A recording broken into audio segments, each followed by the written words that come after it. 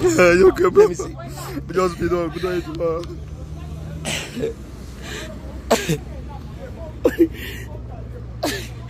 This is my truck. 40,000 liters of AGO are loaded in Port Harcourt by Rain Oil. I paid to Hydropet and it was loaded. My driver told me the army people came to him where he's parking, waiting for the next day to move. Bypass him, take the truck, went away and siphon the whole diesel and bring it down here and burn it as a bunkering product. Oh, what an award. What an wicked word. Look at what they burn. They lose the whole tires. They lose the service tank. The things they needed to tell you that I know what they did. And they came to burn my empty truck here, claiming there is a product they burn with, they caught it with the bunkering. They went and sold my whole diesel out. They went and sold my whole diesel out from Bori Camp. The truck was there yesterday night. And I went and sold the whole diesel out and come and burn my truck. This truck is just a year old. It's a new truck. I have been in this business since 2012 till now. I labored day and night, struggling just to be like others, to put food in the table. For me, to put food in the table.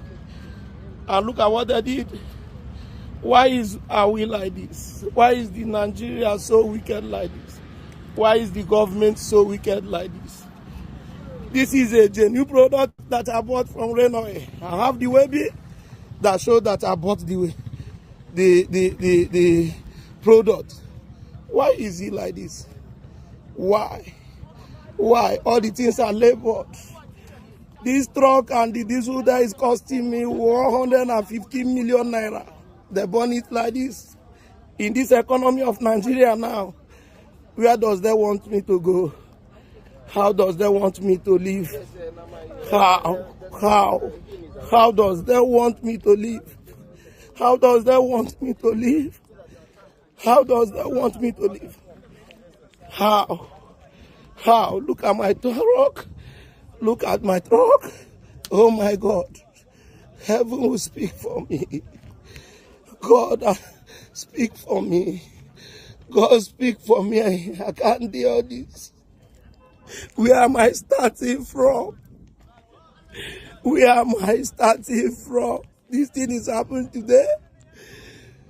20th April 2024. I paid this product. Last Tuesday, I paid to Hydropet account. I have every proof. I have my Webby well loaded. I have the bank statement that I use in transferring money to them. Why is this? Why this? Why this, Nigeria? Why this? This is happening in the River State. I have never put my hand in anything bunkering in my life. I struggle day and night just to live like others in a genuine way. But this happens to me like this. If there is a diesel inside this truck, no one will stand here by now. Look at the ground, very empty. No diesel, nothing. They sold it out and came here, lose out tires. They lose out tires, lose out everything, and so put it fire in this economy. 150 million down. Oh God. Oh God. Oh God. Oh God. It's not good. It's not good, government. This is not how to encourage the youth. Government, where do you people want us to go? Where do I start? Is where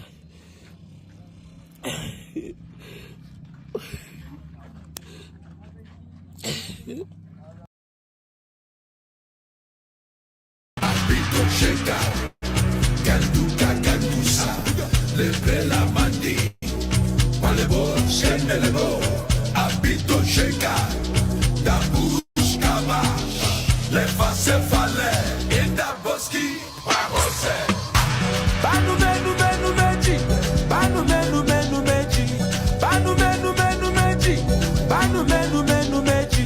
got the power.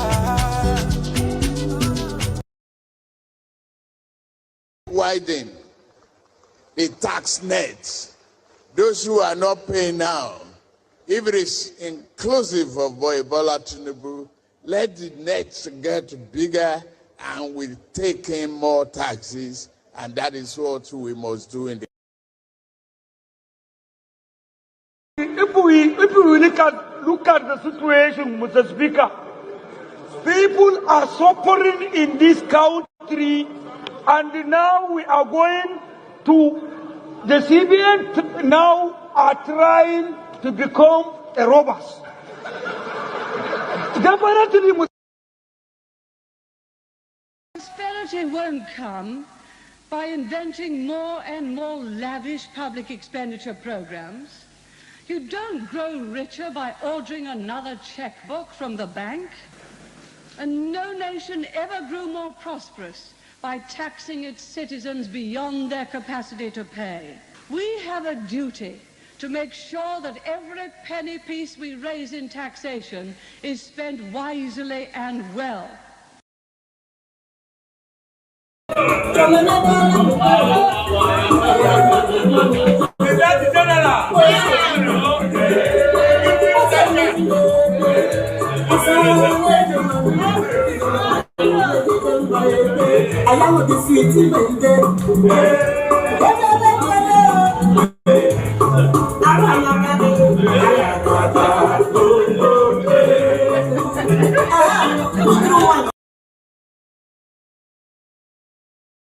Surprise to me because Nigeria is seemingly being controlled remotely, and each time there is something like that, it is not only about the President Tinubu. It had to do with others, the front runners.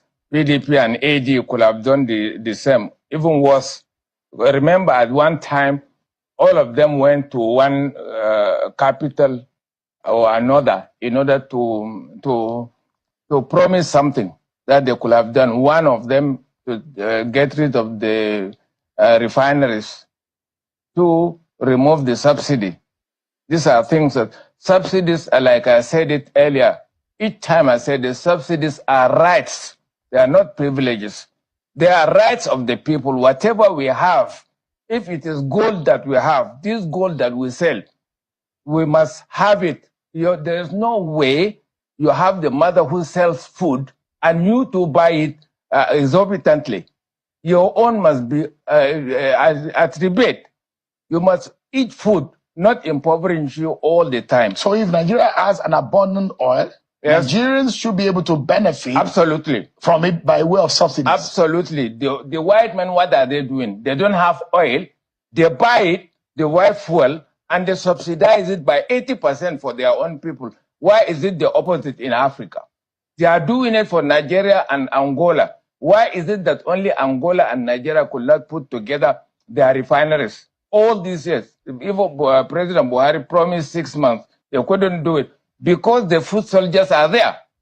And Nigeria has been being trapped. They are waiting, they are trying to trap Nigeria since independence. They couldn't get Nigeria to be the way of Congo that is still fighting the wars with over 140 militant groups. So you are seeing weapons. The hands of former colonial masters and foreign hands in these, but these are policies by our own government. Absolutely. But when you say that the government's policies are remote controlled actions, what do you mean? Who are these people? You can't see them because they intimidate.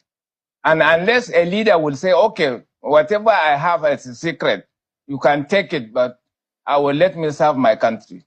In the past, they used to use people within even the government to intimidate, to frame, to blackmail. Some of them, they poison them and they kill them, including intellectuals. But they protect their own intellectuals. So you mean that the Tinubu government, yes, most of their actions? Blackmail. being blackmailed. So the likes of Femi Falana, who says Yes, IMF, I World agree. Bank are backing some of the policies of these of the government, that he is right. Absolutely. Senior advocate Femi Falana was absolutely right. And it is not going to end there. The more you do one, tomorrow they will bring another one. They are interested in plunging Nigeria into crisis, lawlessness. That is the main thing that they want. And they are not happy that Nigeria is the only country without the foreign troops.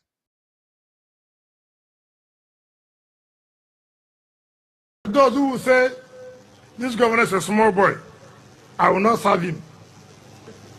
They are ignorant. They are what? Ignorant.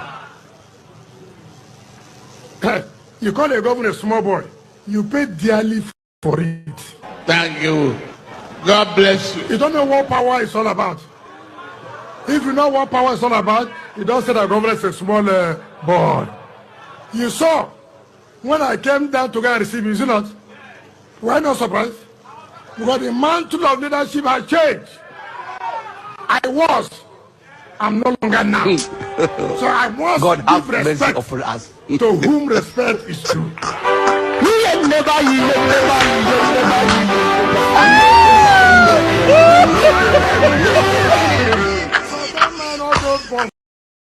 List of 100 days of achievements has attracted a wave of criticism online. Ododo, who has been embroiled in controversy over the case of his predecessor, Yahyaha Bello, who is wanted by the EFCC for alleged financial misappropriation, was sworn in as governor on January 27, 2024. He posted the list of his achievements on X, which includes meeting with the National Security Advisor, Nuhu Ribadu. The 42-year-old governor also listed his participation in the meeting of Progressive Governors Forum in Abuja and the joint meeting of the governors of Kogi, Ondo, Taraba with the Minister of Agriculture and Food Security, Senator Abubakar Kyari. Amongst his other achievements under agriculture, the governor added that he designated and cleared over 8,000 hectares of farmland for the new farming season and conducted a census of genuine farmers in the state to determine that the farmers will benefit from government subsidies and intervention. Rufai, can you allow me read? Can you allow me read properly, please? Let me take it. Die defending Nigeria in whatever way. When it is God's time for us to go, it is. And you took my time to God. You are ready to defend Nigeria. I gave you my time. No, I'm coming. Alexi, hold on. You already started. What I'm saying, defending Nigerians is this. I gave him my time and he's using it to defend me. No, sorry. I'm sorry. That's a good question. That's a great question. I don't know what is wrong with him. Hey, I don't know what is wrong with him. Somebody asking for where you do your course and you are sure you did your course there. I agree with you. But a lot of what we hear, because you didn't hear this direct from Tinubu, because you know lawyers are very funny. Sometimes lawyers will say, you must not say this. I mean, you know what is happening to Donald Trump right now? Donald Trump that guy is walking himself to jail. And he is coming down to say that, oh, well, it was my lawyer who said it. It was your lawyer who said it. It was your lawyer who said that you should march people to the Capitol and stage a coup. People stage coup in Nigeria. They never live to tell the story. That's what I tell them. They never live to tell the story. They are summarily tried within a short time and sent to jail or made to face the firing squad. That is the way it works. But it's only in America where somebody put a gun to your head and you say, all right, well, you are quoting the First Amendment right. What is First Amendment right? What is it? I don't understand. So I don't know why he's denying Atiku the chance to go there, because the news media, they tell a lot of lies, things that are not true. I knew this man went to Chicago State University. I knew that. I won't like Dr. Wumi, if you were aware of Tinubu when he was at University of Chicago, yes.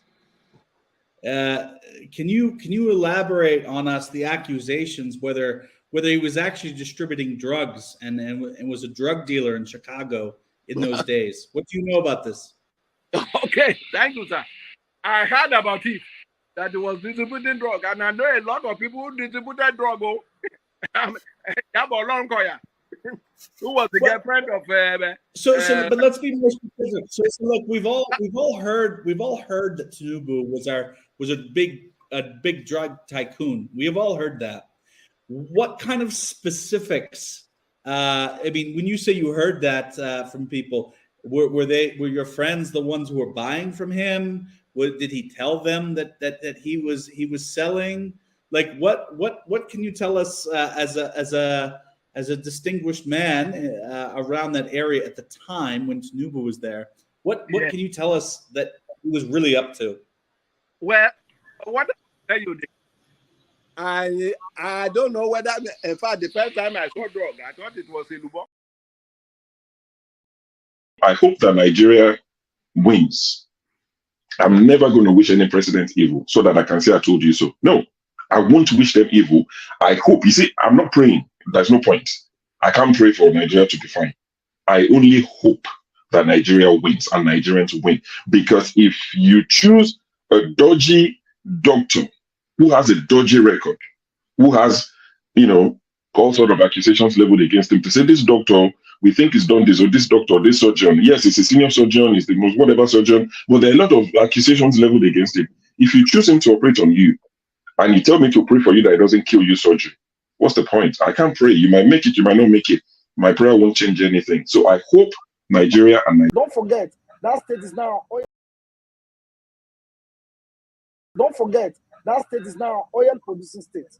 So they now have derivation, if you are not aware. So if you want to speak for anybody, please do not defend a character like Yahyaha Bello. Please do not. Okay, let me respond to him. One second. Do not defend a character like Yahyaha Bello. Do not. All right, thank you, Mohammed. The people of that state. Can I respond to him? No. Then go to hell. Rudolph, go to hell. Tinubu is a criminal, yes, of course, a categorical grade 1 criminal. The only person more criminal than Tinubu in Nigeria is probably Babangida. But he's a criminal, and is he fit for purpose? Absolutely not. Should Tinubu be the president of Nigeria? Categorical no. Is there a better option than him? That is subjective. So show me who he is.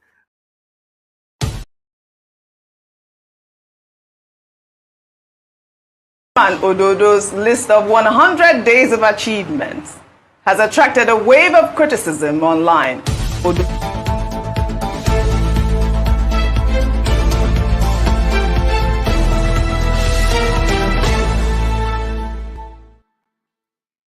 As governor on January 27, 2024, he posted the list of his achievements on X, which includes...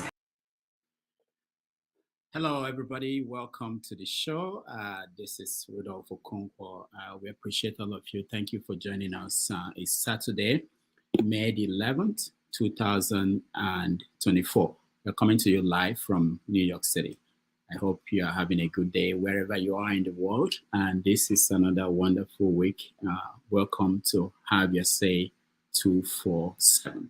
It's a program where you have your own say. You have a chance to air your view on everything going on in Nigeria and in Africa. Today, we have interesting topics to discuss. The first one is really about what's going on in Nigeria. There are two options. We've narrowed it down to two options.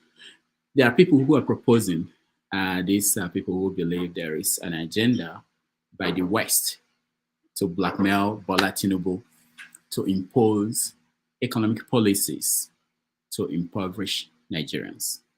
There are people who believe that what's going on is that he has no idea what to do. We had people this week coming out to say that his cabinet is full of third-rated characters, that he should change them. So we're going to have a conversation on the state of the country and that will be our central idea.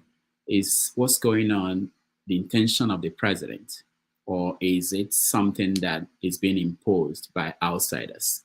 A lot of people are weighing in on social media. So whether you are talking about the situation with the oil subsidy, whether you are talking about the situation with the Naira, today in the news, we're hearing that Naira is back as the worst performing currency in the world. The boy genius who is at the central bank, I don't know people who declared him wizard. I don't know what they're thinking now. Also, we know that people are still having difficulties buying petrol, and the price has gone up to 1,000 Naira in so many parts of the country. So we're going to talk about what's actually going on behind the propaganda, behind the lies. We saw the president travel again, and on his way back, he stopped again in France. Why? What is he going to do there each time he travels? Should we be concerned? And he saw the pictures and videos of him walking to his office. It didn't look as if he was looking good. Well, something is going on. So we're going to talk about that. We're going to talk about the situation in River State where the governor is fighting Wike, and Wike is really, it's heating up over there. So we want to know what you think about the situation there, whether it's going to get worse. Other topics in our conversation today, we have Fulani bandits kidnapping students in Kogi State. 40 students were kidnapped. Unfortunately, they did not kidnap, they did not find Yahyaha Bello.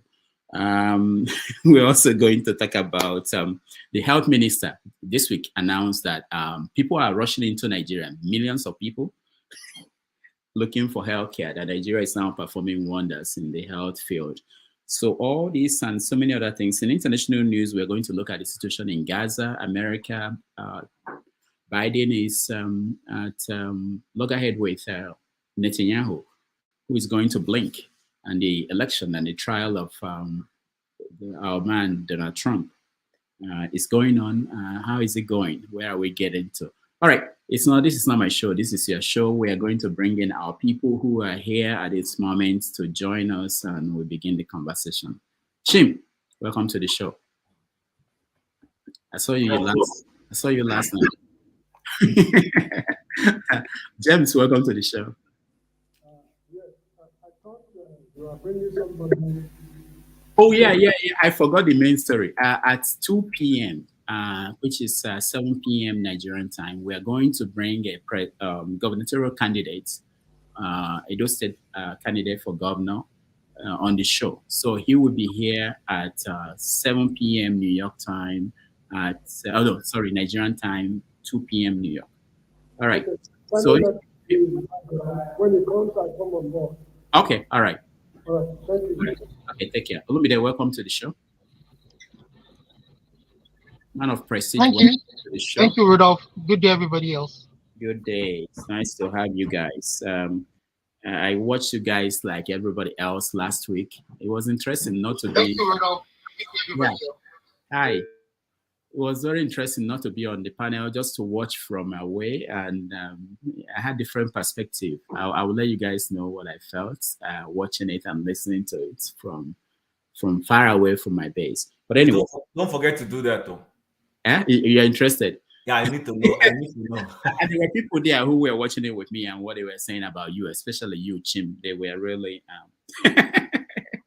Anyway, the one of the main things that we want to trigger us to question the topic for today is really about Tinubu's new idea of a tax. We say bye-bye. Say hi.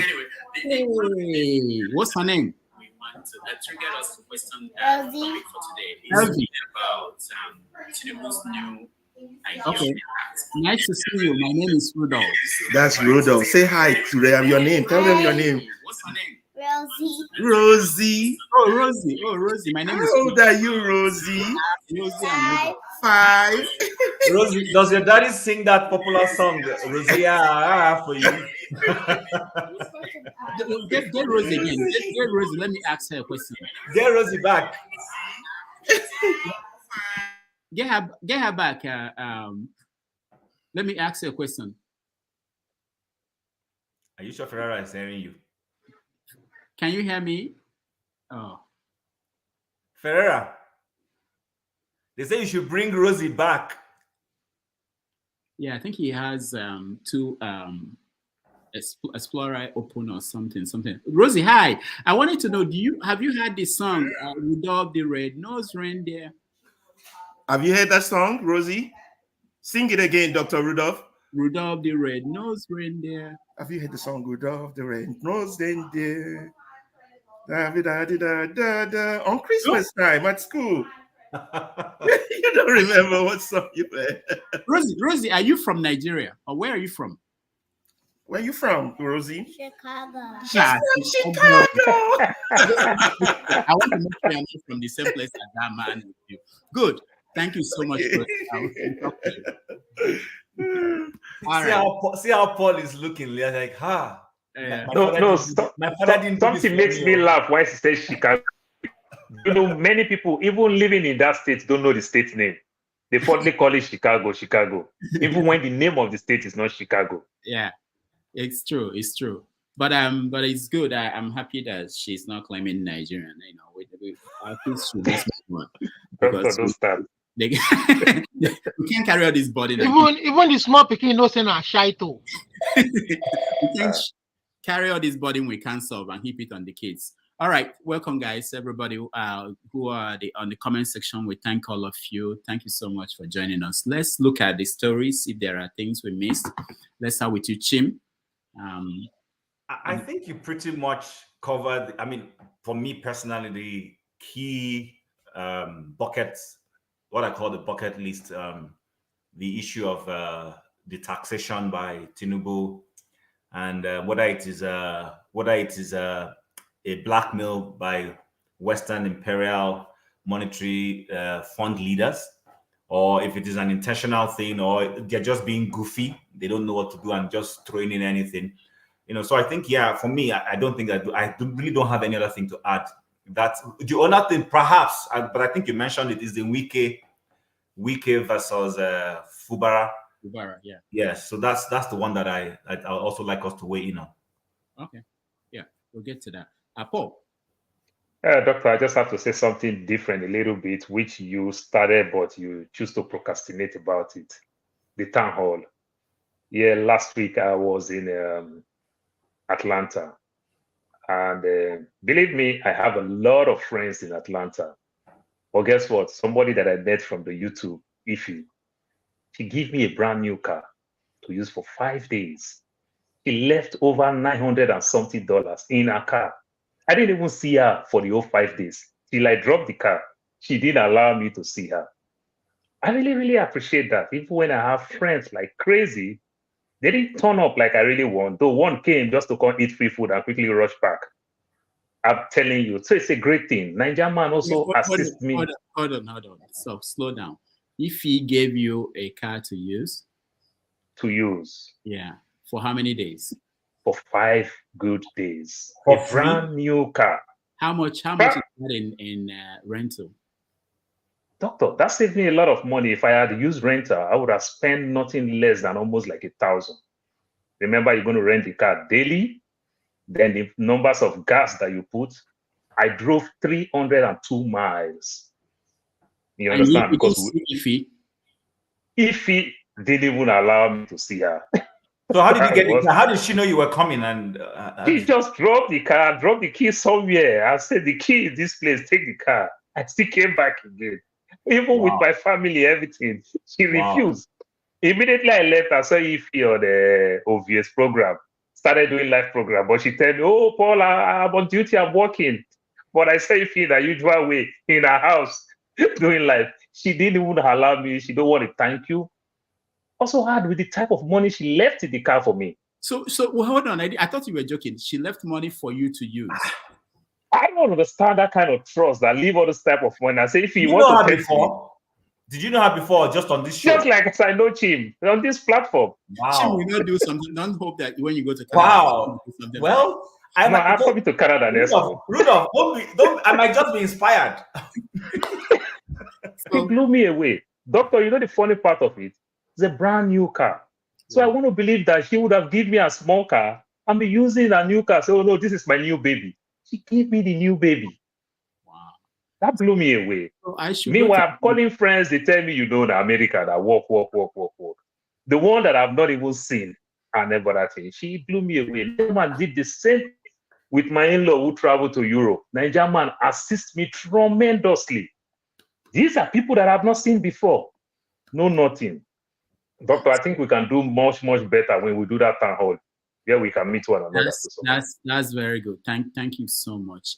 And that's why I always tell people that what we do here is more important than we think. Not just about just abusing each other. We think that when you meet people here, no matter who the person is, there's a connection that you don't even know that you have with that person. But that's a good testimony. Very beautiful testimony. I'm quite impressed. I am. Honestly, I am. And I believe that there's nobody that will come that we see here this past few months or years that you get the opportunity to meet and you will not treat well. I don't think, And then, Doctor, one funny thing again, one funny thing, you see some people come to this platform, they'll leave or they'll tell you some type of thing. Friends that I have out of states that we are privileged to watch this program, they'll call me and say, oh boy, be careful. Oh boy, be careful. Meanwhile, the one that I would say is not even my friend, showing me love. The one that is my friend is telling me, nah, be careful. You can't imagine. That's funny. Oh, this is wonderful. Thank you so much for sharing that with us. Olumide, what's going on? What have you been following this week? Anything we missed? Yes, Rudolph. Is there anything we missed? What have you been following? So, I think for me, I would say I would want to have I think the issue of the base, the American and the French base is kind of quieted down, maybe because they made pronouncements to the fact that they weren't interested in setting up the base. Maybe they read the reaction, the mood of the country, and people talking. So, and then again, I think for me, again, security, very, very important issue. That is the least the government can offer the country. Protect the lives of even if you won't give them those basic amenities that they deserve to have. I mean, they deserve to live, to breathe the oxygen, the free air. Why this killing still going on? In just recently, and in Enugu, some skirmishes also even in Ibadan, some skirmishes going on because what we are hearing because of known resources, resources known to be underneath the ground where these people live. They are trying to get rid of them, So we don't really know what is going. And then I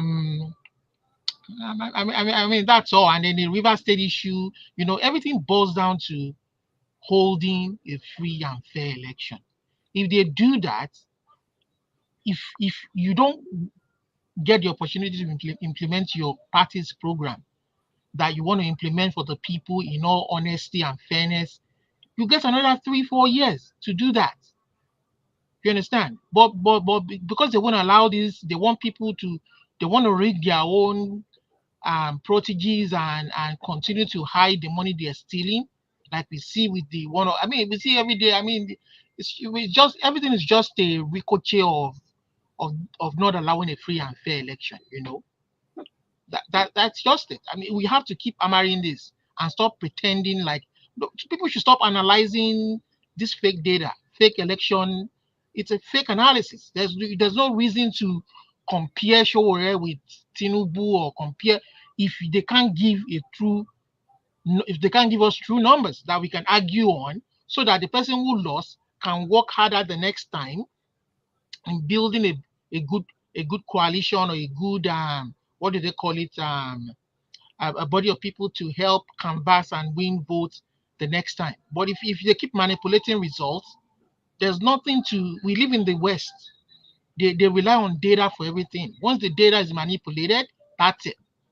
You go to Norway, you go to Sweden, you go to Germany, no matter where you go to, it is data. Once that data don't match, forget it. There's nothing you will tell Oyinbo man. 80-90% of the time they rely on data. That is their secret to success. And if you don't, once that data is you don't have adequate data, forget it.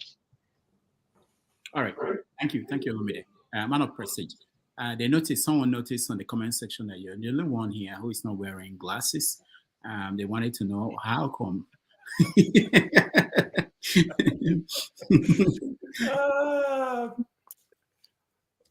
Okay. Yeah. Good morning, good afternoon, wherever you are. Dr. Rudolph, can you hear me? Yes, we can hear you. Yeah, we have a lot in the menu to choose from. Maybe you can start shorting the whole narrative so we can get at least half of the, menu, because most of the time when we come here, you enumerated many menu to choose from. Sometimes we don't even get to half of it. But anyway, having said that, I'm not going to talk about what you just portray on this platform that we're going to talk about. I'm only going to add maybe about 2 or 3, but if we get to it, it's all good. I think one of them is the IMS, that is suggesting that Nigeria should, license the cryptocurrency, as part of their policy reform. So you need to read much into that.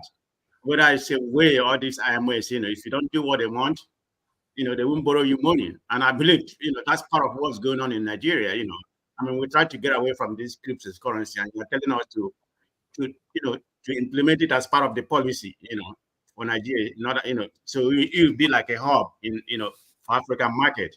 So another thing that I'm going to talk about, I don't know if you hear about the news, the voice of Africa. I mean, the voice of Hausa. They say that the Igbo and the Hausa should unite for a common enemy.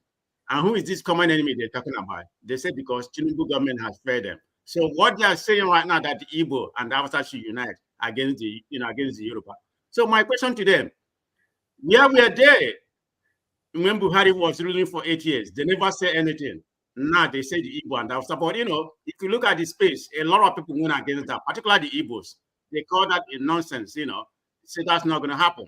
So that's the voice of Hausa people, try to create enemy in Nigerian space. Of course, they do that a lot. Then one more thing I may add. Oh, well, you already said it about the Israel and something like that. But when it comes to my turn, I'm going to talk about the UN vote. How America, is pandering to Israel and everything they're doing in that space. So that's pretty much what I have to say on. All right. Thank you, man of prestige. Alaba. Thank you very much. Greetings to all the panelists, Rudolph, Chin, Paul, Olumide, man of prestige, and Maxi. Greetings to everybody. It's a very good topic you have today. When I have my time, I want to be fully heard. I want to cover it holistically with a 10-point agenda.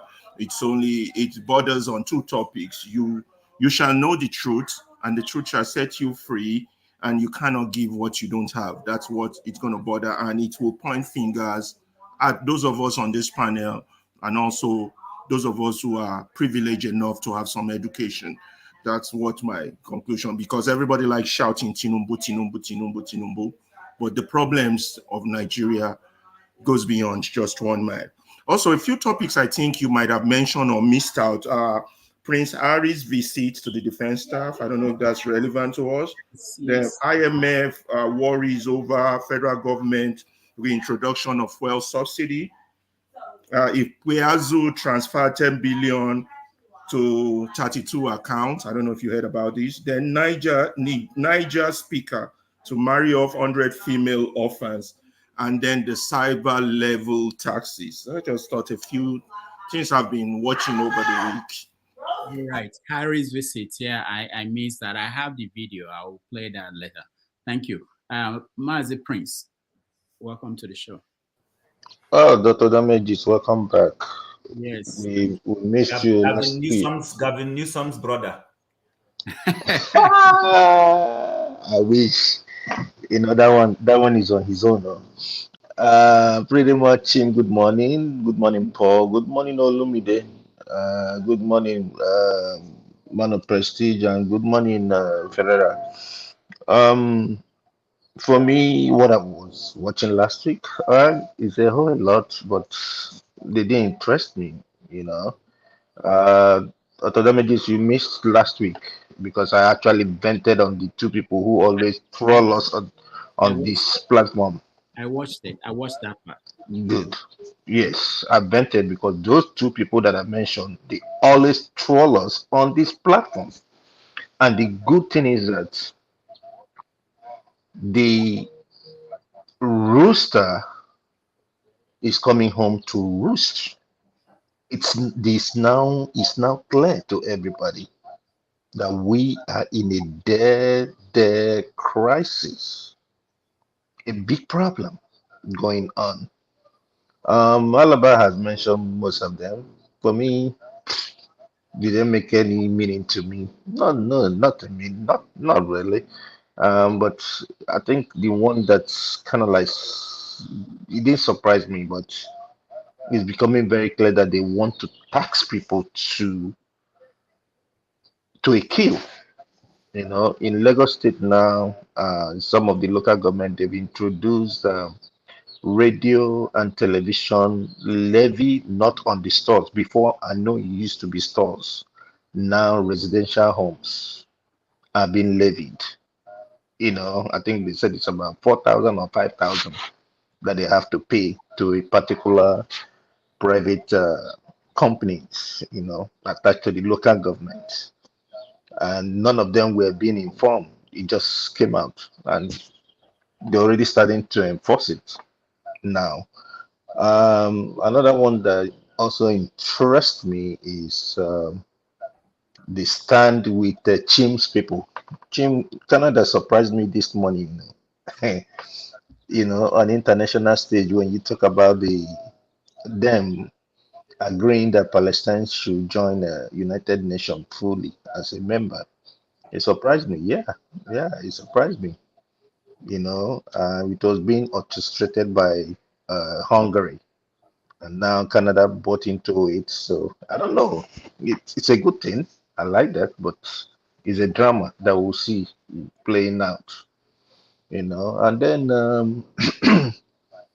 Yindeba, Yindeba, Yindeba, Yindeba. All right. Rivers State, I was going to add. Rivers State is not a very clear drama stage, you know, because now I heard that the seats have been declared open by courts. So let's see what's gonna happen. Chim, what do you want to say? I was Thank going you. to add. There was a news article said that Tinubu's son has a seat on one of Chagori's organizations, and that's what is influencing the award of those contracts to the company that Chagori runs for this thing. So, and then somebody, you know, I think it was Ruben Abati on Arise TV, was justifying why Tinubu's son Seyi can sit on the board and there's nothing. So maybe we might, if we have time, want to chime in on that particular issue. So, Chief, excuse me, Chin, I think there's a clarification on that. I mean, he was a board member he was a part of the ceramic company, you know, that's a subsidiary to that. I mean, he has been a board, hold on. He has been a board member for that in a long time. I'm not here defending that, but he has a right, you know, to be, you know, to own that company or to be a membership. So, I mean, I can see where people say conflict of interest, but this is the position he has occupied for a long time. So let's just put that in mind. Okay, nice. I wouldn't want to let the cat out of the bag early enough. So just that issue, I wanted to bring up that topic if it's something we would like to consider. Well, man of prestige, I just want to add that before you even wait, I was going to ask, see, for how long do you know that he has been a board member? How do you know that that was not done to cover the fact that they were going to embezzle? I don't have any data to back up what I said, but it was said by numerous, see, that place is a news media in Nigeria. So they may have done that to just cover up the financial impropriety that would have been going on through that award of that contract, because they know people will raise eyebrows and ask questions, and maybe to cover their own part of the deal. I mean, that it's just a shadow. I mean, that's what Olumide, what is important, whether being there for a long time or not being there for a long time, is that when they want to award the contract, did they throw it open for everybody to bid for it? That is the most important I mean, question a lot of that we're going to ask. anomalies, a lot of You anomalies understand? If you went throw through. it down, then you said, okay, Julius Berger bid for it. This one bid for it. This one CCECC bid for it. Different organization That's all bid part for of the it. problem, Paul. You're right. Then it will be more transparent. You understand? We will understand why this one won the contract. But a situation where your son is a board member and his own company won the contract and nobody actually bid for it, or if actually people actually bid for it, there is no transparency and accountability. What I'm even saying is that it just makes it a laughing stock. Yeah, but what I'm even saying is that for how long has he even been a board member? Even if they want to use that as a defense, how do we know that it wasn't recently for the purpose of covering up their tracks or their own personal benefits? You understand what I'm trying to say? From that transaction. So until they do a thorough forensic investigation. See, all these things can be, this is just pure. I mean, you don't have to be a policeman to. All these people that just commit secondary school. I mean, illiterate way of fraud. It's illiterate way of fraud. They will. I mean, it's just unfortunate that they're taking a chance for a ride. All right. It's just. Thank you, guys. Let's watch a video and then we'll go into the first conversation.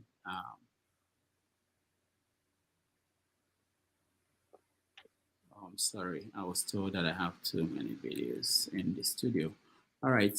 We watched a video of Maitama Sule talking about this issue of the international players, international community trying to stop Nigeria. I think it's a new excuse. It's a new propaganda that people are putting up now to justify what is going on in the country, the fact that our leaders are not able to govern. Let's watch. Began in 1986 when we did the structural adjustment program. When we were persuaded to devalue our currency every week for 32 years. When I went to school, and many of you are here, the Naira was $1.50. The Naira was almost £1 sterling. They came here, persuaded some brilliant men from Harvard and the World Bank that weekly devaluation was wonderful. 32 years of devaluing your currency until we hit 527. And they were still telling us that the Naira was still overvalued. That brought poverty, misery upon us. Then interest rates went to 30%. So nobody could build a factory, start a farm, produce anything, or create jobs. Because every time you bring in a shipload of rice, you also bring in a shipload of unemployment. Because you are transferring your wealth to sustain other economies. Somehow, Nigerians didn't notice it. So we became a nation of importers. Toothpicks. Each year it cost us $18 million. Importing toothpicks.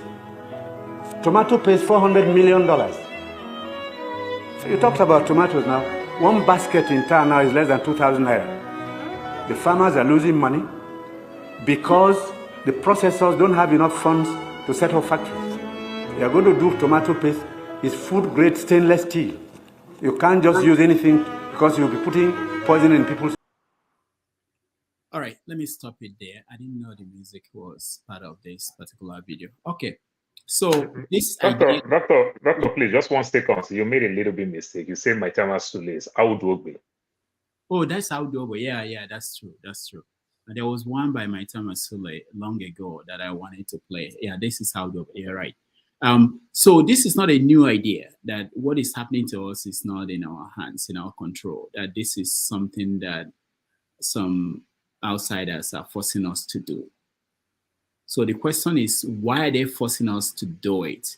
Why are our leaders doing what they are being forced to do when they know it's not good for us? Or do people here believe that this is the idea of what Tinubu came with? That is, he promised to come to deliver this kind of leadership. And is this what he did in Lagos? There are people now who are going back to look at Tinubu's time in Lagos and his accomplishment. How did he accomplish that? He always talked about how he increased the revenue of Lagos.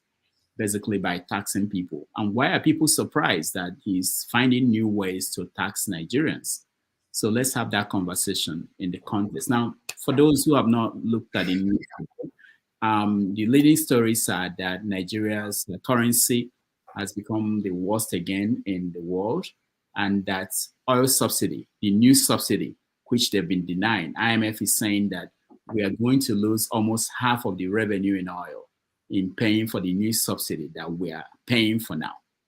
So the vice president came out and said, oh, we are implementing the policies of Atiku and Obi, so you people should not complain that it's not going well.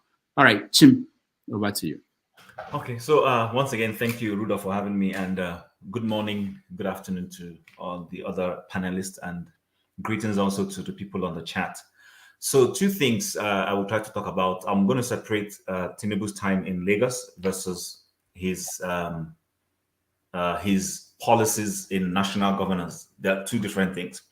But of course, yes, looking at his performance in Lagos State as the first basis of my contribution, he hasn't, for those who have measured him and have followed him, the fact remains that if you look at his economic policies, like I kept saying, when I say this, people who are not rational don't seem to listen. Number one, infrastructure-wise, Tinubu didn't do anything in Lagos State. Let's be honest. The bridges we see in Lagos, the flyovers we see in Lagos, these are federal projects when Lagos was the federal capital territory. So Lagos has always had an edge. Now, that is nothing to be jealous about that. It is what it is.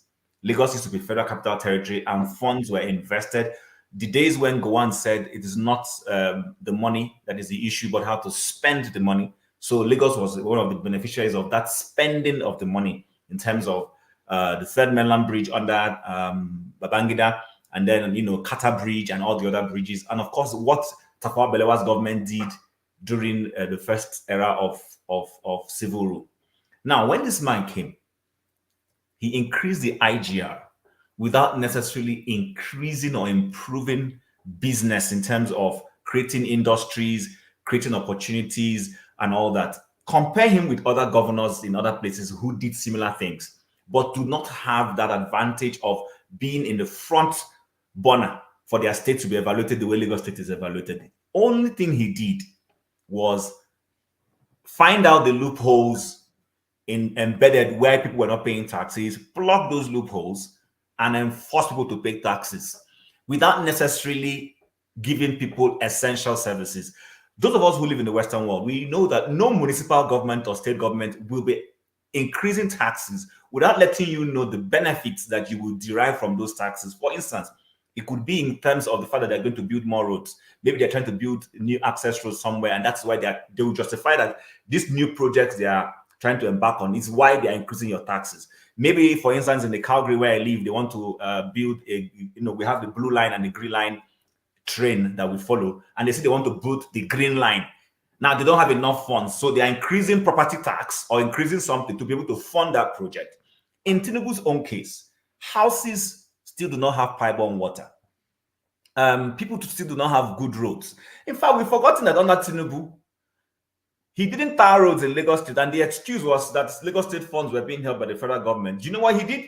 He built Lagos State roads, tarred them as much as they could, and then on the ones he tarred federal roads, they put signages that said, please endure with us. This road belongs to the federal government. I lived in Lagos. I saw those things. I'm not telling you what I was told. So I think he doesn't know anything beyond increasing taxes. And he brought the two men who were helping him accomplish that thing in Lagos State and has made them one central bank governor, the other one minister of finance. It's the same template. He doesn't know more than it. Now, as per whether he is being blackmailed, I'm one of those who has the conspiracy, and I agree it's a conspiracy, that the things that the Western world wanted to accomplish in Nigeria for many years, they have not been able to accomplish because we've had some measure of governance that have pushed back. Obasanjo pushed back a lot, even though he was the darling of the Western world, but there were things he pushed back on. He didn't allow the Western world to make him do. For instance, setting up a military base in Africa, in Nigeria, Obasanjo has always been against it. But yes, he would align with them when it comes to economic policy. For instance, when he came in and he needed to clear Nigeria's debts. He was given conditions on what he would do. And one of those conditions are the things injecting some Western Bretton Woods experts into his government, which he did. I'm not going to mention names. For those of us who can use our tongue to count our teeth, you know where I'm going. He brought those people, and of course, it helped him in accomplishing that goal. Our debts were forgiven because he did some of those things. People like Linda Chalker, if we know who Linda Chalker is, are people who influenced him. So, but in the case of Tinubu, this man neither has international clout. Let's not forget about all this whole city boy thing that they call him. The guy, nobody knows him. If there's anything they know him in international communities for the wrong reasons. He's being held, colloquially by the blockers, by this international community. And of course, because I've been of the view that if there's a time that Nigeria will fall into those things, it's under a man like him, because there's a lot of dossier on him. So it's not impossible that they will say, okay, we've done you this favor, we've covered this thing. If you don't do this for us, we will do this. And of course, for that kind of person who will grab it, snatch it, he doesn't care. All he knows is I want president. He will do whatever they want to do. I'm yet to see him push back on issues. And one of the things that told me that he cannot do that pushback was the Niger crisis. I mean, Niger was saying we want France out. The way our own president went about it told me that this guy was a clear-cut stooge. So I think personally, if, it's a conspiracy, I agree. I may not have my hard facts, but I think if they are holding him to the balls, as it were, to implement certain economic policies, I will agree with that. I don't have the hard facts. But the other thing I would say is that this is who he is. Even if nobody is holding him to do anything, he does not really have any clear-cut plan. We've seen the videos that has been flying about before election. This is not even candidate Tinubu. This is aspirant Tinubu said, let's slow down the economy, increase the tax bracket, reduce the purchasing power of the people and all those things. These are exactly the things he has done. In other words, whether he was saying it unintelligently thinking or he was thinking and saying it, these are exactly what he has implemented. And that's what he knows. The only thing he knows is increased tax. That is what Tinubu is about, tax. And the little education he has is as a tax man. He's a tax man. He just believes it's all about increased tax. That's how you increase revenue. He forgets that there is another side to it. Creating wealth, creating business opportunities. And I've argued, there is a reason why tax incentives are given to businesses. Is one of the ways of attracting businesses. When you increase taxes, you drive away businesses or you kill businesses, especially when the people don't have that purchasing power to be able to buy those services or pay for them. And I personally think that is where we find ourselves with a Tinubu as president. All right. Thank you, Chief. Paul. Doctor, I don't even know where to start from. So talking about Tinubu and the inflation and every other thing. Inflation to some extent, it's not a bad thing. It's what you do with inflation. The US has been fighting China, precisely Japan, for donkey years. They deliberately devalue their currency so that they can sell products. They understand most of their product is being bought by the West. You understand? That's how they make more revenue. You understand? So they've been fighting Japan up to date. You understand? But what do you do when you devalue your currency? You do massive production, what China is doing. You produce, you sell, so that you can get that currency, you can get that USD that they use for international markets. The IMF and the World Bank is telling you these things. You don't even produce. Your airports are not working. Your seaports are not working. You don't have anything to convince anybody in their rightful thinking to come to Nigeria to come invest, except those who want to use this as a pawn to fleece the little one that we are making. Nobody will come to Nigeria to come invest. Another funny thing again, let's look at India and South Africa. These are our two major buyers of our crude oil since the US stopped buying crude from us in June 2014 during Obama's time. They stopped June 16 when they stopped buying crude from us. Guess what? India don't have oil. They have several refineries. South Africans that are buying our crude oil, they don't have oil. They have several refineries. You understand? Because they don't want to buy or buy a finished product. They understand it's going to cost them more. But look at we that even have the crude, we don't even have refinery. We sell, we bring a refined product. You understand? When you and I know that there are over 30-something byproducts from crude oil, then we'll take these things, we'll bring maybe one or two. How wicked we can even be. We don't even bring kerosene that the so-called poor people use. We don't bring those products back. How wicked we can be. Then at the same time, you say we don't make money. How much petrol or diesel we are consuming compared to how much crude we sell every day? What about the local content? It's so laughable when you think about that. Now, talking about the man called Bola Tinubu, it makes me laugh. Doctor, I am born, raised in Lagos. I understand Lagos very well. I am that product who enjoy Jaconde, like free education, where we get our so-called kits in school called Masset. Those days, you get all your kits. We eat food in school. I benefit from that. Jaconde concept, when Jaconde tried to open Lagos, Lagos is very, very small.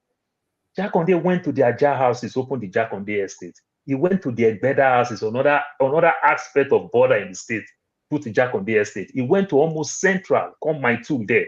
He put a Jaconde estate. You see the Badagry, how he tried to open Lagos. Jaconde built schools everywhere. Because the poor man will give excuse that I don't have money to send my child to school. If the school is around you, well, go to school. After all, if your child stay with you at home, the child will still eat. So come to school. Even Jaconde still consider at the time, they started giving primary school students, they started giving them free meal, just to convince people, to make people come to school. This is what we enjoy. Jaconde build schools. Do you know for Tinubu, 8 years, Tinubu built only 15 schools called the Millennium School. Even when Lagos then had 20 local government, and Tinubu on his own expanded local government from 20 to 54, all the LCDs and everything, he built only 15. Let's do the math. Is that not laughable? Then Tinubu creates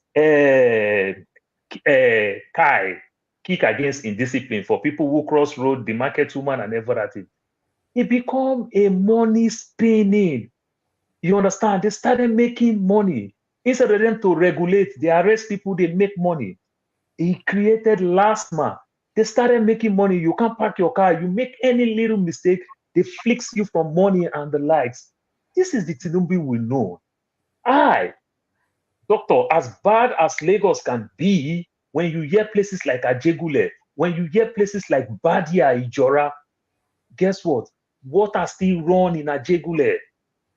Water still run in Badia. Water run everywhere in Lagos. Today, water don't even run. Even in the so-called Lekki, water don't run anywhere. So what is the Lagos? I want to challenge Tinubu. You said he creates new Lagos called the Ajah houses and everything. Jaconde built Lagos State University. Jaconde built Bagada General Hospital. Jaconde, somebody like Alaba went to Lasu there. If Tinubu did well, when he said he's opening the new Lagos, you didn't put an harness of General Hospital in the so-called Lekki, there's no one there. You did not even put a satellite campus of Lagos State University. You did not even put a satellite campus in Niger. Nothing. Neither Lagos State Polytechnic, that is where TVC is domiciled today. You turn that thing to your property. You turn School of Nursing to your property and everything. I start to be corrected. I can pay for somebody like a Kolata to come defend this part. These things are there. What did he do? Nothing. Neither he become president. We see a man called Bill Gates is coming to Nigeria to come and set the GMOs. With all the hospitals we have in America, poor people are dying for eating this useless food and everything. For we that don't have hospital, they set those GMOs products in Nigeria. Doctor, like the Americans will call it, say we eat food poison. We will eat the real food poison. People will be dying in drones if they bring those fake food and everything to Nigeria. So the man is not representing us. He's representing the West. It is crystal clear. And the man is sick. He's dying. All right. That's my take for now. Thank you, Paul. Olumide, So we're trying to find out is what Tinubu, the policies is implementing, his policies, is that the Tinubu that we should have been aware of, or is he being blackmailed by the West to implement their policies? So okay, thank you, Rudolph. I want to start by saying that number one, I'm not surprised. If you're surprised, I'm not surprised, because when they were campaigning, during the campaigns and the electioneering season, I knew part of my own argument against him was that it didn't have anything new it would offer based on what happened in Lagos State. What it did then was to generate more increased Lagos State revenue through taxes, because then Obasanjo seized their funds coming to them because of the new local governments. You understand? And this was a man that created those new local governments based on the principle of federalism. You understand? And everybody kind of supported him. He won support then. So I'm not surprised. You understand? So is it that he attracted any manufacturing or production to Lagos State as governor? No. So maybe employment into the Lagos civil service, you understand, but employment into private establishments, we didn't see that in that respect. Human development index, I would say 0. You understand? Unlike the our legacy they were touting, or they came to the government on, I didn't see any of that. Rather, what we saw was Agberu, more Agberus, more, they brought that kind of legacy to Lagos State. And when even Lagos, more importantly, when APC captured the rest of the Southwest, did you see which of the Southwest states have you seen being better managed, or have the people? I mean, we saw Oshun through Aregbesola. Aregbesola was touted as a star performer as Minister of Works, but when he went to Oshun State, he ran Oshun comatose. He was owing 3-6 month salaries. You understand? And on those states, they have bitumen, they have oil. What did the late Akeredolu do? I mean, in that regard, for the people, it too was owing salaries. Even as an oil-producing state, we didn't see any change. And so Ogun State, we can speak on and on and on and on and on. We all know. For me, that those people, those guys are just scammers, they're fraudsters. They came purposely to steal the people's resources. That is why they are rigging election. See, there's nothing wrong with devaluation. We keep blaming the West. IMF, when you come to the table to negotiate, it is you who want to borrow money now to run your economy. And the guys who are borrowing the money are stealing it.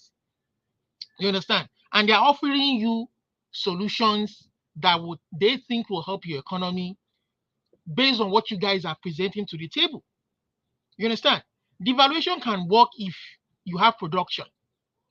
It can work, but it can backfire if you don't do what you're supposed to do. Like what Paul said, China is manufacturing, China is producing, they can afford to devalue to compete with the US. You understand? And it has worked for them. So, but if you are not doing that and you are borrowing the money, you're stealing the money you're borrowing, what do you expect? There's no magic anywhere. That is what is happening. So these guys have nothing to offer. He rigged the election. I don't have any advice for him, because even if I do, they will not do nothing. They know what they are doing. Whatever policy they are implementing is to steal.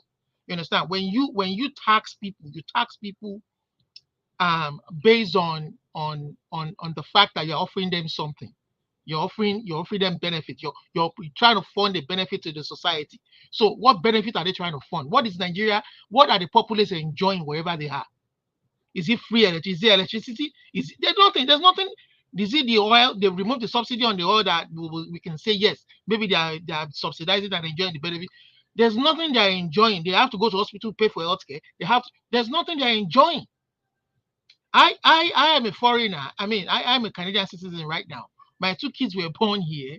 Even kids that weren't born here, once you are a permanent resident and you become a citizen after 3-4 years in Canada, your kids will start getting free money based on your income, at least $100 per month until they are 18 years of age. Not free money, it's not free money. It's free money. It's not free money. They get based on the income, the minimum. It depends on the income. That income can, if it's very low, if both parents have very low income, they can get up to at least $500 to $800 per month. I don't know the exact figure. We have people who have 4 kids who are getting about $2,000-3,000 per month without working. You understand? Based on my own income as a parent, I know my kids get paid. My 2 kids gets paid $90-something per month, and that money stops until they are 18 years of age. Once they are 18, they are deemed to be adults. You understand? But we put the money in an educational fund for them. These are foreigners. These are supposedly immigrants. You see the way we've been treated? You understand? And with other health, but what are they enjoying there? The people where the oil is even coming from. Look at Delta State, for instance. And what they would meet them with is wiping the whole community. For Christ's sake, what are these people enjoying? Nothing. You understand? So I don't know what his economic policies are. Number one, in the first instance, he should get the hell out of that place. He rig the election. Pure and simple. He doesn't have a clue. They don't have any clue what they want to do. They don't want to fix nothing. They only want to come and steal. That's it. All right. Thank you. I see the Canadians cannot agree whether the money is Sorry, can I just say something? The money is free, yeah, Chin. It's free. Okay, hold on. You don't even have to work. You don't have a job. Can you tell me a woman? I know people who don't work. Hold on now. We're trying to have an intellectual conversation. It is not free money. It is free. Wait now. I've heard you said your own. So it is not free money. How is it not free? But if you keep interjecting, how will I explain myself? Okay, tell me now. Okay, so please, I know this is not the main topic of the day. So people pay taxes, and it is we're taxed based on our level. There is what you call low income earners in Canada. There are categorizations. If you earn between a certain amount of money and below, you're termed a low income person in this country called Canada. They get more of government intervention funds. Now, these are government intervention funds to help people who supposedly are within a lower threshold in the society. You're already paying your taxes. There are people who are wealthier paying their taxes. Now they collect that money and they literally redistribute. That's the concept of wealth redistribution. But it is not free money. That's what I'm saying. It's free money to the people getting it. But even to those people, it's still not free money because there's a level of accountability involved in it. But let's leave it for now. Who questions? If my wife blows the money that comes to those kids, who questions them? The only person who can question it is me. All right. So, Chim, we agree that Canada is giving out money to everybody, and that's not true. We don't do that in America. Yeah, we don't do that. That's not true. It's called federal child tax benefits. Chim, federal child tax benefits. Actually, during the COVID, there was one that was put in place in America here, but after COVID, they took it out immediately. That one was free money. I got that one. Even here, if you are out of a job or because of COVID, your hours have been cut. Remember, some companies shut down because of COVID. You see another Canadian. I want to dispute that one. That one was free money. Okay. We talk. Maybe we can add it to the conversation because these are the things that people abroad hide from people at home. Righteous man will be shocked to know that you people are getting money. Them Baku here, they don't work. They just collect. They just they bought picking for Canada. Righteous man will be shocked. Doctor, they get that same money in America. Why do you say you don't get the money? If you make more, that's when you don't get. Poor people get that money in America. When you fall under the national poverty line, you get it in America too. Many Nigerians do. Okay, we get to that. No, and even when Biden came in, there was something he did. He gave some child credit. Yeah. Which incidentally, we got, but now we don't get nothing. You don't get it anymore. Then, Doctor, how funny it is, your state and so-called Maxi, they are the one that even get the more because it is blue state that give more. No, I didn't. You understand? Right. Yeah. Paul no verse we they pay more. Una no they pay. They pay state taxes. All right. No. They pay state tax. Arizona pay state tax. We pay state tax. Hold on. Let's get back to the conversation. Man of prestige, Bola Tinubu is being blackmailed to implement these policies. that people, even his supporters, are beginning to complain about. You know, they are going to now pay taxes, levy for cybersecurity when they transfer money from their account to somebody else. I mean, remember, this is so funny because they checked and they said about, I think, don't quote me, but something like 70% of people in Nigeria, or 90 even, do not have up to 50,000 naira in their bank account. I think that's the figure. Somebody can check it. Between 70 and 90, I don't remember what it is. And now you are going to charge them for every transfer, cybersecurity levy, plus all the things that banks are taking. So these policies we are seeing, you know, we are floating the naira and it's not succeeding. We are, whatever the policies, is he being blackmailed to do this, or this is who he is? That's the question.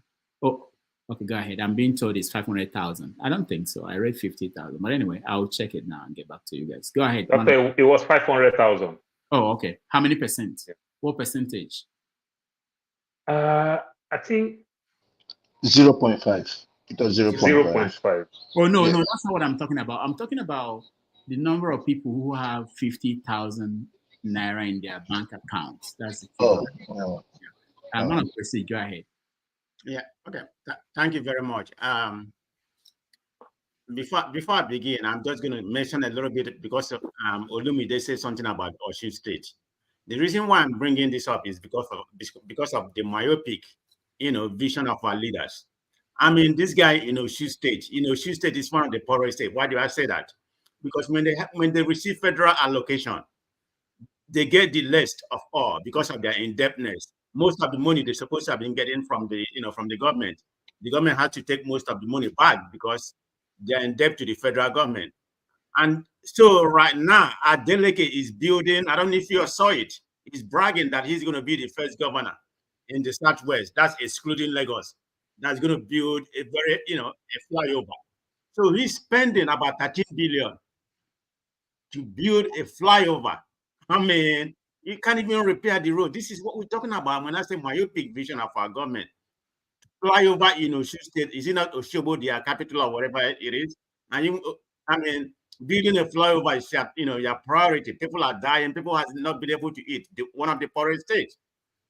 And you're going to use all that money just to show something about legacy. When people come here and said, what Tinubu is doing about this Calabar Road and all that kind of things, that is a good thing, it's about legacy. Who cares about legacy? Let your people eat before you care about legacy. I'm not saying that the project is a wrong thing. Like I said, it's just my own personal opinion, which I said, what is the anger to build it right now? You need to repair some of the road before you do that. Is a SPV. That's a good word. But anyway, I haven't said that. I just want to say that because of Olumide brought, something about Osun State. It's just our total collapse of our leadership. So let me talk about what we are talking about right now. They said the election has consequences. About 31, 32% of the people voted for Tinubu, and now he's ruling us, over the rest of the people. So that's the consequence of what you get for election. So let people who voted for him don't come here and be crying, all this shege. I mean, they're seeing the shege with every other Nigerians. Before Tinubu came in, and he told you all, he never wanted to talk to anybody. He doesn't want to go to debate or whatever. And he said, because I don't want to say what I'm going to do, other people will steal it. The only thing that he was very pronounced that he's going to expand the tax net. He was very unequivocal about that. So everybody had it. That was his main focus. And this is what we are seeing right now. So you shouldn't be surprised about that. I mean, he never speaks to you. He doesn't want to come to debate or whatever. But he laid the emphasis about this tax net. Where does this emancipate from? This is exactly what he did in Lagos. Did he benefit the common people in Lagos and whatever he did? I'm not here to compare what he did and what he didn't do. But we know how he became one of the richest, I mean, it hasn't been proven, but I mean, it's a common sense. Somebody who is just an accountant. What is an accountant? He may have worked for Deloitte or whatever, How much does an accountant pay people? I mean, let's be honest. Like you don't own your own business, we didn't make any invention. How did you become the richest person, one of the richest? I mean, the last time I Googled it before the election, I think he was like number 1 or number 2, So we know what happened. This is exactly what's happening in Nigeria now, expanding the tax, the tax net. I mean, it's just the beginning. of what's going to happen to that country, or what's going, because he's not going to, stop from doing what he did, because he believes, that's what's going to, that's what is going to save in Nigeria. Because when he came in, we have this illusion that Tinubu is going to revolutionize, Nigeria. And Nigeria, I mean, every investor will start coming to Nigeria. I mean, a lot of people said it on different platforms. Because of Tinubu, ideology, a lot of investors will be coming to Nigeria. Is the Microsoft not leaving Nigeria? I mean, a lot of companies. I mean, with what's going on in Nigeria, how do you expect people to come and invest? I mean, the one you have, you don't even maintain it. They're all, they're all running away. So the question you asked, Dr. Rudolph, is Tinubu, is he working for the, for the foreign, the IMF or whatever? Yes, he has to, because he depends on them to borrow money. He has to do what they said. I mean, they're begging him to, to legalize, cryptocurrency right now, to license, as part of his policy. He's probably going to, that's the way he's living. Everybody's suffering in Nigeria. We can come here and talk and talk. People are really suffering, because I do communicate to people in Nigeria, daily. They are suffering. I mean, we here, managing and everything, enjoying, and we have the, we have the audacity to talk. Some people are not doing well. Some people are doing well. Yeah, on average, Nigerian people are suffering. You can't debate that. So that's where we are in Nigeria right now. I don't know how long this is supposed to last, but this is what you get. Election has consequences, so it's going to tax you to death. So I don't know how this is going to end. Thank you. All right, thank you so much. I've been corrected. Around 5% of Nigerians have 500,000 naira in their account. 5% of Nigerians have up to 500 naira. Rudolph, I just want to add quickly to that. See, this is why we are asking for true federalism. When they implement that fiscal monetary tax policy, it is unfair that majority of those income or levies will come from the south, and you have the war-ravaged north, where Boko Haram are taxing farmers in millions, and government is losing so much revenue to another entity, a non-state entity. You can see the unfairness in the federal scam government they are running. And part of this money now will be distributed to all the other states, including those ravaged parts of the country. And then some people will say we shouldn't talk. Okay, thank you. Just to also make it clear, out of the population of Nigeria, about 200 million, only 150 million people have accounts. And out of that 150 million, only 72 million is active. So when we say, you have to understand that a lot of people in Nigeria, they don't even have an account in the bank. And then when you think about the people who have accounts, the ones that are active, there will now be only 5% of them can say that they have 500,000 naira in their account. All right. And Doctor, another thing that you don't even add to that, what you just said now. What about even the other 5%, maybe almost 3%, may also be some of us in the diaspora? That's another thing again. Yeah, that's true. All right. I love it. The next. Yeah, thank you all very much. Before I start, let the record shows that Chim spoke for 10 minutes and also took an additional 2 minutes from Olumide and the others. Paul spoke for 8 minutes. Olumide spoke for 8 minutes. Please let the record show. Go back to Italy. Man of Prestige spoke for 7 minutes. So who will pay for this time that you are now using? I have a 10-point agenda, and minimum I must have my 8 minutes or maximum my 10 minutes. Now okay, I just want the record to show. Okay, before you start, let me also remind everybody that at the top of the hour, no matter who is speaking, our guest will join us. He is the candidate for governor of Edo State. I want us to prepare and talk to him because he's a young guy. He's 40. He came from England to go home and run for governor of Edo State. So we're going to talk to him and question him about his agenda because we keep dreaming that some of you people here who are learning how to talk unlike the people we have in Nigeria, that you are going to run for office. We're preparing you for higher offices. So we'll start by questioning this guy when he comes up. What party? What party candidate? YPP. Oh, okay. Alaba, go ahead.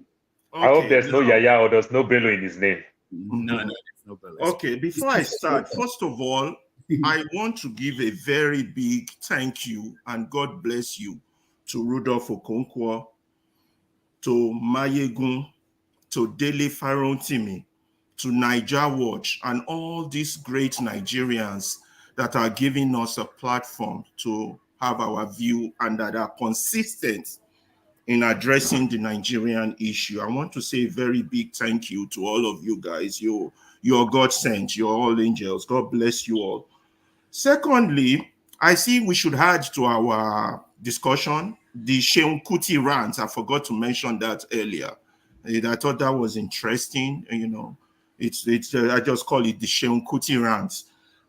Okay, number one, I said I have a 10-point agenda. Number one, you shall know the truth, and the truth shall set you free. You cannot give what you don't have. That is the truth. I have not come here to bury Tinubu like all the other speakers have been doing.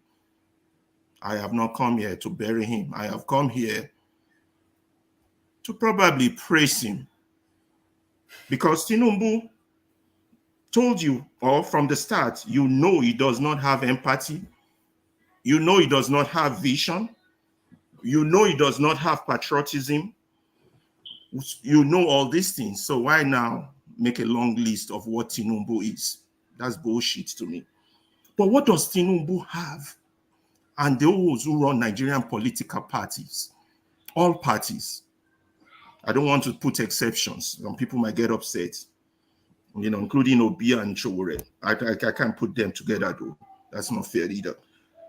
What they have what Dele call avarice and a myopic mind. What is avarice? Avarice is an excessive or insatiable desire for wealth. Excessive and insatiable desire for wealth. I want to tell you one thing about those of us who went to school, all of us, privileged Nigerians. We have a little element of avarice in us. Now, not all of us are that myopic, but majority of us are myopic. That's my number one point. Number two, the oppressed must liberate themselves and establish a new humanity where man is no longer the victim of his own alienation. Frank Fanon. Nigerians are oppressed. They have no citizenship. Whether you're a Nigerian educated or not, you have no rights. Nigeria is divided into two, the haves and the have-nots. Those who have are above the law. They have impunity, and the catch impunity will continue for as long as they have power. These are facts, unless we change it. And those I've thanked earlier are those in the process of trying to help us change it. Those I thanked earlier, Rudolph, Mayegun, Dele, Niger Watch. Now, number three, each generation, now let's go back to the issue of what's a Nigerian and who are we standing here as panelists talking. Each generation must, out of relative obscurity, discover its mission, fulfill it or betray it. So the question is, how do we define our mission? What is our mission as Nigerians join together collectively in a geographical contraption space? How do we define success? What is our mission? If our mission is to make obscene amount of money at the expense of the future generation or others, then we are doing fine. Nigeria is doing fine. Just if you're in the poor category, go get a horse and join the race. We're doing fine if that is our defined mission. You understand? But if our mission is to build wealth for the present and future generation, I believe we are failing. And it is only those who call a spade, who makes the truth known, that are true patriotic sons of the soil.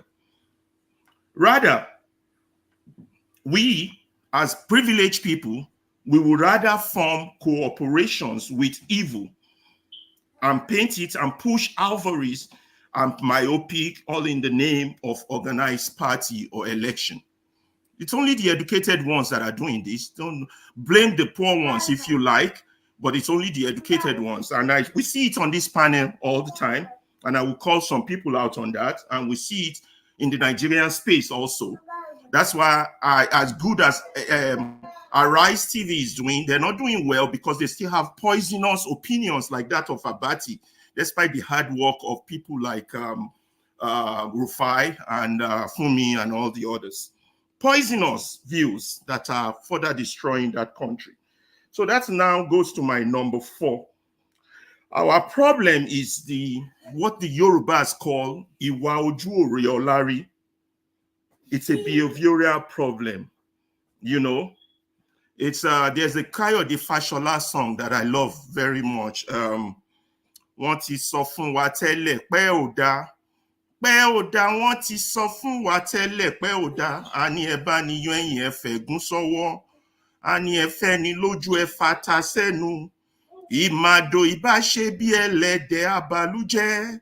Tẹ́rù bá jọba o, ènìyàn ò ní kù kan. They've told us before, you're not good.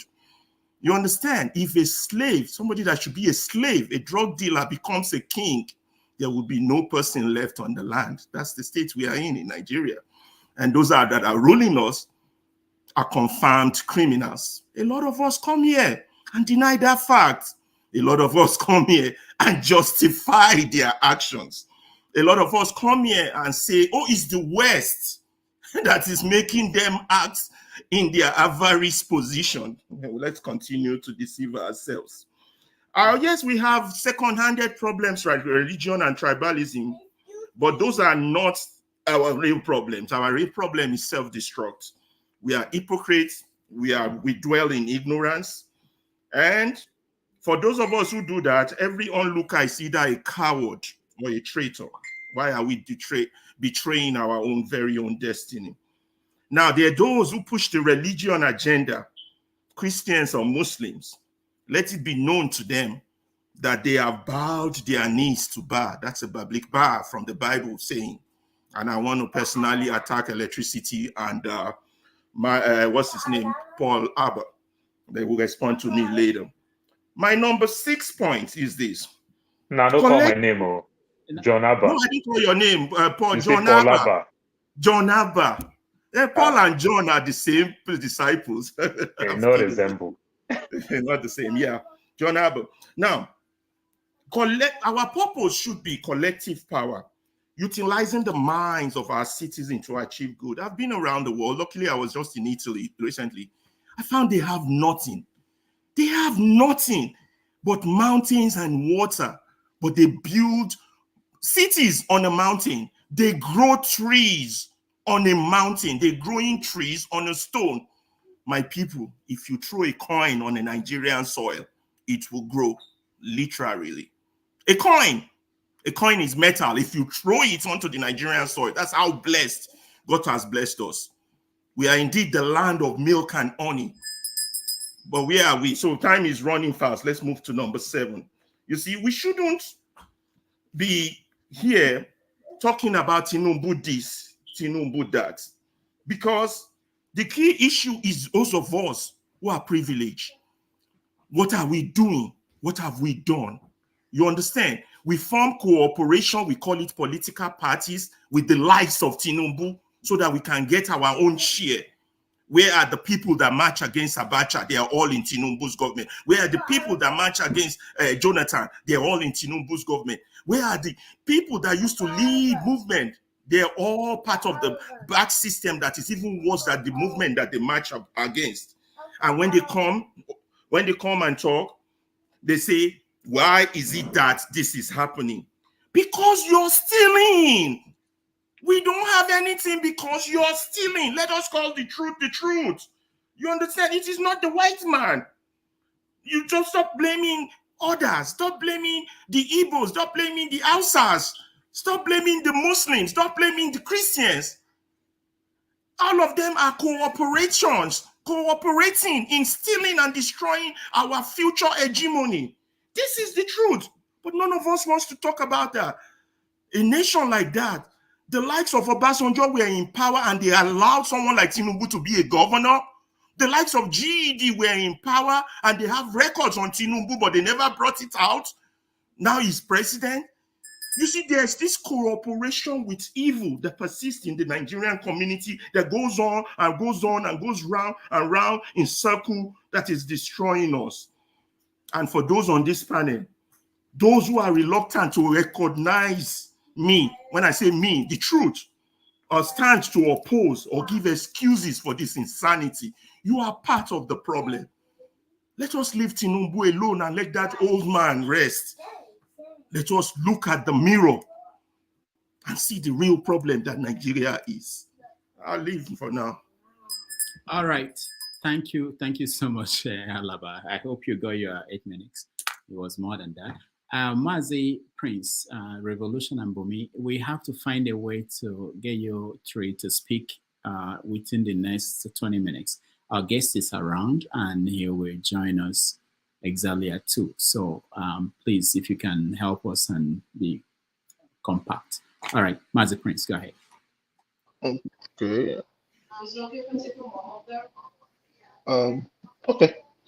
Yeah, pretty much I have nothing much to say other than the fact that Tim have actually said all I needed to say. Paul, and Olumide, Man of Prestige, they made great points. Alaba, I have always wanted to ask you, Alaba, are you a lecturer, truly speaking?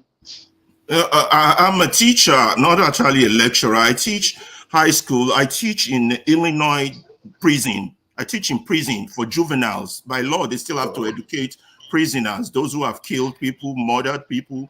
Those are my audience. But before, I worked for 14 years with the Chicago Public School before I moved to the States to work the juvenile detention center, and now I'm going back to the Chicago Public School. But I'm a teacher, a science teacher.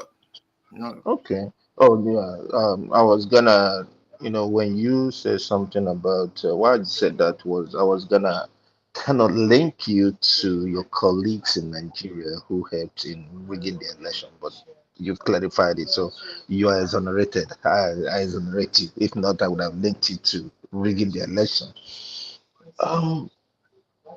Dr. Damages, yes, he's been blackmailed, and it's so sad that we are the ones suffering it. Why am I saying this? The other day that they brought out the cyber whatever security levy and all that stuff. I have an account in Nigeria. Oh, Jesus Christ. That till today, that account is only receiving, but I'm not able to give, I'm not able to use it on my own. And I'm being billed. As soon as they said the levy thing, I checked my account. They've already done some deductions. I'm not gonna call bank name. I'm not gonna call the bank name, because they're not worth my time anyways. And this is same bank that not allow, they kept saying, we said something about PIN. I've called that place several times for them to reset my PIN and all that stuff. Till today, nothing. Nothing. They only know how to this charge, that charge, this charge. They keep taking it, but it's okay. That's by the way. Truly speaking, there is something that we even escaped. I don't know, Dr. Damages, did we have the journalists that are being barred from plenaries? Most of the journalists are not allowed to get in there.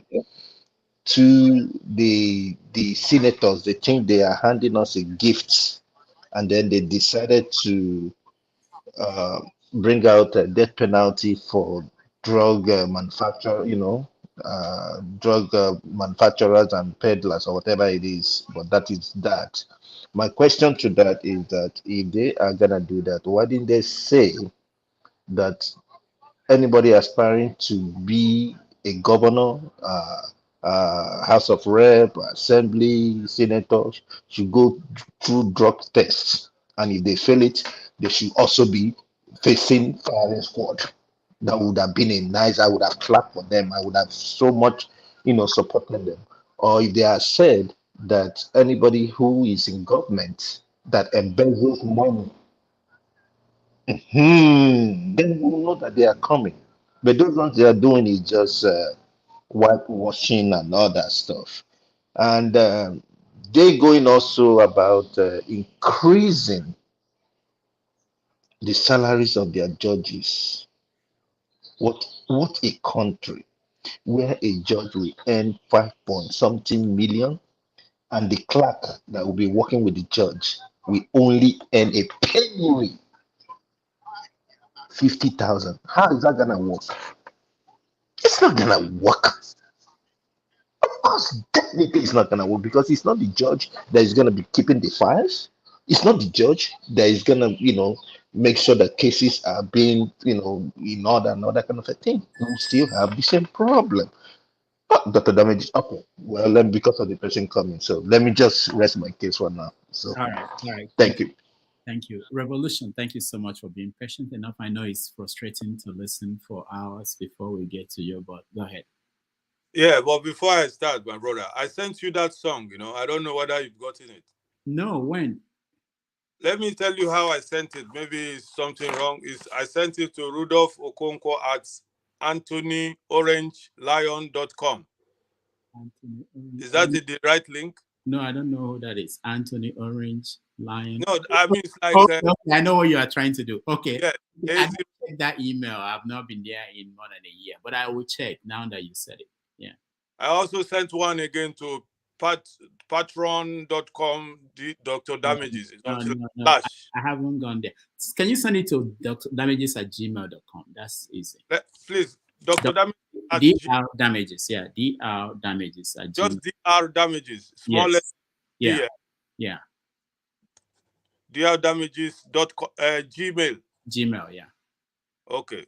And copy it to okonkwo@gmail.com. Okay, okonkwo@gmail.com. Okay. Yeah. Oh, we're hear it today. Everybody will hear it today. I sent it. I was surprised. I thought you would make a comment, but I see nothing happened. So I thought maybe it has not arrived. Yeah. Okay. But like always, I'll be very brief. I was just waiting to ask you this because I'm also going to work. Okay. I always align myself to Mr. Alaba, So I don't want to say a lot because he has said a lot. And the way he started was really my point of why we decided to hold this revolution, thing. Because what is good is for the goose is good for the gander. Some people spoke more than 10, 15 minutes. And now we have to cut our own because they forgot. And that's Nigerian problem. They forgot there were other people there. Now we have to cut our coats because somebody is coming. Anyway, that is just briefly. So we should put that in mind because that is the root cause of Nigerians' problem. Some people will never think other people exist. Only them own first. Then after, the other people will lose because nobody thought of us. So that's our point of revolution, that we say that country has expired. A lot of people might be thinking of Tinubu. I don't like Tinubu for anything, but most Nigerians have to also know that they have their own problem. Yeah, because if we want to change Nigeria to move forward, all of us go remove all those things where we don't put for our body. I better pass my neighbor, or I know better. Make una listen only to me. So let me just leave the floor because I'm also on my way out. I'll continue to listen. Please, I will send it to this and check again if it came in through the other side. All right. Thank you. Thank you very much. Thank you so much. Before we go to Bumi, I just want to point out, Alaba, since you teach people who are in prison, I think you'll be a good candidate to teach our politicians because most of them should have been in prison if they are not already. So, and I hope you teach them more than science. Teach them how to be useful to society. Anyway, Bumi, welcome to the show. Good day, Dr. Damages. It's really nice to see you again. Good day to everyone. Good day to everyone on the panelist. Also, good day to the chat. I don't think I have much to say in regards to this topic. I think my opinions lie in the same direction as Mr. Chim and Mr. Paul. It's very straightforward when it comes to IMF and whether or not, and also Tinubu. I don't think IMF, when you look at the policies, I don't think any of those policies have ever like anyone entirely apart from whoever IMF wants to succeed. And just like Mr. Tim says, I don't think IMF is necessarily influencing him. He has always shown where his opinions and views lie. So I think they're just working very beautifully well together. But I wanted to just comment on what Mr. Ferrari said. I do want to say that just like this, I think someone too on the panel is also mentioned how like, I do think it's very amazing that you are teaching kids, juvenile kids, giving them education, because those are literally the backbone of our society. And it's like, once kids make mistakes, you need to teach them how to go back and, come back into society. So it's really nice that you're doing that.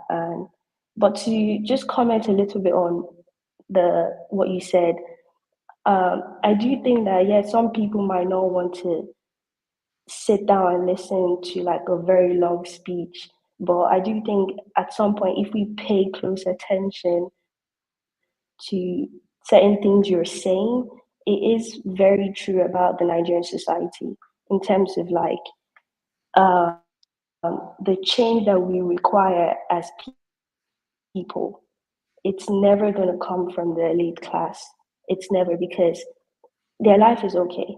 The change and the suffering and the struggles that are happening in Nigeria are actually mostly just affecting the average Nigerian, the lower class or the working class.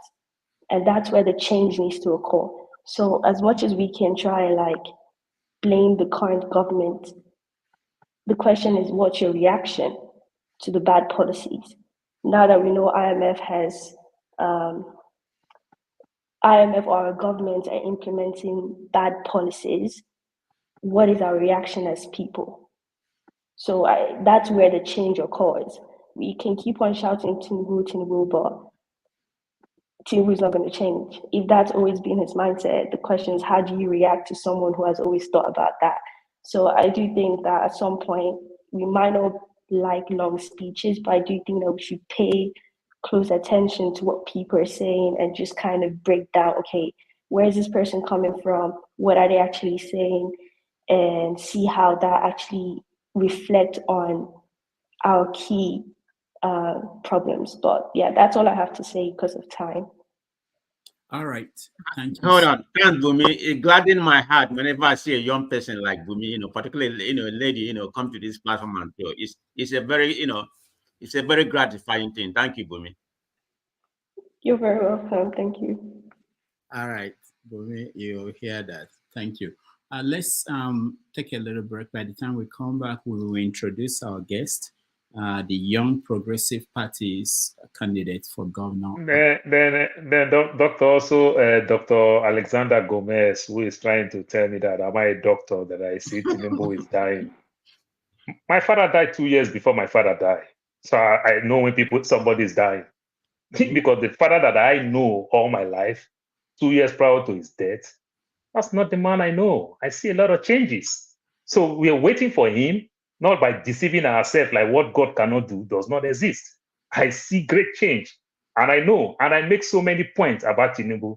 He didn't touch any one of those ones, but he just only touched on one. But I like him because he's very, very mature. He's an elder statesman. I like the way he put his word. He put his word aburo, which means he said, I'm a junior, he's a senior. I respect the man because Dr. Alexander Gomez, but I still stand on my point. All right, thank you.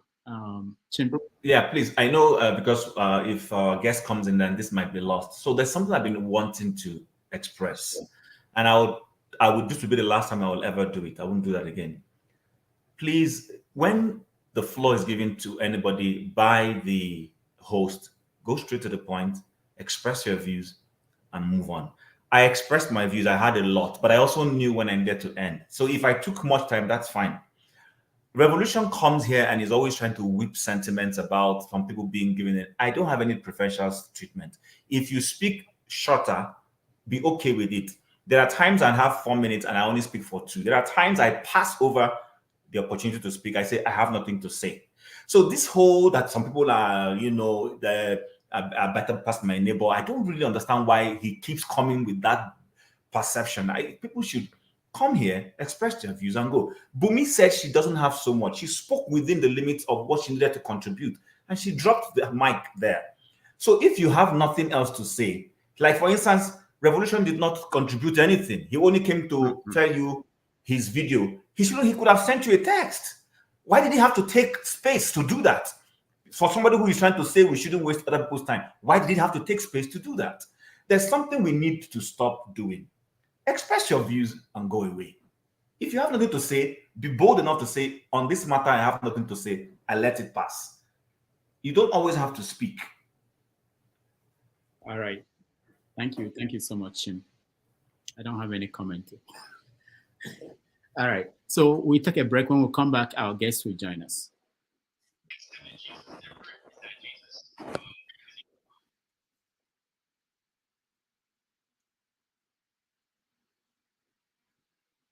Has said that university education is not for all Nigerians. He said this in support of his argument that it is unreasonable for all of you stupid people to expect the Buhari government to borrow money to pay ASU. We did not call him His Excellency Umahi the Great for nothing. Listen to the man. There is no way the country Nigeria will go and borrow 1.1 trillion to meet ASU's demand. It's quite unreasonable. Yes, there is no way the country Nigeria will go and borrow 1.1 trillion naira to meet ASU's demand. It is quite unreasonable. Very important point, you know. Now, Nigerians can borrow billions and give it out to unknown people in unknown markets in the name of trader money. That's okay. Billions. That's okay. And meanwhile, nobody that you and I know has ever received that money. Shishi. Do you know anybody who got that money? Tell me. But getting 1 million students to go back to school, these are our tomorrow's doctors, lawyers, engineers. It is not important. Let them stay home. Here is the great governor of Edo State. At the graduation of his son, somewhere abroad, I don't know, in the UK or Ireland, who knows. Take a look. Hey, yeah, what an adorable picture. The boy will go and do his master's degree, maybe PhD, return home, work for NNPC or the Central Bank of Nigeria, while your brothers and sisters, your children, and your nieces and your nephews will go and teach in your community secondary school. you know, that's our people understand this very well. That is why everywhere you see His Excellency, Governor Umahi, thousands of his people come out to help him.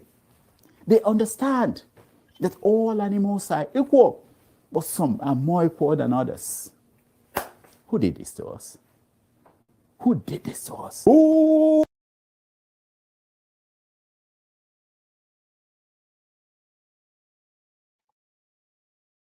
Ebonyi State, His Excellency, Governor David Umahi, has said that university education is not for all Nigerians.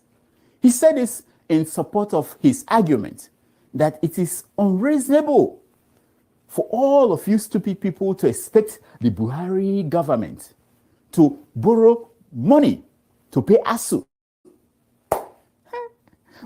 We did not call him His Excellency Umahi the greats for nothing. Listen to the man. There is no way the country Nigeria will go and borrow 1.1 trillion to meet ASU's demand. It's quite unreasonable. Yes, there is no way.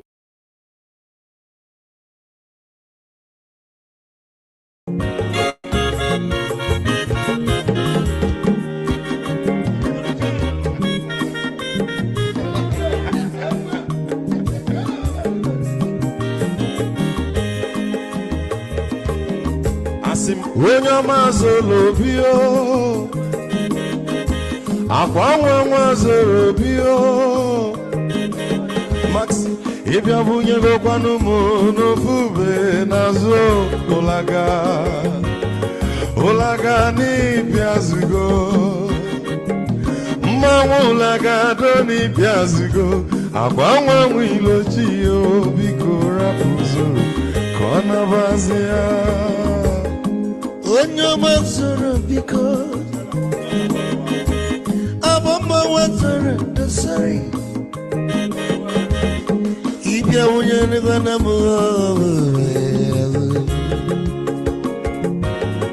ulagado ni biazigo, ulagado ni biazigo, abamba wilo chino, biko rabu zoro, onawazi ya. Mazi wakoma odogu no kwerezi neka onyoma nigadele mo mazi ni mazi ibu go with melody.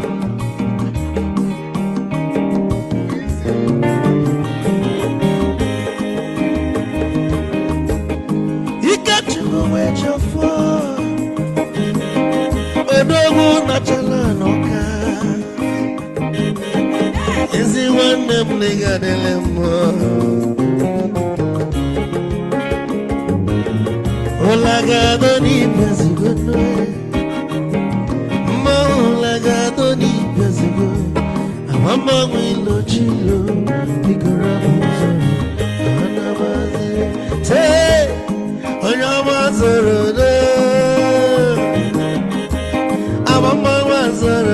sorry, if I were to go on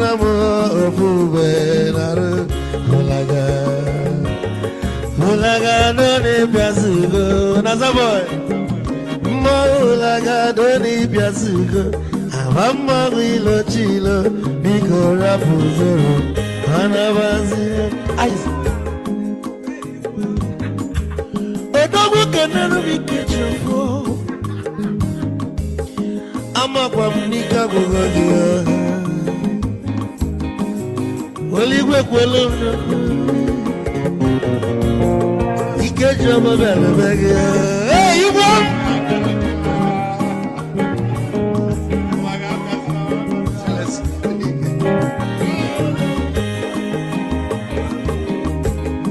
Eku kampune kene Ama gondinso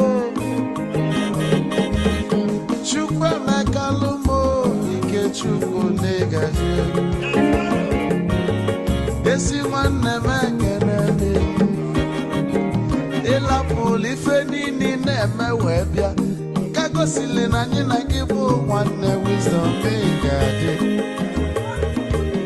ka nye gị maịkị ka ogobanya bụ egwu isili maxi ọ bụ na-etiri egwu a malụkwa malụ n'imego m ife ọjọọ Wesi gị nwanne m ife ọkụ na-echọlụ na ngeme Wisdom onume ekene gị Bama ihe biko lapụ Zoro, zoro, zoro, zoro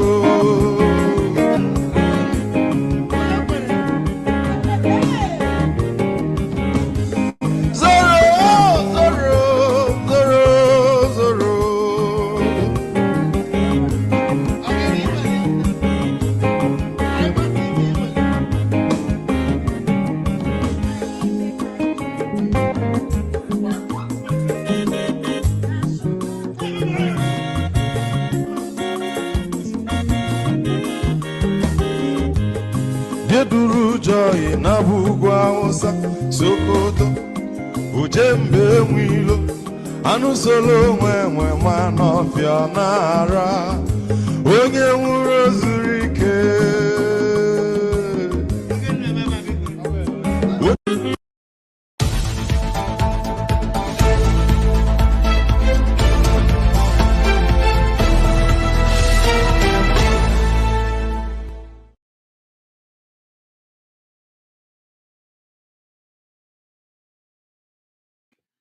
All right, welcome back, everybody. Thank you for joining us today, and we are going to introduce our special guest today. He is the Young Progressive Party's candidate for governorship of Edo State in an election that is going to happen on September the 21st. His name is Mr. Paul Okumbowa. He studied he got a bachelor's degree from in geology and earth sciences, and he has a master's degree in sustainability, climate change, and green economy. He also did a driving performance program at Harvard University. He was a student of Lagos State Business School and Pan Atlantic University, where he got an MBA. He's running under Young Progressive Party. He's 40-year-old. Let's welcome to the show, Mr. Paul Okumbowa. Paul, welcome to the show. Thank you for having me. All right. So a friend of yours reached out to me and said that you are running for governor. I didn't know all the people running for governor, so we're happy to have you. I read that you were living in England until recently. Is that true? Okay, I quickly wanted to create some impression when I heard you read my profile before you brought me on screen. I think it's a complete mistaken identity. Yes, I'm Paul Okumbowa. I'm running for governor for Edo State, but I do not have those lofty profiles you read just now, and I don't know where they got that from. I'm a graduate of the University of Benin. I did my BSc in microbiology, and although I went ahead to do masters in quality, environmental quality management, which I just sort of halted. That aside, I'm just a simple ordinary person. Oh, and I never lived in the UK. There are two of you. This is a LinkedIn profile of Paul Okumbowa. Okay, maybe it's another Paul that the LinkedIn profile gave to you. Okay, all right. Forgive me for that. I should have cross-checked, and I went on your Facebook page. You have a Facebook page? Yes, I do. Okay, I saw what was written there about you, and I thought it was exactly the same person. All right, let's scratch that for those who listen to that. It's my fault. Just that we got this arranged yesterday, so I didn't have enough time to you. All right, so tell us a little bit about yourself, since that profile is wrong. I do not have a very large profile, and for me it was deliberate. While I was doing my master's program, I sat down in the hall and I asked myself simple questions. Why am I doing this master's? Because at the end of it all, they've redirected our lives such that education is no longer a means to an end. So I just asked myself, if I'm doing it to improve employability status, it was not necessary because I wasn't looking at going for a job anytime. And I just dropped my pen and left the hall. And so I finished from University of Benin in 2008. I studied microbiology first degree. And before then, I've been into life coaching for young persons. I've been grooming a lot of persons. I've groomed a lot of young persons. Down here, I own the very famous pre-university tutorial center called Texas Tutorials, popularly called Gorilla Brains. Also a proprietor of 5 schools. I own 5 schools and other little things that I do here and there. Suffice to say that as far as car wash business goes, I also have laundry outfits. I also have barber shops. I also have bakery. I just do my best to stay afloat in the face of the economic challenge So one just keep looking for avenues to scoop in little revenues so that they can all amount to something that could one could legitimately stay afloat the economic challenges with. That aside, I'm just an ordinary person, sir. Not ordinary if you are running for governor. So, and we don't say classify people because they went to Harvard or anything like that. It's simply the fact that I mistook the same person bearing the same name as you. But let's get back to why you're running. These dogs, are they in your building? Are they? The dogs are in the next compound. Oh, the next compound. Yes. Okay. All right. That's okay. Were you at any point a technical advisor to the governor of the state?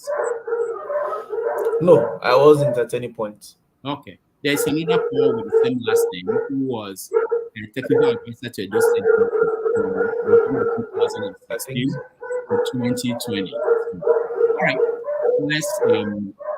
Let's move on. So, when did you decide that you wanted to be governor of Edo State? The moment it dawned on me that, realistically speaking, this time, the men and women who find themselves in our public offices as far as this country goes, people who really do not know what to do. I think they just have money. They don't have the wisdom to translate stone to wealth. They don't have blueprints. These guys did not plan to lead. I think I got so tired of writing against bad leadership, bad policies. I got tired of attending radio programs and TV programs where we have to lampoon government for their, poor stance on certain issues. I just got tired. And I said to myself, the best way to clean up a house is to get into the house. If you keep opening the betting on ending books of lamentation, before you know, they will christen you an agitator or a civil rights activist. I am not an activist, and I don't like to be ascribed such because I'm trying to express pain. Because the more we keep talking, the more these guys who have the monies to lobotomize the election process get into office and still keep fleecing the people of their common patrimony. The more this is happening across. If at any point in time you see people in elections, it's dawned on me that they've used their money, because when a wealthy man cannot share vision, he shares money. They've used their money to weaken the mental strength of the people to the extent that the people lean more to their stomach. And then at the end of it all, while you are there complaining or agitating, the vote of that guy who probably doesn't have the mental capacity to rationalize why he should vote is same as your vote. These guys are electorates. The upper class that I currently have a problem with just have a way of doing this thing. They just have a way of coming on board, bring their friends. Like in Edo State, for example, for the past 16 years, it's been friends of friends. One guy comes, he attaches another guy close to him. That one serves him as one or two. And the next thing, he's telling you that one is now more qualified. And so I got tired of complaining. I also got tired of just staying and waiting that one day somebody who have the wisdom to lead could just get there. So I told myself, the best thing is, why don't you speak to the people? I mean, I have deliberately built templates that could actually accentuate the growth curve beyond reasonable doubt. And I have submitted these same templates that I built over time to the current governor of Edo State while he was chairman economic team under Adams Ali Oshomole. He saluted my concepts, told me that my ideas can actually drive the economy to El Dorado. But soon he became governor and he never remembered someone like me shared some prospect with him. I've had to sit down with the Oba of Benin, wherein I really gave him a template that I told him we could use agriculture alone to create streams of unending wealth. The Oba was so pleased, gave me his name and said anywhere I go, I should tell them he sent me to him, to them. Then he gave me 50 hectares of land to experiment the concept that I have come to discuss with him. The very popular Chief Igbenejo in Edo, I have gone to him as well, sat down with him, And I told him practical things that could be done. He asked me to stand up and be looking at the sky. And at the end, he said, everywhere my eye touches, he sees me as starting from there. And so I have sat with authorities. I've sat with men you could call deities on earth here. And I find out that the most important condiment of leadership is exactly what I'm playing with, which is sharing ideas. And I feel like even while they have washed the political process with money, perhaps a repeat of what happened in the 2023 presidential election in Edo may just repeat itself. A situation where the people disavowed money bags for the first time and they lean towards other directions, which of course I feel like that wave of change, until we put ours to the grind, we should stop complaining, because those who know how to get themselves on board will always feel it's their pride of place, or to them it is their wealth. And I find that very offensive, because their wealth they don't bring to government to use that same wealth for the people. You are coming to government. Actually, for time immemorial, the history of our country has proven beyond reasonable doubt that when this wealthy class come on board, they end up using what's available to the people to make more money for themselves and their generation. And I feel like we have a lot of billionaires roaming around the political space of Nigeria, and I don't see the economic trajectory that says the ordinary man is about to smile because billionaires are, quote and unquote, in leadership position. The current governor of my state is a billionaire, has always been a billionaire by all standards. But I don't see an economic infrastructure. When I use the word economic infrastructure, I mean something that could outlive him. Something you could say 20 years from now, Edo State is the richest state in Nigeria because of certain policies that were, of course, geniusly implemented. I don't see that. I just see people borrow. I see government borrowing money to do one or two project pay salaries. I see government tying one or two roads and cutting ribbon in this millennium. I feel like the human capital development is zero, and I think that's actually what is required to have a sustainable economic drive. And I feel like the ideas that I have in my head should be shared with the people, should be discussed with the people. You cannot hide light under the bushel. If a light doesn't have lamp holder, the worst that can happen, you hold it with your bare hands and be courageous about it. And that's exactly why I decided that I was going to run for governor. And of course, I was in Labour Party. I had to leave there because the same plutocrats have hijacked the platform. They don't have vision to share. All they have to share is money. And I've always prayed for a stage where they will all stand with me. Let them convince the people that what they have is something the people should key into. And I feel like when that time comes, I should be able to have victory on behalf of the common and ordinary people. All right, this is wonderful. We're going to bring our people to join us and ask you some questions. But before we do that, let me just find out, what did you do with the land that the Oba of Benin gave you? Now, sadly, see what happens. One of the reasons why I insisted that the Oba should be a patron to the project, because after he prayed for us, so they asked us to leave, I kept insisting that he should be a patron to the project, because I know Nigerians, I know politicians. I know that when I get to that office or go knock in that video, this time I already had my letters from Agri Development Program, ADP in Edo, ready to swing into action. I've had proposals from importers and insurance company covering the project, but I knew the political space was not meant for my kind of thoughts. So I kept insisting. But sadly, when we eventually got out of the palace and started moving through government, because it needed government to drive, the policy that could drive the agricultural vehicle was definitely government-driven, not an individual-driven. So, but when we met with the Commissioner of Agriculture then, his name was Lakoju. Lo and behold, he asked that when they put government accentuation behind this, my project, that I will have to come back with rebates. And I was asked to give 20% rebate should this project turn out XYZ amount of money, either from the Bank of Agriculture or from whatever the investors forum that I was proposing. And I said, no, I cannot be used to defraud people, and I cannot be used to defraud the palace. That period, I was trying to go back to the palace to go and tell the Oba the extent to which I have gone. And sadly, the news that made the rounds that the Oba has joined the ancestors suddenly greeted us. I'm not talking of this present Oba. I'm talking of his father. And so I felt like you can kill a vision here, but you can't kill a vision if it's in the atmosphere. So I left it. I KIV my project, and I felt like one day we will discuss this project with the people. But I took a simulate of it to Igbinedion University, Okada, wherein the chief was very ecstatic about implementing the project in his university. So I dropped the template to the university and simply walked away. Okay. All right. I looked at your Facebook. There was something you posted on 3 days ago about civil servants in Edo State. It says here that there are 3,890 civil servants in Edo State. Is that the accurate number? My brother, there are a lot of operations in the state that are shrouded in secrecy. For example, government dealings and public-private partnership and deals that we hear of every now and then the informations are never in public domain.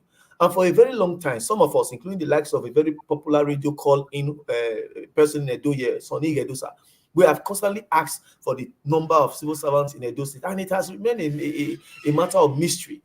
But just Google.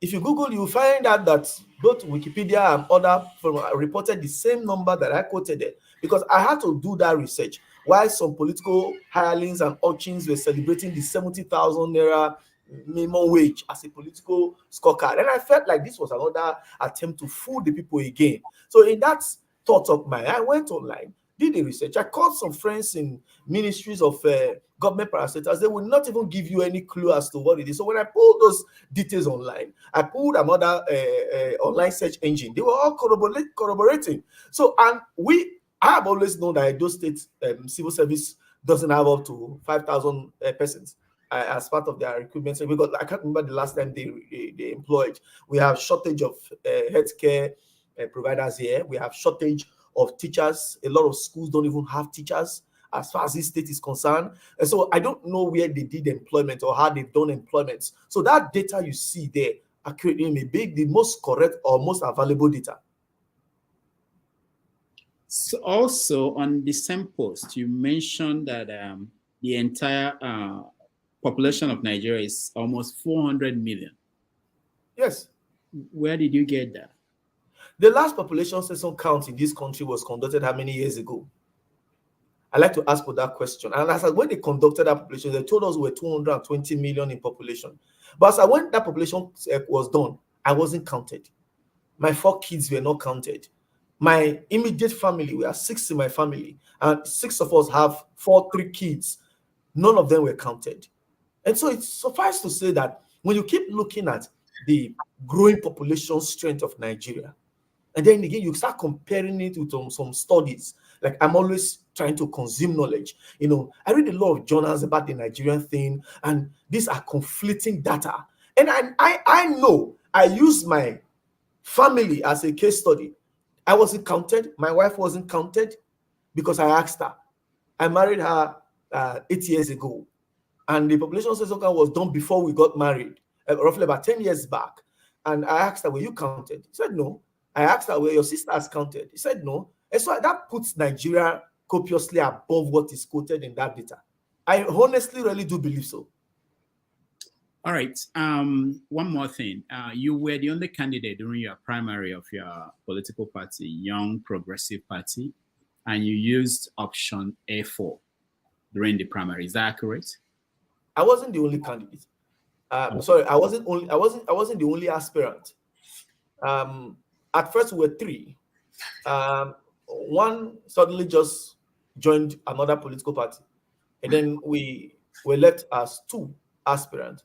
2 days before primaries, the second aspirant and I had a meeting where we both had to discuss and dialogue. And I told him I left the Labour Party because the process of getting a candidature was completely dollarized, and I feel like I don't have what it takes in such platform.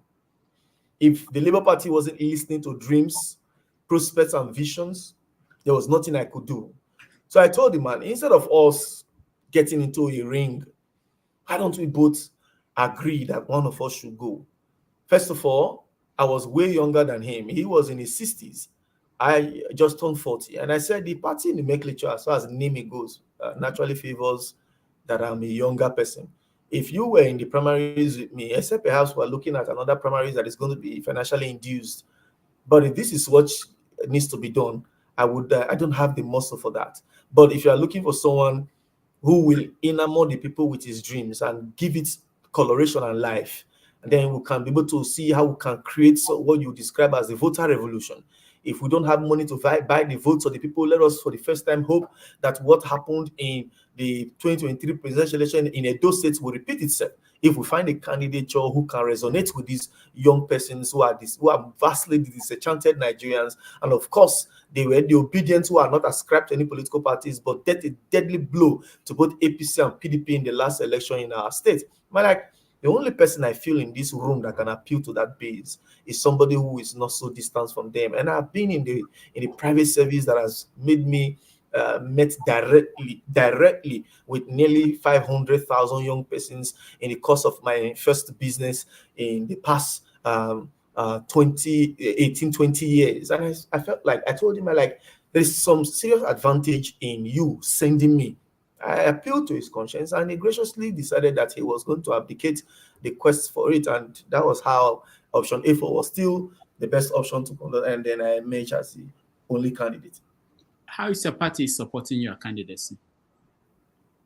My party is doing their best. Like I said, and like I noted before I went to the Young Progressives Party, I noted that it is not a party that has had its spread and acceptance, quote unquote, because you could call it a young party, you could call it a party that is yet to have that limelight, that stage. But I also recall that in the course of in the pre-2023 presidential election, the Labour Party, as it were, was just a tool that gets candidature and probably do collabo with another political party, as far as Edo State is concerned. The Labour Party has not had a pride of place or prominence, even while the Labour machinery were trying to be ascribed to it. But you see, one man's drive, one man's direction, one man's quest for presidency, one man's body language resonated with the people. And of course, Labour Party within the campaign period proved that structures are actually people, not necessarily buildings or vehicles, but structures are people. And when people decide that they want to become a structure to a political movement, such structure will be formed, and it can be formed overnight. So I believe that in the course of this campaign, we will completely envelope all that we need to, because Edos are tired, really. We've done a lot of street interviews. But I am not a big name, so there is no. If you tell me today that does the public know you, very well, because I'm not far from them. I'm actually a public person myself. I'm so public that when the first time they increased the fuel price, I parked my vehicle because I felt it was too expensive. I felt that money was too much, But the high and mighty don't feel these pains occasioned by poor government policies, and I feel like, let's just go sell our vision to the people. If we can convince them the way we convinced the monarch, wherein he prayed for us and gave us his blessing.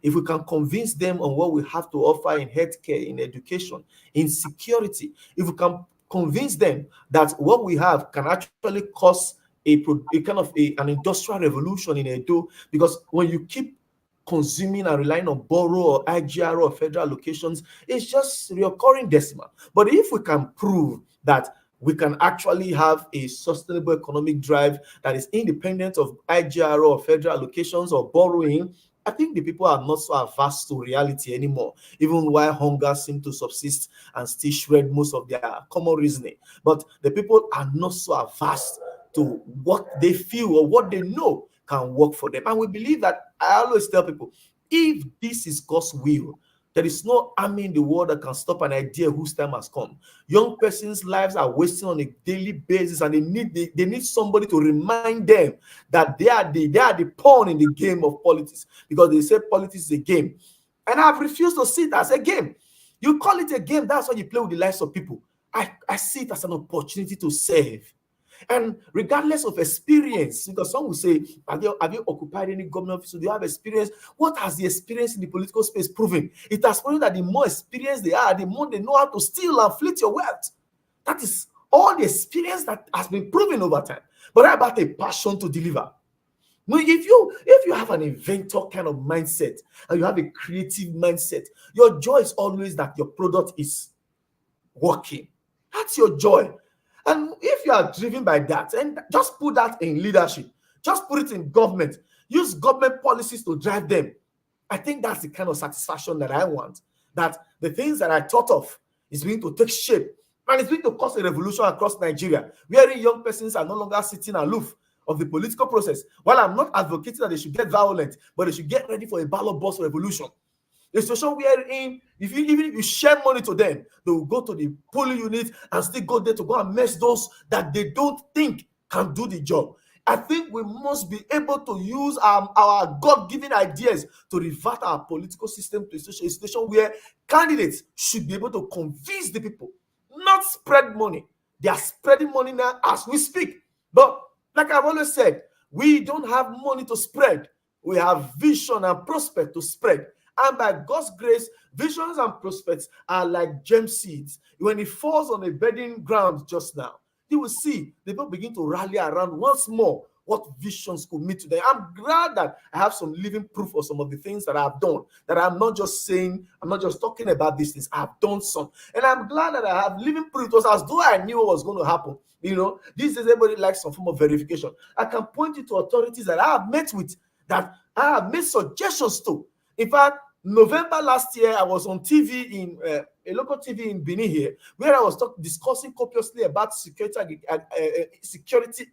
architecture from my own model. You know, 2 weeks later, the State House of Assembly was legislating a new policy on just one of the figments of the discussions that I had on TV. And I feel like, come on, if I've made suggestions to people and they are working, is suggestions not what they call ideas? Is ideas not supposed to be the reasons why I should lead, other than being led that by those are less mentally resourceful as I am? Are they bringing their money, or they're supposed to come to manage available resources? I wanted to ask if you've been traveling across the states to campaign, and what's the response so far? Well, we have been doing the much we could. I will not... Sorry. There are, like, the person who suggested that I be on this platform is just like every other person that I've been using, that the means are valuable to me to talk to reach out to. And we've made some travels. Others we have not been able to make because of the level of insecurity. So as at yesterday, we've gone to apply for police orderlies that could help us while we travel. And the sum they are telling us is quite on the high side, but we are not deterred. We are trying to raise that money. Myself and some few friends who are just small guys, you know, in their 30s, in their 20s, in their 40s, we're just trying to rally money together because we need the security to go into some interior. Because I will not want to be like a Kensari who after doing so much to reform the Niger Delta as regards the oil exploitation and exploration, and was asking by way of agitation, and later found himself in eternity. And yet the petroleum industry bill tomorrow is still in shambles. The oil exploitation and exploration and pollution is still worse than it used to be. I told myself, I cannot die because I'm trying to redeem a system.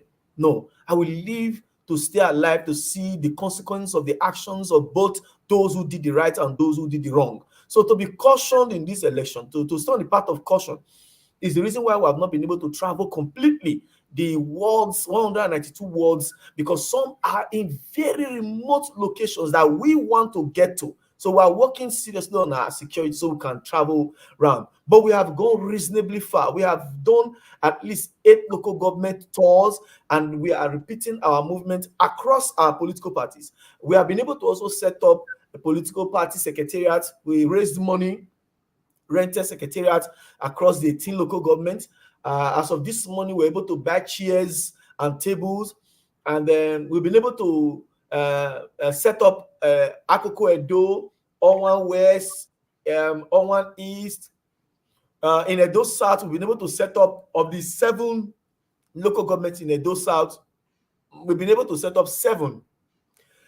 We moved one of the secretariat this morning to Igoba Zua, which is more of the administrative headquarters of the Yahyaha Federal Constituency there. And in the Edo Central, we are left with 2. We have been able to set up 3 offices. And as we are setting up these offices, we are inaugurating local government executives, because these people that we are reaching out to, we are like a network of people who started agitating against bad leadership since 2019 NSAS protest. So somehow we've created a network of people who are now reaching out to more persons, and we're ingesting the platform, ingesting our political party. And we believe that the more we campaign, because we have I think 137 days left for campaign. Within 137 days, let us say within 70 days into 137 days, we should be able completely have our 4,910 units agents, and at the same time have our complete local government structure, which we have been building for the past 2 years. All right, let me get our people in so that they will have opportunity to talk to you, and we'll continue the conversation. Chim, welcome back to the show. Paul, welcome back to the show. So we are talking to the governorship candidate of the Young Progressive Party in Edo State. The election is about 4 months from now. So we want to know his plan for the state. If you are from that state, please join us and indicate that you are from that state. We'll give you preference. Let me come to you, Chim. Any question for him or comment? Yeah, thank you very much, Rudolph, and welcome, Paul Okumboa. Is that how you pronounce your last name? Yeah, thank you, Chim. All right, it's a pleasure to meet you. Mine is not a question; it's a comment, but you could choose to respond to some of the things I would raise. That's perfectly okay. So, number one is I always appreciate people who throw in their hearts in the ring. It's not an easy thing to decide to run for office, especially in a country like Nigeria, where it has become an establishment thing. So it's you must have been there before, have served somebody before. Your father, your uncle must have been. It might just what I mean by that. So when I see any young person who builds that courage, I always wish you well. So I hope, assuming you win the election, that you will do right by the people.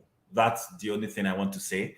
And hopefully you're not being sponsored by anybody behind the scene. I know it's a conspiracy, but pardon me, I have to say that, because in the Nigerian politics of today, we never seem to know what's going on. There might just be some person somewhere prodding the supposed young candidate to run. But mine is to say kudos to you.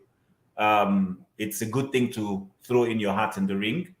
Some of us don't yet have that courage. So you have taken the talk that we are doing here now. You've taken the action. You've taken the first step to throw your hat in the ring. And it's very cheering to see people do that. So I just hope you will go there if eventually the elections are free and fair, and assuming Edo people prefer you to be their candidate. And if you win, I hope you will do right by the people. It will no longer be somebody has talked, now he's in the ring, and he's literally doing the same thing that he has castigated or spoken against. Because why am I saying this? Nigerian, the political landscape is littered with people who we have Oshomole. We know what he stood for. When he went to governance and when he became the leader of APC, some of the things we thought he stood against, today he's literally replicating. We also have your current governor also, with the way he has managed his relationship with his deputy. So mine is not a question. Like I said, I don't think I have any question to ask you. It's just those comments. You might choose to respond to any of the issues I raised. That's all I have to say. Okay. Well, you see, in any space that I find myself, the most difficult thing that I don't do is defend a system. I can only speak for myself. Nobody, I repeat, nobody will sponsor a candidate such as I am. The reason I say that word is this: I have built a structure that relies on the people, not on a particular person or group of persons or sets of persons. Because most of my flyers, if you go through my articles that I write, I've always been against the very few who are so privileged, and I don't know how they got there, as against the vast majority who are suffering and yet have no hope, no sign of hope that tomorrow could be better. Now, speaking with you this evening, Chim, I consider it grace, because I'm not supposed to But I told myself, what's the biggest sacrifice? The biggest sacrifice is that maybe in my time, it may yet happen that somebody who has the resource, the mental resources, got there, not the financial resources. I'll have you know that I'm a victim of poor governance. So much a victim that my eyeglass was supposed to cover a lot of things. My only benefactor, the woman who has slaved to raise all six of us, my mother, died on Monday here. And if you ask me, her death would have been prevented. She had managed to get to the hospital with me. She had gotten there. And then when we got to the hospital, I discovered that there was nothing. There was one doctor on call. And this doctor was attending to every other doctor, every other patient in the emergency ward that evening. And my mom was there. I was helpless. If I had sponsors, if I had money, I would have probably taken her abroad for treatment. And it was not like I even took her to a quack private hospital. I took her to UBTH. When I got to UBTH, I was surprised that the accident and emergency ward of the UBTH was a site. They were still trying to build some aspect. There was no equipment. And I was just looking at my mother in the bed. I kept running around the doctor. Please, sir, let me come and check on her again. Okay, sorry, I'm coming. I'm taking what's going on. Of course, we understand the Jackpot syndrome that has hit the medical space. This doctor was literally alone. And after almost 2 hours, my mother gave up. She's in the mortuary now. Just on Monday here. You think if I had the means or I have a sponsor, I wouldn't have taken that step. I would have probably taken a more proactive step that if money could fix her. And then I'm in the rest today. It's a show of courage that even if you don't have the money, just go out there. I mean, somebody in the course of the presidential campaign said, even if you are short, just go outside and look at the sun. And I'm simply coming outside to look at the sun because I'm done complaining. I've been an agitator. I've been a complainant. I've been writing copiously for and against. I've been suggesting. And I sat down with him when he was governor. You can ask his chief of staff, Patrick Obayagbo. Patrick Obayagbo was so dazzled by the proposal I had brought that they directed me to the Board of Internal Revenue because I was trying to tell them that we could generate at least $60 million, $70, $100 million without depending on IGRO or federal allocation every month. I was things in my head were coming out. And permit me to say, I may not have the proof of the things in my head, but this is just my nature. I am very mentally resourceful. I studied microbiology, but I built an application that was bigger than Facebook in 2009, 2010. The living proof of that application is UDSS. The principal of UDSS then, I'm sure she's still alive, Mrs. Oboite. I was paid some amount of money for them to use that application. I didn't have to study computer science. But within my thought process, my mind functioned way beyond my station of study. I wrote a movie. The movie I wrote, the year I completed writing that movie, it was produced in Hollywood as Lords of the Rings. The difference is just the title. And I wrote a proposal for Bank PHB. The day I completed that proposal, I saw it on NTA. Someone else had done the same thing. In fact, the person called it exactly what I called it, the pink account promo. I've been doing proposal draft. You know when you don't have money, but you know that this thing you are talking of can bring the money. Then you are looking for people who cannot fund what you are thinking of. I've been that person. I have survived and I have raised revenue as a single being to the tune that my moral scruples, my morality can carry. My mates are copiously into fraud. My morality couldn't carry it. And just now, I've stopped being their judge because the face fell and the goat climbed. Their fathers are using red barrel to take away their future. I don't blame them anymore. I now leave everybody to God. And I told somebody in the course of an interview recently, I said, look at it, while we are blaming these boys for fraud, I agree, we should stamp out fraud. By all means necessary. So how do you stamp out something that has become so systemic and endemic? And of course, there is no other provision. There is no other alternative. So on the issue of being sponsored or being trusted, well, I do not have so much to argue on with people. Our political space has been hijacked by those who have finances, but they don't have character and they don't have ideas to run it. And until, I believe, either by divinity Somebody who has the mental strength sits there and direct and micromanage the people's resources and make it bigger and better. I just think it's going to be a recurring decimal. So if that answers your question, because you don't know me before, it's going to be difficult for you to trust me. But here is a bit of my history. I'm the convener of a lecture in Edo State called Gorilla Brains. I have nearly 22 centers across the 18 local government of the state that I've been running since I was 20 years old. In all of this, I charge stipends to teach kids and prepare them for exams, and I put other cerebral minds together to teach subjects that they are better than me in. And then we charge these parents to teach their children. But let me shock you. Most of the parents will rather pay you ×5 of what you are asking them to pay to teach their child for malpractice. But, Jim, you could make phone calls to Edo State. If any person you know there, go and ask about me. I have avoided malpractice like hell because my conscience couldn't carry it. My late mother retired from WAEC and served WAEC 35 years meritoriously.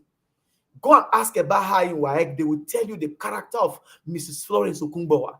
And if I have done pre-university tutorial for the past 22 years, and today I get thousands of young persons, they just finished a program now, German WAEC classes, and across my centers, if we don't get students at all, we get up to 10,000 young persons across all my centers.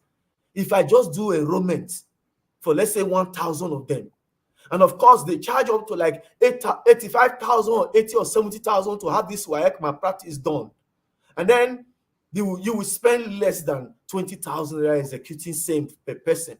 Now imagine somebody who controls a crowd of young persons such as I am.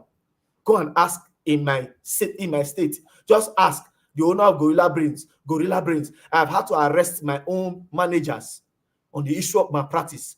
You can ask Ekpenusi Omoro-Tioma, who was one-time Commissioner of Education. You can ask Barrister Washington Osifo, who was one-time Commissioner of Education. You can ask the current Commissioner of Education, Joan of Yahweh, my proposals, WhatsApp communications, written jacketed proposals on how to stamp out malpractice from the space of our education. That's a character I think he who is faithful in a little can be faithful in a lot. Because I would have made a lot of monies from malpractice. Today, while they are using government monies or monies they got from other places, I will be using the one I have stashed from malpractice. And it would have been a lot. It would have been a lot too. All right. Thank you. Thank you so much. Thank you, Jim. Let's see if I get to everybody. And so we ask our guests to shorten the answer so that we can get to everybody. There are other people who are trying to join and to ask your question. Alaba, you're next. Okay, Mr. Paul Okugoa, I first of all want to commiserate with you as a microbiologist, because my first degree was also in microbiology before I started collecting master's degree as if they grow on trees. Now, my question to you comes from the words that come out of your own mouth, because I have been listening to you, and you do a lot of talking, and like a typical Nigerian politicians, two key things that came out of your mouth was the fact that they are spreading money. You don't have money to spread. That means you are participating in an electoral process that is unjust and unfair. And what in the world would make you want to participate in that? And secondly, you said that Ken Saro-Wiwa died a wasted death. That means you could not die to reform a system. Those were your words, and those were your words, that you could not die, and Saro-Wiwa died a wasted death. In the words of Nelson Mandela, who said he cherished an idea of a democratic and free society in which all persons live together in harmony and equal opportunity. It is an idea which Nelson Mandela hoped to live for and realize. But if need be, it is an idea for which Nelson Mandela is prepared to die. You just said you're not prepared to die for the state of Edo. I have interest in Edo because my mother is from our local government, Nwamora, precisely, Sabongida Ora. And you're not willing to die. And also, the system is unjust. Why are you participating, and why should the people vote for you if you don't want to die for Edo? What do you think is Edo's biggest problem, and what is Nigeria's biggest problem, and what's your solution to it? If you're not willing to die, why should we vote for you? Thank you. Paul, before you answer, let me quickly attend. Paul, before you answer, let me just say that my sympathy to you for your mom that you lost. And maybe that's a factor in your take on this issue. Go ahead. Paul, go ahead. Well, first, let me say that everything you just said, Mr. Rodolph, I didn't hear. I'm sure there was a network glitch. But if I'm to go ahead to respond to Mr. Ferreira, now here's what I mean. Of course, you have paraphrased my statement. I did not imply that Ken Sarua died a wasteful death. That is not what I implied. But you see, at the end of death itself, if the dead can see, I think the dead should draw solace in the fact that what he or she has clamored for is either in process or has been addressed. And I feel like our political space, perhaps maybe you have not tried to set your foot in. Maybe when you do, you will understand better. When I did mention that they are sharing money and we have visions to share, I did not say that we don't have something to share. We are sharing vision and prospects. We are hoping that the people will embrace that vision. And of course, the process to get that vision out is not going to be me in my sitting room. It is going to still be money. But I have always clamored that the people should create a government they want. I have always clamored that the people should take up clay and mold the kind of leader they want. And I've always said that if you keep taking money from these people and they keep getting into offices, you do not do something. You can't keep doing something repeatedly using one method and then you're expecting a different result. It is a voice of agitation, the voice that says, let us try and be reasonable enough to understand that those who have the financial power to lead don't necessarily have the mental power to lead. And if this is not a problem, then I don't know what else is a problem. But me stepping in this race, acknowledging the difficulties, is also telling you that there is willingness on our part, the willingness not to just complain about it.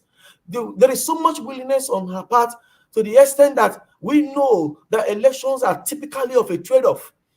Some persons get on board an election and they make some impact, and the next thing you see them taking handshakes from those that they, of course, perhaps are supposed to be contending with. Which just brings to mind that the political atmosphere has been completely commercialized. But in all of this commercialization of our political process, it still doesn't take away leadership. Some of us still hold on to the possibility that we may yet get the people right by advocacy. And this advocacy can be very evasive. You can speak to a people and then they will turn a new leaf. And I feel like I've always been in the business of addressing people.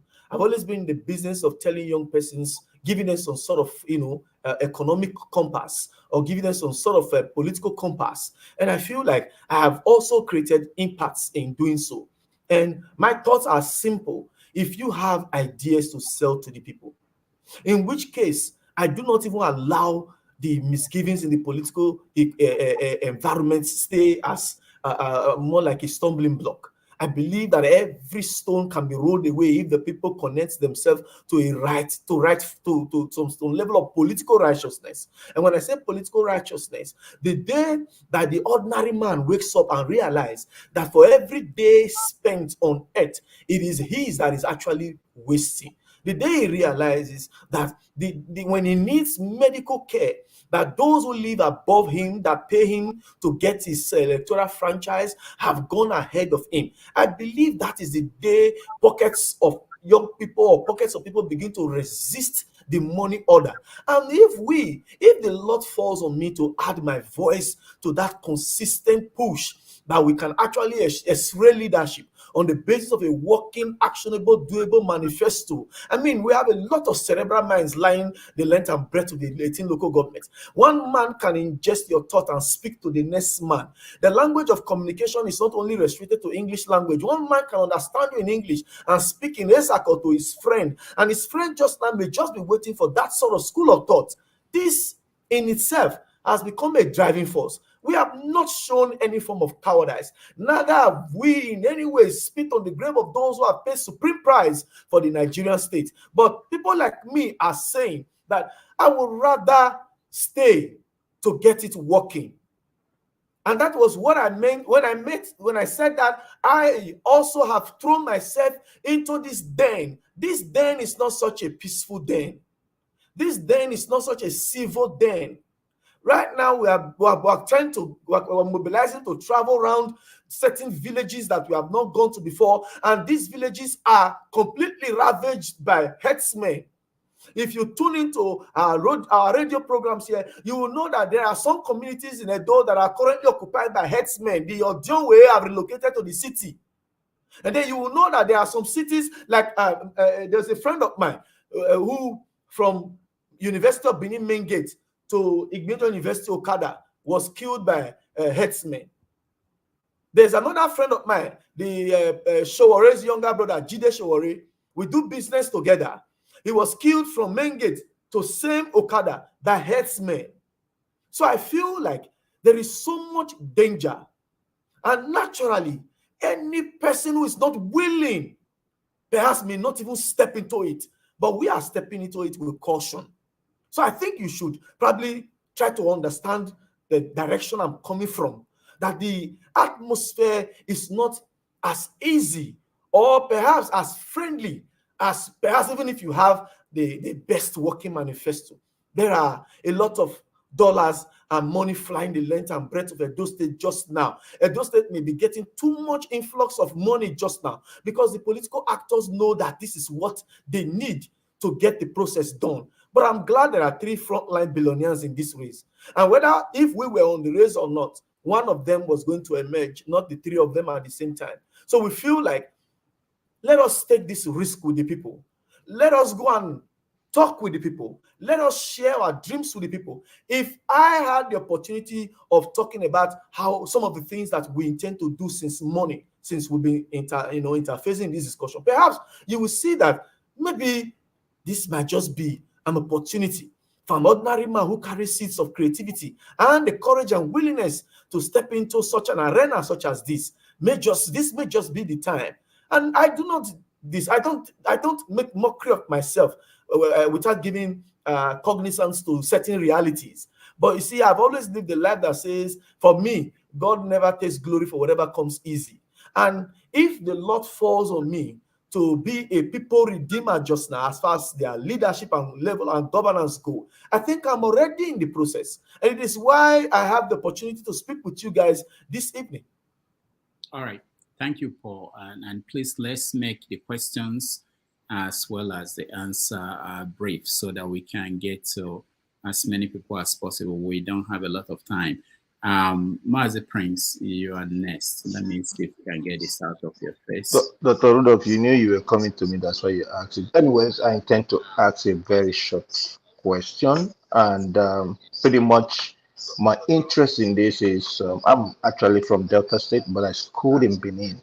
So pretty much I have a lot of friends in Benin City who are Edolites or whatever that is being called. Dr. Paul Okungbowa, my question is this. What did you major in? Well, he said it already, microbiology. Microbiology. Okay, but it seems you kind of have a lot of talents because I see you talking about a lot of rings and writing a lot of rings and also doing other stuff. Well, that's just my question. Yeah, thank you. All right. Okay, Mazi Prince, if I'm to respond very shortly too. My course of study it doesn't reflect in my actions. It doesn't reflect in my works at all. I found myself a student of life. I found myself ruminating on a lot of concepts and turning them out, and they turn out in reality and they are working. So I'd rather just say my mind is working. My certificate says I studied microbiology, but I dabble into a lot of things. I formulate a lot of ideas. I formulate a lot of concepts. I do a lot of creative writing. I do a lot of incubations of ideas, and I execute same. So I just feel like, okay, I studied microbiology, but how the hell did I build a software that, as at 2009-10, was generating revenue?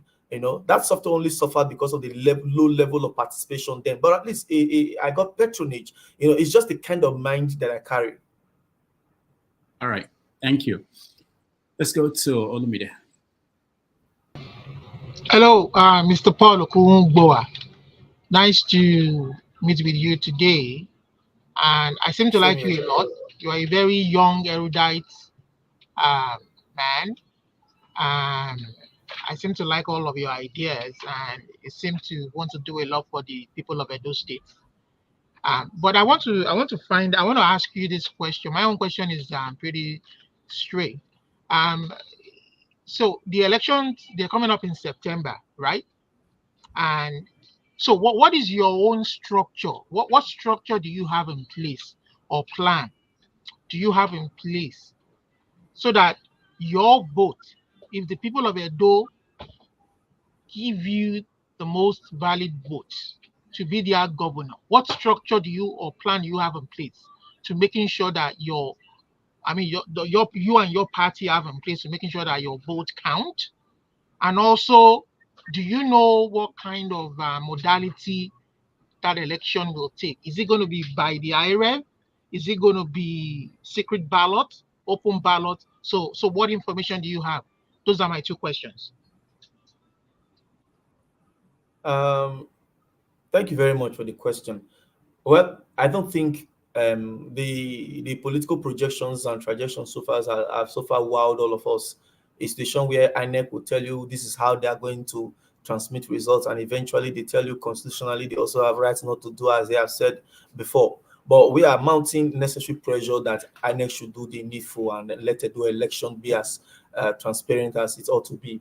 As far as plans goes, I don't think there are a lot of plans that no political party or their candidate will discuss freely on air, but we have been able to draw up a pre-election plan. We have an election plan, and we have a post-election plan.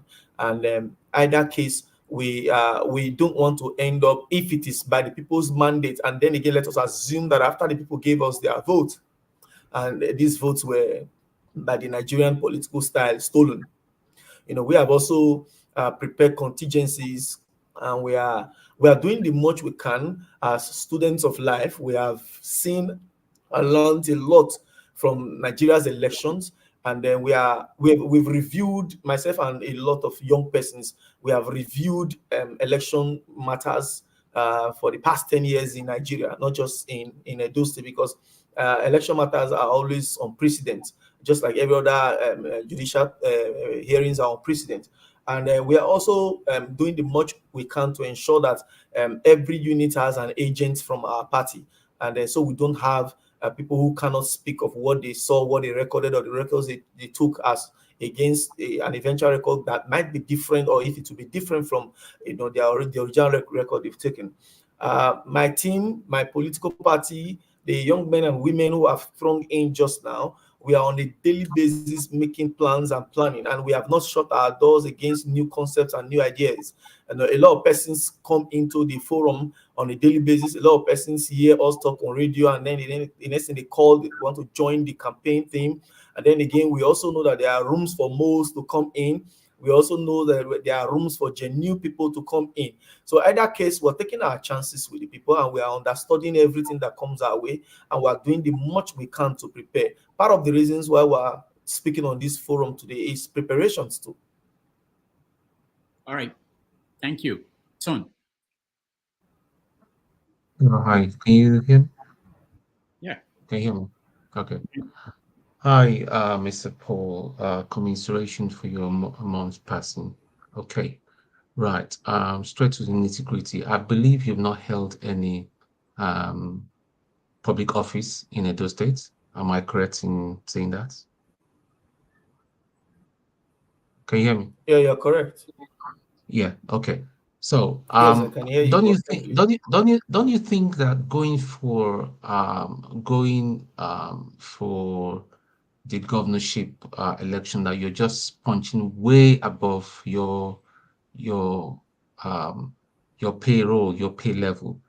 With all due respect, I think being a governor is much more than having enthusiasm. Having enthusiasm is not just enough. You need to have a proven character. You need to have the experience behind you to go. You might have all the good intents, but the truth remains in our local politics that if they do not know you, you do not have a track record.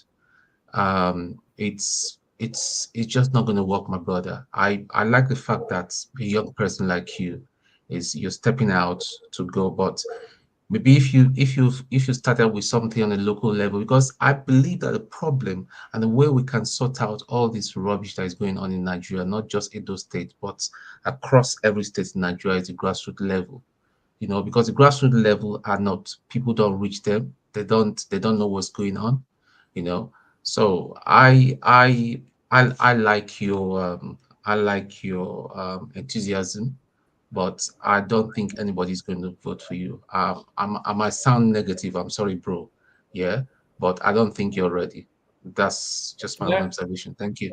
Can I respond to your observation? Go ahead. Hello? Yeah, go ahead. Yeah, I'm listening. I'm listening. Now, I want to respond to Mr. Tone or Tone. I don't know if I'm right. Well, if elections were conducted today, I already have more than 100,000 votes. And you may not even probably want to pry. How did he get this? And like I told you, I've been in the business of young people for 22 years. They know me more than they know their governor and the aspirants in these states. The aspirants in these states only got here because of their money. But there's no home, there's no house. You mention my name or my brand that they don't know me or they cannot attest on my character. And while you speak of elections as a precursor to aim higher, I want to ask you a question. When was the last time elections was conducted in your country? When was the last time local government election was conducted in my state? When was the last time House of Assembly election was conducted in my state? Because if you care to ask, you will also know that the way up is the way down.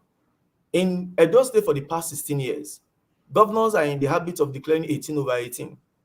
The people will go to vote and then they will trash the people's votes.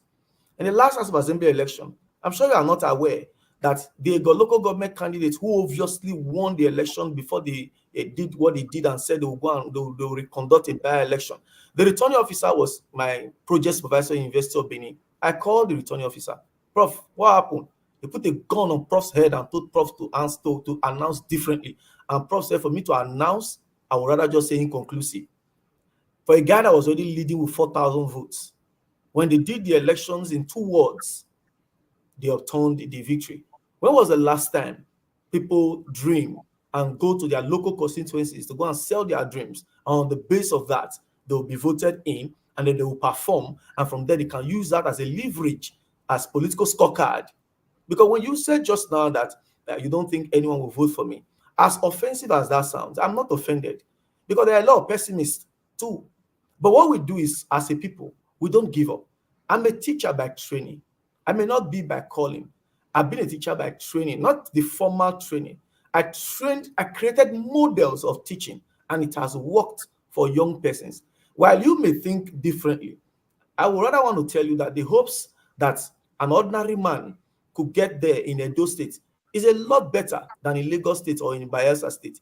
Edo voters are not the typical Nigerian voters. If you've not checked the history of an average Edo voter, go and check. They disavow political godfatherism. Edo does not need inducement to reduce the governor for trying to put his candidate up. Edo doesn't need that. And in case you are not aware too, this state, for me, is a model of true democracy in Nigeria. And it's about to be a bigger model when people like us come on board. Because how be it so that the common man will make common sense and then the other fellow common men will rally around him? You made elections sound like one celestial thing that is reserved for some class of people. Like you have to be this or that. You have to have gone this or that. How many of the persons can you recommend today that have not stolen from the people's patrimony and then use same to contest election and use same money that they've stolen from them to try to seek for bigger offices? I think it's high time we sit down and give a critical and thorough evaluation to why we vote. Does it have to be on the base of big names? And when you say I'm too young or too inexperienced, as experience not shown that they have more experience in stealing. How old was Samuel Ogbemuda when he became military administrator of Edo State? How old was Gowon? How old was Anthony Nauru when he called for independence? They were all in their 30s. So today you have a president in Senegal. We celebrate youthfulness only from afar. How did campaigns happen in Senegal? 10 days campaign from the prison yard, conducted a 10 days campaign and won because the people got tired. If the people are tired of their oppressors, if you present to them a cripple that makes sense to them, they will queue behind that cripple. And while people should sit back and ask themselves, the billions they have spent in getting primaries in the political parties that I think perhaps you may be sympathetic to just now, are they not going to recoup that money back? People like you may be sitting somewhere and be clapping for election investors. You see, I thank God and I celebrate God for the life that I live. The life that I live is not a beggarly life. Because I may not have money, but I have respect for myself. I would rather tone down that which is not going to glorify God. I was offered special advisor by late Victor Enobakai. I toned it down because I wasn't giving into what he was asking me to do.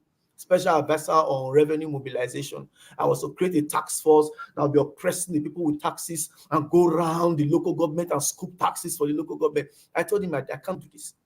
I would rather stay in your government as an idealist. And that's how I suggested a lot of things to him, including the Uselu market that was built. My idea for the Uselu market, however, did not replicate my complete model, was supposed to generate its own electricity from its own waste. I had gone as far as bringing a mortgage banker from the US who was into real estate as well. And he came to Nigeria, he came to Benin to want to see that this thing come alive. But you see, the politician did not see how it's going to bring money directly to him. So the politician was interested in, let's say, transcend or old projects. I think the people of Edo deserves to just listen. Sir, in the interviews that I've been here since morning, I've not been asked critical questions such as, how do you intend to fix insecurity? Edo is copiously devastated by insecurity. I've not been asked what plans you have to raise the GDP of Edo State. Can Edo become a producer under you? I've not been asked what is the plan for healthcare since you have lost both your parents to poor healthcare in this state. I have not been asked questions that I think the electorate wants to hear answers to. And this gives me the impetus to keep going on. I am currently self-funding myself with some few friends. But you know what we've done? Well, we cannot pay for our Rice TV to be heard. We pay for a local radio to be heard. Who knows? Somebody somewhere may just hear a spark of what we are saying and decide that let us put our weight to tell me that you don't think that I will win. Well, I will take note of that. And if it is God's will that I win, you will come to inauguration and I will shake your hands and I will tell you, sir, never tell a snail that it won't get to its destination. The least you can do for a snail is wish the snail well. Because while the fast animals are on a fast lane, they could be hit by a vehicle. They could be captured by a hunter who is hunting for them. But you see the snail, because no one will pay attention to it, it may just safely glide to its destination. I'm very optimistic, sir. I do not listen to pessimism. Nothing drives me in this election. I'm not moved by wealth. If I was moved by wealth, I have given you an assignment. Go check my history in my state. If I have run Pretoria University where I could have made a lot of money, more monies that you can't even imagine, I think you should investigate that and use that as a basis of engaging me. Not that I'm sorry, you're too young, inexperienced. In the political space of Edo just now, have people like you written to query how the last election was conducted? And then our people are in church praying for good governance. And as much as I do not erode the place of divinity in leadership, but do you know that God cannot be blessing an administration that does not reflect the will of the people? Because the will of the people is the will of God. If the will of the people comes on board, then you think, I can think prayers will work. What we need right now are minds who believe that the change that Nigeria seeks can probably even start from a particular location. I've told people, this election, there are two ways we're going to win it. It's either we win or we win. There is no losing in my dictionary. I could create the next pool of people who will challenge the authority of tomorrow. And I will look for, and I will keep yearning for, an opportunity for my voice to be heard. Because I know that if I was governor today, my people will not be as impoverished as they are. That is a given. If only you will take our time eventually to go to my Facebook wall when I upload the over 30 minutes videos each on my manifesto, because I don't have money to go to Arise, but I can be engaging people on that social media. While you think my means or my method may be not political, I have left my faith and my belief to the one who created me. And I have told God, if you could keep ingesting my mind with creative ideas, then it's meant for people. It is meant for something. I am not supposed to go to my graves with them. How it comes to light is a shocker that will happen eventually. Because if I'm to play it by the political books that some people may want to score today, maybe I would have been doing some really serious pipeline vandalism. I would have been in the oil theft sector. Maybe I would have had 1 or 2 political appointments where I have served as commissioner of this or so of this, where I would have also stolen the people's wealth. Why are we in the habit of respecting title? Because if you put the candidates of Edo on the stand today, it is simple defense line. This is not the first forum that I have spoken with diasporans. As a matter of truth, in another 1 hour time, I have meetings with some diasporans in the US too. What is giving me this space so far to talk with people? It is the ideas that I'm sharing, sir. Most of which I have not had the opportunity to share here, but it's the bane upon which I have built my campaign. But I am, as an individual, until God begin to send some selected people who believe that ordinary people can still create an ordinary government that can make an extraordinary life for the people. I just told you I've lost 2 parents to medical malpractice, failure in the healthcare system. I'm sure when you are broadcasting from Mr. Tony, it's not in Nigeria, because that background seemed like a lecturer's background or a lettered or a very sophisticated background. I lost a month on Monday here. My being here is an act of courage. I'm trying to challenge what I've come to see. I'm complaining with my mouth. I've been complaining. It's not working. It's not working. Maybe it's hard time I put my campaigns, my complaints in manifesto, and let those who have blessed ears say, this thing this young boy is saying, if government was actually doing this, maybe life would have been better for these people. Today, I think some of us, those who clamored for the presidency of Bola Tinubu, I'm sure they're enjoying Nigeria today. Some persons told me, Emi local, and I told them it is our turn, not his turn. And I looked at the history of the man. I didn't see economic drive. All I saw was taxes. And the more they raise these taxes, the less you see what they do with it. All right. Have you tried to ask me, will the admission be about tax, or how do you intend to leverage on creating wealth without same? Sir, I look forward to more robust engagement. But Mr. Tony, I will win. Mr. Tony, I'm creating the needed impact in the hearts of those who genuinely seek good leadership. Well, thank you. I wish you all the best of luck during the election. But that submission wasn't to discourage you at all. But knowing the quality of your states and the character of your states, that's the position. I'm not stepping back on that position. My state is not different from Nigeria. Thank it's you. everywhere. It's everywhere. The plutocrats come with their money, hijack leadership, and keep using the same system to create more money for themselves, their children. Okay, now I want to quickly chip in something. Does the Pensions Amendment Act, the Pensions Act that was amended in 2016, doesn't it offend you? But it was amended by same wealthy people. They got into government, and the next thing, after you have stolen from the people, as when you have served as governor and deputy, you will still be entitled to a house anywhere in Nigeria. Taxpayers' money will go and build it for you. You're entitled to cooks and orderlies. You'll be entitled to free health care. And the clause of that amendment I did not say that this health care must be domiciled to the local constituency. It said anywhere in the world. My brother, if I had that, maybe my mother wouldn't have died on Monday.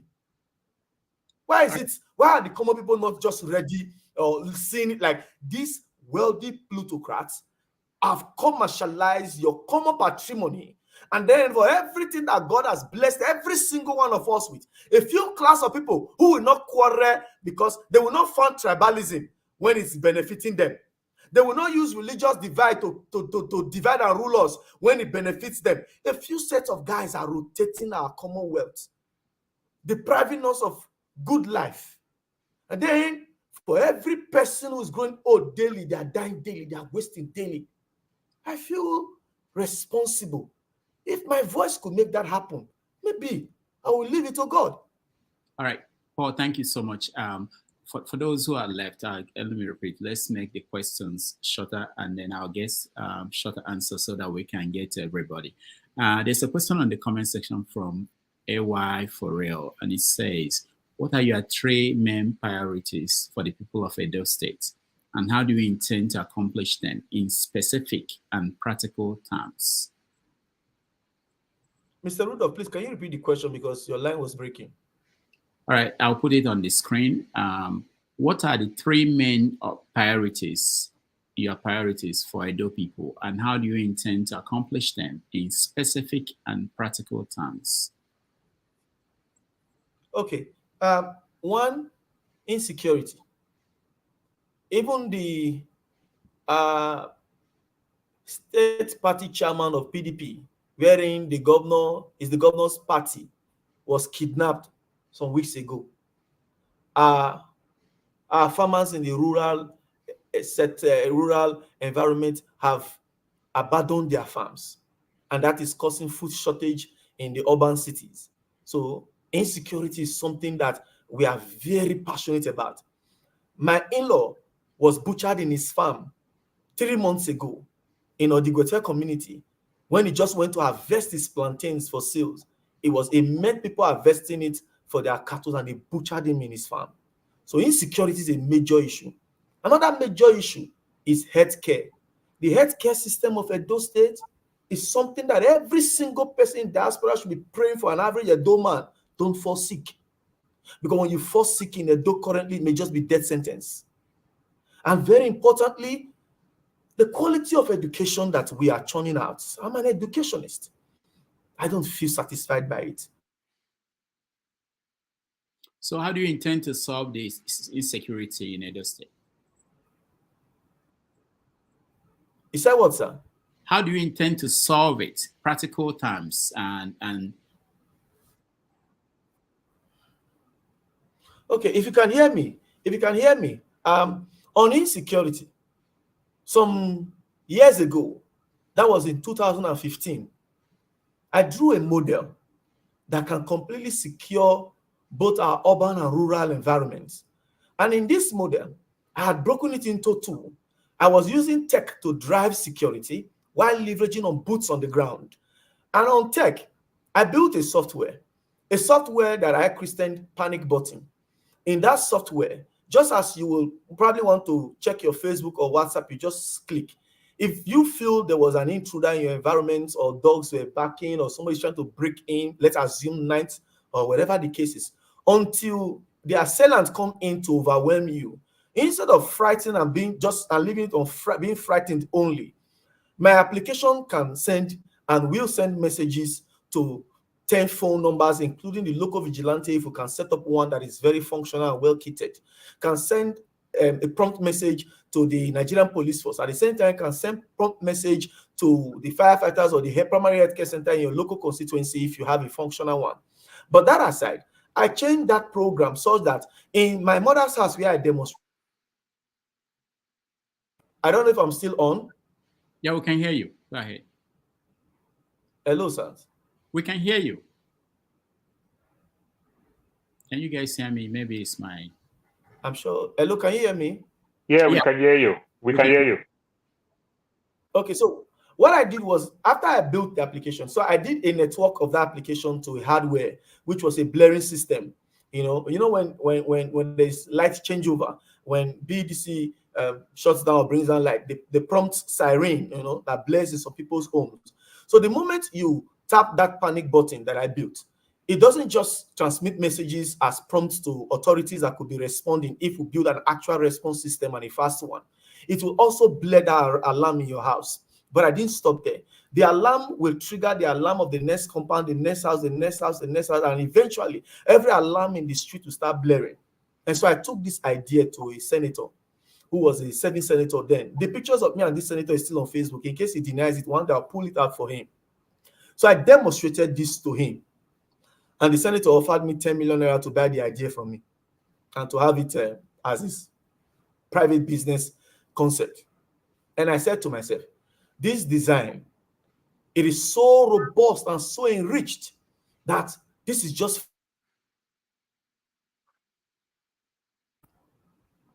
I said, this design is so robust and so enriched that this is just fragment one. In my security design, I propose to legislate that every house within major cities will have solar-powered CCTV cameras. And then you can also try this semi-blower system, whistleblower system, wherein if your cameras report a crime, you have an entitlement from the security vote that one governor just flits every month for apparently no reason, because insecurity is still copiously and vastly spread across the 18 local governments just now. And after that design, I did a metal plate detector system, wherein we can sequence every registered car plates in Edo State and have metal detectors in major roads in Edo, a situation where if you drive through or drive in, and if your plate is not registered or sequenced in that portal, it will flag up that a stranger's vehicle has come into the state. I was looking at somebody being kidnapped and just taken away like somebody picking snail from the floor. So, and in that security architecture that I designed, I networked it to a drone. My proposal was that for the tall buildings in the 18 local governments, drones will land there. Now, because drones are powered by GPS, and then they can be, every location is feeded, to a system. A drone, just like the way you book an Uber, you just key the address and you get the voice prompt. A drone can locate a particular location where an assailant is operating. Why do the drone pilots who will be in unknown locations are watching, having area view, giving real-time information to the vigilantes who are on boots trying to come around, or the local police, while tailing the assailant? And I feel like if the let's say the blaring system just goes off alone, even if you were to be the one who is going to go and perpetuate that crime, you will become unrest yourself. One way or another, you may have a change of heart because there is an entire street blaring system on you just now. And when I put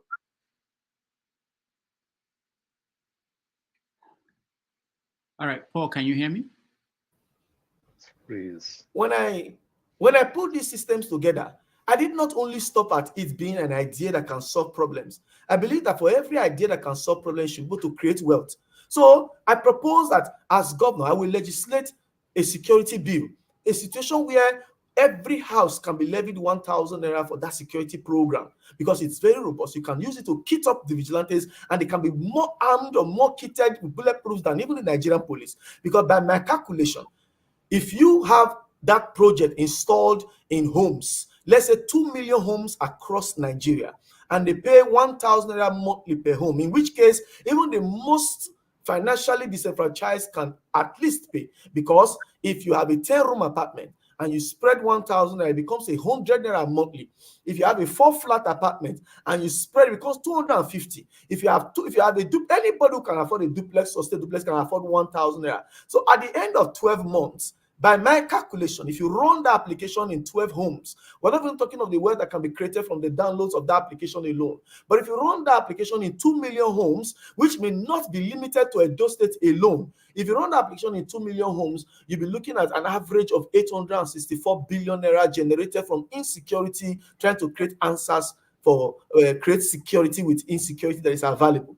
And if you have that in 1 year, which currently trumps twice the size of the current budget that Edo State is running on this year, I believe that you can do a lot of infrastructural works. If you are talking of tying roads that will lead from here to London, is it not availability of wealth that we used to do it? If we're talking of creating welfare for our elders, let's assume for the first time elders in Edo State begin to live. Once the moment you are elderly, government should be able to take care of you, whether you have children or you don't have children. If you have such wealth created, devoid of IGR or federal allocation, you should be able to deploy appropriately. And I feel like if you deploy such wealth, let's say in 3 years or 4 years, you can triangulate the 3 senatorial districts of Edo State. You can have local rails running the 3 senatorial districts of Edo State, especially wherein people who just love the calm of the rural environment can work in the urban cities. And I feel like until we stop dreaming until we stop thinking of possibilities. We may not yet know depth or the end of God's gift and creativity in the minds of people. Oh, well, thank you. Let's look deeper a little bit into the security issue, the idea you proposed, which some people, they seem to like it. And the question they have is, when you proposed it, what was the cost of setting it up for Edo State? Because that's where you can have power as governor. What was the cost? Now, first of all, most of the projects that I built, including agriculture and healthcare, will not cost the state. Because it's important. Now, I'm getting there. Most of the projects and ideas that I conceived and put into empirical reasonings and, of course, consultations and all that will not cost money. For a state, for example, all I needed was the House of Assembly to legislate the bill. And when you have such legislated bills, the first thing that happens is those who want to have continuous flow of income will come in as investors. What the investors basically just need is the software is already available. It's like booking a ride on Uber, for example. It doesn't need too much to maintain or to sustain. It doesn't need too much, actually. And I feel like when you do that, the next component is the hardware. The next component is maintenance. The next component is upgrade. The next component is how to push. But very importantly, it is how to kit and create and recruit more men as boots on the ground, because there is availability of wealth to do so. The Edo security network in Edo just now, from what I have gathered, are not paid salaries. Instead, they are doing side jobs like going to marriages or burials to provide security, or you invite them to come provide security, 1 or 2 stations and all of that. Meanwhile, these guys can actually be used to approach crime directly. And by my design, all we needed was just the legislation.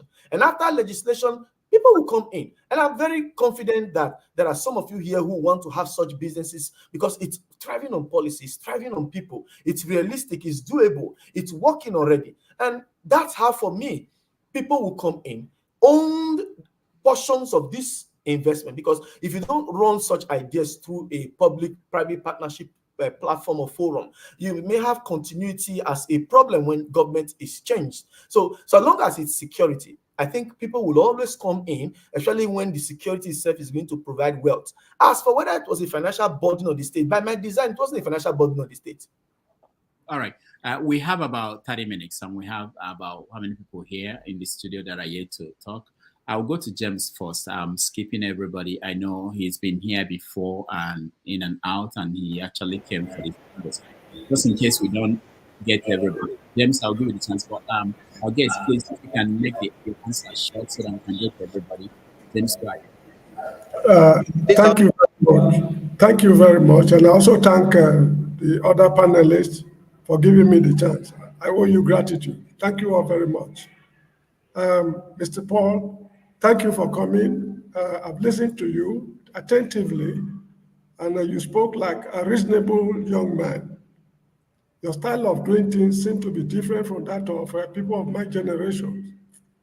I was brought up in Edo State. I'm not a Benin man, but culturally, I'm a Benin man. And I owe allegiance to the state and the people of the state. That is why I decided to come here today. In the history of that state, we've had only 2 remarkable governors among the whole lot. And these 2 happen to be, the first is Samuel Osaigbofo Bemudia, and the second is Ambrose Ali. Ali made his mark in education. As for Bemudia, let me tell you what he did. It will act as a guide for you should you become the governor of the state. He established the University of Benin, Auchi Polytechnic, Ogbe Stadium, National Museum at Ring Road, Agbede Mechanized Farm, Rural Electricity Board, Bende Steel Structures, Bende Pharmaceutical, Bende Boatyard Warri, Bende Insurance, High Court Complex, State Secretariat, Bende Hotels, Bende Newspaper, that is Observer along Airport Road, Bende Insurance Company, Bende Insurance Football Club, Midwest Television, Midwest Book Depot, Etio Publishing House, Bende Library, New Nigeria Bank, Ewu Flour Mills, Okpila Cement Factory, Ekiosa Market, New Benin, Ekiosa Market, what's it called? That market along Akpapava in my area. Okay, anyway, the market at Agbado Market, I think. Urban Market, he started it, he didn't complete it. And what's it called? Okoro Poultry, then, yeah, just so many. And all this gentleman did it within 8 years. Since this present political dispensation started, they've not done 1% of what I listed here. My worry is this. Politicians come, they tell us very nice stories. At the end of the day, they rub our faces with shit and they get away with arrogance. Now, when Ambrose Ali was contesting, they came to Benin at Urukota Hall. It was called Exhibition Center, the opposite along Ring Road.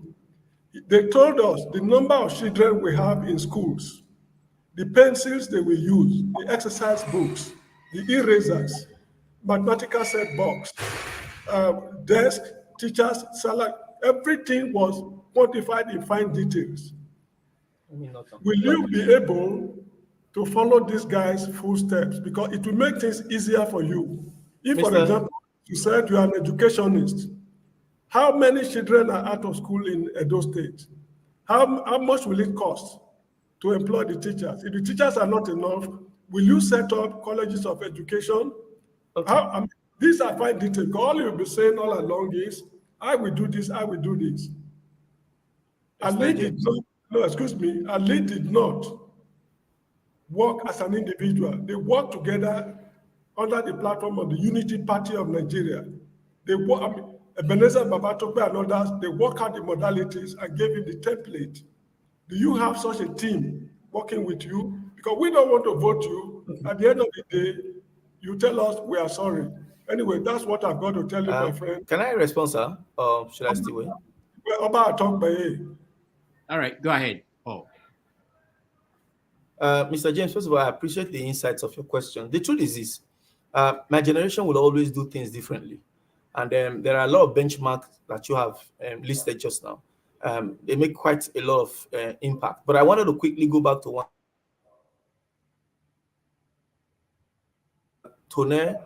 Tony, who said that I was young and inexperienced, to know that while this glorification that you have, so much exuded of Samuel Ogbemudia just now, were done while he was military administrator and, of course, not necessarily a politician. He was 33 years old or so. That he was, yes. You could also have best say that he was inexperienced but passionate. And at the same time, you could also have best say that he kept like minds around himself. In 2010, I built an organization called the Capital Intelligence Nigeria. What we do at the Capital Intelligence Nigeria was to look for ideas that we could use to create wealth. We were looking for problems to solve. Then after we solve the problems, we'll use the problems to create the solutions to the problems to create wealth. And that's exactly what I'm still doing now. It hasn't changed. The model that we are trying to do now is trying to do things differently. If I had the opportunity to have spoken before I was attending to some other issues that was brought up here, I would have told you how we intend to solve the problems in our educational space and create wealth with it. I would have told you how we intend to solve the problems in our healthcare sector and create wealth with it. And a lot of the models that I built are things that do not require, that are not rocket science, but they're just ideas that can float just now. As part of my manifesto, one of the things I hope to create is the Directorate of Common Sense. The Directorate of Common Sense is where every single person anywhere in the world can participate in governance, not just the governor and his commissioners only. Under my structure of Directorate of Common Sense, people should bring their ideas. If your ideas can solve problems and can create wealth, just bring it to government. Instead of looking for ways to start it, we'll work out a partnership wherein you become a shareholder of your ideas in government. And I believe that no one holds the monopoly of good ideas. I believe that all the idealists are lying fallow somewhere. Just as I envisaged that if we had had a Peter Obi, for example, as president of Nigeria, today would have had Micro Obi, quote and unquote. If you form a government on the backs of ideas only, not money, not big class. If you form a leadership on the backs of ideas, you are inviting other idealists who perhaps before now will feel like government is not their place. government is meant for a certain class of people. So my projections are that within the first 100 days of office, you in your lifetime will say, I'm glad that this young man eventually became governor, because the things we intend to do will not cost us even money as such. Because I know what happens in governments. I've been studying government for nearly 20 years. When they do too much of projects, check the details of the project. It is hard to steal money, but not to create wealth. My ideas have always been very social democratic. My ideas have always been, how do I make life better for the people? And I am not a politician, so I refuse that title. At any point, at any time, any day, I refuse to be called a politician, because the truth is this: the politician is wealthy and is sharing his money. I'm a visionary. I'm an idealist who believe that this kind of people like me, ought to sit down in such offices. And by the time the people agree that people like me ought to sit there in such offices, we'll be winning elections regardless of the wealth that we do not have. Let us share our God-given wealth. When I refused to sell my security program to the senator, he was offering me 10 million naira. If only he knew that by my calculation, I was going to create wealth of over a trillion naira, or nearly a trillion naira. I did not calculate other things that are embedded in that program. Today, Edo State government is dragging big balls up on that. How about digitalizing the space of Edo, create an interactive forum where you have an Edo hub, an Edo that is actually online, wherein if anybody in Lagos, Abuja, Port Harcourt, any part of the 36 states of Nigeria wants to do anything in Edo, you have to see that platform as your best alternative. But what are we doing? We're still enriching Mark Zuckerberg when we have the population to leverage on. I just feel like there are a lot of things that we can do to generate wealth, to create wealth. Sir, I told somebody some time ago, like, they said we have 220 population. Let us even go with that. And according to scriptural teachings, women are more in numbers than men. But let us just say in Nigeria, we have, let's say, 80 million women. Let's say of these 80 million, from the ages of, let's say, 9 to 40, are still seeing their menstrual cycle. Let's say we have, 60 million of them in that category, which is an underscoring of the actual statistics if you were to get it actionably. If you, as a government, instead of creating policies that suffocates the people, if you decide today that you want to deliberately create a place where sanitary pads are made in Edo, but not just made in Edo, but to be sold to the 36 states of Nigeria and the entire African continent, you can beat the existing sanitary pads and create more wealth and increase the GDP of Edo State. And I said, the person asked me, I said, how? I said, what the sanitary pad basically does is just suction and keeps the blood from spilling. But how about if you can recreate that idea, because there's no monopoly to what can be ascribed to suctioning. But what there is a monopoly to, that the world perhaps will start thinking in the direction that I have thought of, is how about just a layer on the sanitary pad that is therapeutic, something that is soothing, cooling, and has antifungal, antibacterial property. Something where the ladies wear and it helps them fight bacteria or fungi while they are on their period. Don't you see? I think there is a lady here. Her name is Dumi. If you ask Dumi, for example, that if there was such sanitary pad that is therapeutic, that has become medicinal just now, I'm sure she may perhaps prefer to patronize that than the regular just suction sanitary pad. But I imagine the number of women who on a monthly basis procure sanitary pad. That is wealth itself, going to wherever it is going, wherever it's going to. And most of these wealth are going outside Nigeria. South Africa today has a lot to gain from this country, leveraging on our population strength. And then as a government, we have not seen that that's huge revenue on its own. If I become very intentional and decide to use the Pharmaceutical Society of Nigeria to create such sanitary pad, for example, don't you see where it's coming in instead of stealing? Instead of going there to use barrel to fill the people's resources, don't you see already that what I've just said just now, if it is a stupid thought, it is subject to your own rational thinking. But if it is not stupid, why don't minds like me be in leadership space? Instead, somebody was telling me that I'm too young and that he doesn't think I will get a vote. I believe so strong in my heart of hearts that until we exhort the people who has the ideas, until we fight for them to get there, it will be recurring decimal. It is because business as usual. That is just one. Sir, I have documented several ways that even I today, If I don't even become the governor of Edo State, for example, and I decide to take my ideas to investors, I'll still be a trillionaire before daybreak. But I said to myself, same way I refused to sell to the senator that asked me to sell my idea to him. When I built PAM TV, a station where I can digitalize EBS in Edo to create more wealth via advertorial, I didn't study computer science, but this is my mind. The solution that I have for education in the course of Corona, I tested it during coronavirus. People from US, Canada, America, they were paying me. Nigerians were paying me from Benin to use brainarc.xyz to teach their children. And I feel like, why should they tell me 30% increment minimum wage and then they're clapping when we can create wealth leveraging on the population size? The West Africa curriculum that runs through West Africa countries is big business if only a government knows how to tap into it. I have done designs on how to tap into a lot. Okay, Paul, hold on, okay? It's the lots that you have to say, and I think because we have less than 20 minutes, I think we have to invite you back another time, and I'm already planning to get all the governorship candidates who want to come on this platform to come here and tell us what they think. So for the time being, make your answers shorter so that we get people who are on this platform at this point to ask your questions so that we can round up. I'll go to Bumi, not because you made reference to Bumi. Mr. James, thank you so much. I'll go to Bumi before I go back to Wale and KJ, because she's the only woman here. So Bumi, go ahead, just in case we don't get to other people. Bumi, go ahead.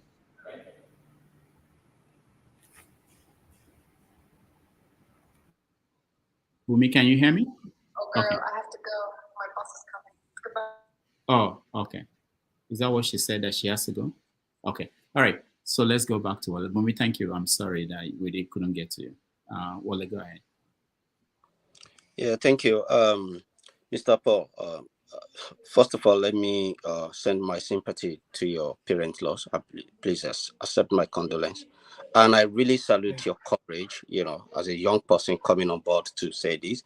I know you've probably mentioned that nobody's bankrolling you, but then you know that Nigerian politics, if there's no godfather, you probably need to be very rich in your pocket. But saying that, my major question now is, Nigerian people are very, very gullible, and they just follow these same politicians, no matter how good the ideas you have for them.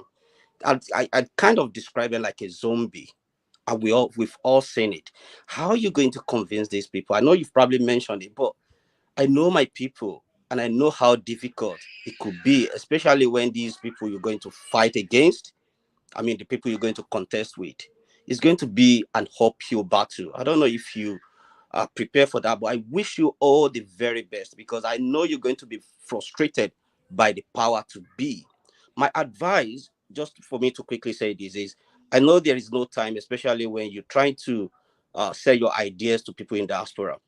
Why don't you do like you probably have done the video in YouTube or something. Why don't you send the link to people to watch so that they can listen to your manifestos? They can, at their own convenient time, because time is very, very precious in diaspora, abroad.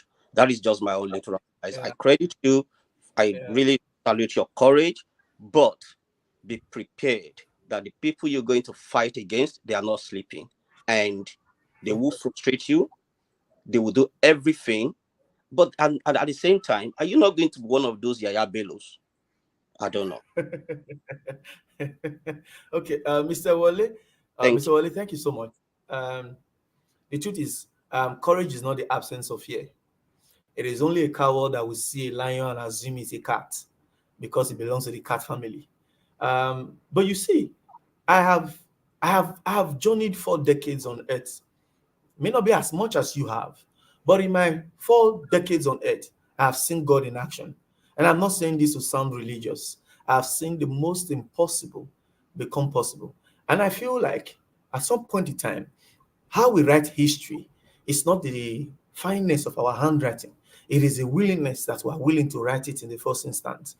You see, a popular comedian in Edo here called MC Casino told me that his only fear is that in Nigeria, the liberator will soon be screaming for liberation. And I said to him, I agree with you. But I was in a village last week on Sunday. I didn't go to church, so I went to see some village heads so I can bring my voice to some villages. And the man told me bluntly that he was the vice chairman of the ruling party at the national level in that village. That and as such, as much as I have spoken very beautifully to him, but he doesn't. I should know that he's a party man. And I saluted him and I greeted him. I said, first of all, I've come to fulfill one thing. I have come to tell you. But very importantly, I want to ask a question, sir. In the 2023 presidential election, that election of Peter Obi, how like in this village, Mr. Wale, here was his response. He said 2023 election was a purge to politicians. In his own word, which I later confirmed from the last voter registration exercise, I had the database. He said, as much as he was sharing money, he got only 3 votes in that village. And I said, did Peter Obi come to your village? He said no. I said, okay, did Peter Obi people come to your village? He said no. I said, what now happened? He said, all they hear from the city was that now obedient, now bio, now bio. I said, eventually what came to your village was the idea. And I said, how did they raise party men and women? They said it was other people in the village that started saying that they are the Obi of this village, that the Peter Obi of this village, they want to join labor in this village. He said that's how they defeated him, that he became very ashamed of himself. So what that proved to me was that the idea went ahead of Peter Obi. Peter Obi won villages, elections across some very unexpected states in this country, not because he went there, not because he shared money, because an idea went ahead. Our people are suffering just now, sir. As I speak to you, the cost of petrol is now 850 naira per liter. And then they have not rebooted the economy to suit the expenditure, to suit this increment. Every other thing that goes up that and never comes up, never comes back down in Nigeria, in Edo State. In Edo State, there is no price control. People just throw up their prices. To rent a 1-bedroom apartment in Edo now is expensive. As I speak to you, this is the time where I believe that the man you used to give 2 rubber of rice or 2,000 naira to buy his vote may be demanding 20,000 or 50,000 from you now. And at the end, if someone else can share an idea with him that works with him in his heart, he may still go to the polls to go and disappoint you. Like I said, if I don't start, I will just keep lamenting.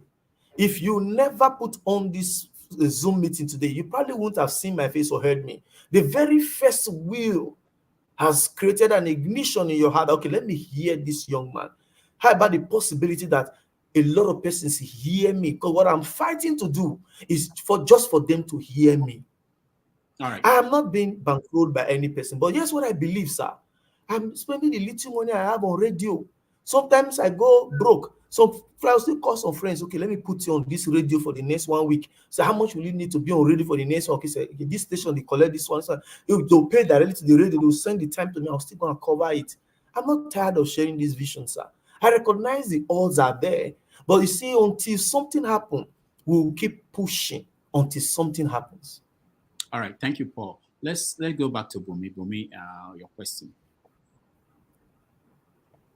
Thank you, Dr. Damages, and thank you to our guest, Mr. Paul. I'm definitely going to butcher that last name. I'm sorry. So my question. Sorry? I said, it's all right. You can call me Paul. Okay, thank you. My question was, how do you intend to promote transparency, accountability, and good governance in your governance? So very technically, if you do get elected, you know how governors have immunity. How exactly are the Edo State people supposed to hold you accountable, like truly? Okay. I've always believed that people will be people. You know, I have lived through a system that I built and also been able to shun so much wealth by the side because it's not something my conscience could carry. But I would not be able to vouch for everybody per time. But here's the thing I've always said, for me. If you create an e-government system, if you create a system where every parastatal has a model that runs through a system, wherein procurements are done transparently and keyed into a system, it makes auditing very easy. I always ask question, when was the last time the Auditor General in Edo State gave an audit report and we all saw the audit report? Because he too is on the take. And so I said to myself, one of the first things I intend to do is to actually transmit a letter to the House of Assembly granting local government financial autonomy, a proof that I don't want their money. My mind is set to create wealth. My mind is set to just create the wealth from nothing to something. And when I transmit letters to the House and they agree, I have also demonstrated the willingness for local government to start growing. But yeah, everybody's eyes is centered on the governor because he has decided to take everything to himself by himself, arrogating all duties to himself. How about those who were elected, supposedly, if they were not crowned? Because the last one that happened in Edo was crowning and selection. But if they were duly elected, they're supposed to be doing people-oriented projects. They're supposed to be people-centric projects going on in their local constituencies. But you see, by the time you direct all the wealth to local government, there'll be less attention with you as the governor. And of course, because the local government heads do not have immunity, it's easier to probe them. If I don't take, if I'm not on the take, you can't be on the take. Because as governor, I'll be willing to publish the financial statement of every local government at the end of the month. And at the same time, direct people like you to start asking questions. If you got XYZ amount of money this month, what have you done with it? Because I don't know how I grew up, and I only find myself in a painful situation trying to explain because I have to explain. I have not much proof. I don't know how I grew not stealing from the people. I've had opportunities to make a lot of monies there. Like I said, with my intellect, if I run a hustle kingdom like an HK, the one they do, I will hit an entire nation. They will not even know where I hit them from. But how I've lived without these things is just grace itself. I don't drive a status vehicle, my dear, but my eyes, I don't envy those that drive them. If I have the wealth, I will buy them for myself. But that I should mortgage people's future by examination malpractice and raise the needed money and do so, it's something that my conscience have not been able to carry. I would rather you even throw my name out there in Edo State. Ask any friend, the owner of this lecture, they call Gorilla Brains. People think, go and help me ask. That way you will not know that for the first time, perhaps, maybe the person trying to come on board now is not a politician, but it's just somebody who wants to see his ideas work. I raised funds for a young girl for 3 years to do a kidney transplant. I couldn't raise that fund. I was able to raise some few millions for her. She eventually died. And I sat back and I asked myself, somebody just went to the club this past night and spent that exact money she needs for transplant on Dorime because he got the money ill. But that girl just went like that. And our society has become so crafted with fear and unconscionable people everywhere that you could just be dying, everybody will just be looking at you. You just see life leaving you. I met a young guy. He was shot early morning at Ibiwe. I was driving from my house to my workplace. Sometimes I leave my house very early as 3 a.m., 4 a.m. I risk it. I was going to the studio to go and do broadcasting that morning. I saw a young guy that was shot and bleeding at about 5:36. And they were just saying, hey, and we just pitying him. I said to myself, if I carry this boy now and he dies in my car, I'm in trouble in the hands of the Nigerian police. But somehow my mind told me, how about if he dies eventually? I put this boy in my car, drove him to Central Hospital, begged them to attend to him, took the phone number of the nurse, then I left. I played my part. Some days after I called the nurse, he said the boy survived. I was happy. But I know society has been recreated such that not very many persons would have done that, even if they had the good intention to do so. I just want to sell a portion of myself, something that I did not study in any book, something that is a power, something given. If you are asking me for transparency, I'm asking you to let me create an e-governance, a situation wherein you can analyze the budget yourself. It is why I've always asked this present administration, who knows what you are actually doing? The way you form the investment you say you are doing, all that, who has the document? Who is studying it? When Dr. Damages asked me a question later, how did you get the statistics of the number of workers in Edo State? I told him, when was the last time they published the facts of operations in Edo State? I have nothing to hide. I am not a big guy who has big class of persons to hide him. I'm simply trying to ride on the backs of the people. My elections, I'm hoping the people will even fund it. I'm hoping that when I carry this ship to a certain stage, some persons will begin to show commitment and support to it.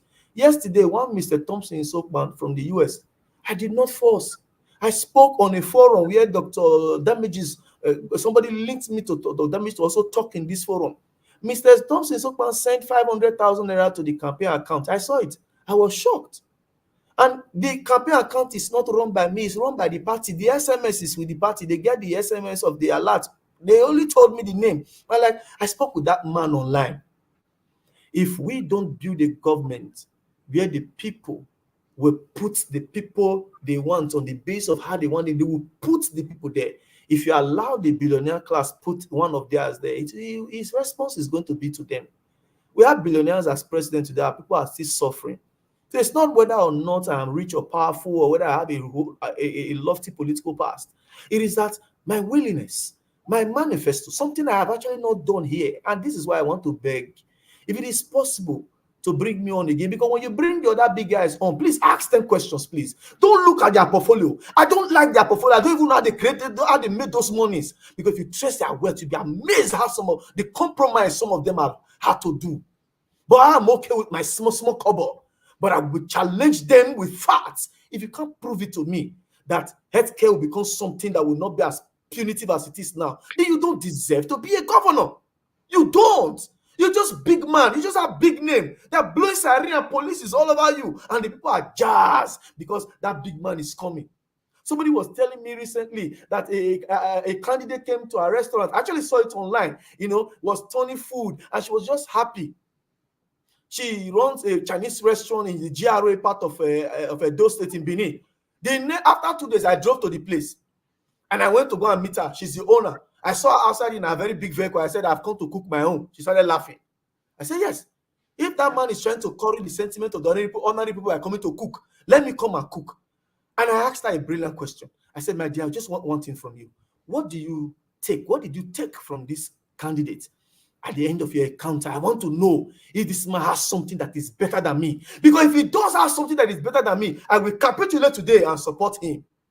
And she was like, well, he told me a lot of beautiful things, admired what I was doing, and said that since I have a culinary school section, that when he becomes governor, he will partner with me to train other girls. Say, Paul, naturally now, I'm not asking him to give me money. So I love that idea. I said, fine.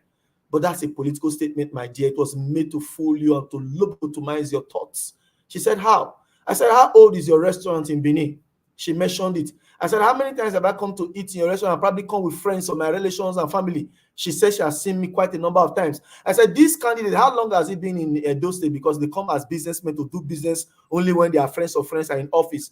And he said that he has been in Edo for the past 7 years. I'm talking of the PDP candidate.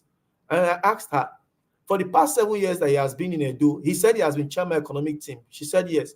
I said, for that 7 years, how many times has he come to your place to eat?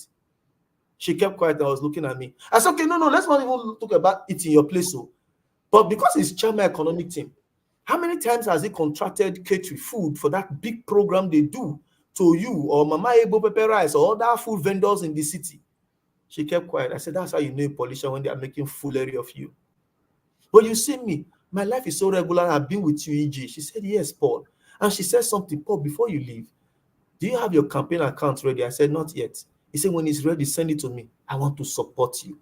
And she said, Paul, be careful.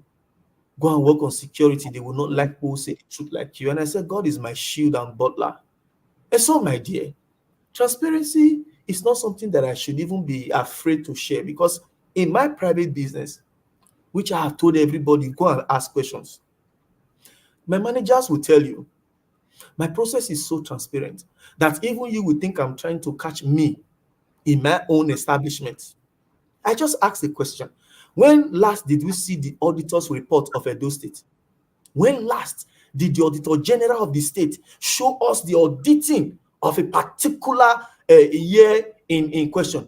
The budget that they have passed, the expenditure they had made. When last did we see that budget? But if you have run an e-governance, for example, these things will be there. Paul, how much time do you still have? Before the other program, 30 minutes. 30 minutes. All right. Yes. Because I'm concerned about time, and there's a question here for you before we go to KJ.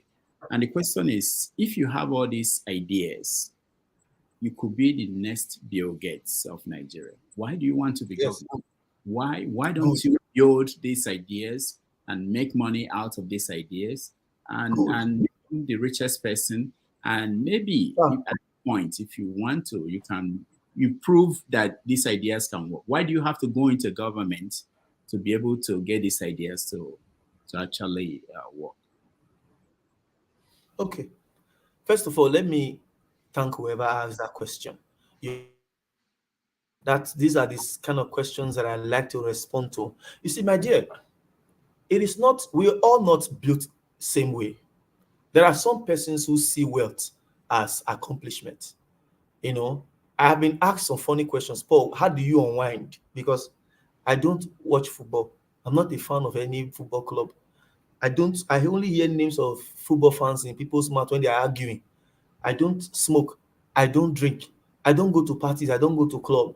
And somebody asked me, how do you unwind? I said, the moment I see the thoughts of my head translating to people's lives.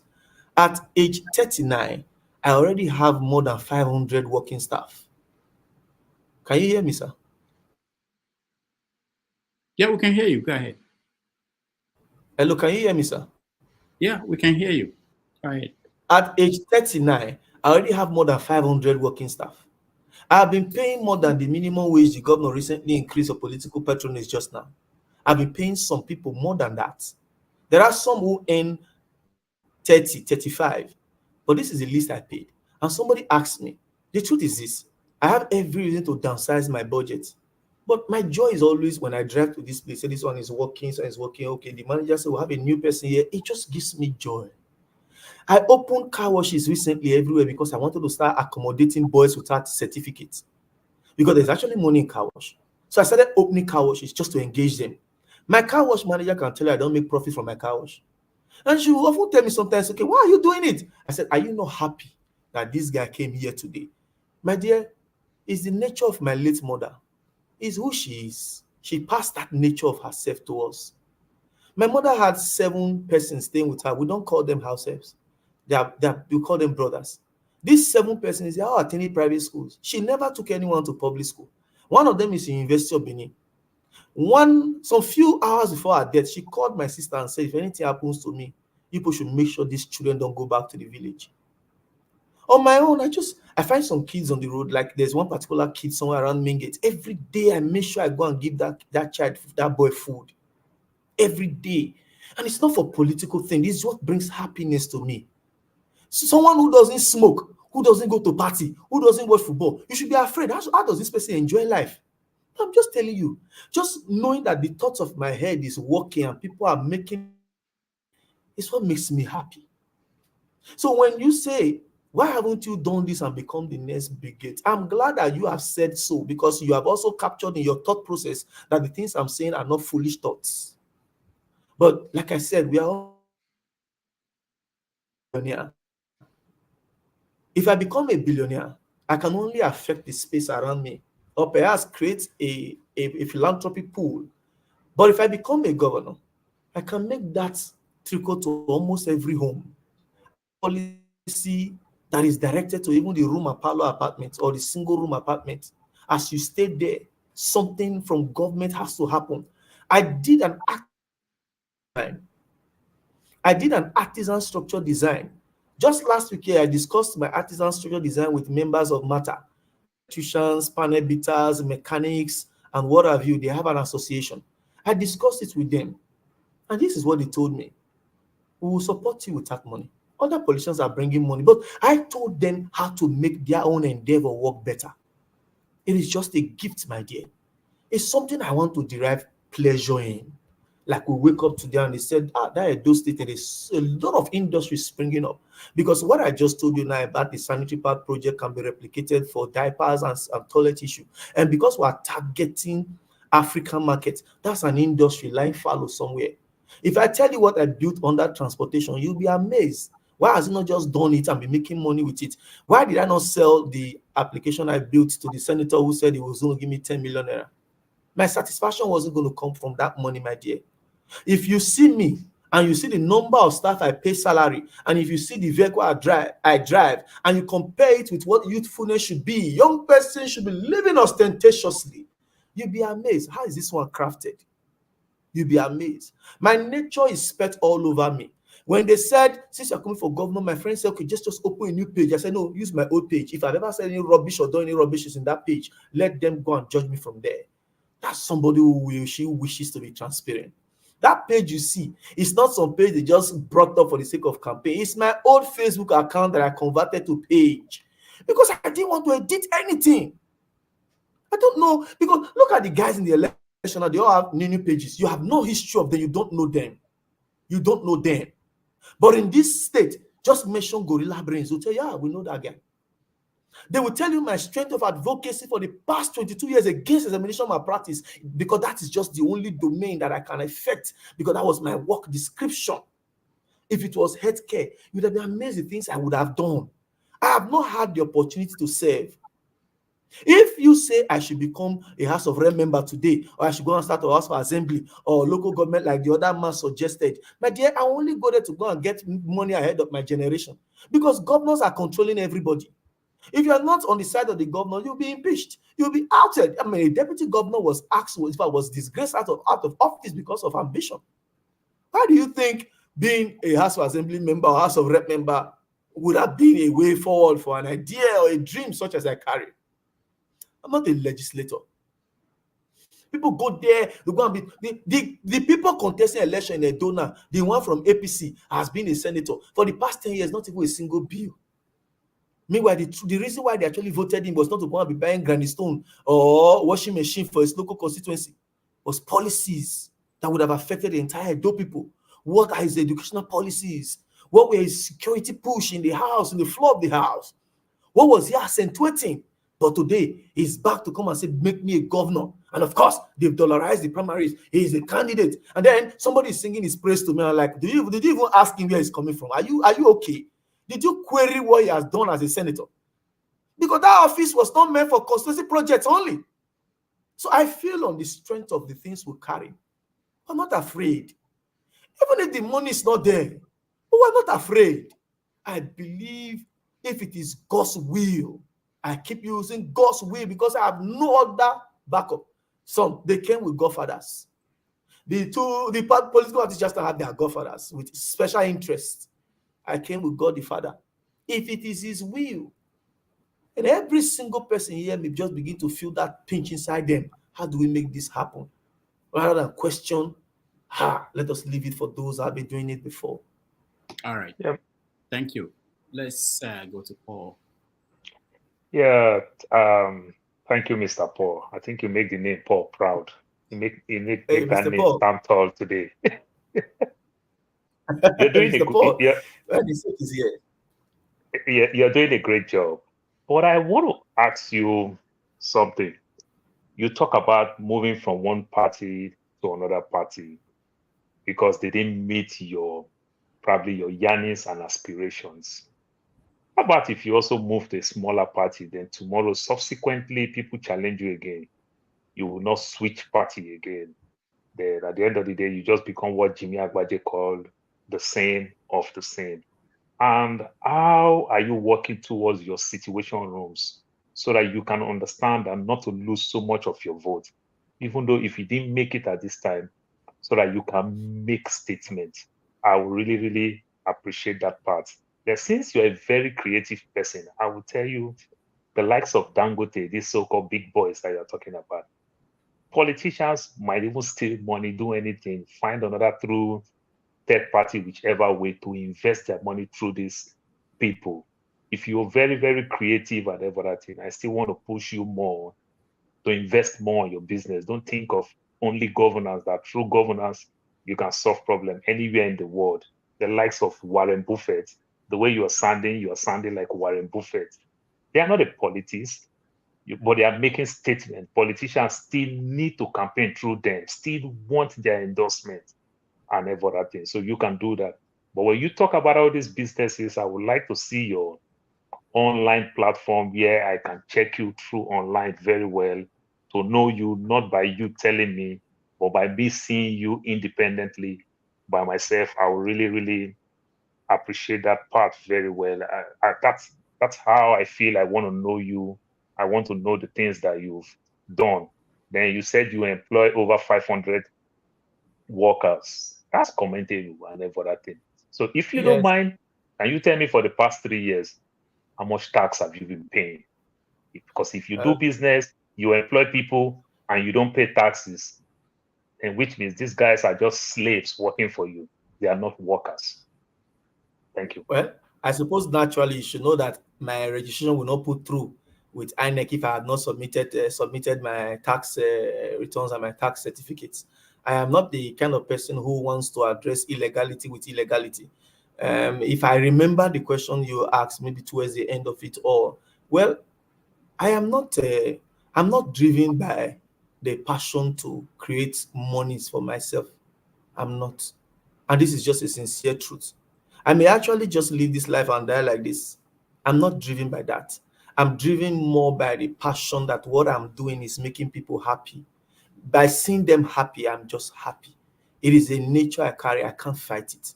I mean, I've had the resources to put some of the thoughts that I have into practical reality, but I've refused to. And I've also had the options of selling my ideas, but I've refused to.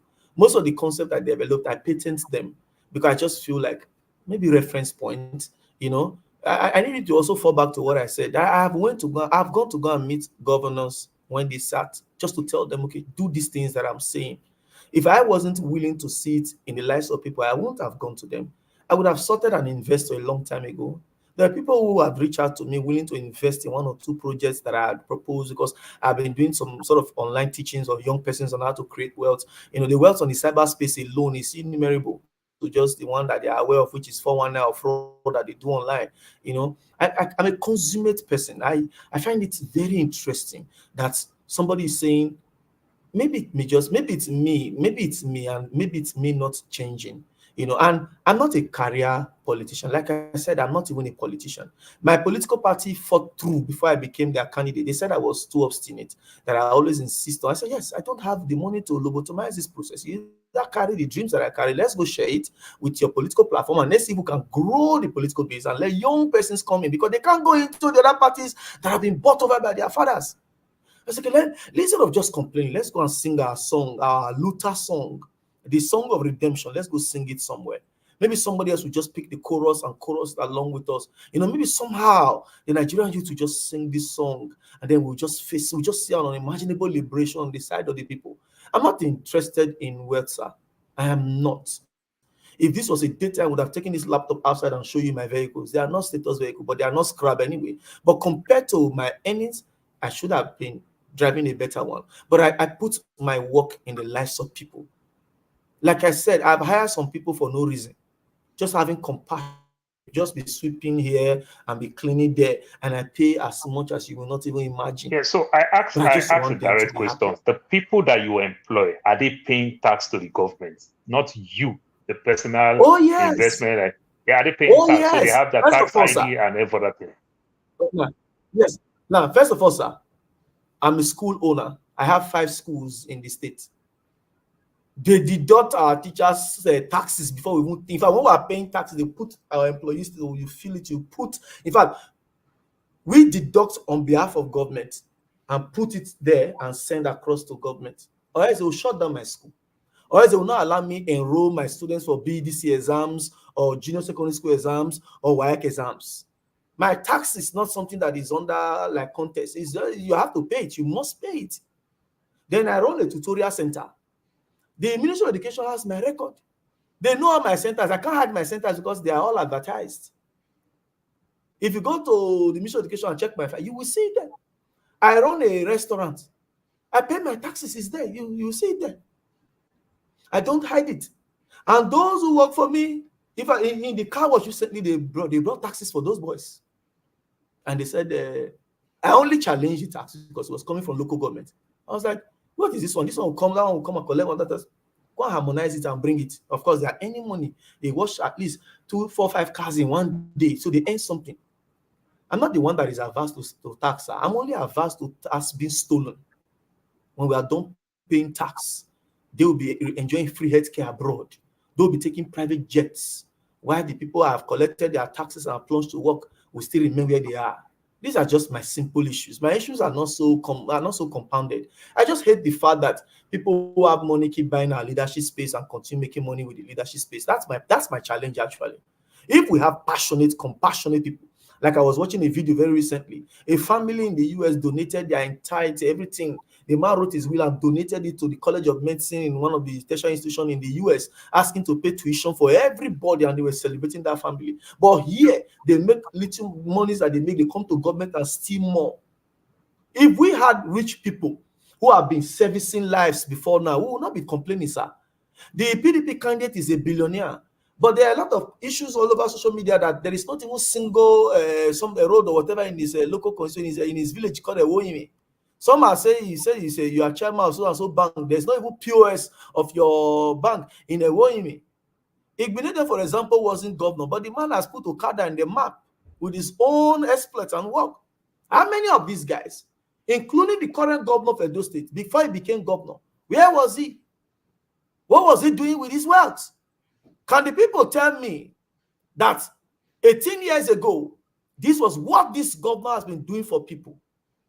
These are the number of employees under this governor resident in this state, paying taxes to this state. The Labour candidate, for example, the PDP candidate, for example, is a lawyer in Lagos, and he, in his own words, he has 100 and something lawyers. And I said, are these lawyers working in Edo State? Are they paying taxes to Edo State?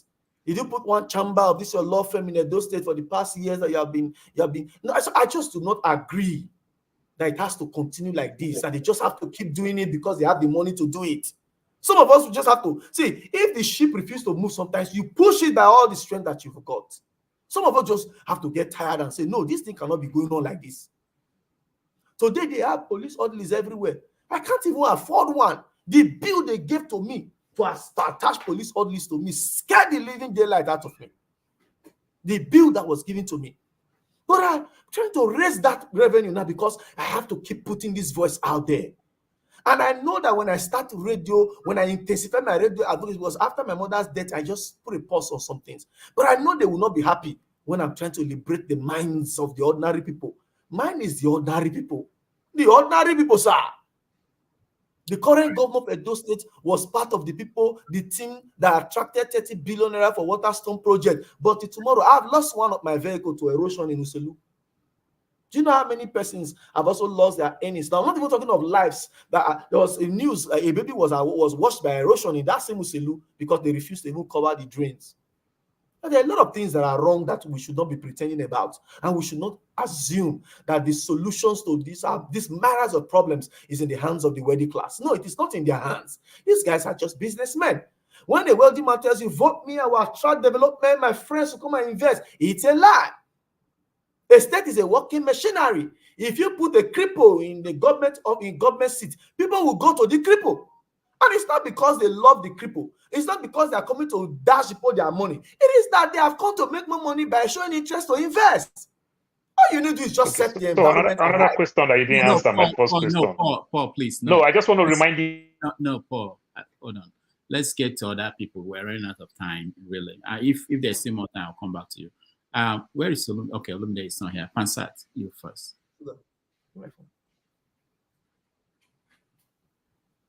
Pansat?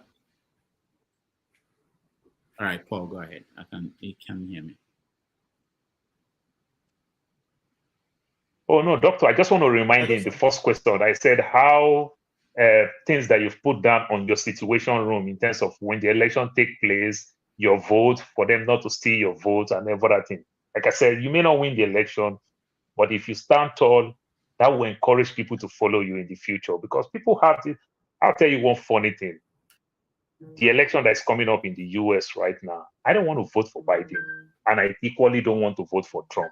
So because I don't want to vote, people will tell me my vote don't mean anything. But at the same time, I don't want to vote for these two candidates. There are other candidates for me to vote for. You understand? And I want their votes to count. You understand? If the person that I vote for can win one state, it's a plus. If the person that I vote for can win 10 states, is a plus, whether he wins or he didn't win.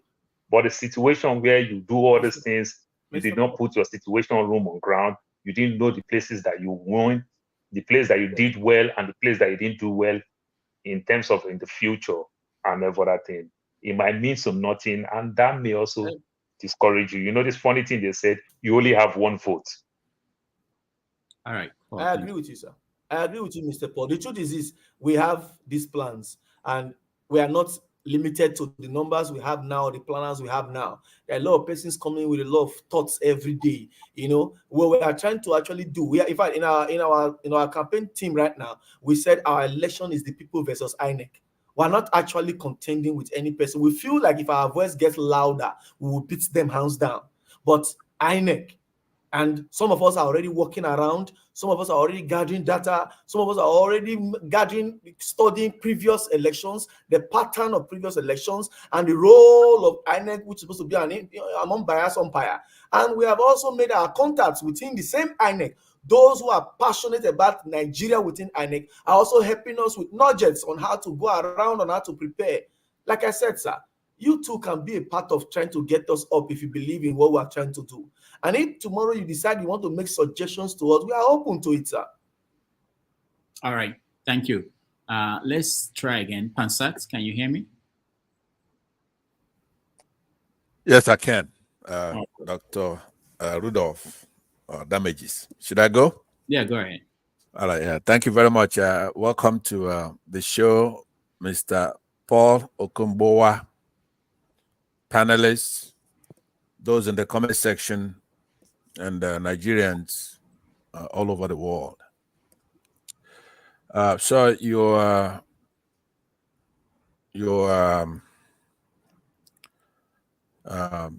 story here sounds very, very good.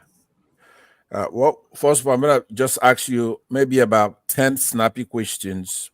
So there's no need to have a very long answer to them, because it could be done if the answer is short, because the questions are going to be short. What would you say to a critic or somebody who says to you, look, you're doing such a fine job in the private sector that you should remain there? What would you say? Well, I would say such thoughts are valid opinion. I will say that for me, the question of doing well is very relative. And I will say to this person, what makes me actually well is when I feel a chunk size of people are well. And I will also like to prove to that person that I am not someone with any form of avarice. I have no big eyes for people's resources and people's wealth, which is a proof around my own. I'm just very passionate about trying to fix things for people, and I believe that I have the intellectual wherewithal to get this done. I will say that I have been trying to help people, but it's limited to those that I can assist or those I can reach out to. And I will say that I'm asking for a bigger platform because I want to be able to reach out to a good number of persons. It's not 70 or 80% of the populace who by nature deserve to be. Government is supposed to serve them. I would say this is what I'm trying to do.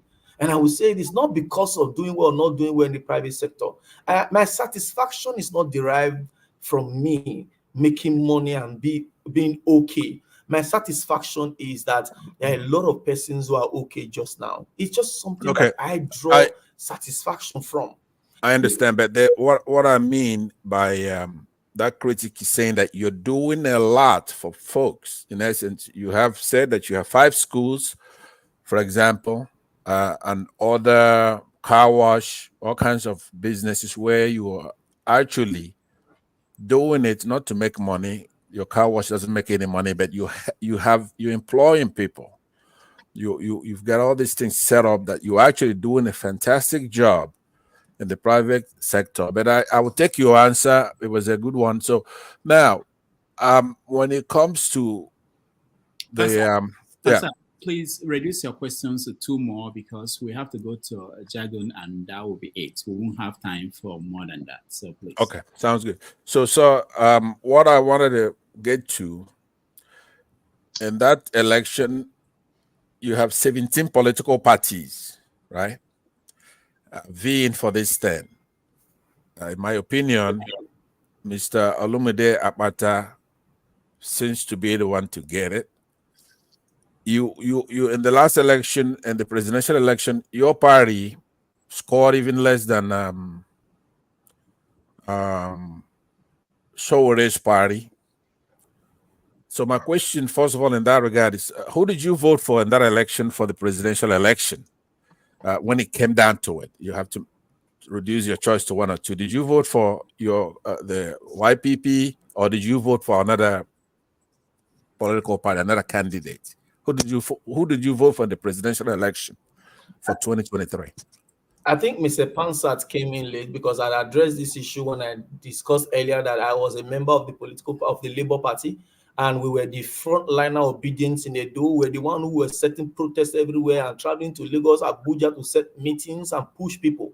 And I also said in the course of my dialogue that when the money bags came, I knew that we don't stand a chance before them because they've dollarized the process, and I had to take a bow.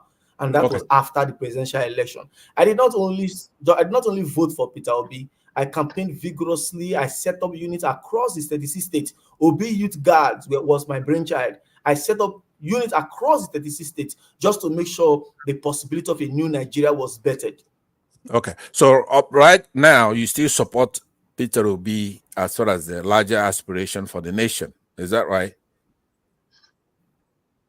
I didn't get that question, sir. Are you still a supporter of Peter Obi's aspiration for the country? Are you do you still support Peter Obi when it comes to national election? Well,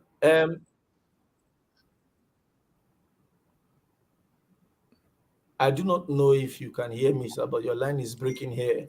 But Okay, I think I can if hear I you. heard you clearly, you are asking if I'm still. You're asking if I'm still in support of, or if I've changed my political views as to the last person I supported in the last presidential election. Yes. Is this your question, sir? Yes. For now, nothing has changed my view because Bola Tinubu, I told people, if Bola Tinubu performs in his first year, he will erode everything Peter Obi's, the sentiment of Peter Obi. And that's facts. People tend to click to any person who comes to their aid or their redemption. I said, if Bola Tinubu fixes Nigeria, they will forget Peter Obi, and they will forget whether there was a clamor for a better Nigeria through his agitation. And we know that didn't happen. Bola Tinubu just now. Yeah, okay, no, so that we didn't know happen. So the status quo remains the same. Let me try to get a couple of more minutes. Rudolph, I appreciate the pressure you put in on me here, but let me hold on, please. I want to be able to, there's a couple of questions I'm going to ask, right?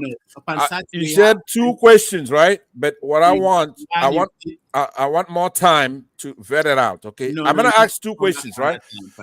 But please let me just vet it out. What you can do, Rudolph, is let me put my condemn because I don't have any questions, and then maybe you can go back to Pansat if that's okay. Please hold on. I'm gonna be. I'm a fair guy. I know what you want. 2 minutes left for this segment. Okay, hold on. So we heard the pressure we're getting from that. This host only respects the guests. We panelists here, we have no respect here. So you're gonna have to help me out here. My question I'm gonna ask you, what I'm gonna do is I'm gonna reduce it to 1 question, but I'm gonna make some remarks in the other one, right? If you want, you could chime in on it.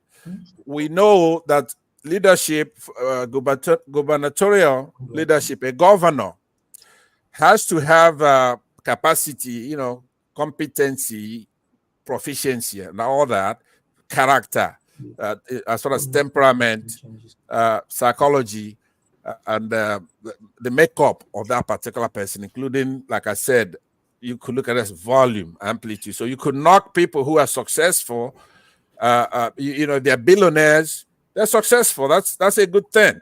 That you are alluding to that you've done some kind of opposition research to show that some of them made that money in a dishonest way. So I will give you a chance, instead of just letting it hang in the air, go ahead and tell us who you're talking about in the first place, and how did they make their money legally?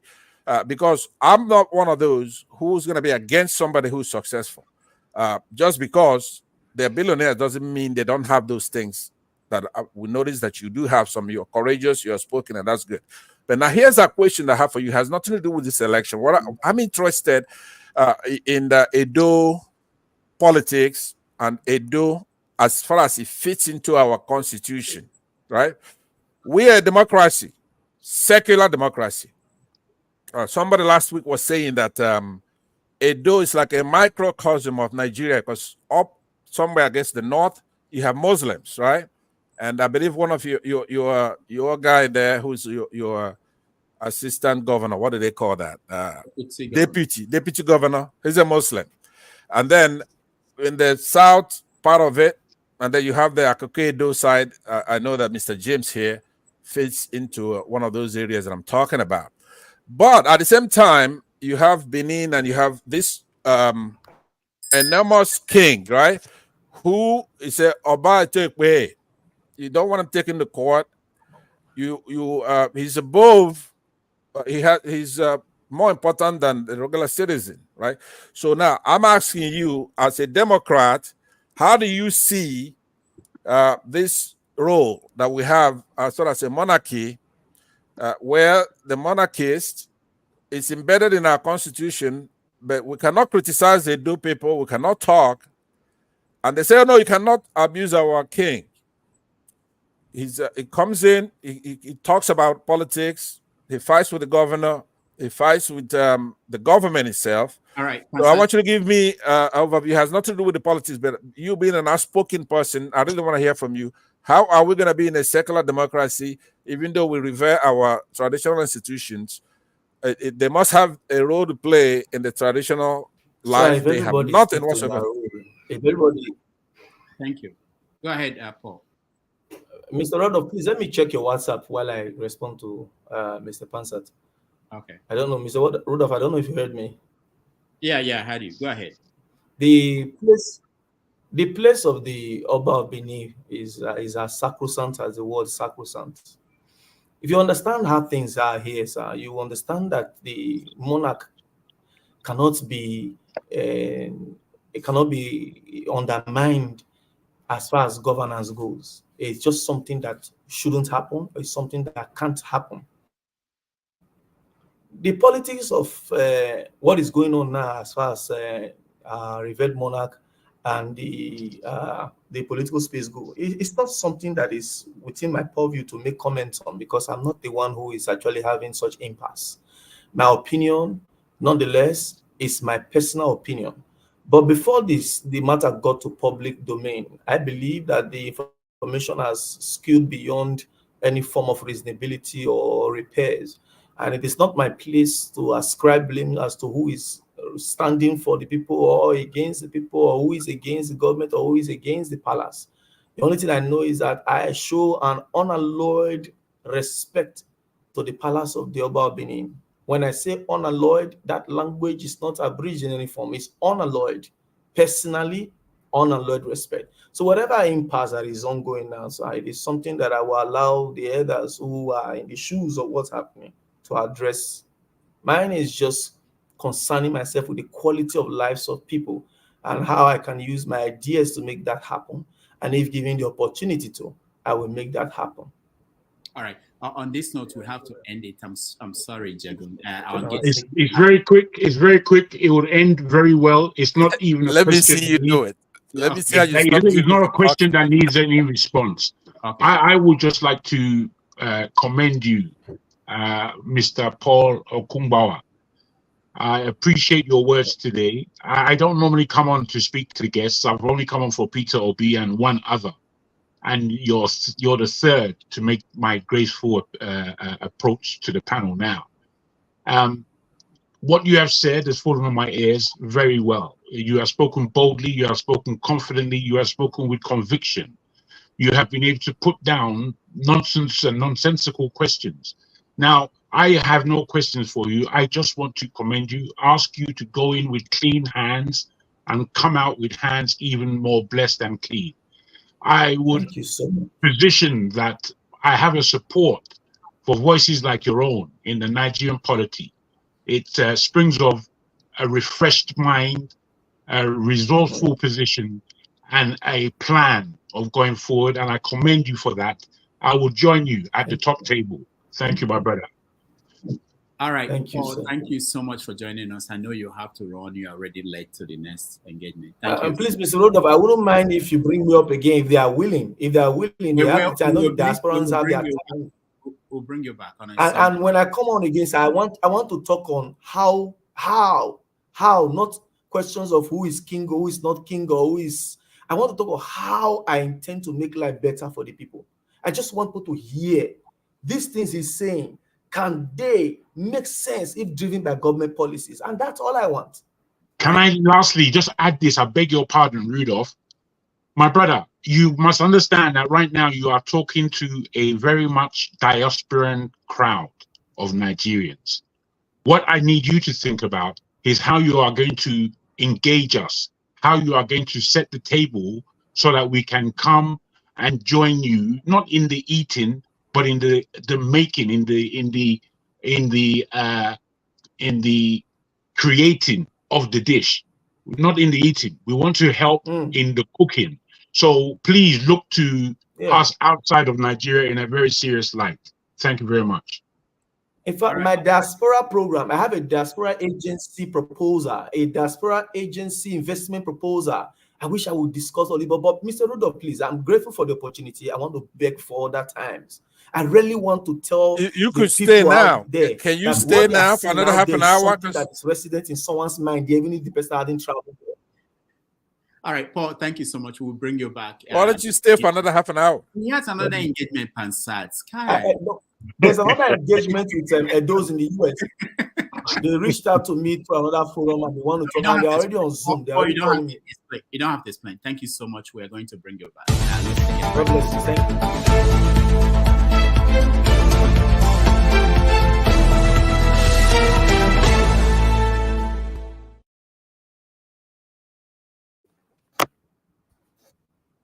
All right. Starting with this, we have 4 games.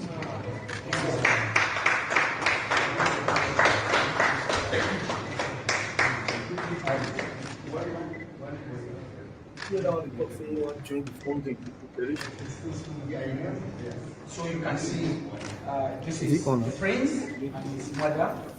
Yeah.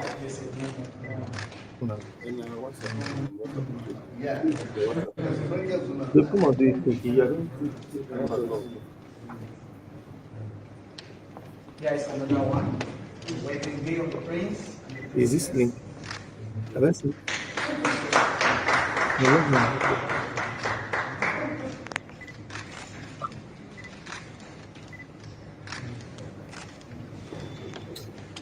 not finished. We are moving on. This is a symbol of our culture, reflecting our diversity. Log into your phone first. First press the link. So I'm doing the first.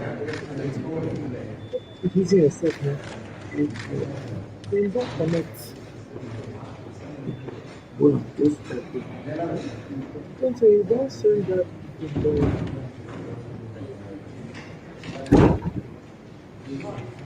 At this point, the governor will unveil you with this dress. If you can, the governor should help you on yes.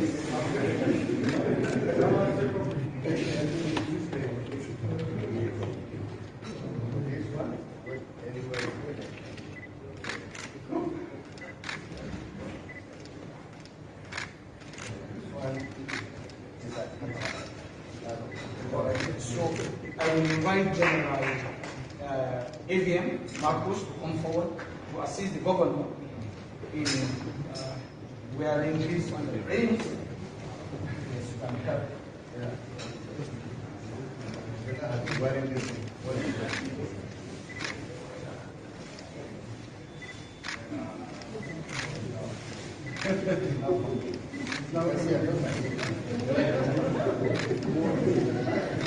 But the prince is incomplete. It will be complete with this. Now, just like yes.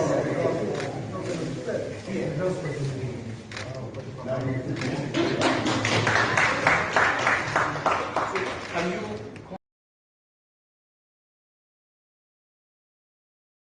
Television debut. This is his most recent album right here. It's called Spirit of Love. We're very pleased to welcome Majek Feshek.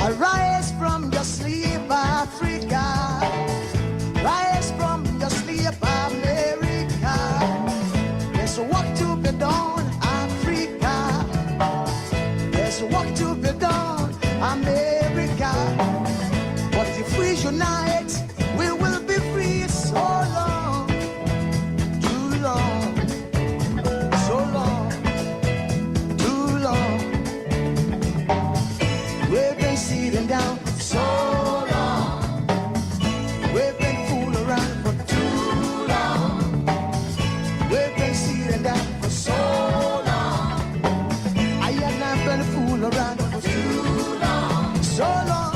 So long. Too long. Too long. So long. So long. For too long. Too long. Hey.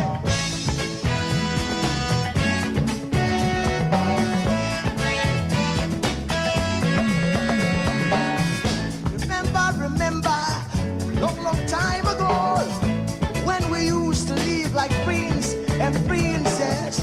Remember, the pyramid of Egypt, when we used to live like prince and princess. Remember, Marcus Garvey, who are the dream for New America. Oh, remember, Martin Luther King, the dream for New America. They say you are black, they say you are brown, they say you are black, they say you are brown. Only the angels of Jah is white now. Only the angels of God is white. So long, too long, so long, too long. We've been sitting down so long. We've been a fool around for too long.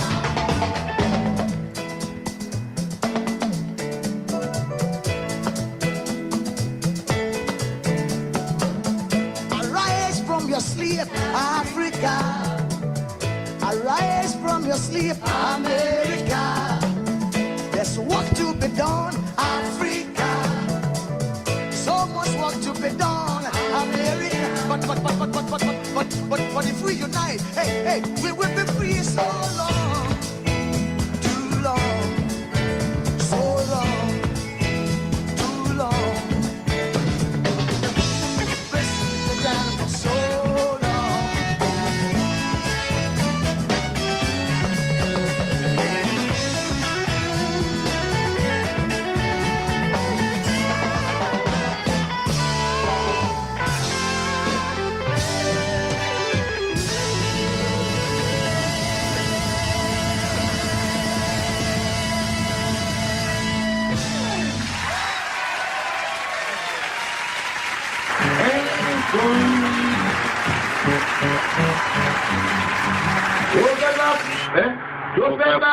Tó fẹ́ kú torí ẹ̀.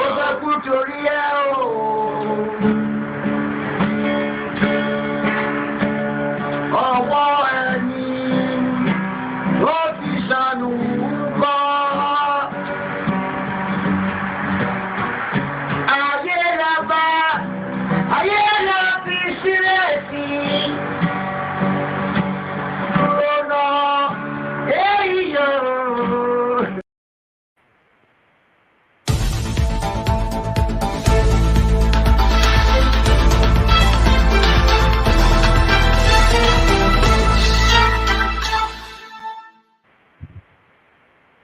All right, welcome back, everybody. Thank you so much for being with us. It's been a wonderful day. Jim, why are you stretching? Are you tired? Thank you, everybody. Let's quickly review the guest we have, what he said, what your perception is about him. Let's start with Jim.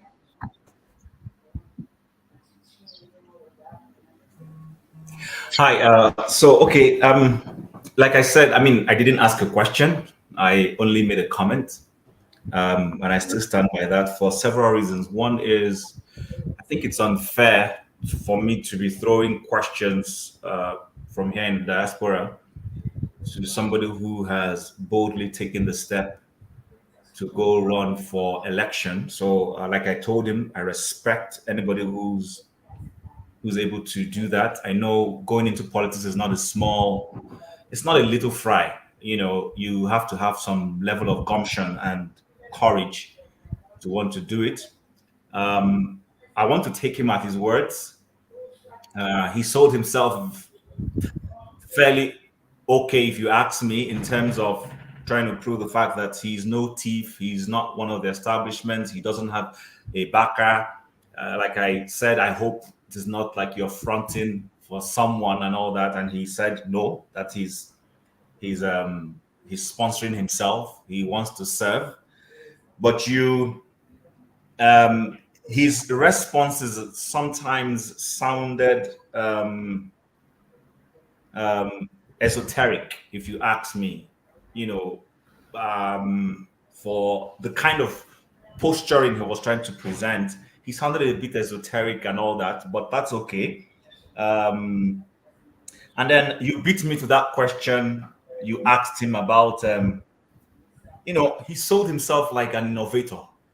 I was asking myself, am I dealing with Elon Musk, Steve Jobs, Bill Gates, Zuckerberg all in one? The amount of innovations he said he was reeling, to the extent he talked about the fact that he came up with something that was as big as Facebook and all those things. I'm like, wow, if you have all these inventions, then going into politics, wouldn't that be a disservice to humanity and to Nigerians? If you have this creativity, this volume of creativity imbued in you, then you might as well use that. Go and chunk these things out, not necessarily for the money. Of course, you will make money. There's no way you'll be an innovator and chunk things out and you won't get the returns when it comes to financial, whether you planned it or not. If you have all these patents, you have all these ideas and you throw them out and they're solving problems for humanity, we're all going to buy. We're all going to be indebted to you in terms of payment for those services. So, you beat me to that question. I actually jotted it down to ask if I had the opportunity again to ask a question. So that's he sounded like a jack of all trades. But to be honest with you, I respect anybody in today's Nigeria that is bold enough to want to throw their hat into the political ring.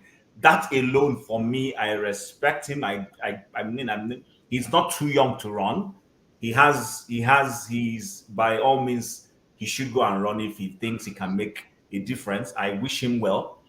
Like I said, I just hope he will not become another Yahyaha Bello, assuming, for instance, he wins, because we were told Yahyaha Bello was young, but he went in there and we've seen it. And sometimes it looks like some of us are on the sides throwing those questions. But hey, people are entitled to being cynical if they want, because we've seen all manner of politicians in Nigeria. And I just want to end on a lighter note by saying, he said he doesn't drink, he doesn't smoke, he doesn't do any of those things. When he said it on a lighter note, I just jotted something down and I said to myself, the last time we saw a politician who didn't smoke, drink, do all those things, we ended up with Hitler. So yeah, that was the last person who didn't drink, we are told all those things, and then you know how Hitler all turned out. So, but anyways, that was just on a lighter note. I want to believe him. I want to believe he has the best for Edo people. I have no skin or dog in the fight. I'm not from Edo State. I'm not going to vote in Edo State. And then even if I could, even if it was a national figure, I'm right here in Canada, I might not vote. But hopefully he will be as genuine as he has projected himself, assuming the election goes free and fair and he wins. I would love to say, wow, this is one person who went in to serve his people and he did a good job. So I actually want to see more of people like that. That's all I want to say for now. All right, thank you too. Mr. James.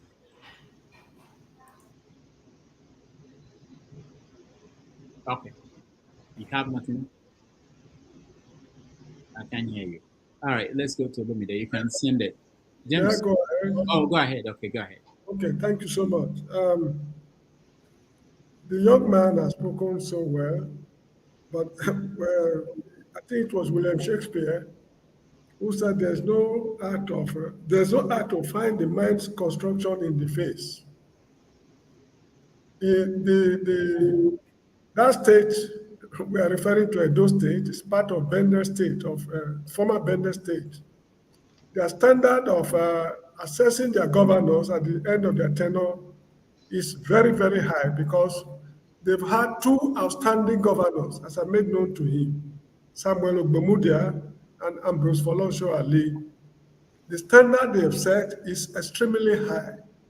I do not know if he will be able to at least complete just a quarter, 25% of what Ogbemudia did, which I read out to him. I want him to have that at the back of his mind.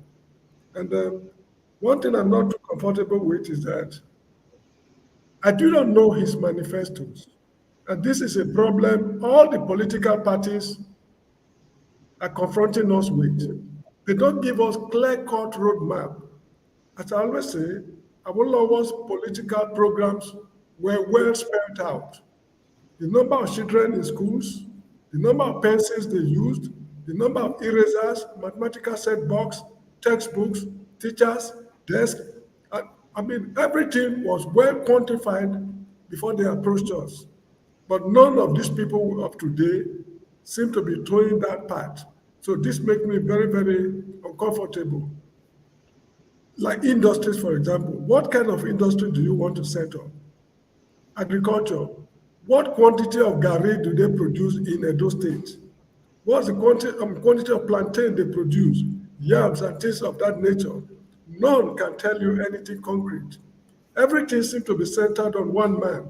They don't work as a team. As a political party, I expected them to have a research and development department to concentrate on their manifestos, gather information, know exactly where the money is coming from. Because one thing is that when you vote them to office, it is then they start running from pillar to post, looking for money, looking for ideas, like what Bola Tinubu is doing right now. So this is my worry. If he is well organized, as he wants us to believe, well, we sincerely wish him well, but we should not be 100% confident. That is it. Thank you so much indeed, Mr. Rudolph. All right, thank you, James. Lumide is on the phone. Let's go to Adam. Yeah, thank you very much for taking me before Lumide.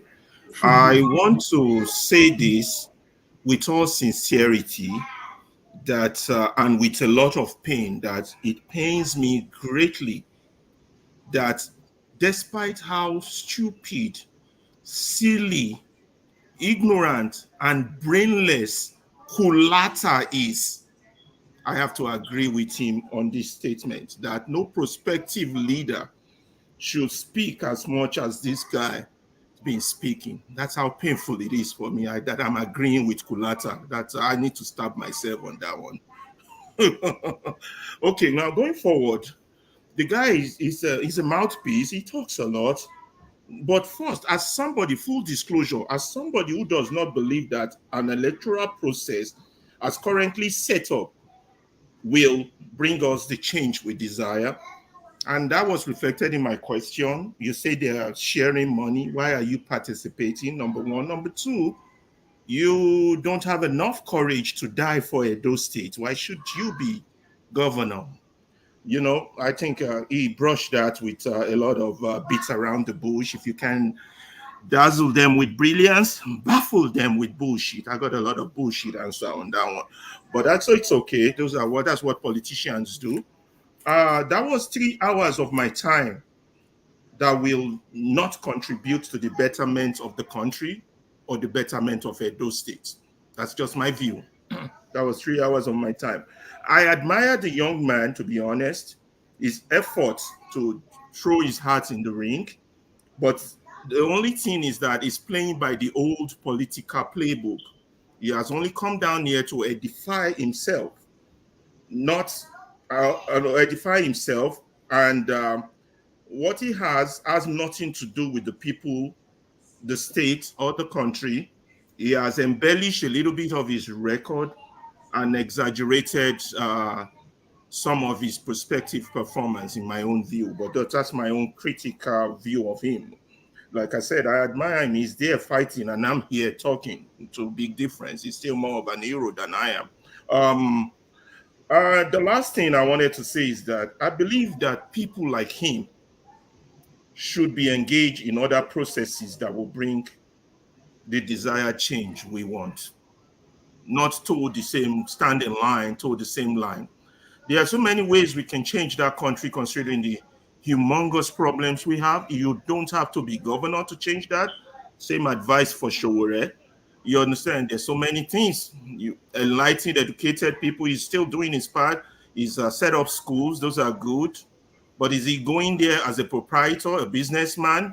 to edify his own business, or is he going there to improve public schools? You know, that's the vested interest of things. But we got bigger problems than, you know, politicians come in, talk, promise they're going to build bridge, they're going to do this, do that, you know, even come up with his own scientific GPS security detecting system. Well, that's just a little bit of embellishment and exaggeration on his part. But like I said, I don't believe in the electoral process going to yield results as currently set up. He's a strong man, courageous man to be there fighting in that ring, but he's not going to yield anything for the state, for Edo State, or for the country. And he's still more of an hero than I am. Let's give him that. That's all I got to say. All right. Thank you. Let me first plead with people who are watching at home and those in the studio, if you can like this show so that they can, YouTube can show it to more people. You know, we want more people to hear conversations we're having. That's all. That's the only reason why we're asking that you do that. Please. And we've been also asking that people subscribe to our alternative channel, the Iroko Post TV YouTube channel, because if anything happens to this channel, we will be out of luck. Still, we haven't been able to achieve 1,000 subscribers, and I know we have about 400 and something people watching now. So if everybody can click on like, subscribe. So Rudolph, how many people have liked the show today? I think someone said there's one Niger has been telling me updates. I think he said at one point 40 something, and we have 450 something people. 1 point. No, 45. I don't know what it is now. I can't see it where I am. But the only thing I wanted to add is, before I come on the show, I like the show. So those of us who are panelists, you must like it. I mean, I can't employ you to work for a company. It's showing 97 currently. Not by, so people need to like the show before they even come in. Yeah, it to be helpful, because it doesn't, you know, if we are talking to ourselves, we don't give opportunity for other people to be able to see the conversations we're having. That doesn't help much. So please, if you can. I'm going to make it 99 right now. Watch. All right. Thank you. All right. So we're going next to, I think, Olumide, you are next.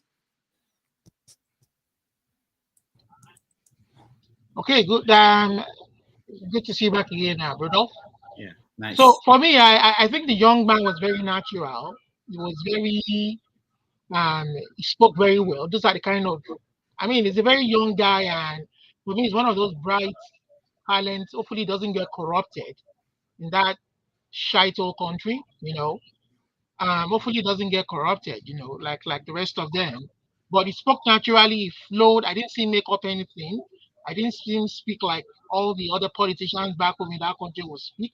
But you know, it's for one person to even get to that position and do very well, you know, rather than help himself to the people's resources. But I mean, it was really, I find him very impressive, you know. I mean, compared to the candidates they have right now, the PDP, the APC, those guys have no integrity or track record. The Olumide Akpata, he served as the Nigerian Bar Association chairman, and I think he did very well during his tenure. The only non-SAN person to hold that position. So I don't know much about his track record apart from that, as vis-a-vis if he's had any known negative influence in the society. I mean, people who live around them will be able to tell, you know. But for me, I think it was right. But more importantly, even if he loses the election, I mean, if they allow the people vote freely and fairly, and then people can learn from what they did and what they need to do right from that on point, and work to move the state. Or I mean, I would say he did very well. He spoke very well. He impressed me, you know. So for those who are beefing him for nothing, without anything tangible to hold on to, do you know if he has been involved in any corrupt practices with anybody, or you know, like the ones that are out there that we know We know their track records. Yet, what happened belies logic. They still go ahead to win an election. We know obviously they go there to rig themselves into power. So for me, I don't have anything against what is done today. And for me, I would say, if I knew him or knew him personally, I would say I was proud of what he did today. We've had other people who were politicians come on your platform and disappointed and lied, through their teeth, spoken dishonestly. And for me, it's just a good example of but more importantly, I hope he doesn't get corrupted. Like I said earlier, he seems to be a good gentleman to me. All right. I hope Phone agrees with me, though. Thank you so much. I think they agree with you. Let me, before we continue, before I go to Pansat, let me just announce that tomorrow on 90 Minutes Africa, we are going to have Dr. Stem Malatini. She's a coach, counselor, trainer, psychologist. She will join us to talk about mental health. Most of you know that this month is Mental Health Month in America. I think probably in other parts of the world, but she's going to talk about mental health in connection to Africa. Most of us Africans don't do a lot about even understand mental health, our ability to discuss it in a competent way. So she will join us at 12:30 p.m. New York time. I think it's 5:30 p.m. in Nigeria, to talk about Africans and mental health in a chaotic world. So if you can join us tomorrow at 12:30 New York time here, we will have her join us. All right, let's go to Pansat. Pansat, you're next. Again, thank you very much, Rudolph, and fellow panelists, and those watching and participating in the comment section. You brought a good guest who came here he made his speech. A lot of people have observed that he's vociferous, right? Forthright, enthusiastic, and all that. And some are knocking him in the back when he's left already. Those who were right here cheering him on, people such as Chim, to find him boisterous and strident and some other adjectives there. But the problem I have with such good candidates as this young man, I think he's about 40 years old, it's that they have to understand, because Shore has the same problem that I'm finding here. So I'm addressing all that. Politics is a zero-sum game, right? When you are running, as a matter of fact, some crafty politicians sometimes pay for somebody to run so that you could siphon off some votes that would or otherwise go to their opponent. I believe if we didn't know Showore very well, somebody would accuse him of doing the same thing during Jonathan and during Peter Obi. You have no chance of winning, not even your own precinct. Forget about the state. And it comes down to it, the wire, where you have to make choice now between good and evil, and you keep running. Not only running, you keep mouthing off, talking down that good candidate has a chance to win, dividing the pie, so that then the evil will then win. So there's a judgment call to be made there. The only thing is to find out if that is actually what's going on. Once you find out that's what's going on, it's easy to find out. So in this election where this man, I don't know who he is, and he has a right to run, it's the people of Edo State who will make that choice. We cannot make that choice for the state. That's true. But with the aperture when you open it up, we're looking at a new Nigeria. So the components are going to determine the whole, right? Right now, the parts are greater than the whole. So when you have an insurgent OB movement, of which he claims to be part of it, claims to support Peter Obi still, it's to be noticed that the Labour Party has a good candidate. If I had more time, I wanted to find out what's the difference between you and Mr. Olumide Akpata, such that you're going to go in there and divide that Labour Party vote. Some of them are going to vote for you. Nobody who's going to vote for that APC is going to be voting for this young man with YPP and even the PDP. There's a big chasm between this new Nigeria we're talking about and this old guard. So people like this, who I don't question anything he says. See, normally the difference between me and Chim is that I will be tougher on you face to face, but I'm gonna be much more considerate in your absence. I'll be on your side. I'm gonna look out for you. I'm not gonna be jabbing you because you're not there. But it's all good. All I'm saying is that people like such as this young man here, they should know that politics is a zero-sum game, right? So it's winners and losers. There's nothing in between. If you know you're not gonna win, it's done here in the United States during the primary. When somebody emerges, such as this Olumide Akpata has emerged, you're supposed to fold that tent and get off that wagon and help pull it, right? Mixing my metaphors there, and I believe it's allowed in this case. So that's what I'm saying. It's a zero-sum game. So who's going to win that election is very important in the judgment you're going to make. It's not just who's the best, who's going to do a better job. The secondary question, and just as important, is who's going to win it. That's important. Who's going to win it? And that's why I talk about Showore, and in this case, this YPP guy. They're small parties. They should try. Yes, if you make your pitch and you don't have the following, people are not following you and they choose somebody else, at some point, then you have to stop and then join the better. And start. What law is that? What kind of law says that you have to start?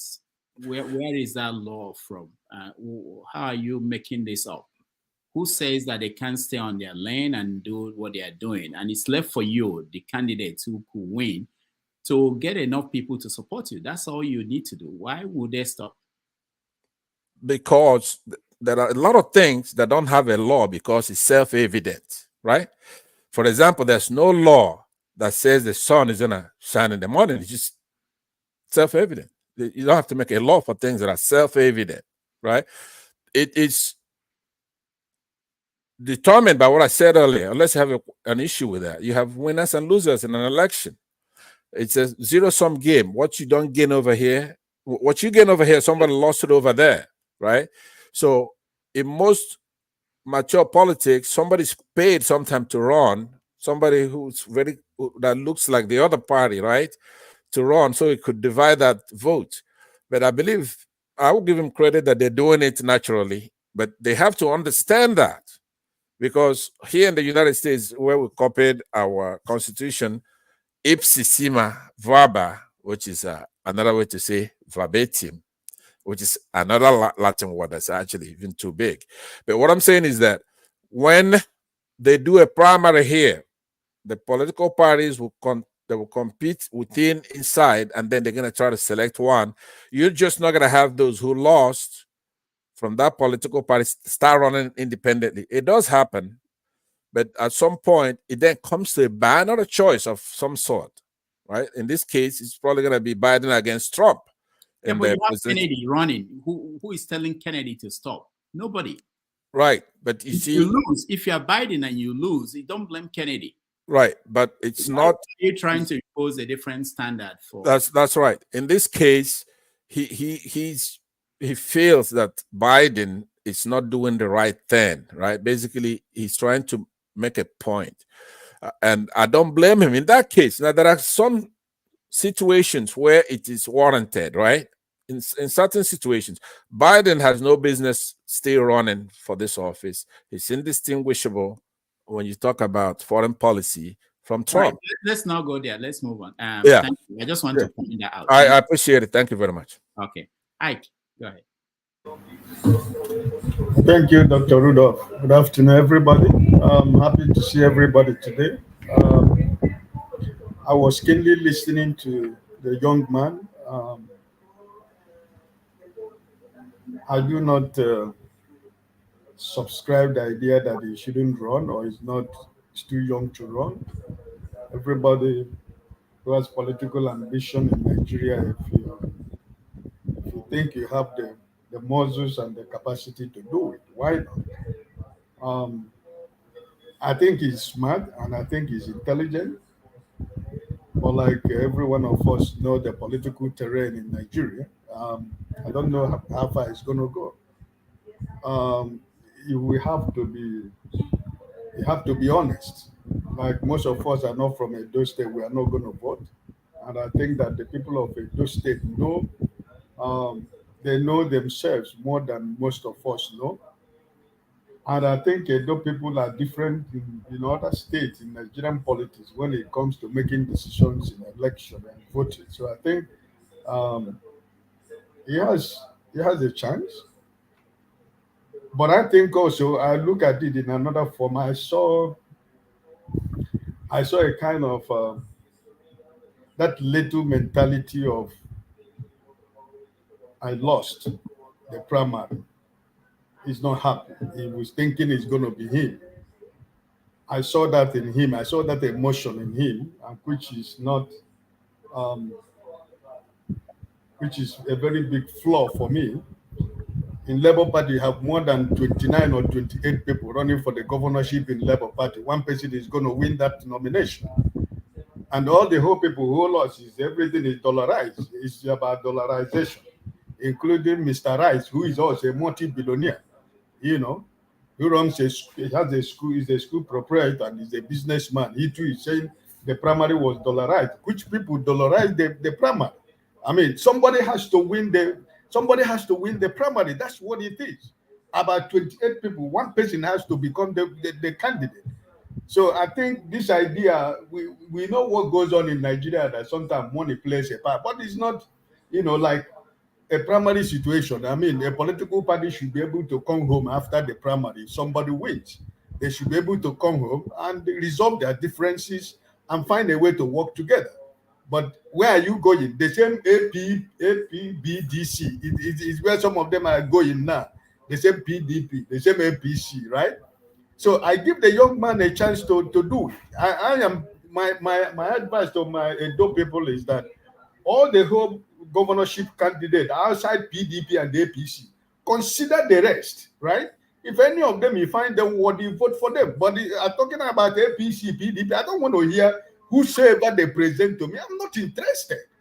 Because there is nothing that they're going to offer me that is going to make any change. This still the same people. It's from APC to PDP, from PDP to APC, from APC to PDP, from PDP. It's just a game. It's just a game they're playing. So I tell you, every other political party, if I'm from Edo State, every other candidate of all the whole 17, there is 17 or 18 governorship candidate. Give them a thought. I mean, you know them, value them, see what they can offer, see their credibility, see their character, see their personal, involvement in so many things to know if they are clean enough to be, your governor. But what I'm telling to other of my friends from Edo State, whatever you people are doing, please don't consider APC and PDP. But it's still at the end of the day, they're gonna people. The same whether it is true or not, they're gonna say they win, whether by hook or by crook. But in reality, I think that the young man is smart, and he didn't deny his relationship with Mr. Peter even up to tomorrow, But that's another area where I think that you should know that all of you cannot be governor at the same time. If you have lost, right, and you think that there was the differences you have with Mr. Olumide Agbata, I mean, it can be resolved in the house, both of you. There are things you want him to change, drop. I mean, it's a companion of two ideas, right? So at the same time, now you join YPP, right?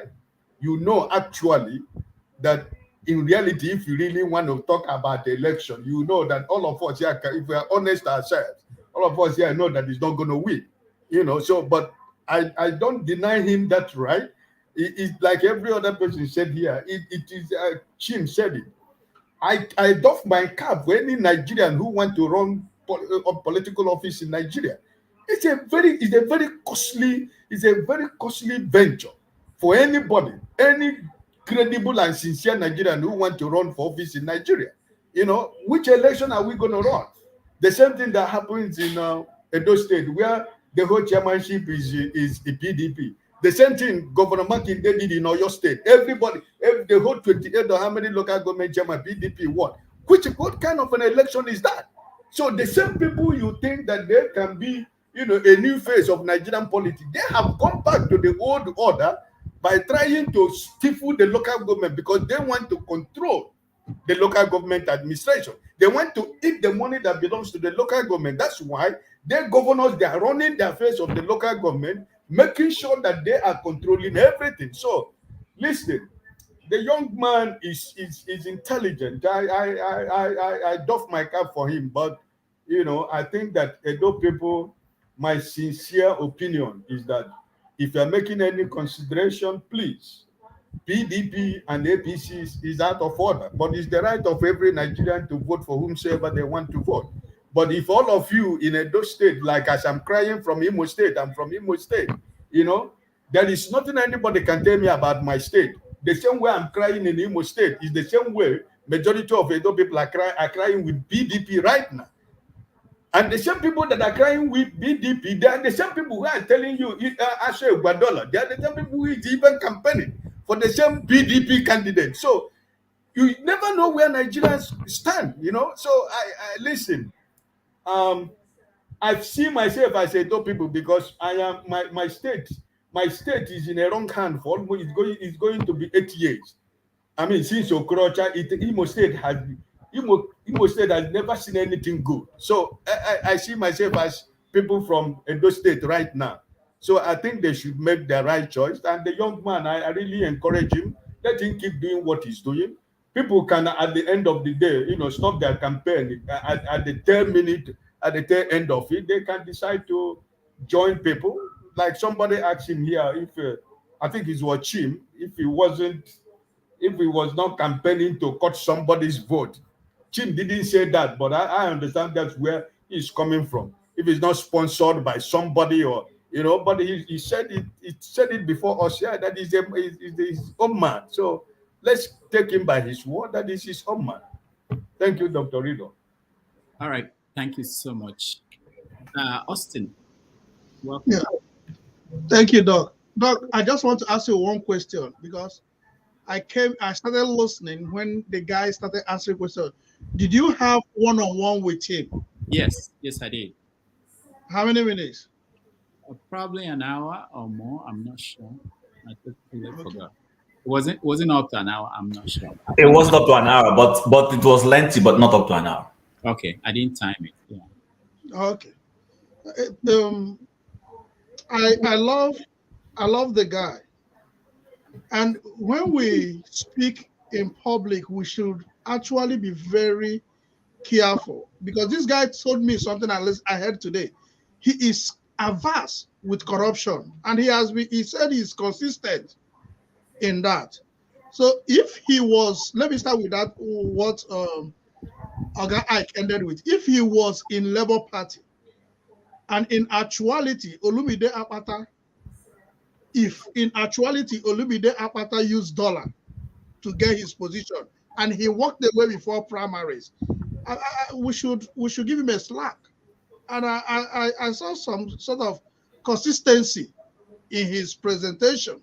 He might have been spoken so lengthy to answering questions lengthy, but he prepared for the interview, and he is also campaigning. And he told you that he doesn't have the money to reach the big houses. But the problem we have as Nigerians, we love already made. we love people that are made. A few weeks ago, we were deliberating in this place. Let's contribute money. Let's go and do this. This is the kind of people you can talk about ownership. This is where we can now say, now let us look at this guy. Look at the innovations he has come up with. So this is where people can say, okay, let's anchor on this guy. We're calling a little bit that, but I don't think any of us here can hold him responsible. I don't think. But this kind of person, to an extent, you can pin him down because he is available, he is still growing. So when we look down his presentation more on negative aspect, I don't see it that way. I saw him as a young man that has good heart and is willing to help his people. So if his goal in running those schools is to help his people get educated, I mean, that's something we should always look onto. And if he is consistent in doing the right thing, consistent in staying away from corrupt, like somebody priced him 10 million naira for his app, he refused. These are wonderful things. And he gave us opportunities to go and verify these things, he said. So if he is consistent in those things, we should give him an opportunity. We should allow him to express himself. We can also support him. He is as qualified as any other person. Talking down on him or seeing his presentation from a negative point is not the best of it all. We have 17 political parties. And if we have 17 political parties and we have all these big shots, and if all of us are focusing on all these big shots for remedy, it will be difficult for them to remedy us. It will be very, very difficult. And when it comes to state election, if we cannot support them, then federal, we cannot do anything. So the way we talk down on him, I didn't like him. I didn't like it. Yeah, I saw him as somebody that spoke lengthy in those questions. But those things he was saying, I didn't see more of repetitions. I saw more of ideas. I saw somebody that could, if you give him time more, he can release the level of his lengthiness in answering questions.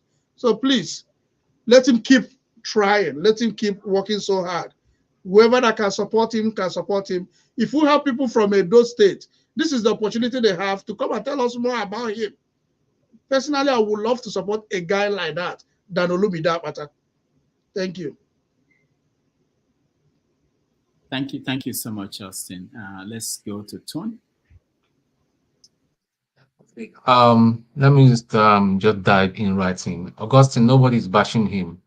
Every one of us critically listen. Some people got carried away by emotions. I'm not an emotional person. I go straight to the facts. I've seen and heard this movie before. I have nothing personal against him.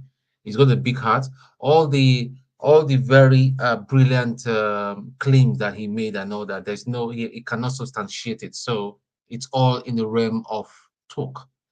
He's what do you call? He's a motivational speaker. That's the main thing he does for a living. So I'm not carried away. So if you want to get carried away, that's your own thing. So for someone bashing me and like Jagun sending me some uncomplimentary remarks, bro, you are They were all deserved, bro. They were all thoroughly deserved. I made my own. I should shut the fuck up. I should shut the fuck up. Yes, I'm telling you, because you I thought you were unemotional. I thought you were unemotional. Come on here so that I will roast you. You be picking. Listen, you need to learn to respect other people's view. That is my view. And you be picking now. View. You're a child. Jagan, please. I have my own opinion. Okay, right. I noticed one thing. When Pansat asked him about his affiliation with Peter Obi, he started talking about Tinubu, that if Tinubu does the same thing Peter Obi had done, or I know that, then the man is confused. Is he? So now I'm thinking, that's where I've been trained. I'm thinking, is this guy being sponsored by other people? Even though he claims he came here to tell us that he has no sponsor. Like Chim rightly asked him, who is your sponsor? He couldn't say nothing. He started talking about Tinubu, that if Tinubu does this, then listen, that's rubbish. The guy can come out. Any fool can come out and say he wants to be president or governor and all that. All I said to him was that since you've not held any position in locally in Nigeria and all that, and you told us that you can't even speak the language, it is not possible, bro. It's a bit brash and all that. It's not possible. You can't win. Good luck to you that you're trying, but you can't win. That's the reality. Edo voters are the most critical of voters that we have in Nigeria. They are not docile at all. I wrote in the comment section some few moments ago. They are not docile. They are not stupid. The guy cannot win. You just come, you're telling us about some software that is better than Bill's Gate, Facebook and all that. Is that what Edo people need now at this time, at this point in time? No, it doesn't work that way. That's not Nigerian politics and all that. I'm not trying to bash somebody that is upcoming, but you need to follow a process. You need to show us that you have history behind you and all that. You can't just it's just for me to come out now and say I want to be a governor for Anambra State. People will laugh at me. I need to show a track record that I'm able to do the job. That's all I'm saying. And people start bashing. Yeah, sorry, he lost his mom. I think with the mom, with his mom's thing and all that. I mean, he's not the only person that lost somebody through incompetence of our healthcare system. I lost my own auntie last month. I said it here on this program due to incompetency in our hospitals in Nigeria. So let's just get the facts right and all that. I don't get carried away by emotions or somebody coming to say the right words and all that. I mean, he cannot win. This is just, and I stand by that. So please, Jago, don't come insulting me and bashing me because you're an idiot. You can't direct me. Yeah, you can Rudolph, when this school has finished, please allow me to continue my own. Don't come against me again. Respect my opinion and I respect yours. I've never bashed your opinion. That's all I'm saying. Thank you. All right. I'll skip with KJ because Jagon is the next one. Why do you keep skipping me? You have been skipping me. KJ, behave yourself. Behave yourself. I've come back now. You want to skip me again? I'm not kidding for KJ, are you normal? Behave yourself. All right. You know I'm here before you. Yeah, Jagon, hold on. Yeah, KJ is kidding, I believe. He knows that. Okay, cool. Let me have my words. I'm going to have my words. Yeah. You know, Nigerian politics is complicated. I'm not the one who's going to tell anybody that I understand it verbatim. But I listen at all levels at when individuals speak on a political level. Nigeria needs serious rescue in political terms. And the people who actually rescue Nigeria politically are not the candidates who come up as foolish people misunderstand. It is supposed to be the people that vote for these individuals. And if Nigerians do not grab a hold of intelligence, where intelligence is obvious, and they look to the same old as they've always done, and bring about the same kind of desperate politics that we practice in Nigeria, and vote the wrong person in, then it really stands that we have the people that we actually deserve. When somebody intelligent comes on board and he sounds refreshing to me, I don't know him from Adam. I don't know who he is, but I'm listening, as we should. And as you listen, then you deal with what you're listening with. To brush somebody off and to rubbish them as idiotic person like Tone did. He brushed this person off. He told him that basically you're wasting your time. And I'm thinking, whether or not a candidate isn't given, isn't born, he has to fight for his position. So if in somebody fighting for a position, he is to be disregarded by somebody who has no intelligence at all, as Tone has. Tone is a child in this game. He's a boy. He doesn't really understand. I've been listening and watching Tone over the years and listening to his utterances, even one or two of his personal phone calls to me. I've listened to them. And it's pure childishness he's dealing with all day long. All day long. And he wants it to be taken as serious. It's not, You're not a serious individual. You're simply not serious. And it's a great shame to be factual. Then you begin swearing at me. You know, Tone, if I saw you in the street, the way I'll snap your neck, it's just incredibly easy for me. You know, you're telling me who to fuck. Are you stupid? It's incredible that I have to deal with an idiot like you anyway. No, I've done that. I've done that. What I have to say positively is that this individual I think was quite inspiring. And it was it's good for Rudolph to bring individuals like this here to the table so that we edify more, we understand more, and we buy into the Nigerian politics. All I'm looking for any political agent in Nigeria is how they are partnering their constituency. How are they bringing their constituency along with them in their fight for power, position, and a better tomorrow for Nigeria? If I see this, I can engage. Where I don't see it, I don't engage. Whether they're the president, whether they're at the top, whether they're easy winners, this doesn't matter to me. The character of these people and them keeping a consistency with their motion, this is what I buy into where politics is concerned. I'm not sure what Tone, the idiot, is thinking about. No, Jagon, that's enough. I have to. I'm afraid. I have to. No. Let me. I'm happy Dr. Dominic is here. He will help me out. He knows when to come and rescue me when I'm in trouble. But before I get into another trouble, let me go to KJ. But yeah, I would have said the same now. Yeah, let me go to KJ before I have my editorial. KJ, go ahead. You guys are making me scared. Thank you, Dr. Damages. I was trying to go and bring my double bar from inside my wardrobe and then take it, you know. But since you have said to have a change of mind, I want to thank you guys. I totally agree with Jagun without the insult. You see, when we have someone with a fresh mind, it does not matter. I mean, we all got to keep trying. The system is being so built and so corrupt that it won't take just one aim. David picked 5 slings of stone, not because he was certain sure that what was going to hit Goliath, but he picked 5 just in case one misses. The second one will not miss, the third one. So we just got to keep slinging, okay, as fast as we can to the system until we can bring it all down. The guy that I listened to, because I followed all the way. I left again, Dr. Damage. I left because I had another meeting, that was starting at 4, and then we end at 5.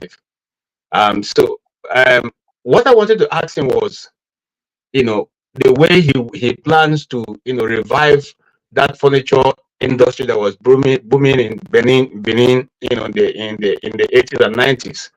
How he was planning to bring about bring back the forest in Benin, bring about those things that was actually what made the Midwest very lucrative, as we read in the history, and all that. Because the more we go back to those old ways that brought us prosperity, the better our people become. I think I like his enthusiasm, I like his power, I like his rhetorics, because these days it doesn't really it's not all of us who know how to. We may have the ideas, we don't have the power to deliver. Sometimes people don't listen to us. People listen to the people who don't have ideas, but they have the ability to deliver. Have you ever listened to Tinubu campaigning in his local dialect? He's great. You can't beat him. Okay, he knows how to wind the people, and then he uses adages that ordinarily you can't just pick from anywhere. So if people are now forced to be, to follow him. All right. So we need people also, much as he has not been able to share anything in the radar, but he can be able to deliver his, articulate his view and put it across. Anybody who is fair-minded can at least, listen to him. All right. Having said that, also, I want to say again that what I wanted to ask was, you see, the same question I asked Dr. Peter Obi or Mr. Peter Obi, which is that, have you gone to study what cost you not to be able to take the mantle at the time you're supposed to pick it up? I say, well, he doesn't believe in looking back. He has moved ahead. We only got to study how we fell actually say, oh, you must have to ask what killed your father before you go into the war. And how did he fail? You know. So now this guy, what I wanted to ask him was, have you looked at the P2B's structure, where he failed? And are you ready to grab it, snatch it, and run with it if necessary? Because if you are going to go against these people, you must be ready. You must be ready to employ their tactics also when you get to that point. You cannot say now, I'm a gentleman, I'm not desperate. No, people who are not desperate get nothing. What do you call something dog? You don't get any bone any more longer to eat. The days of eating the bone is no longer available. Now they go with the bone. They just go with the bone and everything. So you must be ready to, if they model the water, you to go to the source and model it, so that all of us will go without carrying any clean water. But if you say you're going to be a gentleman in the field, in this kind of field where people come and say to their supporters, do whatever you can so that you be declared a winner, let us go to court. You must be ready to put on your gloves and go to the field in that order. That was what I wanted to ask him. So I like his passion. I like in fact, for me, he has done all the work, because I was thinking along what he was delivering. He has done all the work. Now is to get people who will be ready to run that race with him to the end. If he can get that, and again, I don't want to take away what he has done in the area of what his profession. In other words, this setting up centers. Now, I did a little bit of that when I was, long time ago. You get a lot of people who eventually are walking in the street. Somebody call you, say, you don't know me. I say, no, you pass through my center. I pass through your center. They are now a professor and so on. So, really? So he has people. If it's about manpower, he chose the right profession. He has people in places who can stand out and stand in for him in this period that he's in. But he needs to have also those ones who will drive it home. There are people that if you get to a village square, when the wrestling becomes tough, those people are called from they don't always show up, but when it becomes tough, they fall back and bring them in to come and carry the day. That's what he needs right now. And I think he can do it. I do not believe he's not going to win. I believe he's going to put a good show, and by God being on his side, he's going to win, because I know that eventually, not everyone who speaks, big grammar that can make it, but those who are determined to do it for the sake of prosperity will do it. Because being a governor in Nigeria in one day, and even just being a governor alone is enough to make you rich. You don't even need to steal to be able to do all that, because everything is at your disposal. You have free food, free house. Every time you travel, they give you free money you don't work for, and you still eat free government food wherever you travel. You buy clothes that bought for you. You virtually do nothing except just run around in new cars that last only 6 months before it's changed again. So what am I saying here? I'm simply saying I think I like the idea ahead. I think the guy is well positioned to do what he has said. I think he now needs to, go back and re-strategize, find out exactly how Labour Party, haven't won in villages that you mentioned, or which we didn't even know. Why then didn't Labour carry the day at the end of the day? Look for that, and if you can solve that riddle and get people ready for that time, because that time is going to come again. It's going to come again. Then he'll go home free. Thank you. All right. Thank you, KJ. Let me remind everybody that this is Have Your Say. We believe that everyone's opinion is valid. And that doesn't mean that we can't challenge the opinion of people, but it doesn't mean that we should throw insults around. And we know what is not the right thing to say. But we'll get back into that. We'll talk more about that later. Let me invite Dominic. I know he's here to rescue me. Dominic, welcome to the show. Okay, James, thank you.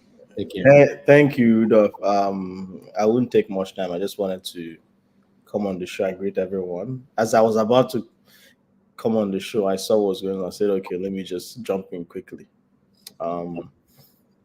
I think all this virtual is absolutely necessary. We're all here to learn from each other, and we're all here to share ideas and also get, input from our audience. At the end of the day, we're all pushing towards the same goal, which is the betterment of Nigeria. I don't see why anyone should tell anyone to shut up or call anyone pathetic. So I'll keep watching, but I'll let other people speak. All right. Thank you, Dr. Dominic. I think I've gone through, other than Pansat for his view. Olumide, maybe. Alaba, you've weighed in on your take. Okay. Rodolph, sorry. Yeah. See, so I mean, more information is beginning to come to light now. You know, when we started, nobody was. You know, I mentioned earlier in my statement that I don't know much about Olumide Akpata. I only know his pedigree.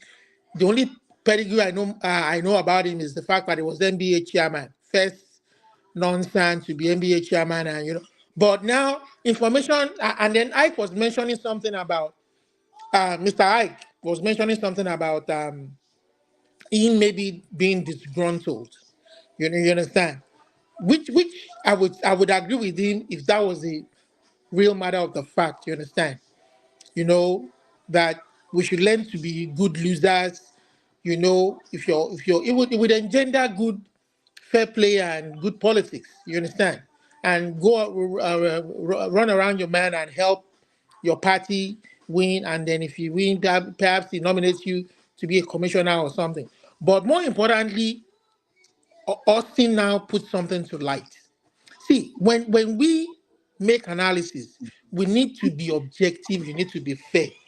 So I would say that my profession has kind of helped me to develop that kind of mindset, such that because as somebody who is a healthcare practitioner, I want to be able to give the best to my patients and making sure that they have the best of care and making sure that we minimize risk. So we have to be objective when we do things. So now, Austin made something very important that Olumide Akpata bribed delegates. There's allegation that he bribed delegates in dollars to win that LP nomination. See, this is what we are talking about. That is corruption. Corruption. And then here, Pansat is bashing the guy. And Anton, you are here. You are bashing the guy for nothing. I am telling you, I'm saying that this guy compared to the candidates on ground, does he have character? Does he? Tell me one thing. Tell me, you were telling me that somebody in UK has something on him.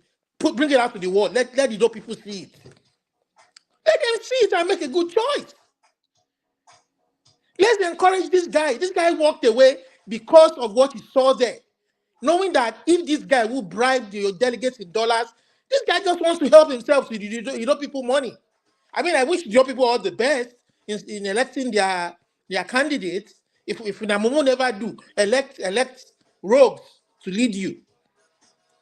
And this guy came here. He may not win, like I said. But let's have a free and fair election. Let the people decide, and let's see that he never won.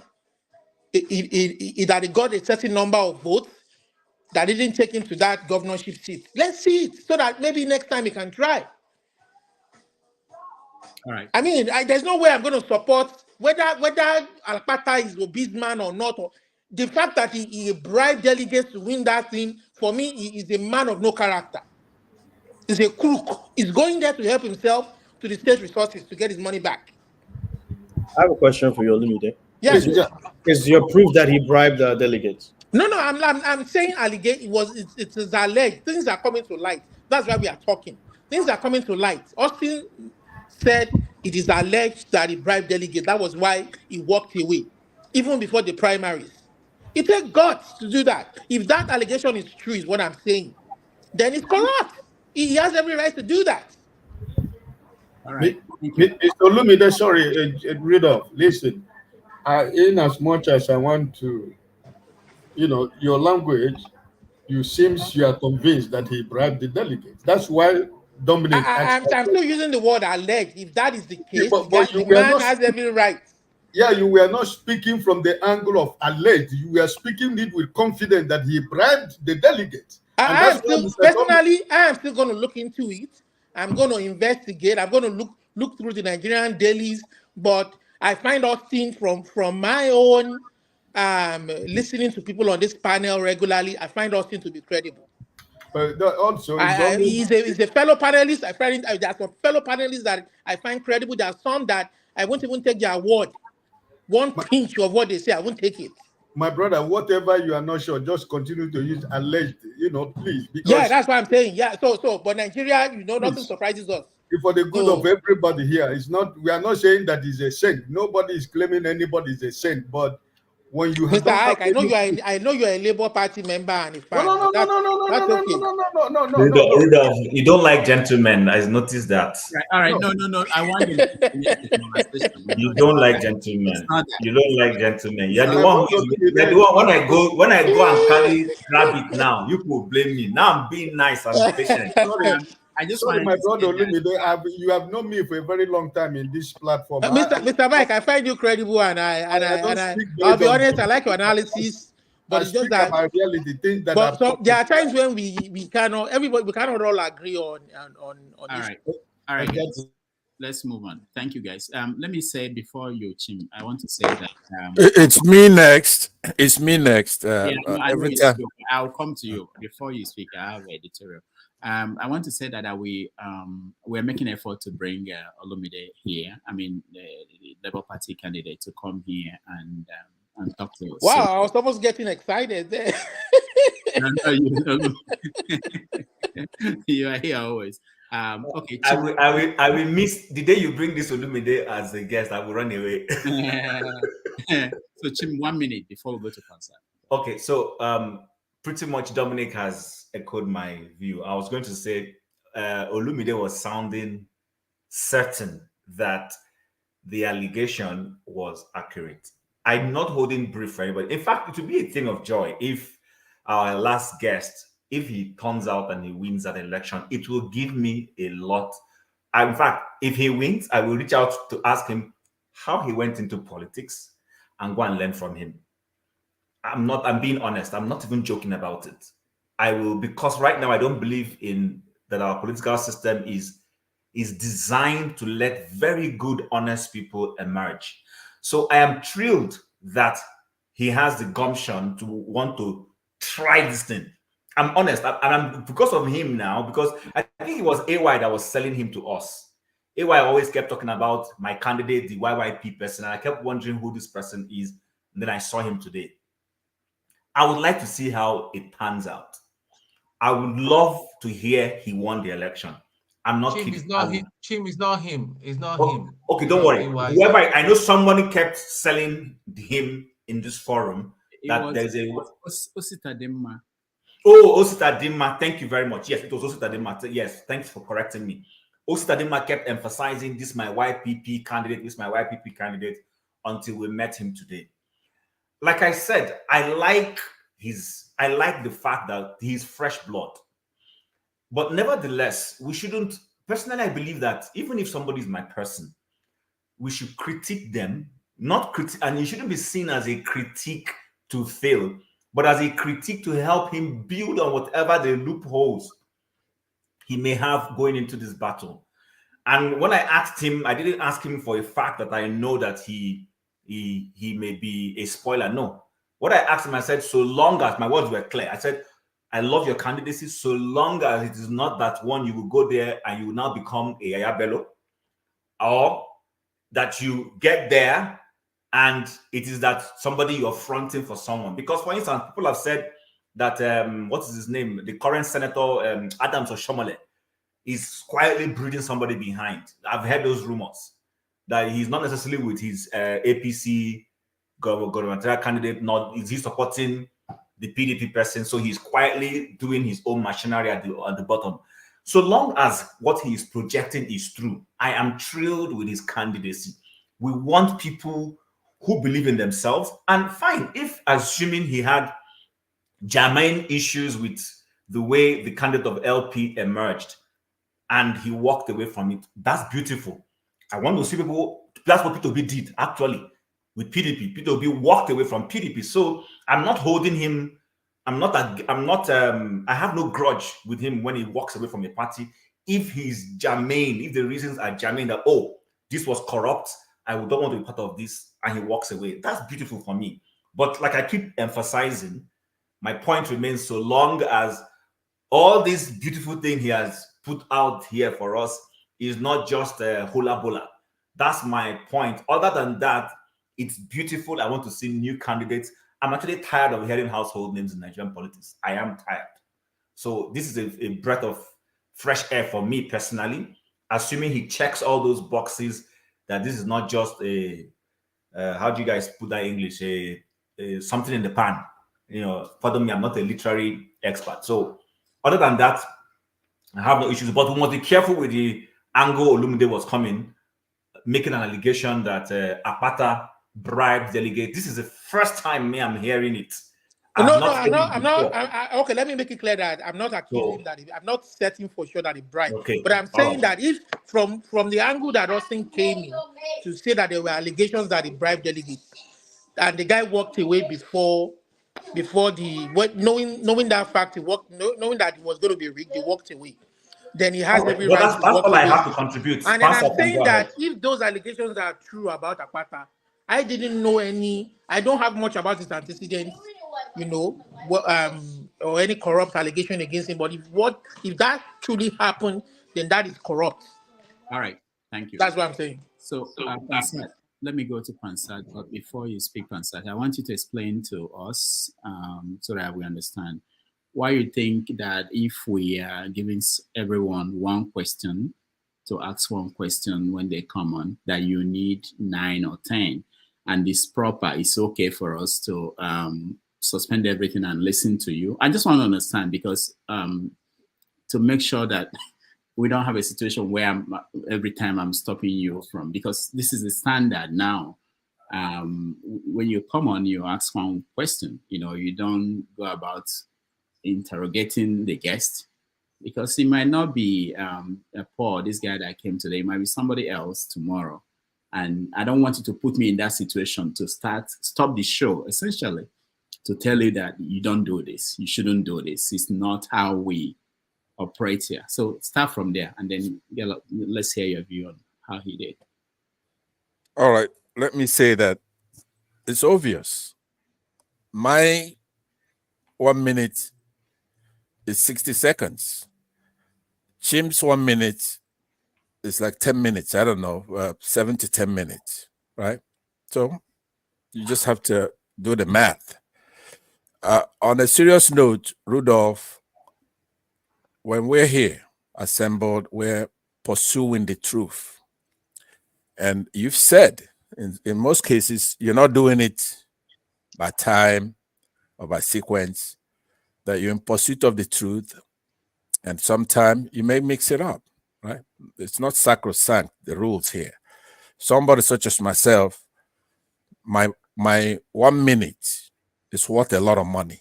I know you have a doctor here, Dr. Dominic. It still pales in comparison to how much my 1 minute is worth.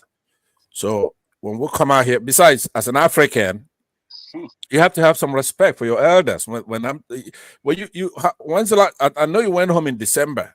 Is it when you got there? You have some villagers. I saw you in pounded yam or something like that. And that when an adult, when your elder is talking, you just start running in and interrupting them. That's not the way it's done. Besides, I'm here on a mission, right? I'm here on a mission. You saw the irresponsible statement that was made by Olumide. He actually chided me in his condemnation of the Labour Party. It's not a joke. What he did there. For me. Okay. No. You and I, we were on a platform earlier this morning, our time, right? Olumide and I, we were in electricity's show, and we handled it. But I'm beginning to notice some deceit in your ways, Olumide. I gotta be honest with you. No. Let me land, because what you did there was so irresponsible, right? It doesn't. The allegation the guy made here doesn't even meet the prima facie standard, where it's then turned over for the other side to prove that they're innocent. Right? One thing you must Let me land. You land. I just want to know that. See, one thing you must realize is we want the same thing. We want a free working society. It doesn't mean we are going to be in the same party when we get it done. No, I understand. And by the way, I subscribe to that. But when you do what you just did there, at least you were it was insincere. It was unscrupulous, right? Now, I'm happy that you took it back, but it's like calling somebody a thief when the market is, say you go to Nkwo or Ori or a K market and you accuse somebody of stealing. Olumide is a known phenomenon. No. Right? I restrain my words. Yeah, I don't want a dialogue in this thing. I want to make my remarks and then I'll be done and I'm going to be out of here so that you're going to miss me. Rudolph, I believe that you haven't passed out fatigue on this show. You every time I try to say something, first of all, you deny everything I ask as a request. I've never asked for anything here. I want to deny one more. Let me tell you that the moderator has the say, and we are not making exception for old age. We are not making exception for old age. Intelligent people. So when we say we are here and we give you one chance for one question, we want it to be one question. So okay. By the way, let's do this then on that. I haven't concluded my remarks on the Olumide issue, but let me ask you a one question that goes on forever, right? And ever, but it's one question. Is that acceptable? Let's say there are no demarcations and I just ask a question for 5 minutes. Eventually we are going to ask people to maybe write down their question and we approve it if it becomes necessary, and we don't want to do that. Brad, that's the time I'm out of the show. That's okay. Suggested. I was only saying that to make the point that when I approached this guest you had here, I tried to recapture some time from him, from his long-winded answers, which you have no issue with. If your concern is time, you should take from the guests, take from the panelists to achieve it. Do you understand? You have guests that come here constantly talking nonsense forever, right? Answer one question, and to me, in the Senate, they call it filibustering the show, where somebody comes and they ask a simple question. I recall this guy was asked, hey, look, you pay your taxes. How much do you pay in taxes? That should be a finite number. Should be a figure.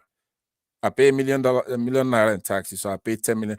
It shouldn't be something that he would then go on an escapade, just talking forever. You don't do anything about that. Because I have said here once to you, when you have a guest here, there is no hierarchy created where the guest is at the top and the panelists are below that. Yes. And you then, the host, do you understand what I'm saying? There's nothing like that.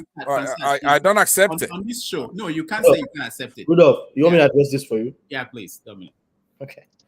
All right. Yeah, can I land it before you address it? Can I land it? No. Brad, you're going to be as long. You're going to be as long-winded as the person you are complaining about. Let's hear Dominic. Dominic, go ahead. When we don't have guests on this show, and it's speak your mind speak your mind or have your say 24/7. Everyone here is sort of like a guest. We're all exchanging ideas. We get to interrogate each other's ideas. When you actually have a guest and there's a gazetted time for the guest, that guest is king. When it comes to question time, that guest is king, because at the end of the day, we moderators and Rudolph decided, you know what, we're going to bring this person to share his or her ideas and be questioned. So if the guest decides to answer the question in 1 minute or to answer it in 3 minutes and it's annoying you, all you can do is wait. Because at the end of the day, we want these guests to come back. If you antagonize your guest, then we'll have no show. And I accept that. Hold on, Passad, let me add to that. Hold on. And before let me make it clear. I've said this before. People don't believe me. Before they come here, I tell them, we prefer that you answer this question in 2 minutes. Every question. If you need more, take more time. But we have to respect them. I have to respect them. Remember, one of the reasons why they come here is that at Channels TV, there is time, like 30 minutes. They give them 15 minutes for an interview. They don't have enough time to express themselves. So when they come here, some of them think that, okay, this will give them 2 hours to explain themselves well, and they try to use it. And we can't disrespect the guest because Pansat is not happy that the question is. All right, let me say, I agree with Pansat, if I got you right, are you suggesting that Rudolph is playing nepotism with me. Because I understand it was that he gives me more time than he gives you. No, what he was suggesting is that Rudolph has more preference for Igbos or more. That's why I'm asking. But I'm not Igbo. That's the point. I'm not Igbo. Actually, hold on, Pasat. Wale was really upset that I skipped him to go to Bumi, and I skipped him to go to somebody else again. He didn't like it, and most people think that it's only them. And KJ, I think KJ was joking because KJ understands these things. I've said it before. This is more than just a debating society. This is a production. And there are decisions that are made in production that will not be linear, and it happens all the time. Every time you see a TV show, when you see Big Brother Nigeria, it's not everybody that is featured the same time, the same way. It's production.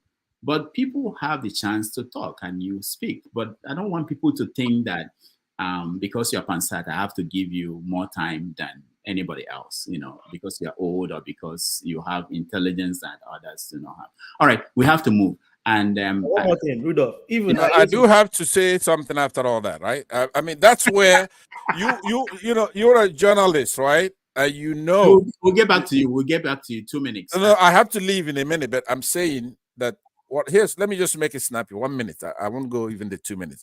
Here's what I'm saying is that Rudolph, since we're doing a house cleaning and we've been on this for a while, so let me agree with what you suggested, but you're gonna have to try to come in because it's a live show. Those people, when they go to studio, and then they could speak for 10 hours, but it's edited down and cut down to sound bites to fit a show, right? What I'm saying is that you're going to have to guide this guest. Stop worshiping. This is a Nigerian thing. You're worshiping idol. When these people come here, that guest you had here is indistinguishable from anybody you're going to pick up from even a motor park in Aba to talk.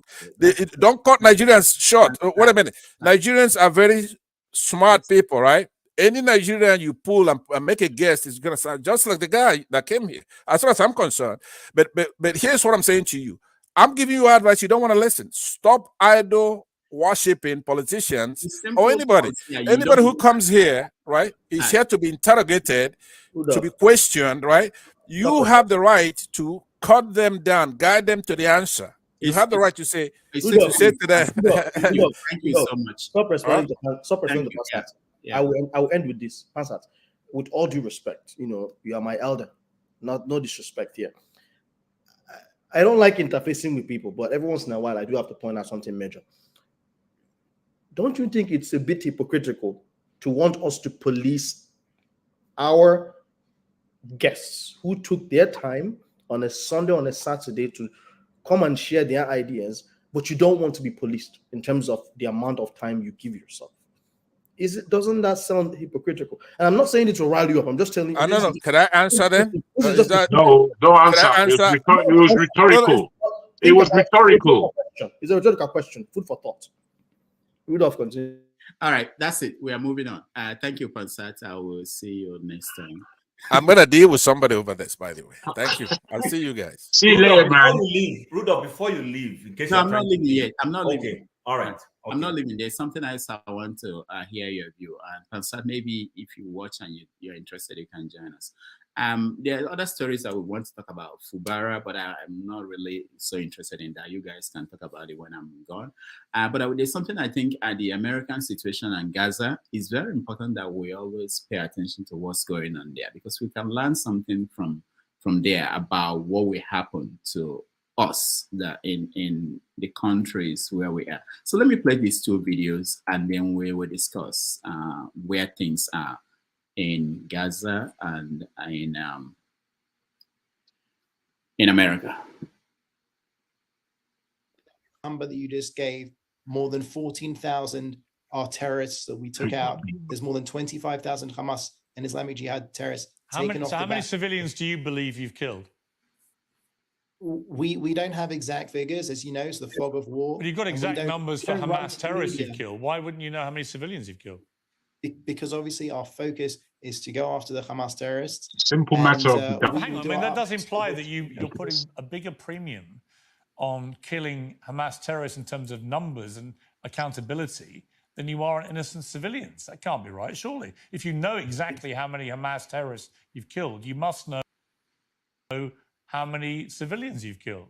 Otherwise, you're prioritizing the lives of terrorists over innocent people. Piers, with respect, don't put words into my mouth, please. I didn't say exactly 14,000. I said around 14,000. Whereas Hamas will come out with precise numbers that statisticians will look at. Give me a ballpark number for civilians. Well, you can use the ballpark as far as the Hamas figures, which I reject as being false. Well, if they're false, why would you give me those? I gave you the numbers that I had. No, you told me you know how many Hamas terrorists you've killed, but you don't seem to have any idea how many civilians you've killed. I'm just bemused. Why wouldn't you keep count of both? I don't have that information to give you, Piers. If I did, I would. You literally no idea how many civilians you've been killing. I can tell you definitively that our aim is to go after Hamas. No, We've done it I'm sorry to push you on this. That's quite extraordinary.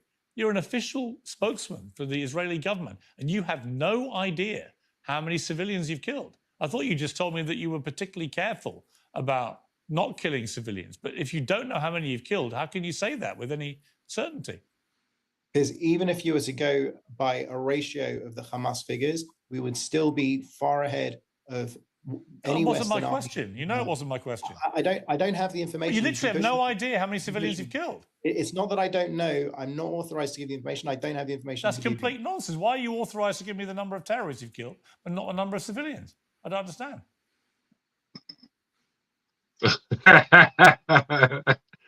Dumbstruck. Can you explain? Piers, we will go after Hamas. We will ensure that we.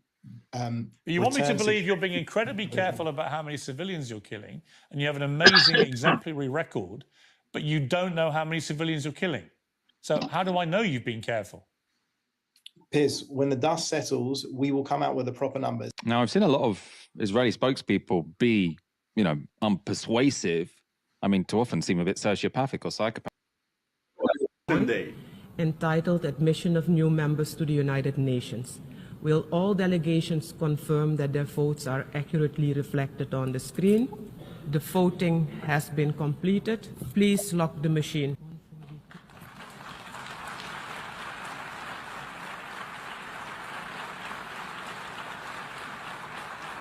So the United Nations General Assembly adopted a resolution that would give the Palestinian state more right and that would support the full member state of Palestine at the United Nations. So this was the United Nations General Assembly, not the United Nations Security Council, so there was no veto. Of course, the United States and 8 other countries voted no, but 143 countries voted in favor, and 25 countries abstained. You have to listen to what the Israeli ambassador had to say before the voting started.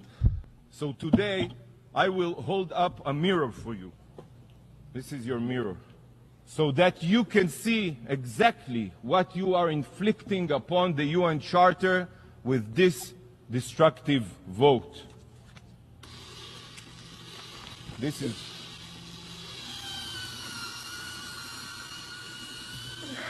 you are shredding the UN Charter with your own hands. Yes, that's what you're doing. Shredding the UN Charter. Shame on you. So this is for now is going to grant the Palestinian state full right, except voting in full General Assembly votes. But also this resolution calls on the Security Council to finalize their membership status as soon as possible. So this is a huge advancement for the Palestinian statehood at the United Nations. What was really shocking to see the Israeli ambassador to the United Nations speaking on behalf of the United States and calling on them to stop funding the United Nations. That proposal.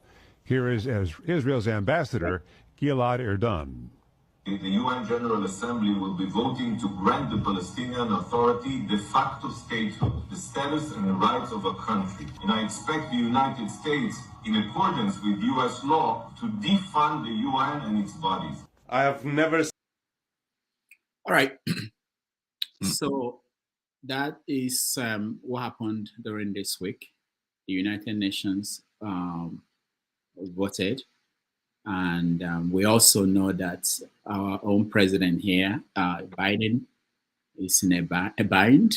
He finally decided that he's going to withhold some weapons that were supposed to be shipped to Israel to express his dissatisfaction that Netanyahu is ignoring his request that they should not go into Rafah to wage their campaign. All right, let me hear what you guys think about the situation in the Middle East, the wider implication in American politics. I will start with you, Dr. Dominic. So people don't think I'm always there's favoritism. You can skip me and I'll go last. Okay. Chim. I would have done the same thing that Dominic said, so that I don't appear like a favorite child. But anyway, my views on this are that it's a very touchy topic. It's never a win-win in terms of your views. Most times, a lot of us are irrational, emotional, depending on what side of the divide we belong to. For me personally, I would love a two-state solution. Let the Palestinians have their own state. Let Israel have their own state. Let us have peace. If that would create peace, beautiful. But I also do know that irrespective of how you go about it, and that we've been on this track several times, there have been times when the Israelis accepted a two-state solution and the Palestinians said no, they wanted everything to themselves. There have been times when the Palestinians accepted some form of the two-state solutions and the Israelis will say no. I don't seem to understand all of that. But I'm in support of what the United Nations General Assembly has done to say, okay, let's give these people, since they are not Israelis, and no other Arab nation is absorbing them, so they are their own people. Let's give them a right to make their own, to hold their destiny in their hands. I'm in support of that. But I will end by saying, will this bring peace to the Middle East, and will it lead to the end of, because there's another dimension to this, sorry, I forgot to add, which we often do not see. There is the Palestinian people, innocent Palestinian people, and there is the Hamas front that often supposedly speak for the Palestinian people, but end up bringing more pain for them. So I think my view generally would be towards Hamas. Will giving the people of Palestine this particular, assuming this resolution eventually becomes the norm, the Security Council ratifies it and it's acceptable and everything is okay, will it lead to Hamas letting peace reign? That's a hypothetical question that I would like to see the answer to. So, but honestly, I don't want to say too much on this matter because it's a very touchy thing. I'm not in support of innocent people dying needlessly. I don't support that. So if this will bring peace and joy, so let it be. All right, thank you. Let me just point out, Chim, that Hamas is also not in West Bank. So when you talk about the Palestinians... So say that again. I didn't hear you well. Hamas is not in West Bank. So the Palestinians, when we talk about them, it's not just those in Gaza. It's in Gaza that you have Hamas. There are Palestinians in the West Bank. So even if Israel or they don't want to give them the right to govern themselves in Gaza, the people in the West Bank should actually have should not be living out in the way they are living now. All right, Ike, go ahead. Well, I think what Chip said is probably what I will say, but I just want to say that it is not only when people die by gun that you know that they are killing people. We are being killed in Nigeria every day. And nobody is talking about what is going on in Nigeria the way they're talking about what's going on in Palestine. It is all about international politics. It is all about American politics. Why don't they talk about what is going on in Nigeria the way they're talking about what is happening in Palestinians? Nigerians are we no human beings. Are we meant to be slaughtered in the like an animal? We are being killed in so many ways and in different forms in Nigeria every day. And nobody's speaking about it. Those people who are making those laws at the United Nations, are they not seeing what is happening in the African continent? Are they not the same people who are engineering what is going on in Africa for their political interests? If not, what is the difference between the people that are being killed in Palestine and what is the killing that is going on in Nigeria every day? How many in every day? How many soldiers do we lose from the terrorists, from the henchmen that are occupying every villages and nooks and corners in Nigeria? Innocent civilians, women are being raped and killed. Pregnant women are being opened their stomach, remove the baby in their stomach.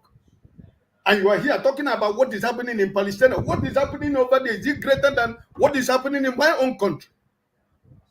Why are we not crying the same way that the world are crying for what is going on in Palestine? Because they want to sell their weapons, because they want to sell the atomic bombs and everything they have. Because they want to control the world, right? We kill people that we cannot produce, a human life that none of us can give. But that is what is being done. Every part of Nigeria today is not safe. Innocent people are being killed in Nigeria every seconds of the day. Nobody's talking about that. I do not support what is going on with the Palestinians and the Israelis. The Palestinian people should be allowed to live their life. But like Chim said, their problem is Hamas. Hamas has polluted, is a poison pill in the Middle East. And there is no how you can find that peace without finding a status for Hamas. There should be a pronouncement by the whole world what is going to happen to Hamas. Because at the end of the day, the Palestinian people want to live in peace. But Hamas now is speaking, and Palestinian PLO people, they are speaking also. So at the end of the day, which one are we going to deal with? But I just want us to, listen. This word politics we are playing when we see what is going on in Nigeria, your country, your village, your town, your kindred, your local government. What is different? We are living in a lawless country. We are living in a country where you are not sure of what is going to happen to you in the next minute. Is it not the country we are living today? You go to Nigeria, you go and pay millions of naira to hire policemen to guide you for you to be able to stay in your village or somewhere in Nigeria. What different? What is going on? Let's just call a spade a spade. This American politics, I'm sick and tired of this American politics. Trying to police the world, trying to change people to be what they are not. I mean, I'm sick and tired of that. What is happening in Nigeria today? What this government you have in Nigeria, is it a government? Are they not? What is different? That this man is confused. This government in Nigeria is confused that they don't know what they are doing. They are using Nigerians as a sacrifice. They are passing a law in the National Assembly to kill people who push drugs. 99.5% of the people that are passing the law, they're supposed to have been hanged for a very long time. They are supposed to be roasted in jail. But they're making a law. The same drug that they push, the same drug that they smoke, the same drug that they sniff. The people that are making this law, they are the problem of this country. People that have stolen the national wealth that belongs to me and you in Nigeria, they are the people that are making law to kill somebody who went to push drug. What kind of a country do we have?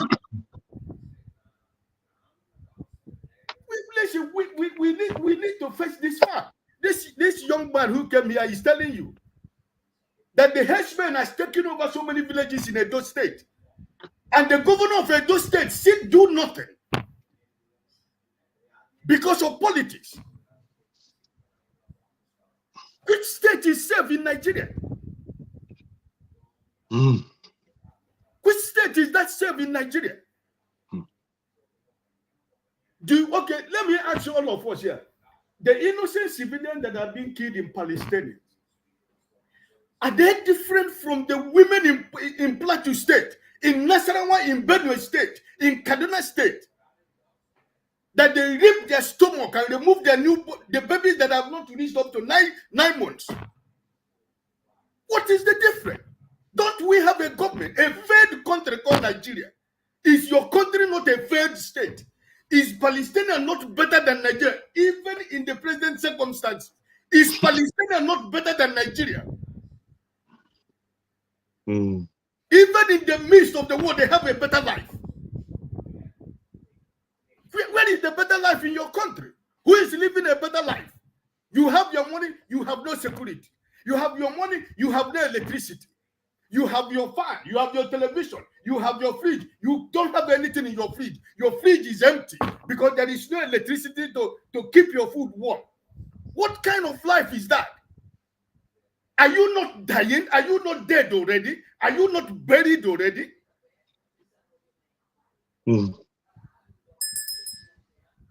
All right. Thank you, Ike. Let's go to Tom. Yeah, hi. How many? Right. Okay. I guess everybody has spoken what was in my mind, but all I can say for this situation in the Far East, if the situation were flipped around, would they care much about us? Think about it. They will not care. In London here, I've seen a lot of people marching Free Palestine and all that. How many of them have marched about the killings going on in Nigeria? Like, there's a civil war right now in Sudan. Nobody's talking about it. The Western world is not. There's a media blanket on that on that crisis. There, millions of people are being murdered, raped, killed. We're not talking about it. So, for me, I'm going to sound very rash again. I don't care. They will sort themselves out. Iran is the core problem that I see that is happening between Israel and Palestine is the invincible hand that is driving the Palestine. There's Iran there. Iran is really behind all this, pushing them, go.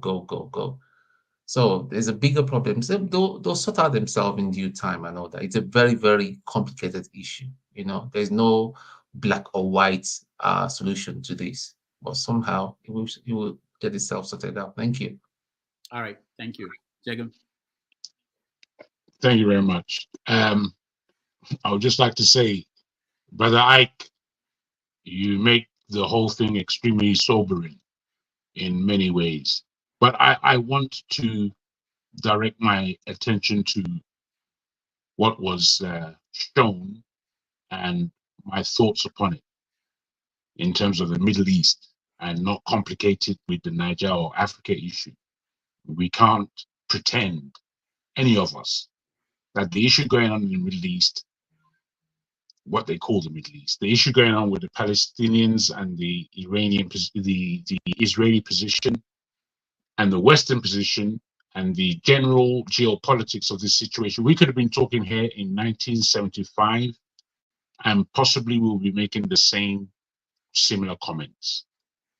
My thoughts go to where are we in the timeline of what is actually going on in what is called Israel-Palestine. You see, I'm listening to some of the comments that have been made on this matter today, having heard the same people speak on the matter very much on the Israeli side. And I've always been cautioned from that in actually looking at the history and what has taken place from the Second World War into the eventuation of the emergence of the Israeli state. And in all this, when I read the Bible, and I know many of us who call ourselves Christians. I myself don't really call myself a Christian, even though I'm a follower of Christ. When I look and read that God says he would always protect Israel, I enter into what that actually means, because it confuses me. And in my confusion, I can only come out to say that Israel is not real estate. It's a people. When Christ speaks about the church, it confuses me again. And my only out is to say the church is not a building, it's a people. And with this, I'm able to make clarifications when looking at the position that confuses so many in terms of Palestine and Israel. And what I'm looking at is the real crowning of colonialism on a global state. And when we're looking at these things, we kind of have to pay some attention, because it does encapsulate the whole world in many ways, whereas the biggest powers are concentrated in this particular region. So looking at it and trying to take my confusion away, and listen to what Piers Morgan had to say. And Piers Morgan, I'm simply not a fan of his by any description. However, I think this was possibly his best interview ever, because he was really tackling the Israeli minister there, or whoever he is. I watched some of the actual showing of that program, and in it, again, I call to attention all those who believe that Israel is founded and principled in their position because we are Christians. I put a question to anybody who's thinking in this way to really understand that in that interview was a show of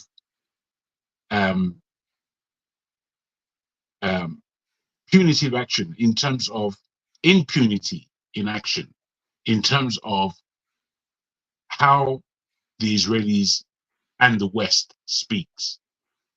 It is obtuse most of the time when they almost say that the lives of the Palestinian is not worth the life of an Israeli. Basically, it comes down to this. And when you look at it like that, you have to understand that, man, this thing is disgustingly upside. How can you support a bully? And that is the position, I'm afraid, that Israel finds itself in. To me, it's almost as though Israel can genocide a people after their own supposed history of genocide in Europe. Now, for me, I ask us all really to pay some attention to the unfairness of what's being seen here.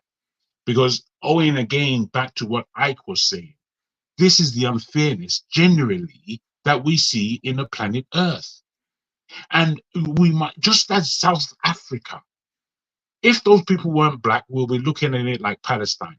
But South Africa was so obvious to us during the times of apartheid that the world had to come on side. But the West, both America and Britain particularly, were not in favor of a correction where apartheid was concerned.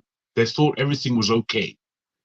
So I'm afraid many of us have to really grapple with our own spiritual positions, because it's what's stopping us from telling ourselves the truth sometimes.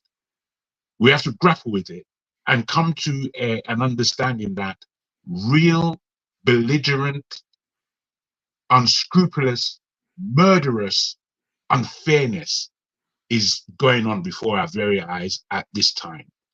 And if we're not checking things for real, then we're telling ourselves lies, and our religion is rubbish. Before you use your time up, can I ask you this? What do you think? What do you think will be the solution? Oh, my brother. If I may just end like this, Ferreira, allow me, man. You know you speak enough. Allow me.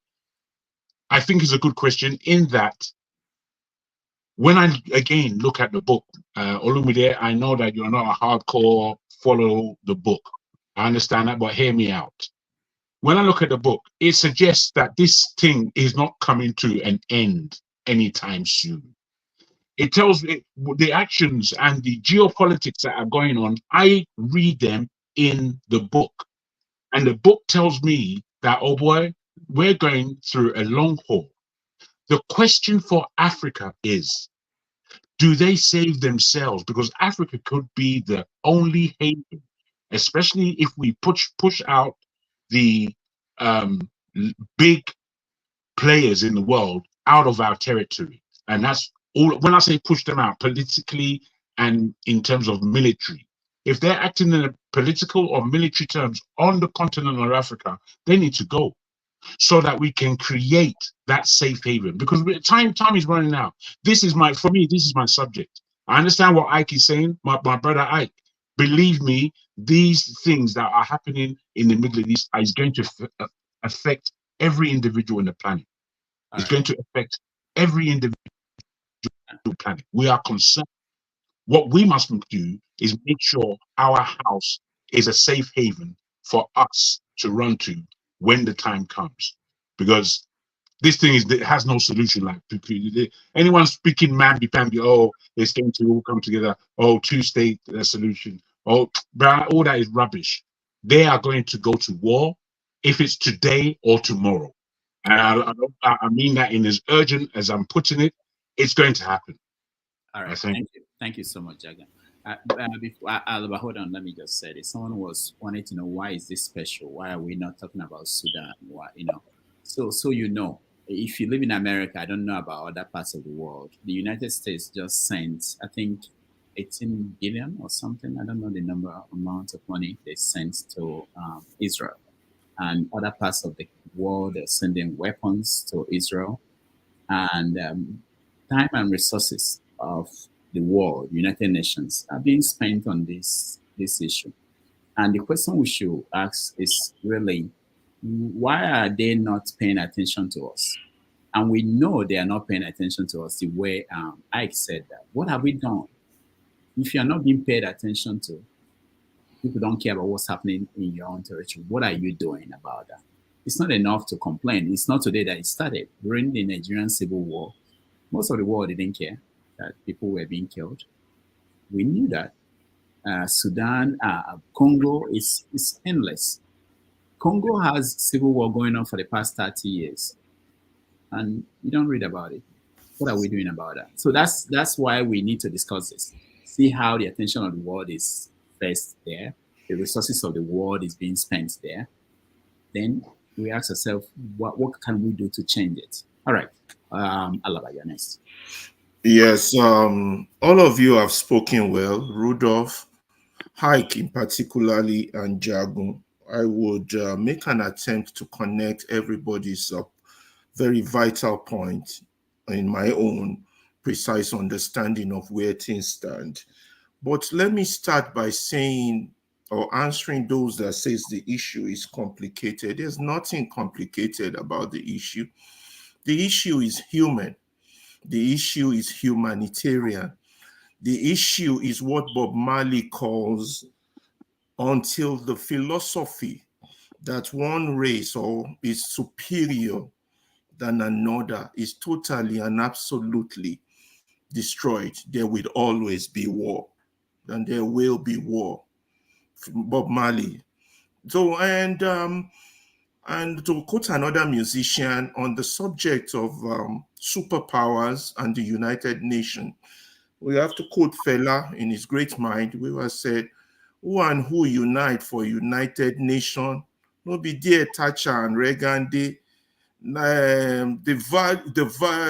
something to vote equals to 92 or more, meaning that the way they view you, the way they view colored people, the way they view others, it's not in equality to themselves.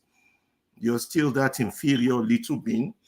I will hit on Hike's points on how this concerns us. Hike is has touched, the whole issue is sad. The whole issue is sad. Jaguar has touched on the historical perspective when apartheid was raging. They don't care. Dr. Rudolph touched on when our civil war was raging. They don't care. Congo, they don't care.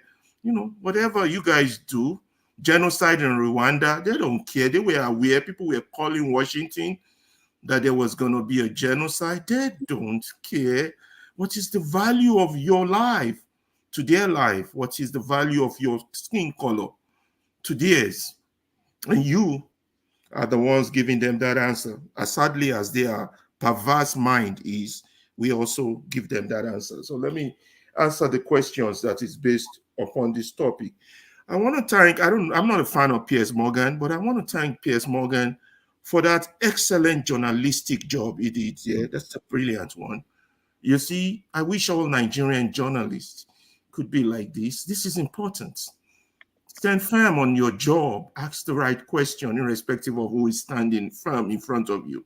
You know, when that young lady did it with that nasty minister in Nigeria, people want to give her an award. I said, no, don't give her no award or kudos. That should be the norm. We should ask tough questions, irrespective of who's standing before. That's how the world gets better. The world is not going to get better because we are praising people or because we follow in that white man's ideology of one race is superior to the other. Now, on this issue of the Palestinian and Israel, it's an humanitarian issue because it's strange and ironic how history repeats itself. When Hitler decided to deal with the Jews, I call it the white, and Stephen Biko, my idol, also calls this the white man's civil war. That's what he calls the Second World War. When Hitler decided to deal with the Jews, gave them this horrible genocide, the good things that came out of it was that it led to the liberation of African countries, and also it puts a better value on the value of human life. Even in Europe, they had to say death sentence is no longer recognized. Good things come out of terrible evils, but the terrible horrors they create are sometimes pathetic. Now, history is repeating itself. The same very people that were genocide and now have an authority of right, God-given also, they like to claim, and some Nigerian brothers like to support them, to genocide others. Israel, God-choosing people. So they're more superior than the Palestinian, the Bible says. That's not what God says. Don't let people misinterpret for you. But that's it's happening. It's happening, people. It's an humanitarian issue. It's not complicated. It will lead us humans to be a better person if this is resolved. It has to resolve. It has to be a two-state solution. The 141 countries that voted in that resolution recognizing Palestine are on the right side, but the superpowers are going to oppose that. Now, let's see how it affects American internal politics. Personally, I hope I'm wrong, but I don't think I am. I think it's already affecting American politics because on all American campuses, there's demonstration on this thing. And America, for the first time, has said, okay, we're going to hold off weapons to Israel, although that's not going to affect the current war as it's going. They still have enough weapons to continue the genocide. But where this is coming down the line for Biden is this. He might lose his seat because this is going to affect Democrats who are, what would I call them, progressive or radical, or what they call those left-wing Democrats. They're going to stay at home. You can see that from the student reaction as it's going on now. And then, of course, Trump going to ride straight to power. And Trump is worse than Biden, although they are both the same side of the coin. Now, Nigerians would like to argue from a religious perspective. Please put that religious argument beside. This is an humanitarian issue. No matter what your religion is, what your tribe is, what your skin color is. You know, Piers Morgan was trying to value the life of the civilians in that war. We have rules of engagement in any war. And I like countries like, was it Norway, that's saying that these Israeli leaders will be tried. If it is an African leader, they're very quick to go to the International Criminal Court and put them on trial. The lesser value human beings got to be tried, like they did the Rwandans. You understand? But someone somewhere is pushing. South Africa also pushed. Some countries are pushing. People are talking. Now, they might not have as much power or strength as the United States does that's supporting this evil, but it will cost the United States politicians also down the line as this goes on, because the ratio of civilians dying in this thing, even Hamas is now the angel, and the so-called counterfighters are now the devil. That being said, how it has affected, it will affect or might affect, it might not. My politics always surprises us. But let's go back to the issue of the black man, which is us. Ike, you made a very good point. Why are they not talking about us? Ike, why would they talk about us? You think the white man is going to cry, or the Westerners are going to cry more than the bereaved? How many of us, educated and enlightened, are talking about us? How many of our journalists are talking about the killing in Benue? How many of our pastors that have a podium are talking about the hardship Nigerians are going through, the pain? But rather, they are supporting those because they have formed a cooperation in which they want to inherit the world, acquire all the wealth they can use, wealth they are not using to subdue the earth as the Bible instructed them, wealth they are not using to build, wealth they are not using, they're just accumulating it like a monkey that has 1,000 bananas in his hand. Avarice. They're not going to cry for you. The world, CNN is not going to cry your news. Fox News is not going to cry your news. Arise is not crying your news. Dr. Damage is struggling to cry your news. Niger Watch is struggling. Mayegun is screaming every day to cry your news. Dele is screaming. So you now want them to be talking about how your people are dying. Have you cried for your own people? So your position, your submission was very touchy. It's a fact. I'm with you on that, but we have to face our own brothers first. It is when we value ourselves that they would value us. It is when the lawyers among us have stopped twisting the law to perpetrate evil because they want to be rich.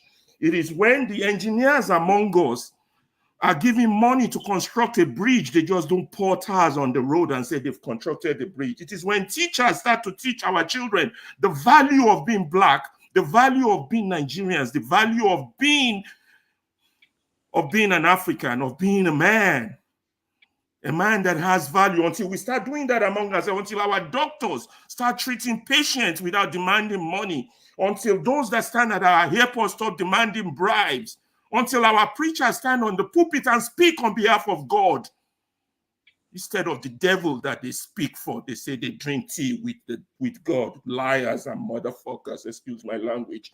Until our journalists stand firm and ask tough questions, until our civil servants begin to understand that the purpose of a collective people is for us to build a future and to build a collective wealth. Until that revolution of the mind touches us, the white man is not going to speak for us. They're not going to talk about our genocide. We have to talk for ourselves. Let me stop there for now. Right. Thank you, Alaba. Thank you so much. Olumide. So that's on record who Damages gives a lot of time into. The person just spoke now, not me. Just wanted to put on record. And then you all should take note. Timing, let me make sure you complete the same time that you gave to Ferrari, so it can be equal. All right, thank you, Rodolph. It's always a difficult it's always very difficult trying to weigh in on this Israel-Palestinian issue. I mean, we can talk all about history, on and on, take sides, Bible, this, whatever. But I mean, I have brothers on both sides. I mean, even as a Canadian, I have people of Israeli origin on as brothers, as friends, Palestinians as friends. So I think for me, a two-state solution that the UN has proposed, I mean, that Palestine should have their own state, independent state, is a good way to start. And I'm hoping that, I don't think US is averse to Palestinian existing. They've always said that they believe that it is, even Britain has always said they believe it's a two-state solution is the solution, but maybe The reason why they haven't supported it now or they vetoed it is because they want terms to be laid down before they support that two-state solution. Because on the other hand, the majority of Israelis, I believe, are okay with Palestinian having their own state, but the hardliners within Israel is the Netanyahu government and some other conservatives that are hardliners. They form a minority government with another party, the Netanyahu party, and they are the ones that are having a hard stance on issues.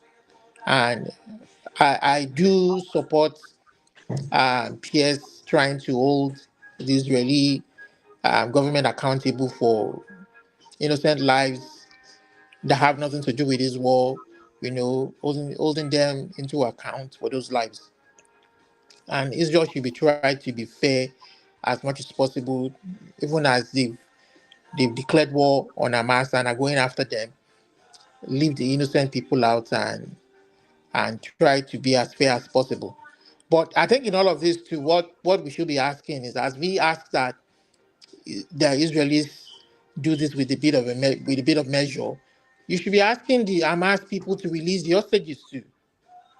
Let them release the hostages and let's and again, it's very difficult. See, it's very difficult for somebody Netanyahu now is having a hardliner because of what he believes that Hamas believes in, that Israel doesn't have a right to exist. That is their own fear too. That they have their own doctrine, their own constitution. The Hamas document that their sole aim is to annihilate Israel and take them away. And they have the backings of people like Iran, like someone said. So if you look at that too, the fear is there. The fear is there, So we have to look at this thing holistically and somebody was saying, it was Rodolfo said, what about West Bank? And say West Bank is controlled by PLO, the PLO, and Hamas is controlled by Gaza is controlled by Hamas, Gaza and Rafah, and being that those cities are independent of one another, they are not. Hamas is not beholden to PLO, even though PLO is the central government. They run the national government. It's just like Nigeria, where you have Boko Haram controlling their own territories and Nigerian government not having a say over it. That's the way it is. So things are very complicated. All right. Thank you, Olumide. Let's go to KJ. Okay. Thank you so much, Dr. Rudolph, and thank you for. Let me just to give better context, because I think people often forget this. Let me just give a context. Give me 2 minutes to read something, and then we'll continue. Is that okay? Yeah. Let me read something real quick, if you don't mind, KJ. Okay. So in 1995, the Oslo II Accord divided the Israeli-occupied, I'm using their words, this is not my opinion, Israeli-occupied West Bank into 3 administrative zones or areas with different levels of self-government. Area A, the Palestine Authority or PLO, controls civilian affairs and internal security in this area. And this makes up to 18% of the West Bank and is mostly densely populated. It includes major population centers like Bethlehem, Jericho, Jenin, Nablus, Kalkiya, Ramallah, and Tulkarem. Area B, within the West Bank, the Palestinian Authority or PLO controls administration in this area. It makes about 22% of the West Bank, but shares security control with the Israeli authorities. Area C, Israel administers this area, which makes up to 60% of the West Bank and includes Israeli settlements. This is as of 1995.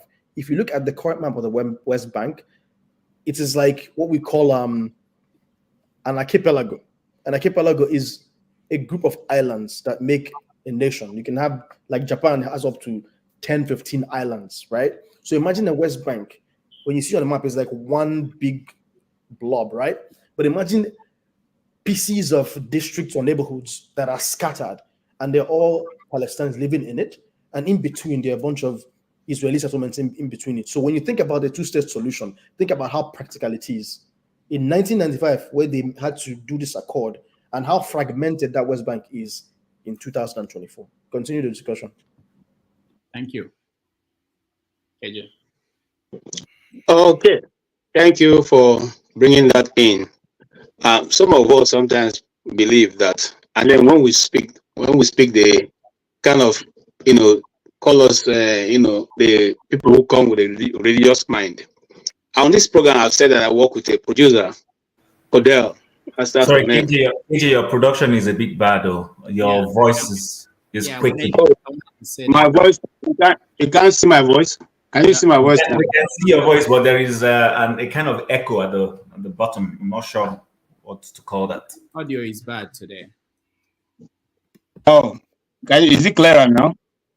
Now maybe you can join us again. I will let you speak as soon as you come in. But Dr. Dominic, to further just lay more emphasis on what you said about the Palestinian. So I'm looking at Britannica, the Encyclopedia Britannica online, and it is saying that Palestine, area of the Eastern Mediterranean region, comprising parts of modern Israel, which is where you're saying that maybe Israel controls the larger part of that territory, and the Palestinian territories, they don't consider it a state, but they consider Palestinian territories of Gaza Strip along the coast of the Mediterranean Sea and the West Bank of the west of the Jordan River. So essentially, Palestine territory that is trying to seek their own statehood, independent of Israel, is made up of the West Bank and the Gaza. The West Bank controlled by PLO and Gaza controlled by Hamas. Olumide, sorry, give me a minute, Rudolph. I think you misunderstood what I was saying. What I was saying is this: there's the West Bank and there's the Gaza Strip. What I am telling you is, when you take the West Bank itself, the Oslo II Accord applies to West Bank alone. Within West Bank, neighborhoods are split into pieces. There are pieces of places where Palestinians live, and there are pieces of places where Israelis live, because the Israeli settlement keeps encroaching into the West Bank. And because of the conflicts that have been there, the Oslo II Accord established Area A, Area B, and Area C. Area A with complete Palestinian control of civil affairs and security. Area B, where there's the Palestinian control civil affairs, but they share security concerns and protocols with the Israelis. And Area C, where the Israelis control 100% of the security, which is about 60%. What I'm telling you is, I'm suggesting, how practical do you think it is within this West Bank that is fragmented, that you create an independent state? So are you telling me those thousands of fragments of neighborhood is one country, and then you cross the street to a territory that an Israel lives in, and it is Palestine? Like, does it make sense? I think those I think right now we all know that the challenges to that independent Palestine state is the barrier right now is the Hamas barrier, supported by Iran and Hezbollah, Lebanon, saying that they will not accept a statehood of Palestine with Israel by their side. That is which is not practicable. Essentially, what I'm trying to do is I want to push us away from talking points and to push us into pragmatism and the reality on ground as of May 2024. So when you tell a Palestinian or an Israeli who lives in the West Bank, we're going to create a state in the West Bank, are you telling them that you're going to make this Palestine neighborhood independent as a different country? Oh, no. They're all going to be one country. That's what I'm trying to make to you, the fragmentation. So when you say that a Palestinian refuses the two-state solution, what does that mean? That's what I'm trying to tell you. It's basically, I mean, if Hamas is saying that we are not going to coexist with Israel, I'm talking about just a regular, well-meaning people who are not terrorists. I agree with you. I mean, I see your point, and sorry, doctor, that's a bit too simplistic. There's no way when you see, that's the point I'm making. Now you're bringing these dynamics to say the rational Palestinian who is not Hamas. Well, incidentally, the reality is that there is that rational Palestinian, there's a rational Israeli, there is also Hamas, then there's also the Zionist. all of these are there. You can't wish these things away. Yeah, But these things have become more complicated over the years because when it was slightly more simplistic to resolve, some hardliners on both sides refused to take a straightforward jacket solution. Let's not forget this. There was a time when this could have been easily two states, we move away. I agree with you on that. But what I'm saying is, when you talk about it in context of 2024 and the war going on, I don't agree with what Hamas. Truth be told, there was never a time. All those negotiations that Clinton did and every other thing. There was never a time. You encroach people's land. Now you measure the land by the land that you encroach from people's land. With your uninformed Stop that opinion. talk. You that you're talking so dumb Don't so ignorant. come and complicate The US supports Israel. The UK supports Israel. If the Iran supports Palestine. Hold on, everybody. A non-Islamic member. It's KJ's turn to speak. Why I was trying to bring up the map is to show you guys what Dominic is talking about. What has changed from 1948 to 70s to where we are today. That even in West Bank, if you want to say that West Bank is going to be a country, even if you want to leave Gaza, that because it's, I believe you guys saw some of the map, is most of the territories have been taken by Israeli people who took basically settlements, that they can't even form a country that is reasonably like a country, because in there you find, that's what he's trying to say, and I'm trying to show you the map. But let's go to Cage. But doctor, that has happened with the US and all the other islands around. The Puerto Rico, the Samoa, and all the other islands. It's like that in the US. Papa, when are we going to? When are we going to? But they're using it for it not to happen. When are it's we just an going excuse to learn for Christ's it not sake to to happen. follow the rules? Amigo, When are we hold on. going You to see help other people keep Nigerians talking. in our mind? Follow the rules. All right. It's a conversation. No, it's not. It's not a conversation. It's not a conversation. So please. Then, doctor, why don't you shut down other people? Olumide make comment like 3 times. I literally dozing, even when I have something to say. I have to come in. Yeah, I stopped. Olumide talk, Chin talk. I have to come in. Doctor talk. I have to come in. All right. Come on. If you don't want me here, let. So, KJ, you think my job is easy? No, it's not easy. It's not easy. My job is not easy at all. Before you go, KJ, Dan, I couldn't play. I wanted to play the music. I couldn't because it's in MP3, and so if that is why you want me to, I wanted to reach out to you. KJ, go ahead. I'll come to you. Please. Okay, I'm going to discuss on 2 fronts. One is that I came to this platform today because I wanted to, discuss the recent, the news spinning around concerning Iwanyangu's cry and all the rest, but it seems not on the menu.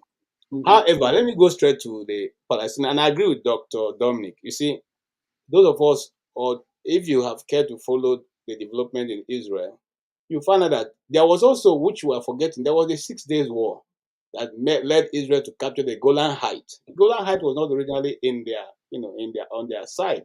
Okay, when that war happened, they captured so many of those places that now makes it look as if it's spotted around, and with a lot of negotiations, they pulled back from some of those places.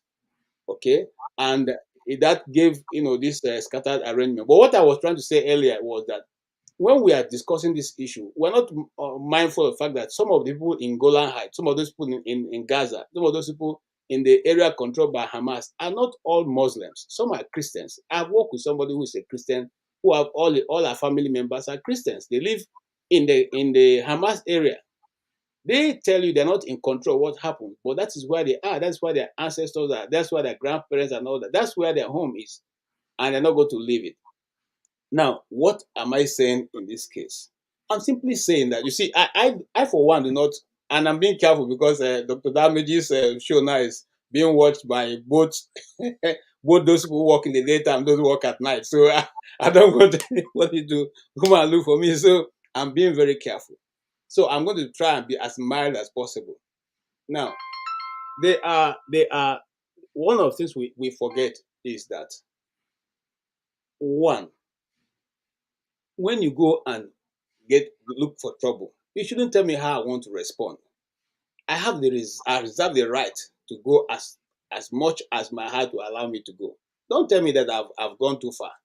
Don't tell me that, because I didn't ask you to come and you determine by yourself. You sat down on your own. You determine how you want to, do that, carry out that October 7th attack. You did it to your satisfaction.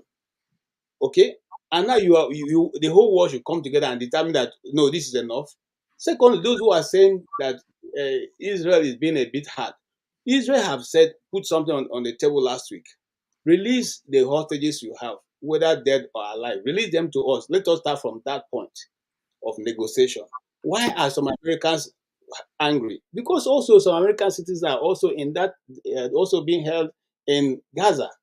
Okay, some of them are being held in Gaza, and that's why they are angry that even their president is contemplating not even withholding weapons from Israel. Remember that one man, the orange man, was impeached because he only asked a question. Now you are doing the same thing, which you people organize and impeach him, and your own is not it's not an offense, but his own is an offense. So what I'm saying, what I'm trying to put on the table for all of us to see is that there are bigger pictures. There's the men that are behind the candidate who have not seen them yet, that are pulling those strings, and it's only them who determines when it stops and when it starts. And that's why I agree with Ike. These things they don't when it's happening in a territory that they don't give a listen about it. Don't bother themselves. The Nigerian situation. There was I belong to Amnesty International. Their latest publication shows how almost over 7,000 people, okay, that have gone to be with their father, Father in heaven, since this administration all started. In this present administration alone, the publication there shows that there are more than 4,000 just between the last 1 year when this man entered. So what are we looking at? Who has cried about it? Okay, who have talked about it? Oh, you guys don't matter. So the more we are able to address our own issue, know that nobody's going to come to our rescue, the better for us. The better for us. Okay, look, we can talk from now till tomorrow. Those guys pulling the strings are not going to stop, because when they pull the strings, they sell their wares. Okay, their wares are in the market. They sell it to both sides. All right, they sell to both sides. They don't have it. They're not looking at what you are looking at. They're not feeling what you are feeling. Okay, because these things will never come to them. So what I'm saying is that the more we decide to broadcast our own, the issues going on in our community, the one going on in our country, in our continent, in the countries of Africa, the more better for us. And it's not as if they're going to help us, because there's an Igbo adage that says that when a kite picks up a small chicken, and the chicken is going and shouting chinchi chinchi, it's not shouting because he's going to get rescued from the world, but that the world should see how he's ending his own journey. That's how he's ending his own journey. His own world has ended. So we should keep shouting. It's not because they're going to come to our rescue, but they at least hear what is happening in our own domain. Let us leave their own domain, because they are playing high politics. Let us play the local one and tell our people and tell the world that this is what's happening with us, and they should come to our rescue also. Thank you very much. All right, KJ, I'll ask a question. Not a correction. Point out something. Okay. Not for you to respond to. You said that you started by talking about Israel. You can attack us and tell us how to respond. Okay, and you are comparing the terrorists, the Hamas, and the Jewish state, and you are trying to make this moral. I may not say that, but trying to say that the terrorists, they have the right, if they decided to attack us, we should decide to, fight them and any way we want. Now you have to differentiate. This is a state. These are real states playing by the rules of the world. And you think it's okay for that state to behave outside the rule because some terrorist group attacked them. Now, okay, let me give me 1 minute. 1 minute. The reason I always want to put this out is that we have to also think about it when we become the victim. If it's our own, and I always think about home.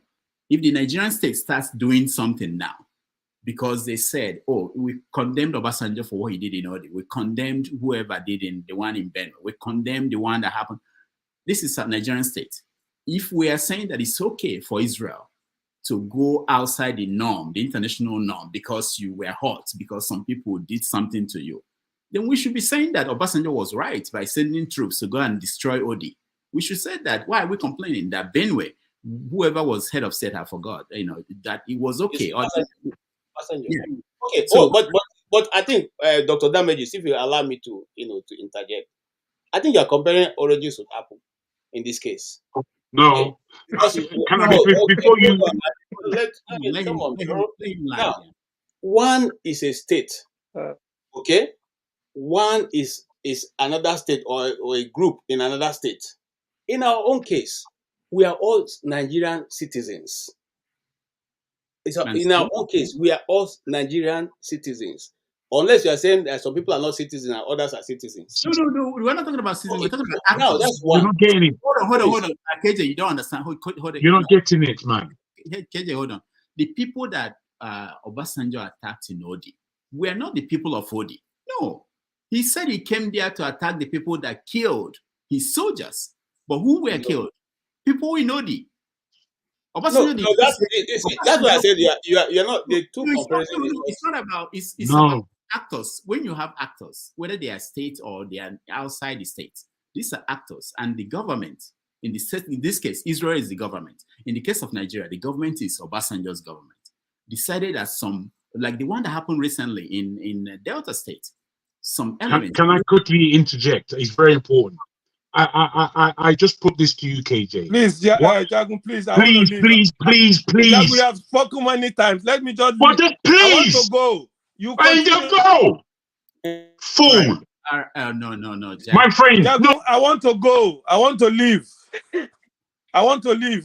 Please. So, revolution, Dan.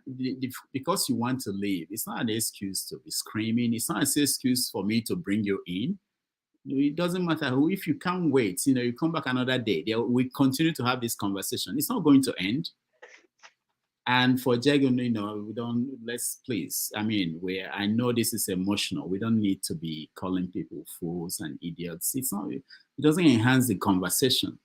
We can challenge what people are saying. I don't have any problem with that. But not calling people names. It means you are weak. You don't have words to use anymore. I mean, that's how I see it. If I get to the point where I don't have any words, I can only call you an idiot. I will just leave. I will take myself out from that place because it's not important. All right. Where was I? Who was speaking? I think that. No, that's supposed to be me. I want to answer a question, but you see, I don't want to answer it because I don't think it's direct to me as an individual. I think you are throwing it out there.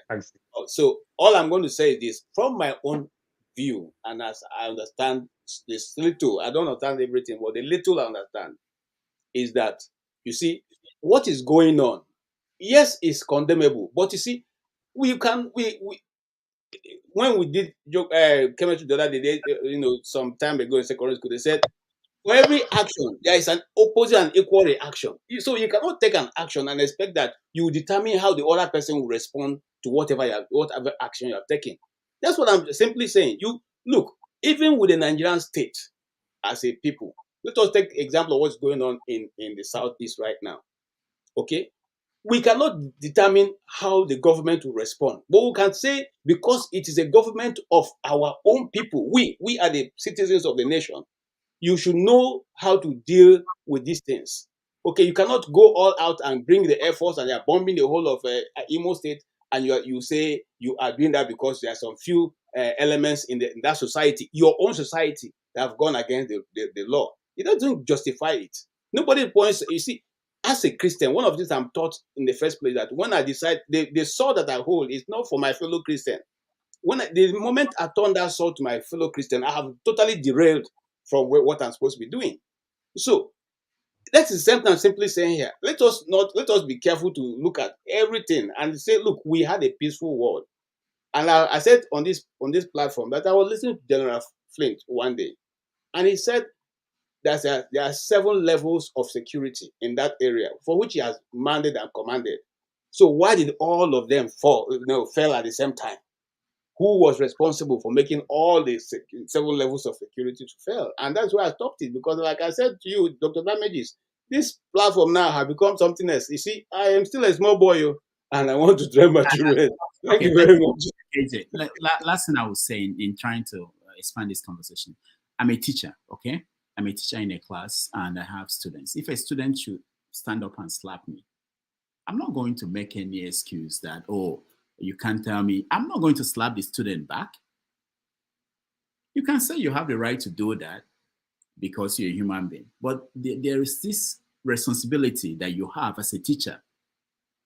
Israel has a responsibility as a state in the world, signed to conventions, agreements.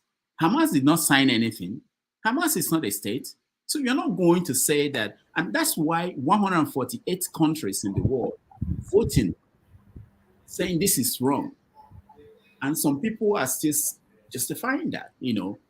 I'm just thinking about when it's our turn. This demarcation you're making about the state and within a state that, oh, they are citizens of Nigeria, so Nigeria should not behave that way. When you expect Israel to behave that way, you expect America to behave that way, you think that Nigeria would now act differently because these are their citizens. It's not. I want to ask you a question. Can I come in real quick as I was thrown out? I'll come to you. Who stopped and determined how America should intervene in Libya when they decided on their own that Libya had become a place that they needed to? Who stopped and decided how far they went and when they stopped and who decided that? Actually, you know, Libya, it wasn't America, it was Europeans. But anyway, that's a different thing. The point is that nobody is saying that America did the right thing in Libya or anywhere in Panama or other places that America attacked. Nobody's saying that America did the right thing, even in Iraq. Nobody. They condemned America because America is a country that has the veto power and all this. You know, you have to understand. Can I just quickly say, very, very quickly, I apologize for shouting, but it's not emotion. It's lack of patience.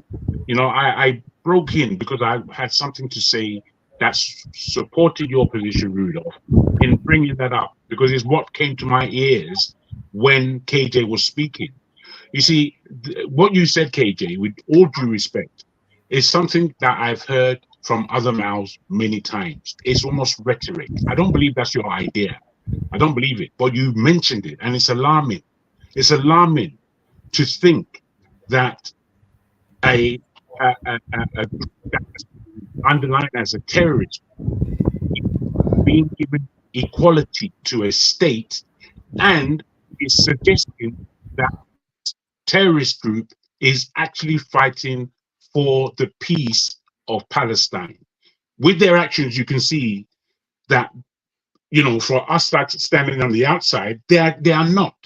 But if we're inside, if I'm a Palestinian, I'm really going to be thinking that all I have is Hamas. It's a very complicated thing.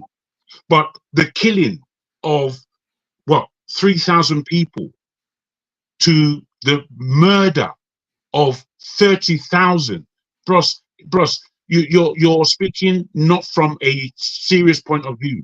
Because if this happened to your people, you would never speak like that. So I just ask you to don't follow these what they call them hashtags that come out to say, if you kill us, then we're going to kill you worse. That's a hashtag, and it's an illness, and you must be careful of it, my brother. As a journalist, I don't respect it. Thank you. Sorry. All right. It doesn't matter what you think. That's your opinion, and I have my opinion. Yeah. Thank you. It doesn't have to do with my profession. Even without my profession, I can take a stand on any matter, and that's my stand. Thank you. Dr. Damages, I have a question for you, Dr. Damages. No, not yet. No, just a question. No, that would derail us. Hold on. No, it's in the line. It's in line with what we're talking about. Yeah, I'll come to you. Don't worry, I'm here.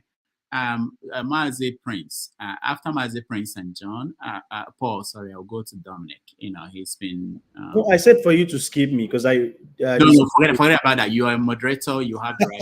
You're putting me in trouble. No, I don't have to worry about that. You should. You are helping me out here. You know. So go ahead, Mazi Prince. Thank you, Dr. Rudolph. I hope you see that I'm very patient. I didn't interrupt anybody. And those hecklers, because that's what I call them, those people who likes to talk when other people are talking that ain't got no patience. They better stay away from me. When it comes to Israel and Palestinians, my quick question is this. Most people call themselves Christians, and I ask, what is Christianity? Christianity came after Jesus came. That is what it is, right? And it's supposed to be the followers of Christ. So if we are followers of Christ, the Israel of today still doesn't believe that Jesus came. They still don't even believe that they did what they did to Jesus. But that is a different topic altogether. Now, what I'm trying to say in essence is this. I try as much as I can to really stay away from this, this conversation about these two people, because for me, I believe in justice and I believe in equality. Equality in the sense that the life of a Palestinian is as important as that of an Israelite. Israel, it's enough. They can stop. They can do that today. But guess what? They will not, because Netanyahu knows who he's supporting. He might pretend as if he's in bed with the Democrat. He's not. He has his people who are the warmongers. Anything that has to do with war, you see them there because they own companies that manufacture, weapons and other stuff that is being purchased and being shipped to, Israel and all that. Hamas, what they did, was it right? No, it was not right. I didn't like that. But at the end of the day, we can say what we can say now. Can all these things stop? As much as we are calling on Israel, I've not seen anybody call on Putin, because Putin is doing his own too. He's also doing his own. Nobody called him. So I align myself with Mr. Ike. I really love what Mr. Ike said. In as much as I also believe that everybody have the freedom to speak, we can dive into any topic that we want to talk about. Anybody can support who they want to support. Nigeria that we're talking about, where are we gonna talk? What are we gonna talk about? Is it the students, about 42 students or 43 students that were being kidnapped 2 days ago? They are supposed to have exam the next day, and they were being kidnapped. Nobody, probably nobody's talking about that. I'm not gonna take all the time. I rest my case at this time. Thank you. All right, thank you, Martin. John, Paul, sorry. Dr. C, I've wrote a lot. Ah. So, Doctor, I'll start with one very issue. Where I come from. Paul, no sermon, one of the strongest. Go straight to the point. No, I have a lot. If they want to cut me off, I will stop. But if they cut me off, not a problem. You understand? Because I have a lot. The place I come from, one of the strongest militant today, who is one of the government biggest contractor when it comes to security in the Niger Delta, is Tompolo. Where I come from, my people intimidate where Tompolo come from tremendously. Tompolo come from Warri South local government, the Ogbijo people. If they lost any human being in their place, they carry them to pass through my own town. They used to collect 10,000. I think right now it's like 100,000.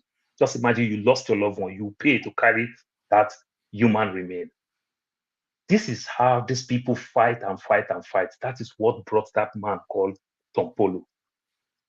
You know the painful part of it? Every time I talk to people from my place, you will see good people who take side of injustice.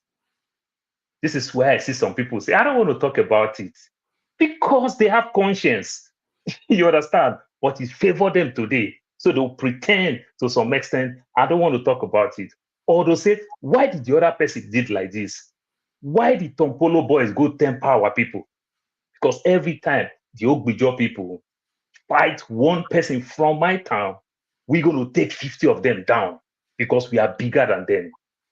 If anybody know Delta Steel Company, Alaja, General Dumuje was working with the government. He's the one that influenced Delta Steel to my own town.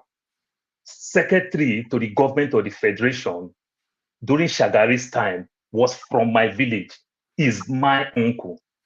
Every young man in my place, every family in my place is in the military. All my father younger ones, they're all in the military. So we have that military mind, we have that power, that connection from the government, and we punish these people. That is what brought Tom Polo. And I see good people, good family members who will take side because it favored them. But every time they lost one of their own, they feel like taking 100 of the other people. This is exactly what is going on. People don't even understand what is called Hamas. Hamas and the so-called Palestine. If they have their way, from time immemorial, they are one. Hamas is elected as an elected group. It's 2006. That is one side of it. Apart from it, Hamas, if we call Hamas Boko Haram, why would they be punishing a Boko Haram in the core north and find their way all in the core north, up to Benue, up to Kogi, up to Anambra, keep encroaching and encroaching and encroaching. These guys, as we are talking today, they are in Palestine. Hamas is not in where they are, Rafah, that they are going today. Oh, they say they hide in the midst of human beings. Guess what? The United States did this with Osama bin Laden. They leveled Afghanistan for 20 years. But it takes them to write off some of the debt that Pakistan hold them. It takes them to use intelligence. It takes them to build a super silent aircraft to take down Osama bin Laden. They didn't go to Pakistan when they discovered that Osama bin Laden is in Pakistan and level everybody because they want to bring Osama bin Laden down. No, they write off debt. They pretend like they go in the night, like as Osama bin Laden, like people didn't know, the Pakistan didn't know where they did what they did, and they run away. But we all know all those things. So when you see good people try to play this game, one day it will come to your own. When my very good friend who sells fencing in Canada, Olumide, will say, oh, Iran. You talk about Iran, you can't even make mention of two countries. Maybe if you want to make mention of another country, you're going to say Qatar. But what will you say for Israel? That the US stand behind them, tall, openly? The UK stand behind them? These people who choose not to forget these people, do you forget what Germans did to them? But they have relationship with Germans. Do you know why? Those are whites. These are not brown. How come they won't say we will never forget what the Germans did to us? You understand? The West, literally, good percentage of the West is supporting Israel. How many is supporting these people when people want to talk all this type of thing? You cage people, they don't have right for anything, they can't do anything. They speak some type of mild English, they use the word two-state. Just let them be. Like Dr. Dominic will talk about all the fragments and every other thing. It is part of encroach when you encroach people's land. Then when an individual just give his own opinion, they'll say, oh, the Palestine say from the river to the sea. Just an individual thing. Like as my Igbo brothers will fight for their Igbo people. Like as my Orobo brothers will fight for their Orobo people. Like as my Edo people will fight for their Edo people. Then you quote that individual who does not represent the government to say this type of thing. Say, oh, because of the state, they don't agree. When Clinton negotiates some of these negotiations and everything, when you want to take almost 65% of their land, then come on. If they agree to all these things, tomorrow somebody going to cut them. So the West have never bring peace. They want it that way. Dr. Dominic, when you make mention of those fragments, it's a strategy. They calculate it. The US is like that. The American Samoa, the Puerto Rico, like I joke with my Puerto Ricans, they will never vote for president in their lifetime. They have a governor, they don't have a president, they can't vote for US, but they are part of US territory and everything, but they can't vote, they can't do nothing. It's like that. So people can be like that, but just let these people be. You literally control them. They don't have life of their own. You don't like these people. You never want to be with these people. These people don't want to be with you. Let us create boundaries. That is when the UN can come very well. Then when people talk about all these protests, this thing, oh, they did this, they did that. Oh, we talk about we Nigerians and everything. Remember, these so-called people also fight during apartheid, South Africa and the likes. So it's very, very, very, very painful when people make mention of all these things. The West is our problem. The West is not ready yet. The day they are ready, you will see it. How many days does it take America to stop this thing? Netanyahu will never stop because of the loss of his brother during Kentebet, his elder brother. Netanyahu will never stop. And Netanyahu is doing this thing deliberately because he don't want to go to jail. He has a court case to answer. He don't want to go to jail. It's a deliberate. Do you know how much billions the Israelis invest in that security, those gates? Do you know how much technology that they put there? How come they did that thing? They kill civilians. They kill over 300 Israeli soldiers. Where are these people? As at that time, it's a deliberate. Netanyahu did these things and everything. Then you want to say, oh, these people, if you take one of them, you can't tell us how many you're going to take and everything. My brother, it doesn't work like that. Everybody has stubborn people. We see these things when the government did this same thing in OD, in Zakibian. We've seen these things, Modakeke, Ife. We've seen communal issues scattered everywhere. I've seen the military stayed in Warri for over 20 years. They rape our mothers. They rape our daughters. They intimidate people. They make people less of a human. That's exactly what is going there. What is going on there? So, my brother, let's not just take these things the way we are seeing it. And when you keep letting all these things roll, it is easy. But guess what? In the legal way, it becomes precedent for them to quote it, to use it in another place again. Oh, why did Hamas did that? You cage these people, you control them. They don't have life of their own. You understand? In our African nowadays, they say when you push goats to the wall, the goat will come back and fight. That's exactly what you are doing to these people. They feel if we can use this thing to make a statement, there's somebody who will say, why didn't Hamas? When Netanyahu will tell the people clearly, you understand? He say, release everybody. I will pause, then I will go back. What would they use as a leverage if they release all the old stage and you promise them that you're going to stop for 1 month, then you're going to come back? What would they use as a leverage? Will they have the privilege to go kidnap another set of people? You understand? It is barbaric what Hamas did, completely barbaric. And you know the beauty of it? Israel won the war the first month. Israel won the war the second month. From the third month, Israel lose the war. Israel is the love of the world. The whole world love Israel.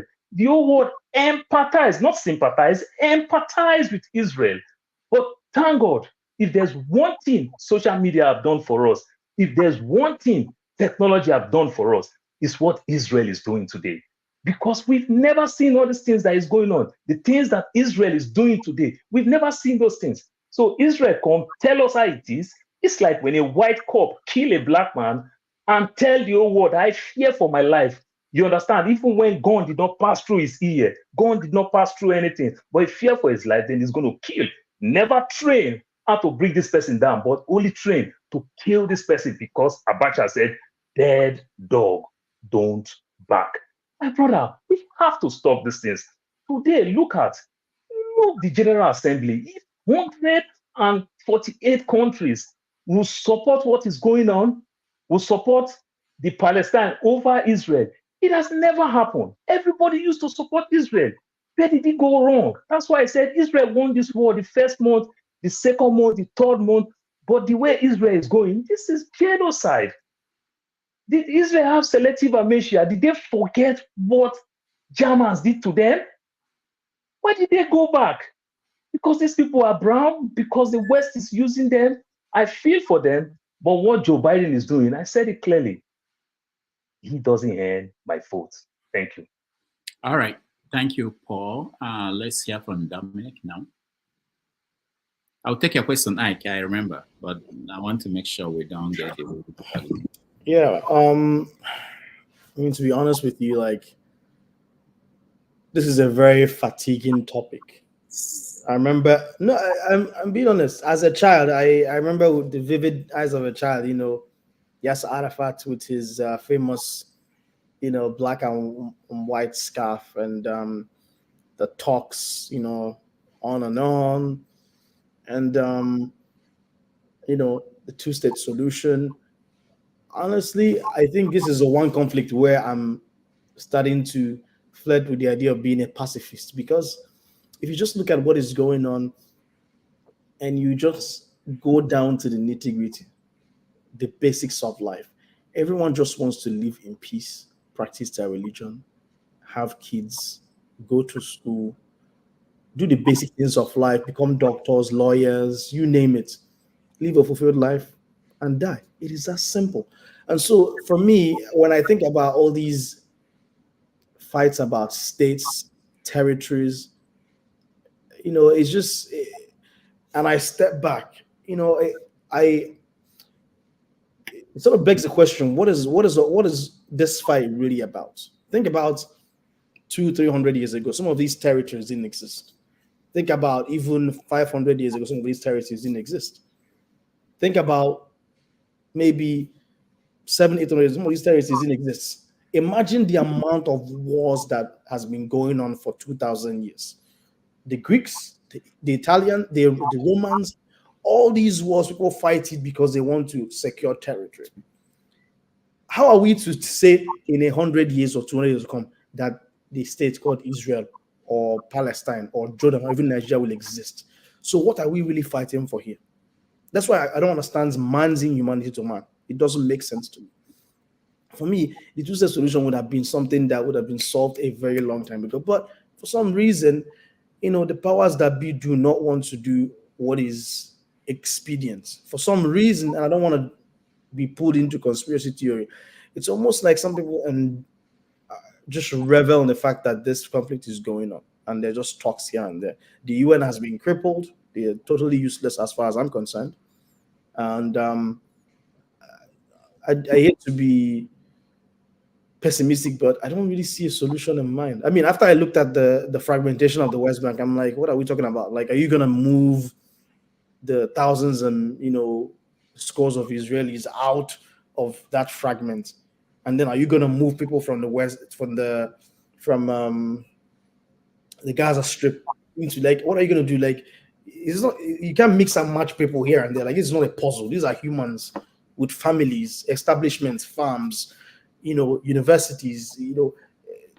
It's a very complicated thing. I quite frankly feel hopeless about this. And what pains me the most is this whole calculation about doing math with people's lives. You killed 3,000 here, I'm killing 30,000. Like, mix and match, and as if these are not human beings, right? They are Christians in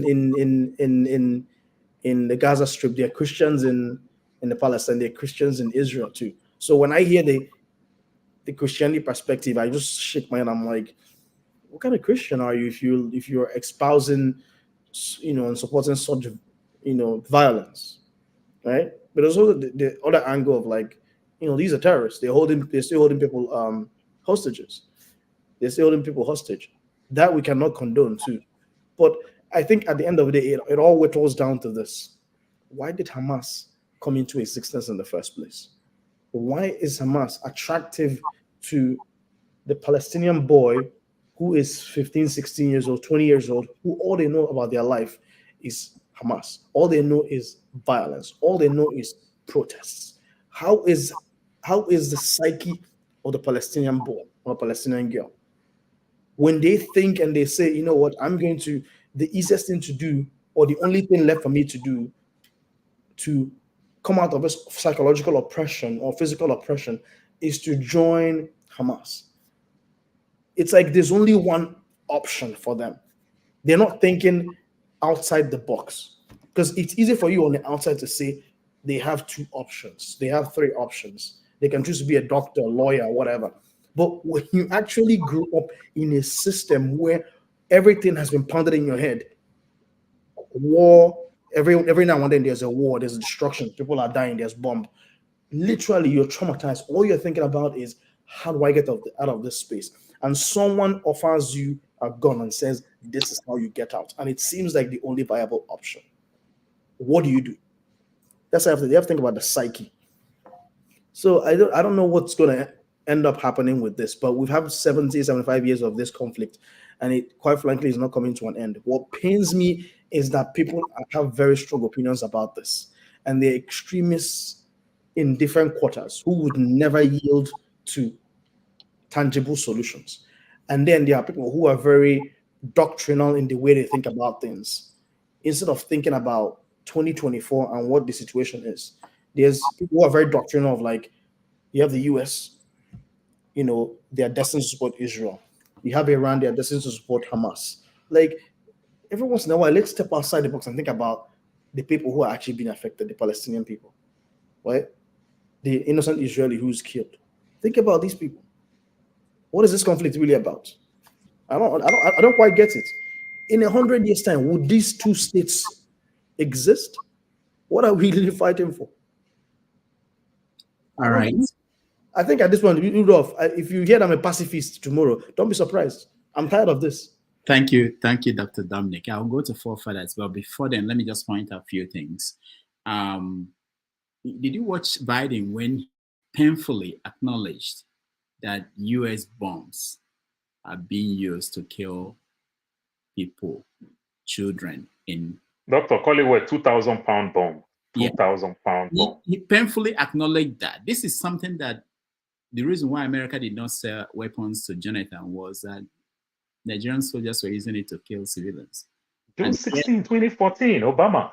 Here you found, we now see American bombs being used, being dropped. It was painful watching him acknowledge that. Also, it's also shocking, you know, if you think about it, outside the pain and suffering of people, that Israel, despite all their technological advancement, they still depend on America for their weapons. I don't get it. You know, you would think that they would have taken care of that part, you know, simple bombs. Anyway, but someone said that UN is useless. Sorry, Rudolph, can I chime in something? I said that. You can have not. Yeah. I just want to say that it's okay. You can say that it's opinion, but it's also important to know that it's because of the way it was structured. People tend to blame the UN, expecting the UN to do wonders. But the structure of the UN... Rudolph, I'm not blaming the UN. All I'm saying is, in terms of the mechanisms, remember, the UN was created to serve a particular function, which is on a global stage to act as an ombudsman or as an arbitrator, to sound as a voice of reason where things are very catastrophic, right? It's to serve as a community of nations where, you know, when 2 or 3 nations are in conflict, everyone else outside of that situation can at least come in with a fresh set of mind and say, you know what, all these parties, like, calm down, let's actually figure this stuff out. So where you have a mechanism where, you know, when you have a system where the mechanisms don't function, and there are 5 states who are overlords over everybody else, and one state can veto virtually anything that is supposed to get done, then that body is crippled and functionally useless. If you keep giving out statements and the statements don't amount to anything, there's no teeth to them. I mean, sorry, here? Dominic, somebody already answered your question for you in there, and I agree with Fumi. As in, why are you giving so much credence to the United Nations? Who formed it? Who funds it? Who owns it? Who controls it? That they told you, oh, they created a mechanism where one side, they say this UN Security Council of themselves, and then give you the General Assembly where they make you happy. You go there and you vote. You vote this useless vote that has just been resolution that has just been passed. Then they will sit back on the other side and veto. And then you're coming here to talk about the UN. UN has always been useless from the day it was signed in. But I don't even want to go there. What I wanted to ask is, Rudolph, talking about how sorry Biden was. Let me ask: will an American bomb be sold or American weapon be sold without the president's consent, the National Defense Council of the US agreeing to it? That's one. It's a hypothetical question. I'm just asking.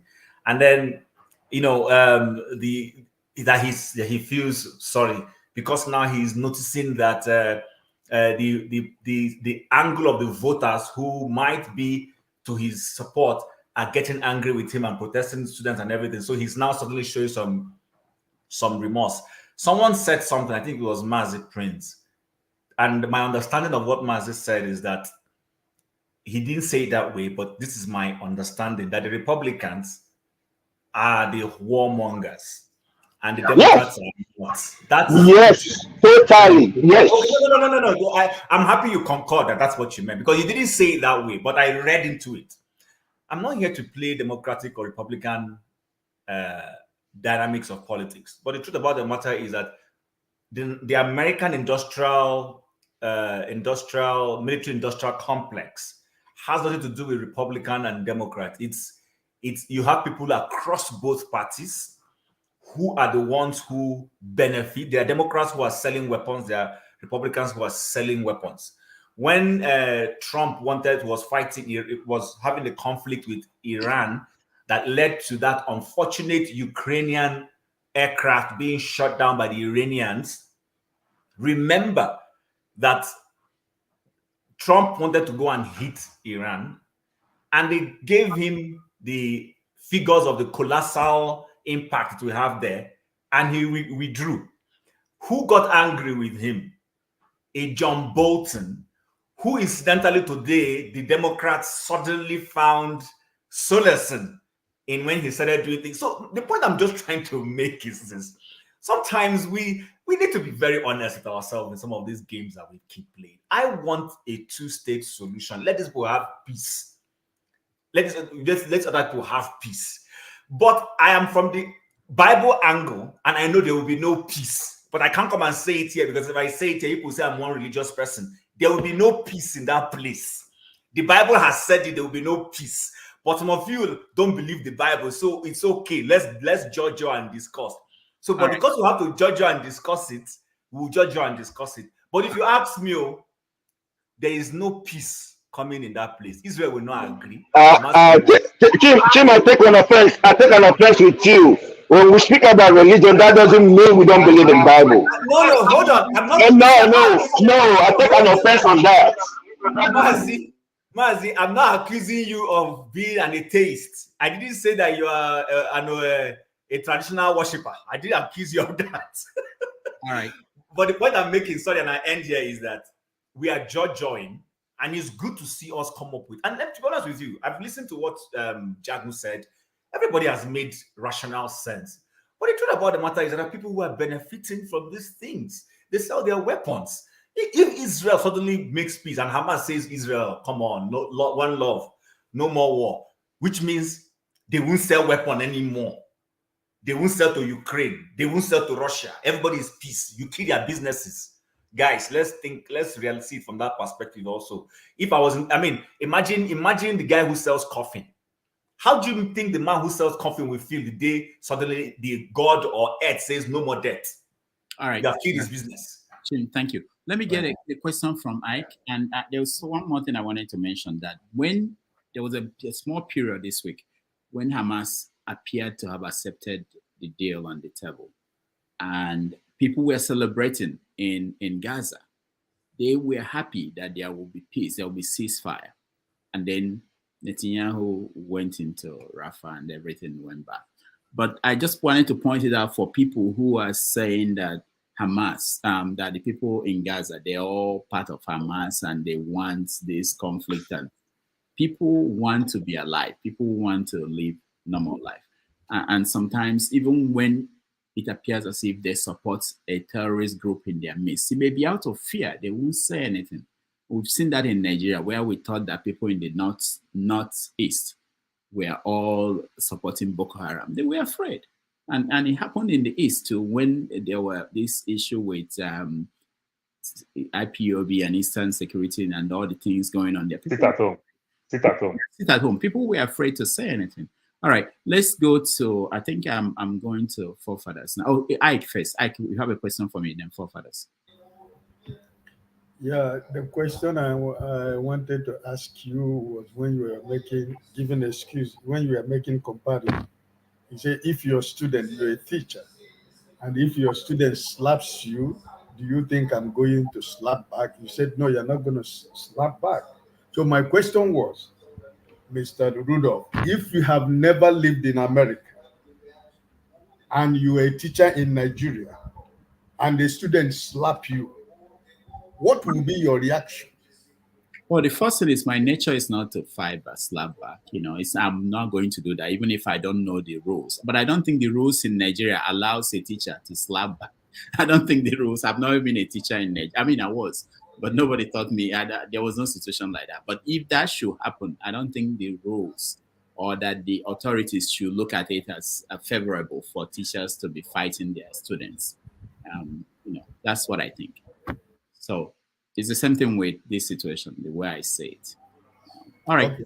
let's go to forefathers. But the teacher will not fight you, but people will fight. There will be people outside waiting for you. Yeah. Okay, there could be. Yeah. All right, let's hear from forefathers, the man of prestige, and I'll take my forefathers. Greetings. Thank you for having me. Greetings to everyone on the panel, the chat, and to the viewers. Forefathers. Thank you. If we are talking about the Israeli conflict, for me, there are serious conflicting interests involved in this conflict. One, the Jewish people of Israel insist on having a Jewish state, and that's where the kind of suffering starts, because even the 20% of Arabs in Israel today, because of their higher birth rate and their intermarriage within their groups there, will mean in time, if that state is a democratic state, that Jewish complexion of that state will go away. So now they are wrestling with that reality. Now they are also having to contend with Palestinians next door, that if they include them as part of one state, it will outnumber them again. So you can see the problem that they have there. So I want to shorten it because a lot of people have said a lot of other aspects. If they truly want a Jewish state, that their control of that state is not going to be challenged in the near future, then release, cut off the 20% Arabs in your country, put them as part of the Palestinians, give them a state, and create a new state that is perfectly Jewish, and make sure you are very, very xenophobic and not let people come into your country, and maintain that Jewish state. But if you want to pretend to be a democratic state that is open to people coming in and allowing those people to remain there, sooner or later they have to make their peace with the fact that the Arabs will outnumber them there. They have to make their peace with that. They have to live with the Arabs as neighbors. Except you just want to go and genocide people that this whole world will never let you do. And these are the forces. And then if you look at the role that the Americans are playing in this, they could have ended this a long time ago if they truly wanted to end that conflict. That is the problem. If America is by far the biggest partner there. America has multiple military bases in the Middle East, the most influential nations in the Middle East, apart from Israel, and they are very, very close partners with Israel. So how is that so tricky to negotiate a peace deal, a form of arrangement to say this is how you guys should live, but they choose not to do it. So we can go around and blame the two actors in there. And I think sooner or later, America may have to confront Israel, because they've now created a fascist state. They've created a population that wishes genocide on their neighbors, one way or the other, that believe that they are above the law. They literally believe they are above the law now. And that could be a problem that America will... They are already beginning to feel it now. Because the death rate that Israel has inflicted on the Palestinians, even Americans didn't inflict that in all the wars they've been to, from the first Iraq war to the Afghanistan and the second Iraq war. They've not... Libya doesn't even count. Russia has been fighting the Ukrainians for 2 years now. They've not inflicted that level of casualty, especially among women and children. And Israel feels like they can do it and think that they are the best in the world, that they are actually innocent of, why are you criticizing me? It's okay. This is normal. But it's not normal. And that tells you that their psyche has changed. And you can understand why it got there. It still doesn't mean it's acceptable. And America allowed it to get to this point. And sooner or later, who knows, one American leader is going to show up and say, you know what, enough of this. And something will have to give. Either the Israelis themselves will say, you know what, our taste for blood of the Palestinians will have to come down, and we have to make our peace that America, even America that's our friend, is not on our side. But right now, they don't even care. they literally say, keep your weapons. We are still going to go to Rafah anyway and do what we like. So that is what America is facing. And just remember this thing I'm saying. Sooner or later, America will confront the fascist state that they created there, because it's not going to go away. Their mindset is not going to change anytime soon. Most of the Israelis still today are saying they are not even using enough force. You've killed 30,000 people, about 15,000 children. You still think you have not used enough force. That is in this world. It tells you that the mindset those people have right now, America will have to confront it sooner or later. Thank you. Sorry, Right. question for forefathers. I have a question for forefathers, please, if you permit me. Please. We want him to talk more. No. He said he raised a pertinent question and that struck something. I want to ask him. You know, he said something about, if I understood him very well, I mean, he literally questioned the homogeneity of the Jewish state. And I understand where he's coming from. But the other question I want to ask is, so if it's a problem for the Jews to have a homogeneous Jewish state, have you thought about the fact that Saudi Arabia is homogeneous also, which is part of why the Saudi Arabians don't like the Yemenis on the other side? Have we ever thought about that? Just because Saudi Arabia is not fighting internally the way Israel is fighting this one, have you thought about that also?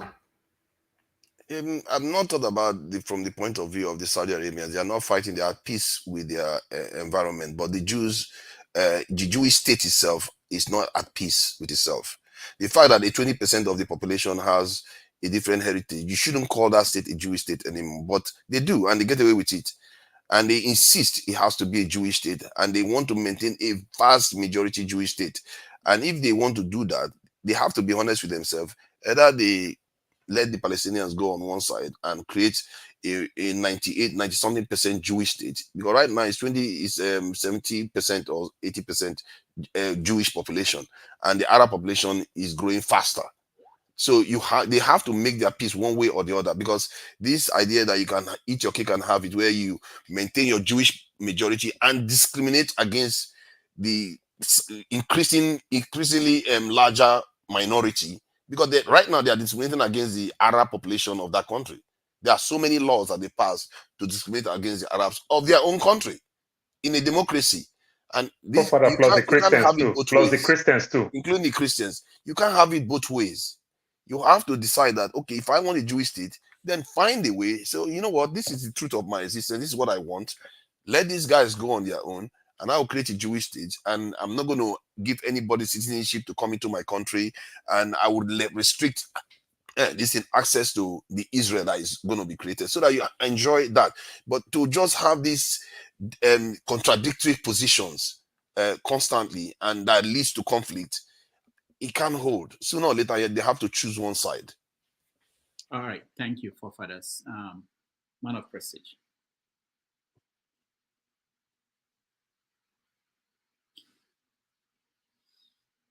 I always like when you call someone and they'll be looking and you'll be wondering, can people hear you, or are you the one who is... Did you call me? Yes, I called you. He said you should log out. Thank you very much. Log out. Thank you very much. Before I begin, I share the same sentiment with Mazi Prince, Paul, and Mr. Ike, particularly Mr. Ike.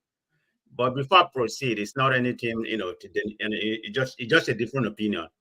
I think my brother KJ is an ideologist, he is, because when he forms an opinion, he's an ideologist. When he forms an opinion, he tends to stick with it, and he doesn't waver about that, which there's nothing wrong, So he's the only one that I kind of differ when he was narrating something about the Israelites. He has become so hawkish, in that area. So having said that, let me start with Mr. Ike, what he said about in Nigeria, in connection to the global world. I mean, look at what's happening in Nigeria space. The world, they don't care about us. I mean, yesterday or day before yesterday, about 40 people were killed in Kogi State. And the data available as of today, about 1,300 people has died in Benue State under this Tinubu administration. I mean, that's no counting what's going on in the north and other places, but they don't care about us. You know, they only care about, you know, the Israelites and other things. That's what they care, the West. So I don't know why we keep on honoring these West people. They don't give a damn about us. They don't look at us as human. So that's a very concerning, you know, situation in my own opinion. So let me pivot to what we are talking about. I'm not gonna go into the whole detail about, you know, the historical fact that has been going even before I was born, the conflict between Israel and the Hamas. I'm not going to dwell on that. And something Dr. Dominic said about the UN is very useless. I echo the same thing with him to a certain degree. I mean, the institution need to perform, but in my own opinion, they're not performing. And the reason why is because of finance. I was looking at the data earlier. The United States contribute 28% of their funding, followed by China 15%, and Japan is right up there about 6%. So all those state world, they don't contribute nothing. Maybe about a lot of them contribute less than 0.5%. So this is why they dominate the UN. You know, whatever they say, they have the veto power among those 15 members. It's because of the money. So there's nothing you can do about it. The way it's structured, you know, is totally bad. It's because of the finance aspect of it, which USA can say what's going to happen and what's not going to happen. I mean, look at what's going on right now. They are sending bombs to kill all those Palestinians. I mean, I'm not in favor of what Hamas did. Yeah, they did wrong, but that doesn't give the Israelites, you know, the right, you know, to eliminate, because their main mission right now, they want to eliminate the whole Palestinian. It's not right. You know, the world has to stand up and, you know, say something. I think the UN voted, was it on Friday, or it was 143, and it's not 148. 143 voted in favor of it. 9 of them, you know, voted against, which, you know, United States is part of, but 25 abstained to that. So this is what USA is doing. I mean, they are just doing like what Biden is doing. I mean, I like Biden. I'm a Democrat, so I'm not going to come here, you know, and hide about it. I mean, Paul, you can say whatever you want. You can vote. You can go and vote. You can go anybody and vote for. It doesn't matter. Biden is going to win. Just take it to the bank. Come here on November the 5th. He'll be here very soon, and we're going to be talking about it. It's going to win, you know, and I'm very sure about that. But having said that, what Biden is doing right now, you know, I mean, stopping the shipping of some of the weapons. I mean, he's not serious about that, because he already killed a lot of Palestinians to begin with. So all he's doing right now is kind of pandering because of what's going on, because of the election, the protests, you know, the student rioting and everything. That's what he's doing right now. But having said that, if people don't think whatever is happening right now, look at what Netanyahu said. He said he doesn't care if Biden wants to stop sending them, you know, any kind of weapon. He can do that, because he's banking that Trump is going to come to power in about 4 or 5 months. And when Trump comes into power, he's going to give them a free ride to go and eliminate the whole Palestinian. This is what people don't understand. Israel cannot survive without America. But he's hoping that Trump is going to come. That's why he's making that kind of, you know, statement. Because before, he cannot afford to make that statement. He's looking at the poll right now, but he doesn't know that the poll that is happening right now is just a prediction. It doesn't mean that Trump is going to win. He's leading in most of the battleground state, you know, leading by 4 points. It's a snapshot. Look at what happened during Hillary Clinton and Donald Trump. Wasn't Hillary leading most of the time, 10 points, 15 points, and everything? But what's the outcome of the election? I mean, like I said, all this poll right now is just a prediction. It has no value to what's going to happen. But as a Democrat, I know we have the machine, you know, on the ground, and I know what's going to happen. So people who don't really know about American politics, like my brother here, Chim, just come here, you know, and make some statement. He doesn't understand more about American politics. We Democrats, we know how to, you know, we know how to win. So take it to the bank, Mr. Chim. Now we're going to be in power again.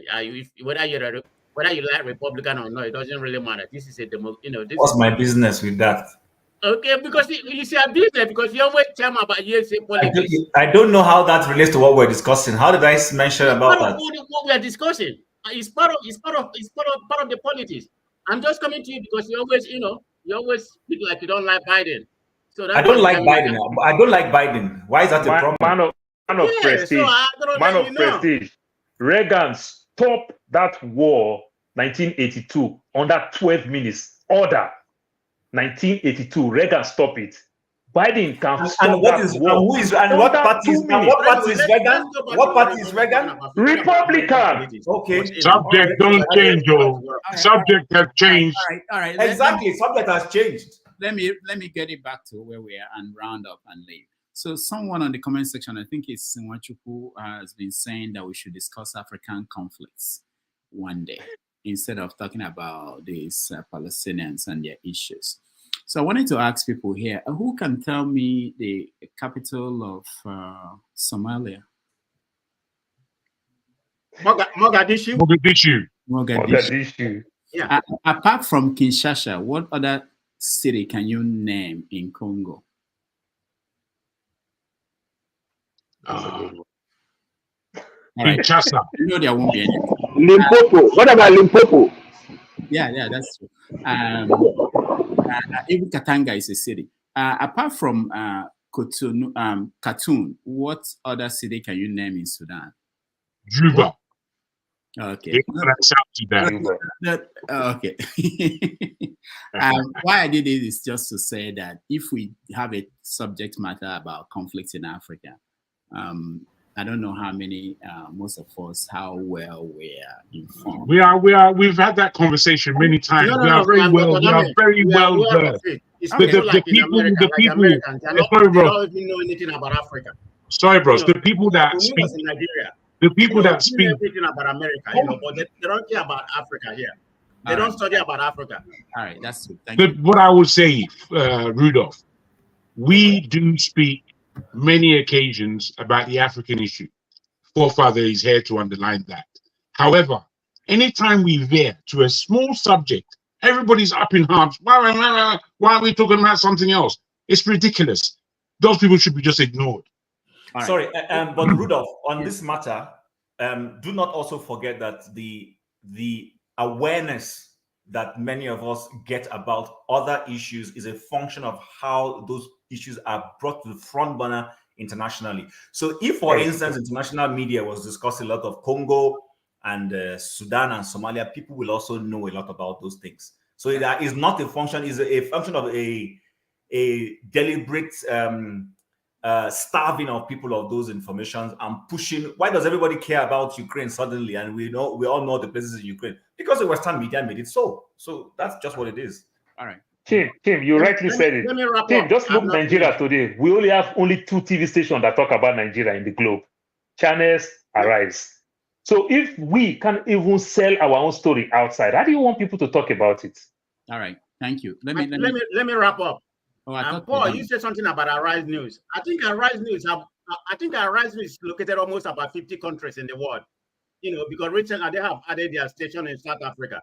So Arise News is supposed to be big, but you don't hear anything about Africa. I mean, the Americans here, they are very ignorant about Africa. They don't know anything about Africa, particularly the black ones.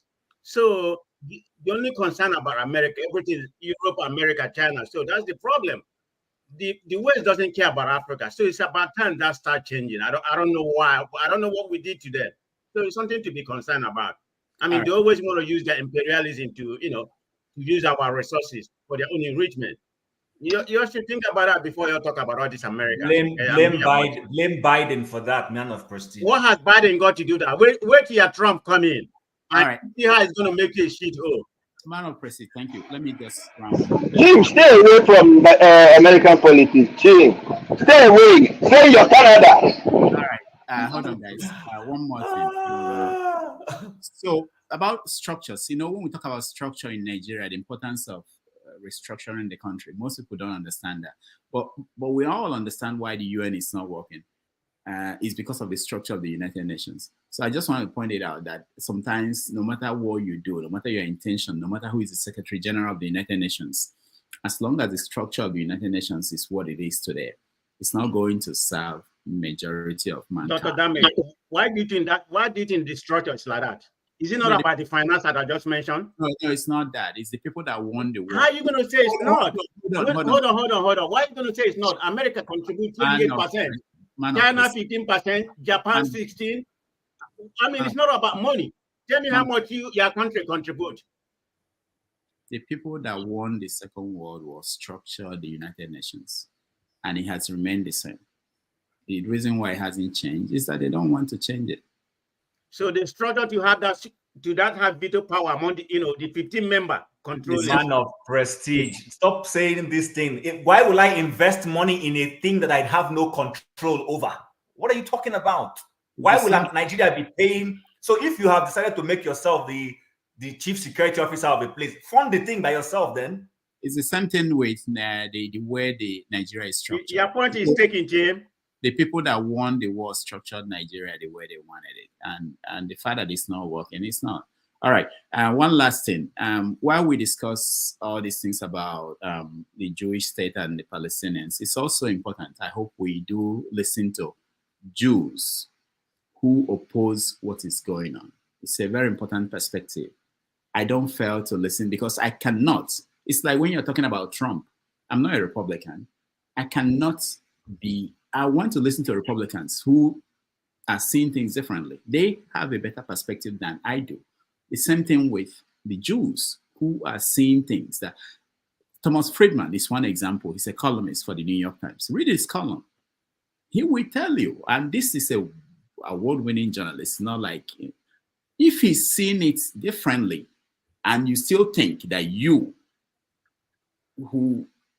ideas are better than that of everyone else. I don't know. I'm not that way. Anyway, that's all I have for today. Thank you, everybody, for joining us today. All those people in the comments section. You haven't told us what happened last week. You said you were going to give us an X-ray of what you were told. I didn't forget. That will be another day. This 8 hours. You are dodging. No, I'm not dodging. I don't actually plan to. I don't remember, but they mentioned all of you. I was in a place that people were watching with me, and they were telling me, "Oh, this guy."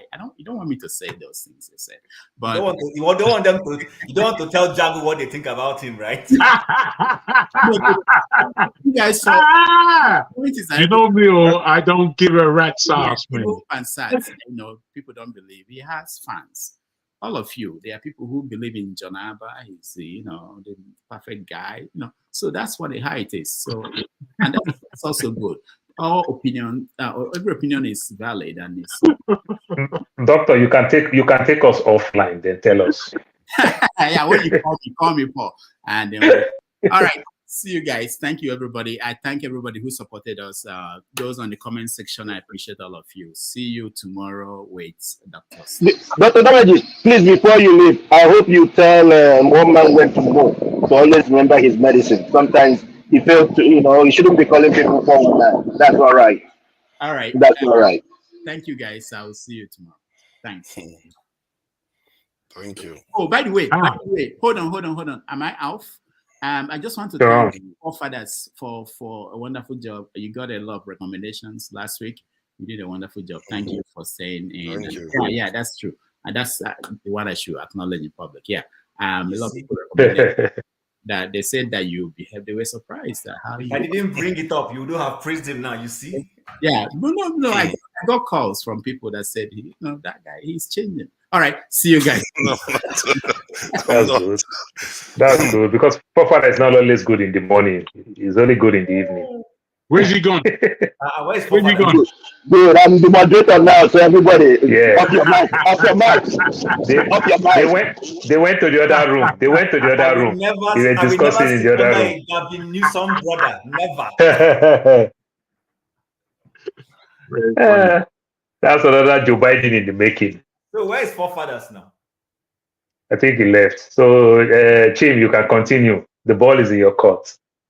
What do you guys want us to talk about? I'm not sure what the topics are anymore. Yeah, Chim, I wanted to address this. There was a time we discussed extensively on the elders of the East, and this week I read that Yahyaha was crying that his life is in danger, and that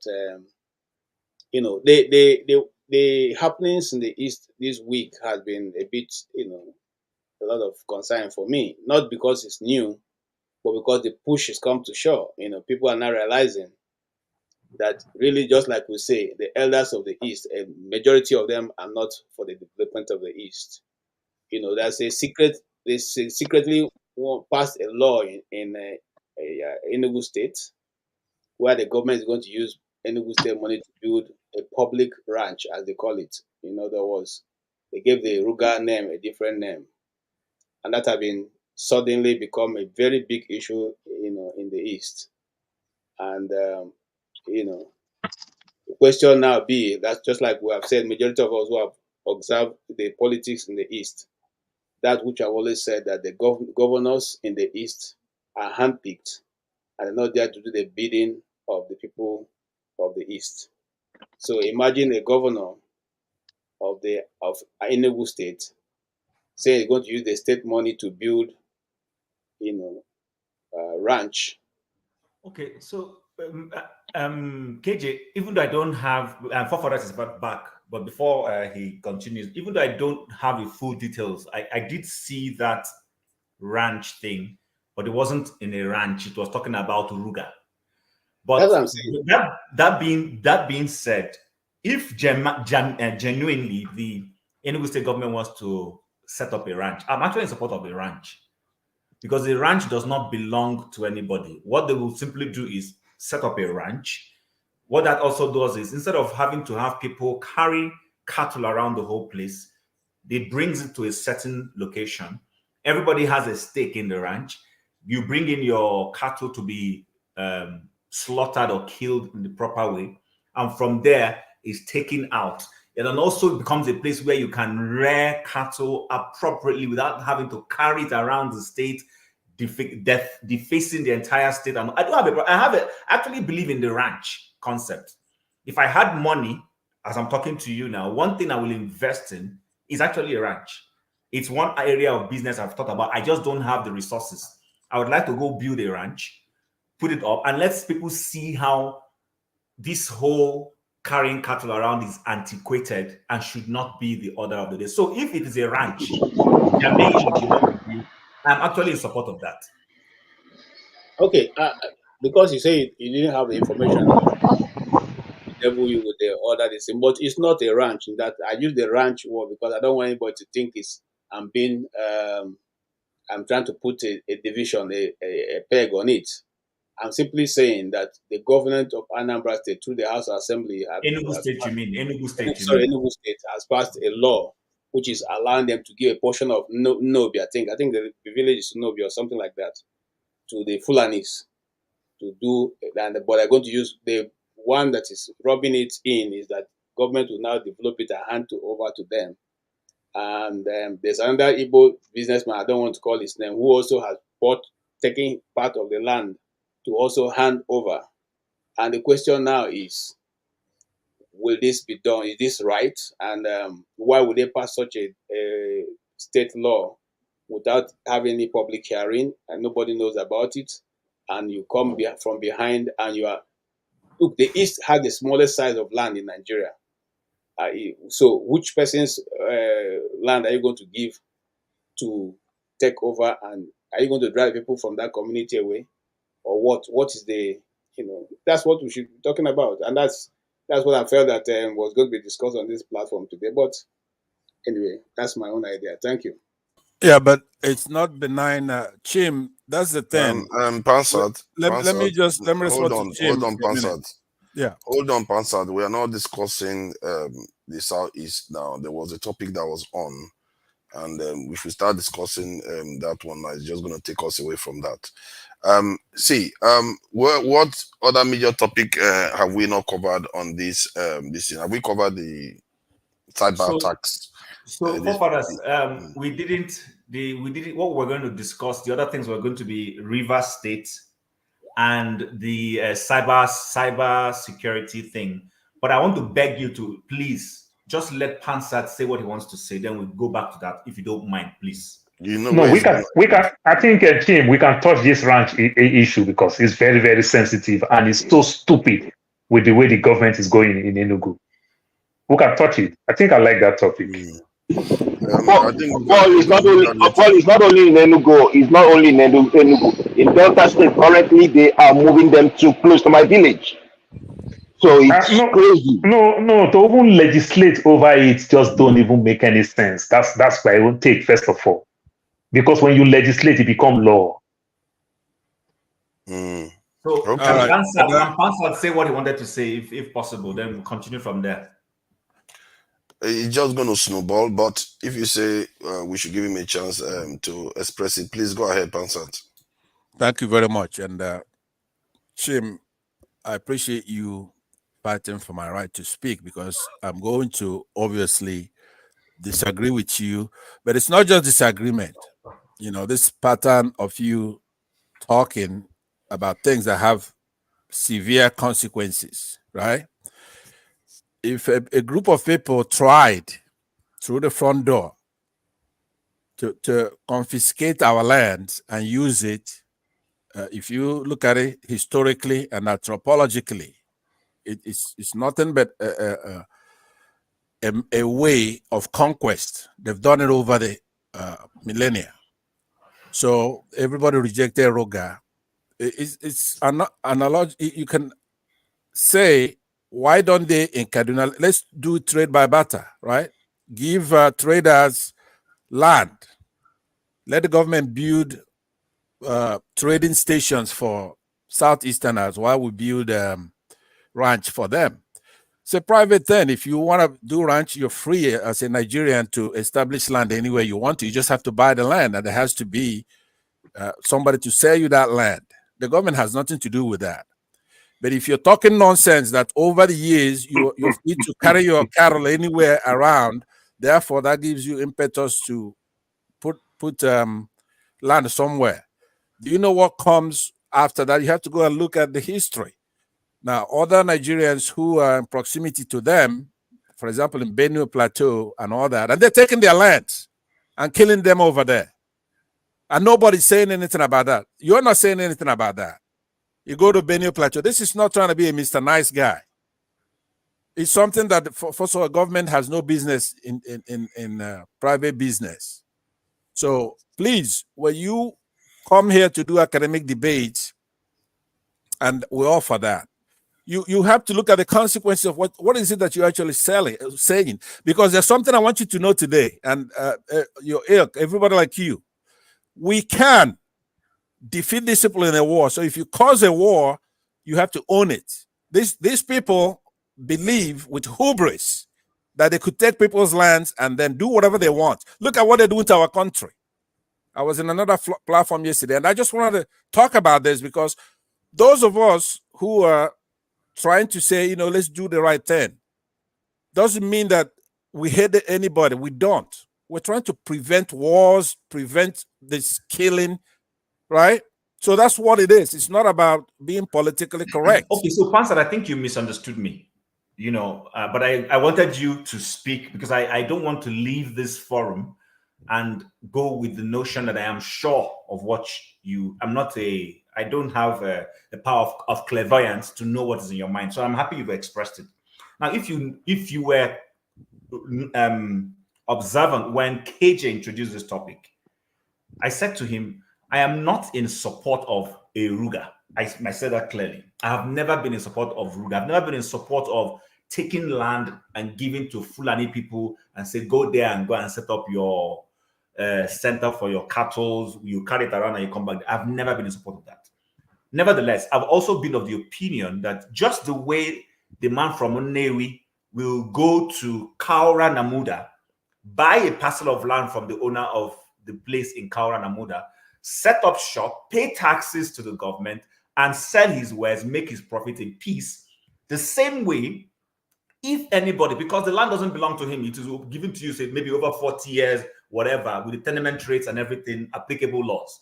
In the same way, if somebody who is involved in cattle trade, like you rightly said, it's a private business, apply for a license, buy a land, they will give it to you the same way they've given to the man in Kaura Namuda. You do your business. But I said here that the ranching business, and I use the word ranch, because when it's a ranch, you can't carry your cattle and be going everywhere. Then you can't come tomorrow and say you have a sarkin, whatever, inside and Soka. That one is one I don't agree. What I agree with is I can go into ranching, buy land, get the expertise, set up a ranch, buy cattle from a Fulani person or buy from Brazil or buy from anywhere, rear them, and if my cattle comes, if people eat the product of my ranch and they feel, oh, this is of best quality, then they patronize me. That is what I am advocating. The other one you are insinuating is an insinuation. I am No, it's not. No, it's that not. kind of thing. It's No, not, I'm because saying insinuating about me. no, I'm saying you're describing status quo. Right now, there's nothing that stops anybody from the north or from the south or from anywhere to buy a private ranch and do ranch. Nothing. You don't need legislation. You don't need discussion on it. That's status quo right now. You could do that. But when you say you cannot say they have a Sarakin, that you don't have the right to do. If anybody have freedom of association in our constitution, if once the state establishes, because that's what you're saying, when you say the state can let Enugu, you're in favor of ranching. That language means what Ruga meant. That's what it means. You cannot stop them from practicing their religion. First of all, the state itself cannot stop these people from doing their religion and doing their cultural stuff. Okay, so Pansa, can I ask you a question, please? Yeah. Have you been to Okigwe recently or in the last 10 years? No. Okay, so I come from Abia State. There's a place in Umuahia called Amawusa where they sell meat. It's been there before I was born. Now, the government of Orji Zokaro came, I'm not sure if it's Orji Zokaro, sorry, so pardon me, or it was Tio Orji, and said, Umuahia doesn't have so much land, so they wanted to decongest the city area and use the land for more constructive development and move that market away to the Enugu-Port Harcourt Expressway around Okigwe. They moved them there and they gave them land in that place. I don't know if you ever knew about that. Do you know how many bodies were dug out for when they moved that place that you're talking about? Do you know how many bodies were uncovered from that place? That's a different issue altogether. No, it's not a different issue. No, listen. No, hold on. See, the point I'm trying to make, I am in support of ranch as a business. Somebody says, I want to set up a ranch. Not that some northerners say, give us land. We want to be doing our cattle rearing here, and then we now set up a sarkin. I'm not in support of that one, but I'm in support of the business model. Someone says, I want to own a ranch. That's status quo. Like I said, I know they're eager to move away from the topic. What I'm saying is that what you're suggesting, it's what's happening now. You can do that right now. There is no reason to even discuss it. If you have money, you could buy land anywhere in Nigeria as a Nigerian citizen and do your business, right? But you cannot try to, through the back door, bring in Ruga. What does that mean? Any suggestion away from status quo, that's what it means. I don't care in what guise it comes. We have to operate with the constitution of our country, right? As shambolic as it is. But this coddling of people who have espoused and now doing a lot of damage, right? As shambolic as it is. Masker, could you please mute your people who your have mic? espoused and now doing a lot of damage. So what I want, and I'll conclude with this: I want these northern Muslims and Fulanis punished for what they've done already. For example, I want to go to Benue Plateau. I want Nigerians to be serious about this. This is not a joke. We have to go there and see what's happening there. Those people and their lands, those people and our fellow citizens.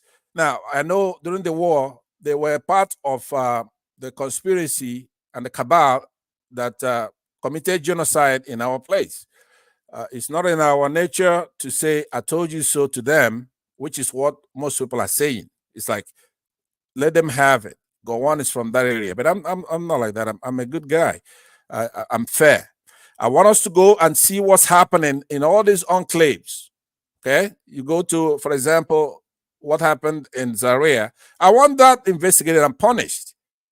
The Kaduna governor was able to commit that crime because he was a governor, right? But we can't just have these people thinking that when you do something, even if it's a decade ago, there's no statute of limitations on these things. I'm also, to cap it off, I'm also in favor of investigating the effects of the desertification we have in the north that's driving these people away. They do deserve to be looked at from the United Nations and then to us Nigerians and especially those in diaspora. We want to be able to make sure that they're okay as Africans. They're not Nigerians. As Africans, I wear that hat sometime. I'm a Pan-Africanist. But first of all, we have to stop them from killing these people, indigenes of Nigeria, no matter what part of it they are. And also, we want these kids in those areas, we have to find a solution to this desertification that's driving them. But they're not going to do it because they think they're more powerful than we are, because we're not, right? We can defeat them in a war. And that is my preferred solution to this problem, right? You cannot be running around the country thinking that we're conquered people, because we're not.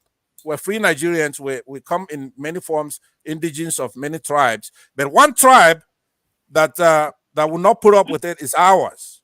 In Enugu or anywhere, you're not going to fucking go and establish. Can we rein in the language? I don't know. I yield back. I yield back the floor. All right, I yield back. Yeah. I'm sorry about that language. Even for me, this is a very sensitive thing. Can we just, because it's not even in the menu for today, can we move it? You know, it's very sensitive. Yeah. We'll move on from it. So the cyber tax. Could you give Mask a chance to address it before you move away from it? Can you move on, please? You want to turn it to a debate? Don't mind him.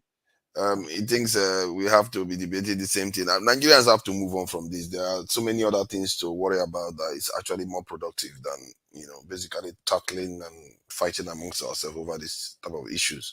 The cyber tax that has been put forward lately, 0.5% of every transaction, and Nigerians are up in arms. You can say whatever you like about Tinubu, but that guy likes to take money from Nigerians, man. He seems to have a form for that. He did that in Lagos, and he's looking for a way to take money out of him. And Nigeria needs an accountant now, an auditor. Yeah, Nigerians need to. For Farah, in a soft way, that's not even a cyber tax; it's a diaspora tax, because it is we that do all this transfer to send to A, B, C, and D. You understand? It's killing us a lot. We can't even go into the banking hall at all. So it's just we. It's even punishing us with it. Yeah, everybody now. Everybody. I think the thing, I see the logic in it, because I'm not like shy of paying into the state. I believe if people pay into the state, they are more likely to hold the government accountable. That's one.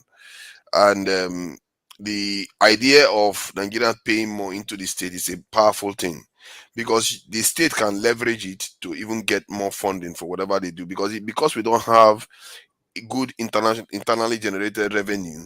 That is one of the reasons why, even if our debt to GDP ratio is low, but foreigners banks don't want to borrow us any money, because they don't know how we are going to pay. Right, further, can I just come? I want to come in and go away, because you're rather trying to really. What are you saying? I'm not saying I like the tax itself, but I like the idea of generating more income. The government should be robbing its own people in the name of tax. You work hard for your money. How is that robbery? It's law. And coming and then you are transferring your money from Zenith Bank to GTB, and then you have to pay 5% on that transfer for money that you already paid tax on. Not 5%, 0.5%, 0.5%. Money you already paid tax on. Underline that. It's 0.5%. Yeah, man. You're now doing so. If you now have 10 children and they all have different bank accounts, and you're transferring money to each of your child in school, then you have to pay 5% on each of those children for money that you've already paid tax on. And you say, KJ, by the way, if you go inside the banking hall, they can't give you more than 20,000 naira. Your own money. If you go inside the banking hall, stay on the queue, they say, oh, we don't have money. You go to the POS. That's also an abuse of the currency itself. Where I can get my currency in POS, I can get my currency in my own bank when I want to withdraw my own money. It makes no sense at all. It just makes no sense. That's abuse of the currency itself. Yeah, this is barbaric. But think about it from this point of view. Nigerians don't pay a lot into the state. In the end, that is the summary. Fofara, I'll tell you another funny thing. When they introduce what are they paying for? What are they paying for? Are they paying for the bad roads? Are they paying for the lack of electricity? What are they paying for, my friend? It looks like you were praised last week, and this week you want to bring your don't even start with I that. really like the way Fofaras is taking this matter. Hold on, guys. Hold on. At least because it's security. If it's intended to provoke people to push back, beautiful. Because listen, we can't all agree. Let's agree on that. So, but for me personally, I think it's a wrong policy at the wrong time. In fact, it should never have even come up at all. There's no sense in it. Like I had this conversation with a certain before this tax policy came out, before the election. I had a conversation with somebody who said Nigerians are not paying enough tax. Just what Fofada said. And I said, what are you talking about? What do you mean Nigerians are not paying enough tax? And then he went on and was comparing nations. At the end of the day, I asked myself, some of these nations that you are comparing Nigerians to, they are all enjoying social benefits from that tax. Absolutely. The Nigerian has not even enjoyed the oil that Nigeria has. Saudi Arabians enjoyed their oil for many years. They enjoyed the benefits. They were paid. Many of them are here in Canada on government-sponsored educational scholarships. The Nigerians don't even enjoy it. And then you suddenly wake up and say, oh, the Nigerian state is not... We don't have a revenue generation problem like Kalwa just says on Twitter. What Nigeria has is a spending issue. We spend on the wrong reasons. Over the week, a video of Margaret Thatcher circulated, where she was saying that no nation has ever taxed its way into prosperity. You don't tax your people beyond their capacity to pay because you want to create whatever it is you're planning to create. I think it's modeled up. Like I rightly said earlier at the beginning, I'm not surprised Tinubu is doing this. Tinubu is known for tax. I don't know why you are saying I'm trying to I'm not sure. I'm not sure if we are you guys not paying into the state. Let's face it, we don't pay into the state. Why do we always say that anytime they ask us to pay into the state, oh, it's too much, we cannot pay into the state. Sooner or later, we have to do. No, you're right. You're right, Paul Father. The thing is, if I can say, if I can just jump in and say that, I'm not sure if we are aware or remember that the first person to utter this was actually Buhari during his time, looking at ways of taxing the remittances that were coming into Nigeria. And I found that to be a total crime for him to suggest anything like that at the time, largely because, and I don't know how people would take this, but largely because the remittances that come in to Nigeria are coming in from the south and the southern regions. And for a government, a president who was lauding the North to a rather unqualified degree to be handling that money, I felt it would be disgusting. However, here comes a Yoruba man from the South who's now come up and is pushing forward the same thing. And therefore, I concur with what Chim is saying as to this individual of a Tinubu who's sort of his pat on the back we give for him bringing up the state of Lagos. He didn't bring up anything. Lagos is a dump. It remains a dump. And for all of the things that are going on in that area, really, I mean, even that landmark to be squashed in the way it was squashed, as though they didn't remember that they sold that land to him. And he created a real landmark in that coast of Nigeria. The scraps, anyhow. Nigerians aren't thinking, and we can't really back them when they're not thinking. You see, sometimes I look at the remittances that are coming into Nigeria and feel that, wow, this amount of money, something can be done with it before it reaches the hand of the intended last party.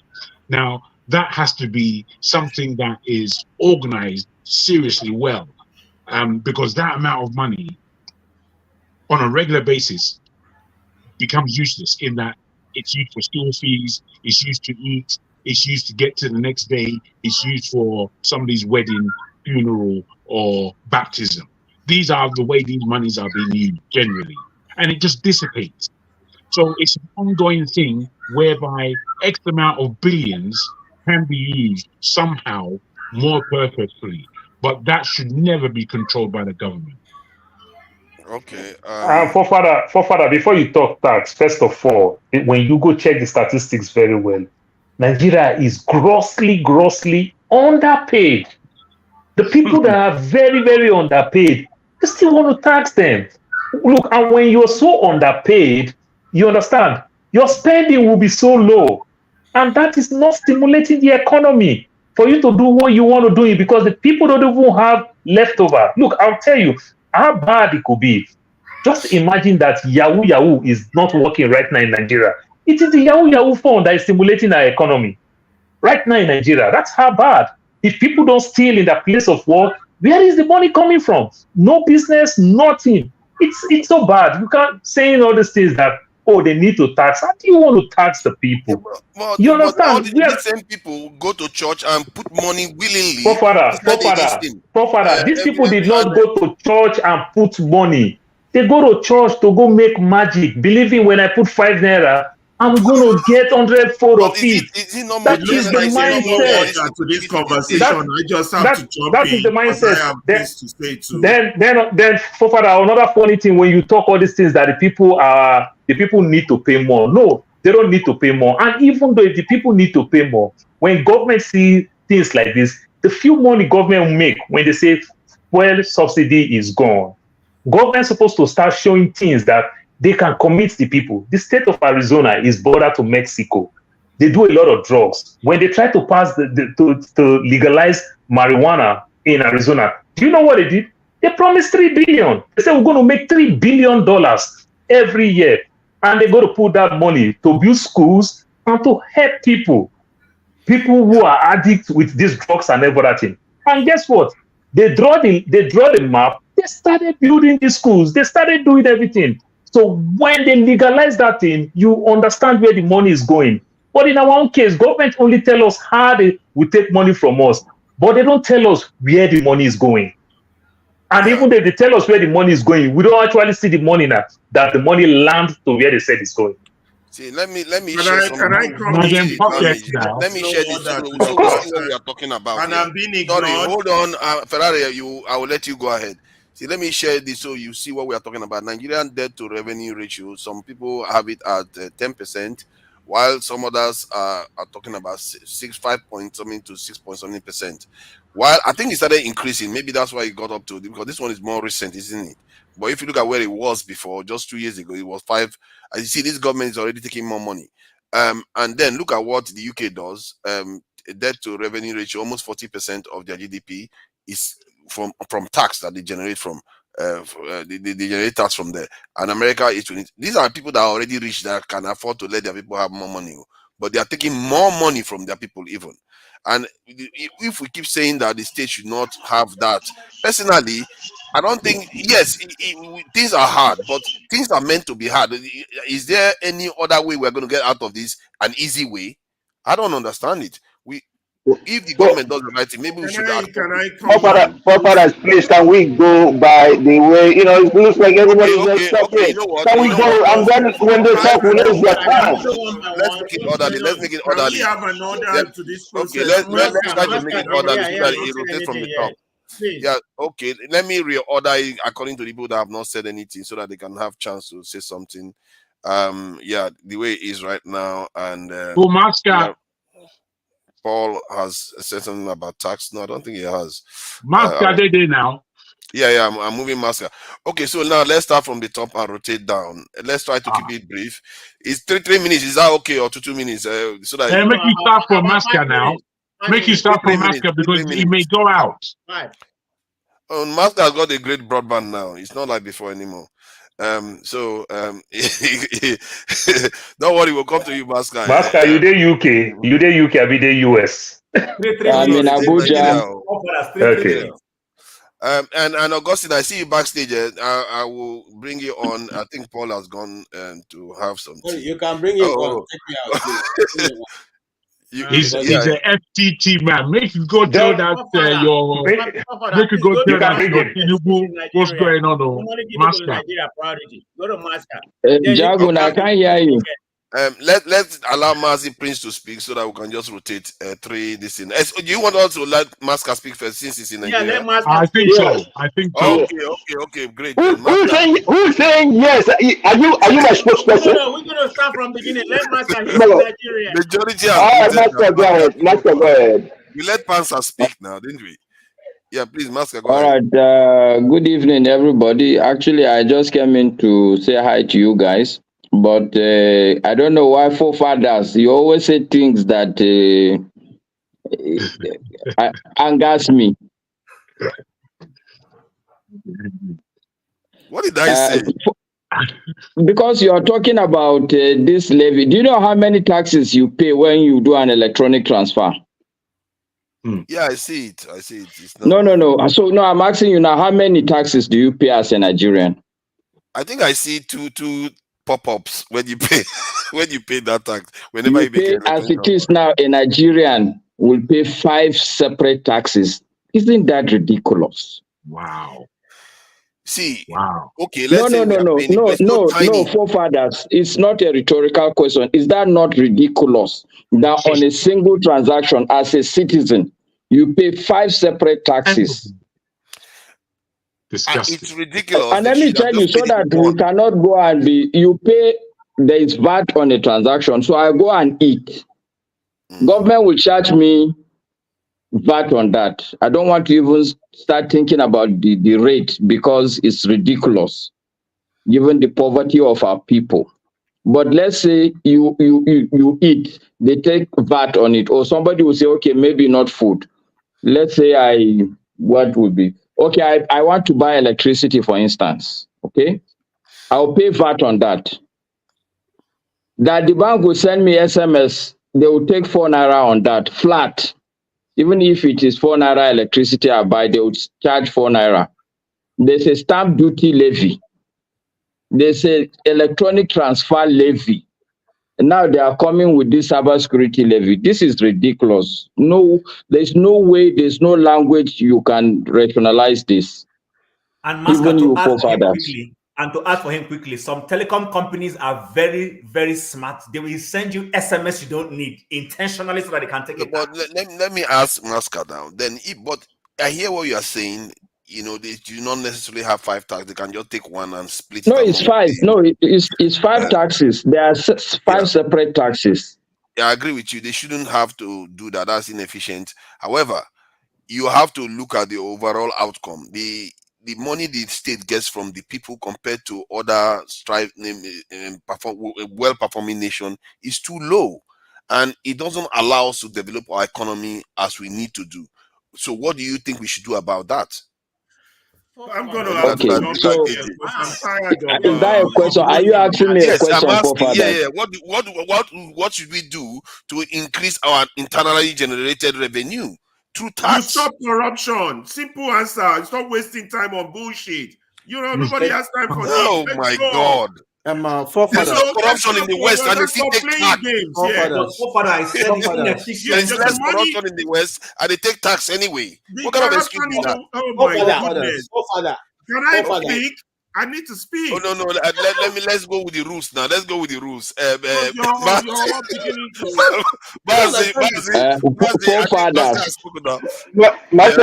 Master, have you finished? Master, are you done? Then move on. Don't follow the rules because I got you. Okay, so forefather, you kind of like, there's fire, and you kind of like putting rules in order to, I don't know what your intention is, either make people more angry or just to kind of like, try to would I say, convince people, which is not right. Okay? First and foremost, you are in UK. Do you ever know, even as a matter of fact, who is your NSA? Who is your national security advisor? We know do you know? No. I'm talking about in UK. We have them. The defense secretary. You have them. Is there any money? Is there any money directed to their office? No. Yeah, there's a bit of noise coming from your this thing though. There's a lot of noise. Okay. Give me 1 second. What about now? Is it better now? It's like wind. It's like from wind. Okay.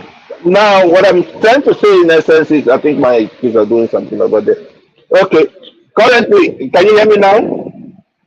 Yeah, better now. Okay. So, like what I'm saying is there any payment that you make in UK that goes straight to the NSA office? No, not Is there?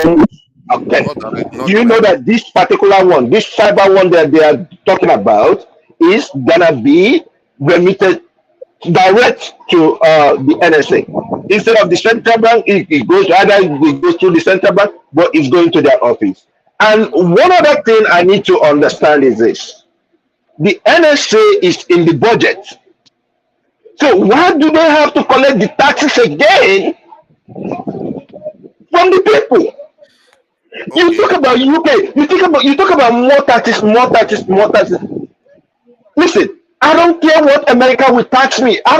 My PG&E, which is light, I pay almost about $500. If you want me, I'll go and get you the receipt. You see it, but I don't care. Why? Because I see it. Because they do what they're supposed to do. In Nigeria, do they even have light? No. Maxi Prince, you are even going too far. The answer to forefather, if you go and check the budget, this budget you're talking about that we need more, what you call it now, internally generated revenue. Did you check the split between recurrent and capital expenditure within the budget?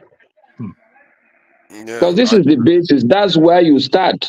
You collect money from me to go and spend it on vehicle. How does that help the economy? Yeah, I agree with you on this aspect, but those are lower level problems. You still need to raise revenue. How is it lower level problem? You still need to raise the revenue.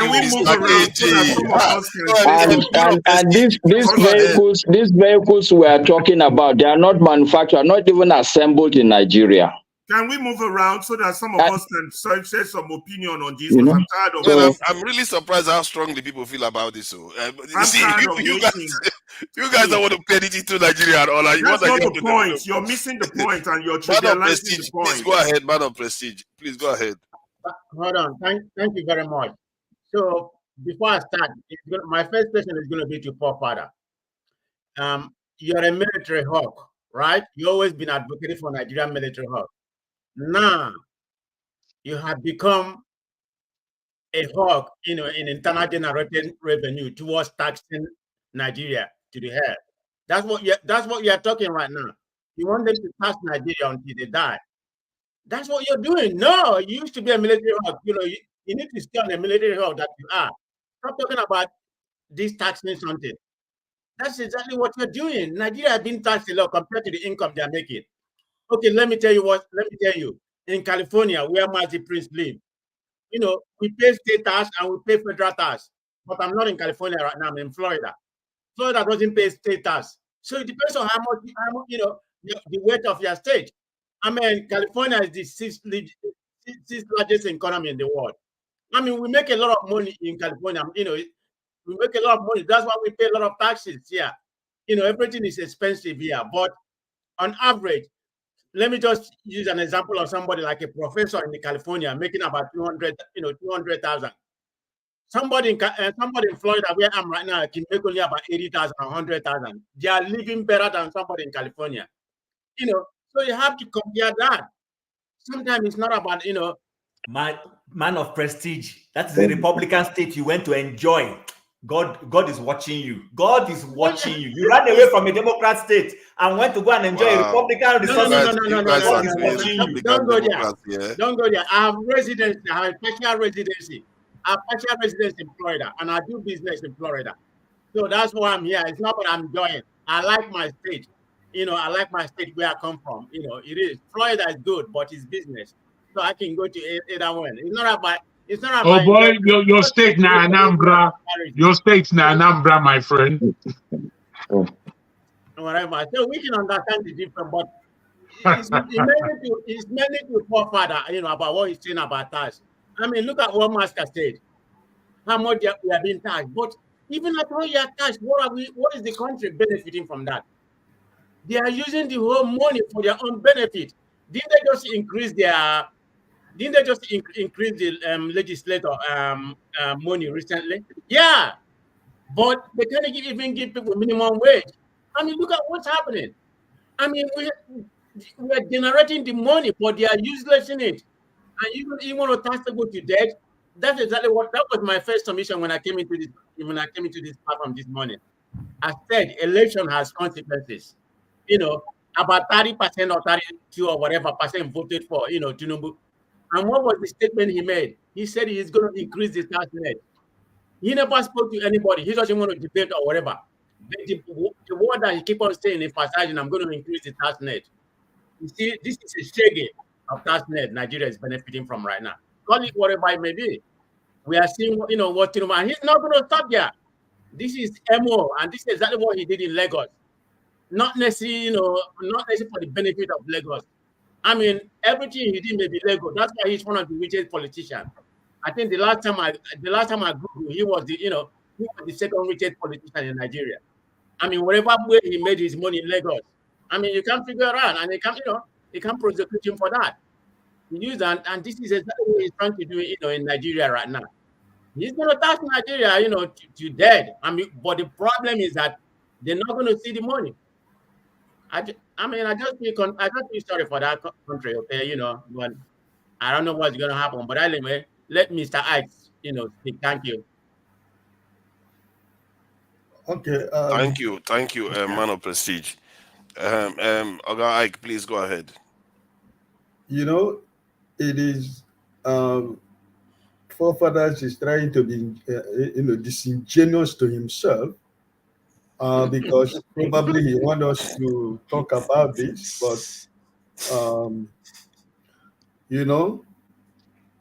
it is because of the tax that Nigerians have been paying, the consequences of corruption and bad governance is where River State has found themselves today. The money that Wike is using in Nigeria today belongs to River State people. Mm-hmm. But nobody's saying anything. I don't know where you come from. I keep asking. I don't know wherever you come from in Nigeria, but I'm just telling you that the tax that Nigerians are paying already, and with what you witness, what the governors of all these states are doing with Nigerian resources, the people that are supposed to be in prison, they are the people that are making laws for you, right? 10 billion naira of Abia State Airport on the air disappeared. There is no airport. We are still looking for airport. That the past governor used 10 billion, ordered the contract of 10 billion naira. Airport is on the air. We don't know where the governors are still looking for the airport.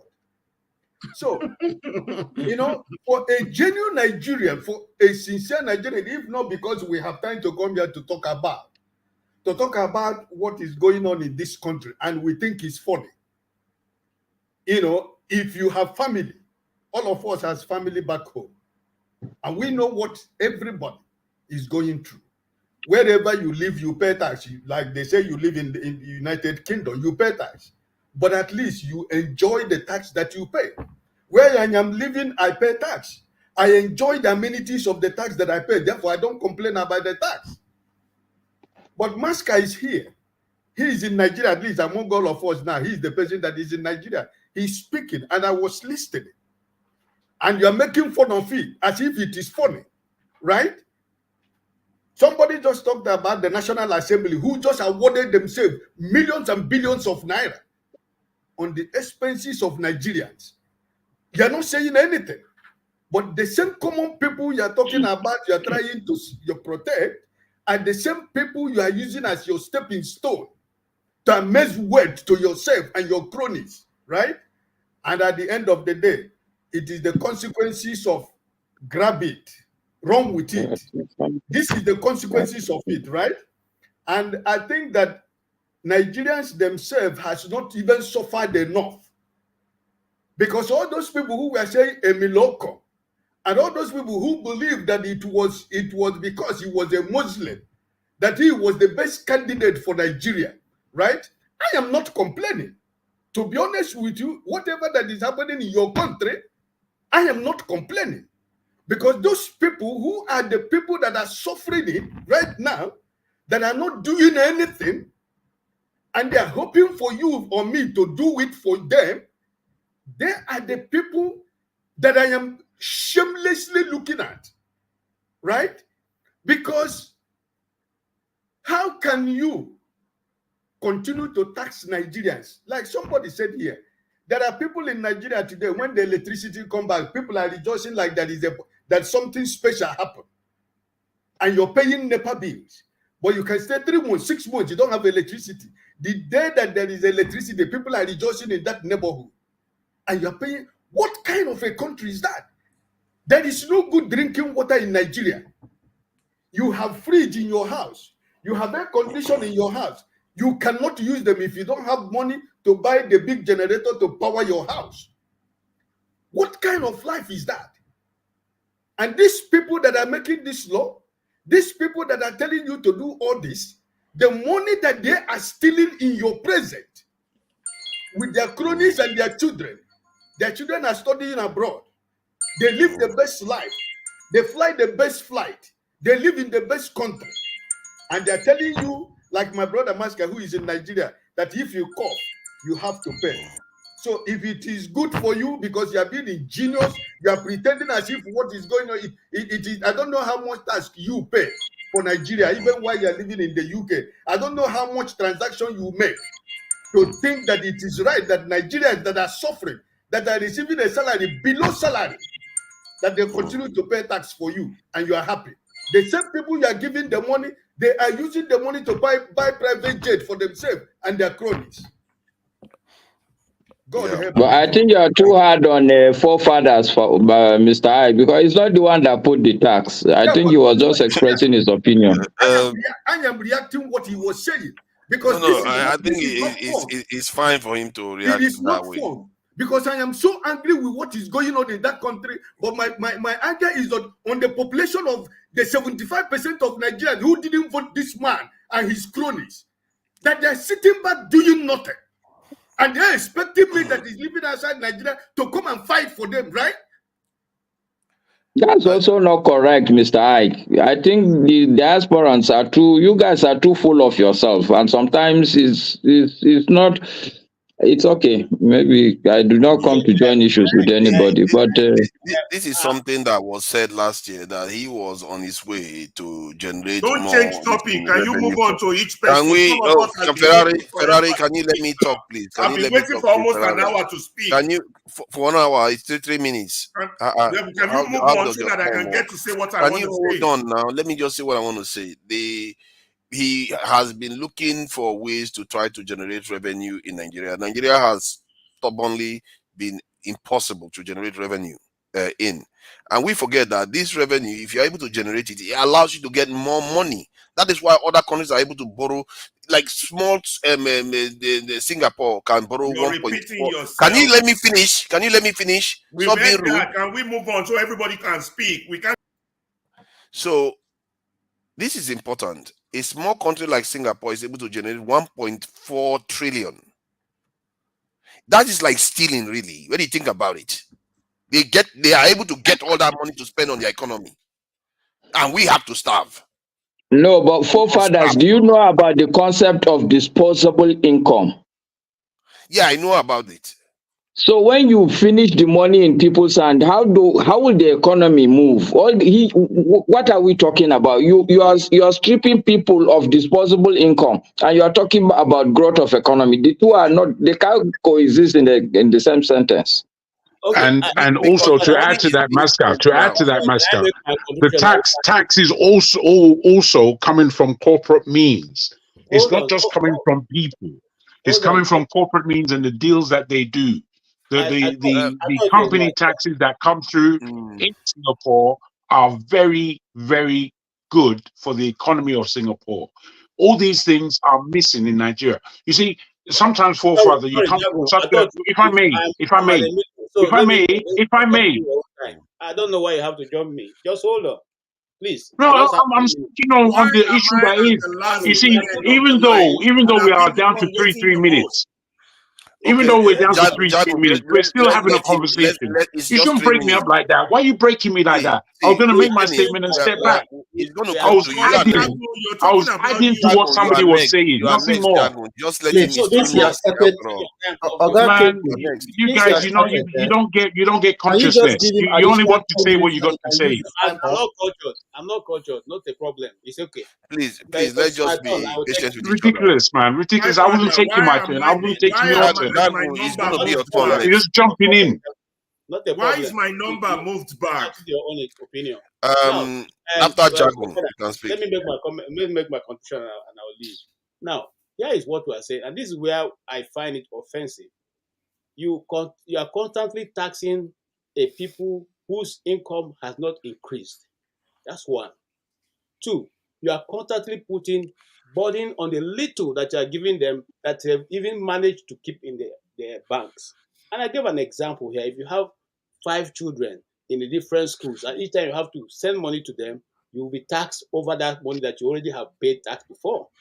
Now, what is the people in government? And you give example, very weird example away from Nigeria, like Singapore. How do we compare both? Okay, because we don't even have anything that we're producing or exporting as Singapore is doing. So we are just taxing our people over and over and over again. People who don't even have means of generating revenue for themselves to even keep themselves alive. Now, you have over 9 presidential jets for which you are using to ferry yourself and your cronies around the world. You have ministers who have more than, the other day I counted the presidential fleet coming from the airport, over 50 vehicles. You are still running around Abuja, over 50 vehicles. Abuja is the road from the airport straight to the Aso Villa is a straight road. You don't even need to. You don't. So what are you doing with all those 50 vehicles? You are all those ones are government pay. The drivers, the security, the tires, the whatever. Now, you are also financing your ministers who still have 5 official vehicles attached to them. Okay. Now, you are also financing people, entourages who are going from one point to the other around the world, attending international conferences that don't bring anything to Nigeria. You are also allowing the National Assembly to increase their salary in the midst of suffering among your people. They've just increased their salary. Okay? And I've said all this. You have not reduced, there's no reduction in the expenses of government, not from the top to the bottom. Nobody has been say, okay, because of austerity measure that were taken, so activities will no longer be holy. You are still doing the same thing over and over, and you expect the woman who has gone to farm her carrot in the community and taking her money to the bank to pay you tax 5 times on it. Look, there's a portion in the Bible, Amos 44:1. It says, "What when you couch your basket?" I won't go through it because I know that all of us are not Christians. But it talks of people who rob their people. You can never, no country will ever get rich in that process. Selling the poor for a shoelace. Let me explain something so that maybe it's 15 seconds. Ferrari, stop complaining. Stop complaining. I have to complain. I've been waiting an hour to speak. All of you have spoken. Hold on. See, you won't let somebody else speak. No, just calm down, man. So the point I wanted to add to is when we say the money generated in the country, how can the people pay for it? This is why they measure it based on GDP. This is why they measure it based on GDP, the actual economic activity in the country.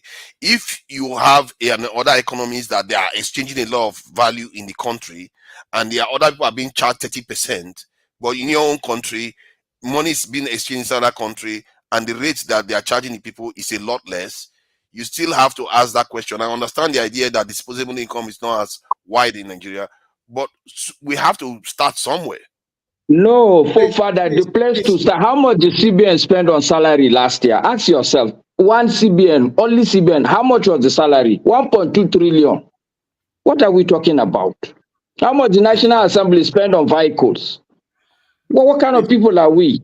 Can we Are go you that's over 1 billion? Is that possible? It's not over $1 billion for salary in CBN. I didn't say dollars. Now. Let us okay, go naira. Okay. That means that is more sensible. But Jago, please, 1 trillion, 1 trillion, 1.2 trillion. Yeah, 1.2 trillion is $1 billion. Nigeria is not a structured That country. seems too high. Nigeria is not a structured country. I don't know why you're making that comparison. We are not structured in that country. Other nations are like that. So I don't know. There are nations that have even suffered more than Nigeria, but they are charging their people. My turn, guys. Please go ahead. Thank you.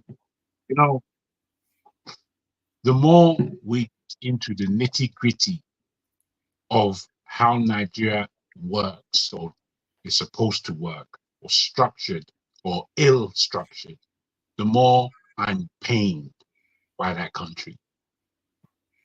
You know, we were speaking about monies being directed at purposeful and immediate things. The people in Nigeria are starving. The people in Nigeria are under a lot of financial pressures. The people in Nigeria are going slowly when they can go a lot faster.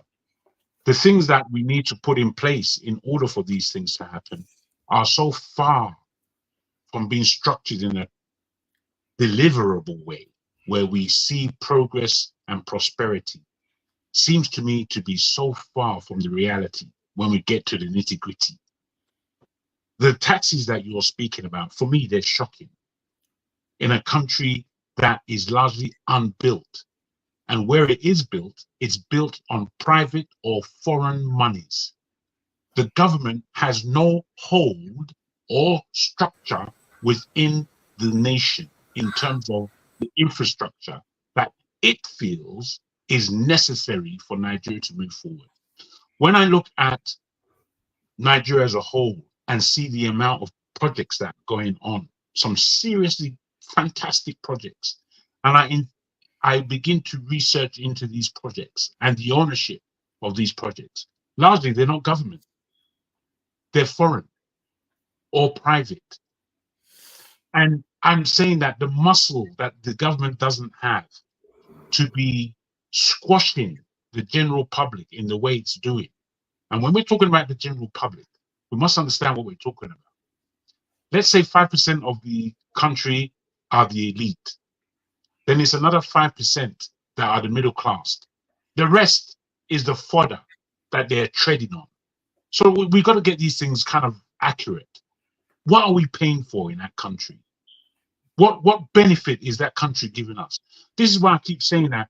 You see, there are many of you who believe that you are Nigerian just by being Nigerian. No, Nigeria is made up of the constituent parts, which are of the peoples, what we will call tribes of that country. If you don't own no land, you're not a Nigerian. Full stop. I don't know what you're talking about. You're coming from this Nigeria, all is even. There's nothing like that in Nigeria, and it never has been. So when I listen to people who know better than I, especially about the taxation level that's going on in a country like Nigeria, and the fact that there are taxes being taken, a lot of taxes, especially in Lagos, people are paying hard tax there. But we all know that the benefit of living in Lagos is basically structured by those who have some levy in putting things in place. Because I'll put it down to these things. A place like Landmark that has now been taken away from the geography of the coast of Nigeria. Are you telling me that the government didn't know that they were going to put a road in place before they sold that land to him? You know, the level of upside downness is what freaks me out. I really consciously, I'm not sure. You know, forefather, if you're talking from a point of view of stoking communication and conversation, I salute you. That's very clever. How, if you are honestly speaking from the point of view of the government in what you are saying, then I'm sorry for your thinking. I'm saying to you, oh boy, now washing your brain needs no hard washing. I don't mean any insult. Let I me mean share it's something that is quite devastating that I'm just looking at just now. wait, don't crash me. Don't crash me. Let me land, okay, please. Okay. Thank you. All I'm putting to us is that taxation is important. However, you cannot tax yourself into a position of negotiation on Nigeria's behalf. You have, as a government, as a president, you have to do a lot more. I'm still at my position saying that Tinubu has really stolen the presidency. He's stolen the government. It's an illegitimate government. And as we watch things going on, any individual here can do a much better job than Tinubu, and that's a crying shame. Any individual on this present platform, and most likely in the comment section, can do a better job of running Nigeria than this our present so-called Tinubu of a person. I'll land it there. So now I will share this so that people Can have I make my perspective on what they submission are before talking. you share? Can you, so that you too, you can take this into account when you're about to share, so that it doesn't look like I ambushed you and you don't have chance to reply. Now, this is the GDP, the tax to GDP ratio of most countries. As you can see, most of these countries are highly developed. They pay high taxes. That is to be expected. People will argue that because they have a lot of money.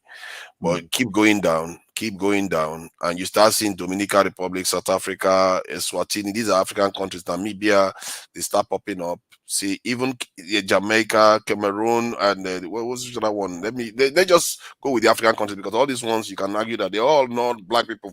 So we are different. Let's keep going down. And see, Mozambique is there. Mozambique is paying a higher tax rate. They are poorer. They are a poorer nation. They don't have as much resources as we do. Let's go. Togo is paying a higher tax rate.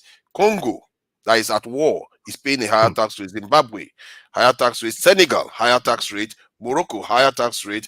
Tunisia, higher tax rate. Tonga, Gabon. Let's keep going, because other people are somehow from heaven. Let's not include them. Let's just put only black people. Let's find another black nation. Let's keep going. Nigeria is nowhere to be seen. Burkina Faso is there. Burkina Faso is military. Kenya, oh, they are paying a higher tax rate. Let's keep going. Ghana, higher tax rate. Yeah. Let's keep going. Yeah. So people see for what I'm talking about.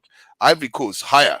Let's keep going. These are another one. Malawi, all these are poor countries, poorer than Nigeria. Their GDP to their GDP per capita is less than that of deal with you now.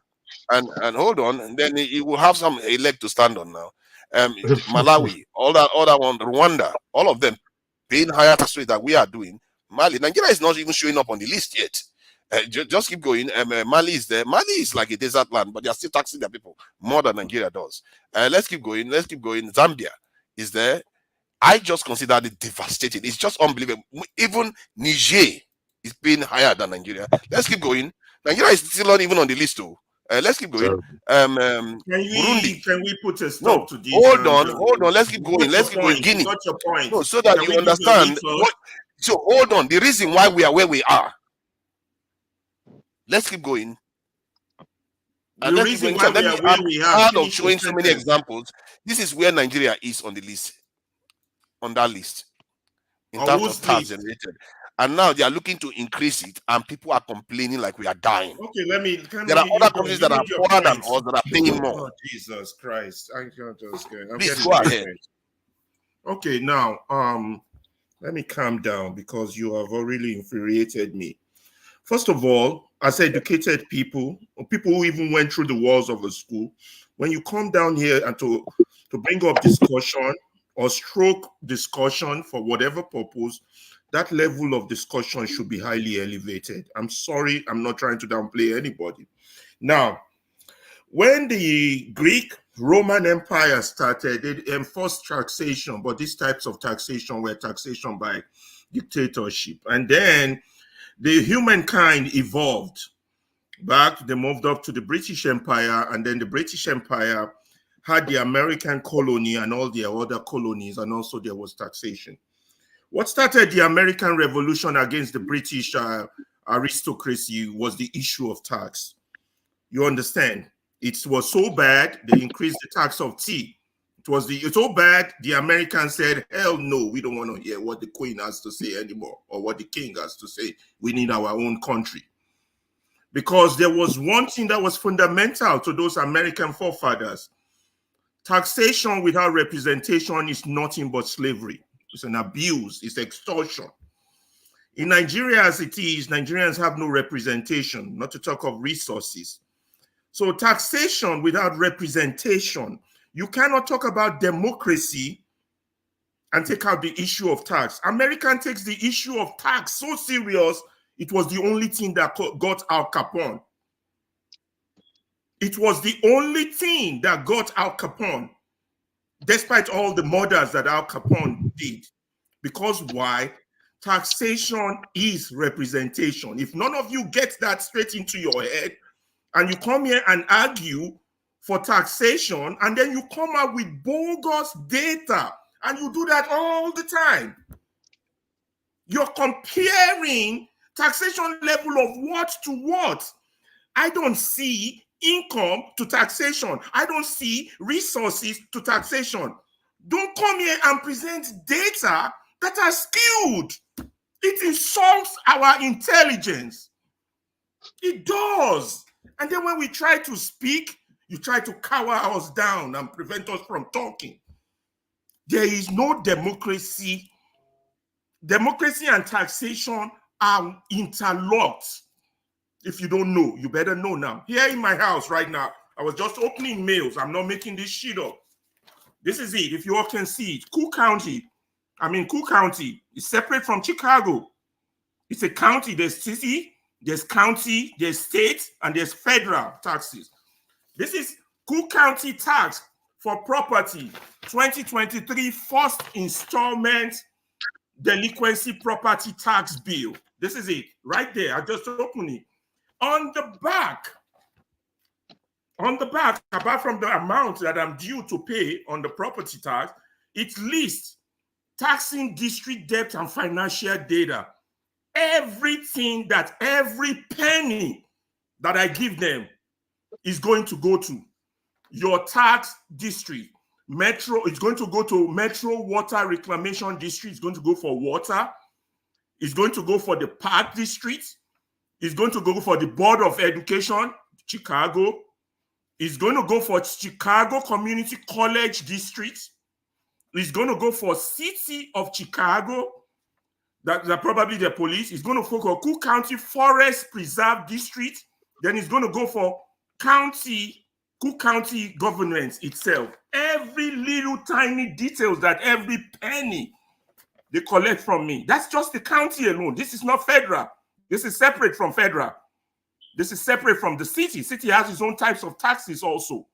So there is no taxation without representation, and people don't dictate taxation to the people. If you study American politics, issue of tax is the difference between Democrat and Republican. And it's a thing the Republicans would die on. Less taxation. That's their motto. They go with that every year, every day. The Democrats, on the other hand, they want to play welfareism, more taxation. They go with that. And 90% of the time when election goes down, the Democrats lose. Because the Americans believe, because you are a government, you're not entitled to take their hard-earned money.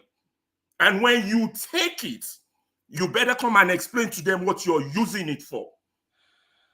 That's the American democracy we're trying to copy. When the Republicans get into office, they cancel the taxes. That's not the question. That's not a fair question. That's a dumb question. I'm sorry. A better question would be, forefather, do you know where the Magna Carta came from? Are you aware of the Magna Carta? Yeah. It's from the UK, yeah. Now, the Magna Carta was structured like this. There were the lords, which are the landowners. Then there were the workers. Then there were the peasants underneath. And above them was only the king. The king taxed the lords taxed the workers taxed the peasants. In that, the laws began taxing the workers far too much. There was a revolution or revulsion. There was a revolt, I beg your pardon, and they went to the king directly. The workers, so many of them. The king of the time now structured the Magna Carta, and what came out of that from the king's mouth is that every man is equal. That was the first time that those words were ever uttered in any polity. That is the beginning of taxation. So when you have an unequal country like Nigeria, to be taxing anyone is a crime. It's a crime. It's simple. I'm not done. Let me continue. So in Nigeria, where there is no citizenship, no rights, no entitlement, nothing the government is doing for the people, by law, they shouldn't be taxing anybody. Because if you tax, you must justify what you use the tax for. Yep. And if the system is not developed enough to regulate itself, to provide resources for the people, it shouldn't tax. The only justification for any taxation is the provision of amenities for the people.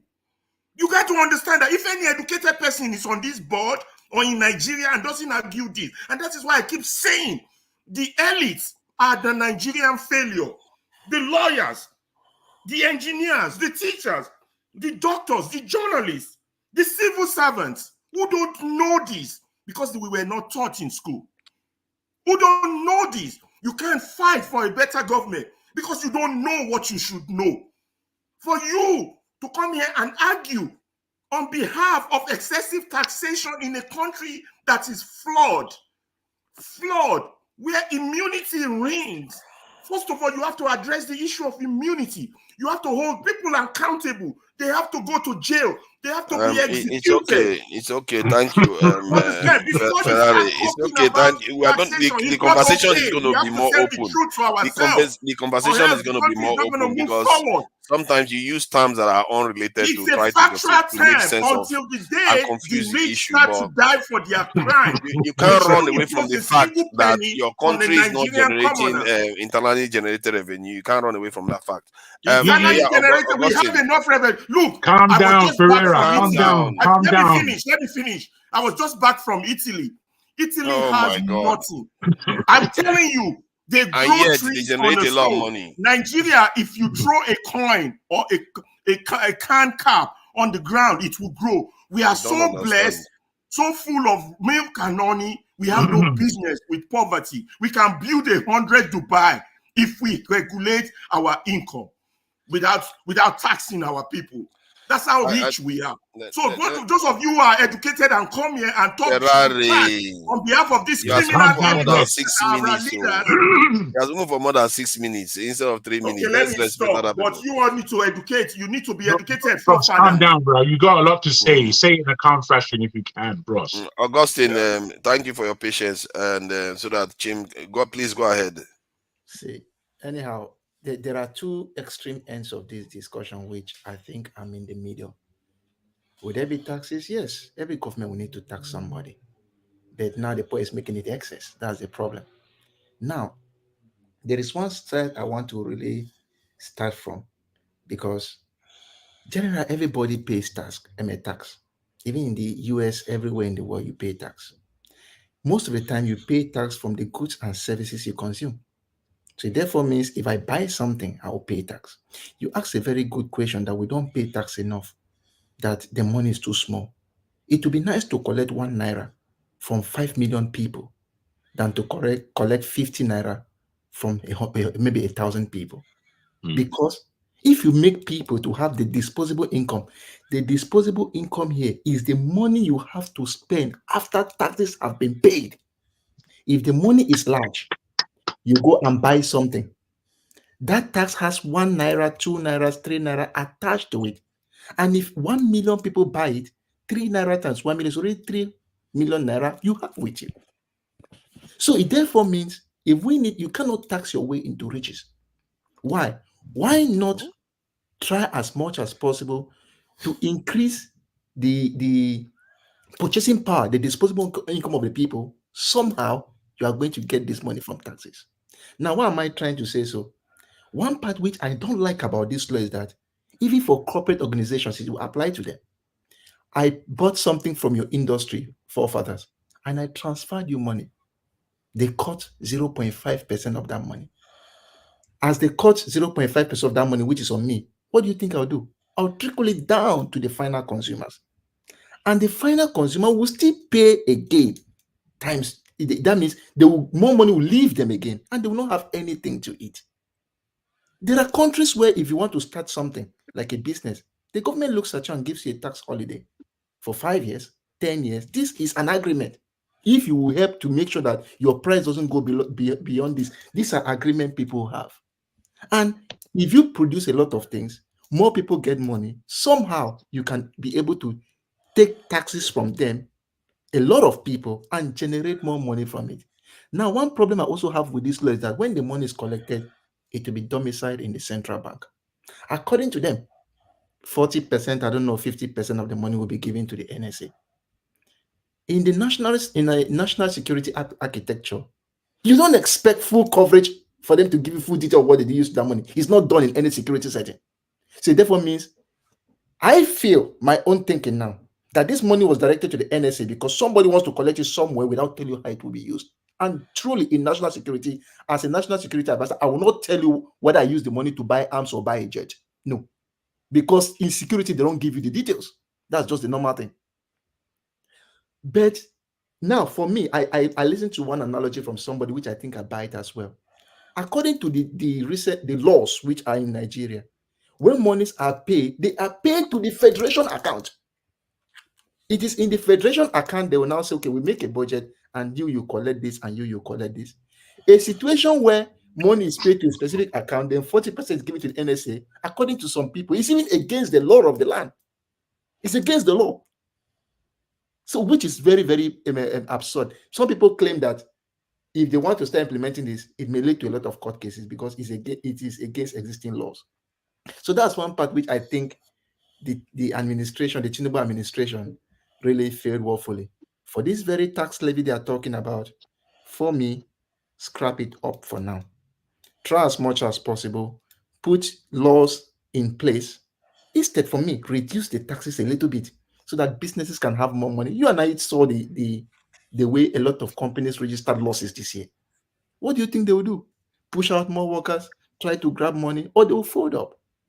So if we make the business situation too harsh, my brother, companies will fold up and a lot of people will not have money to eat. And if they don't have anything, how will you tax the people? You come and beat me in my house for me to give you money by force. And so that's just one thing I think we should try to get in place. And don't forget that, like in America, for me to give you money or take money, we normally use the Zelle and the rest. They did zero fees. The same money I sent you, the same money you get. I don't know if I'm very right, but that's what I can say from my account. If I send money to you on Zelle, if I send you $1,000, you get $1,000 and nothing is cut from me. We should make it easy. Okay, well, look at this situation now.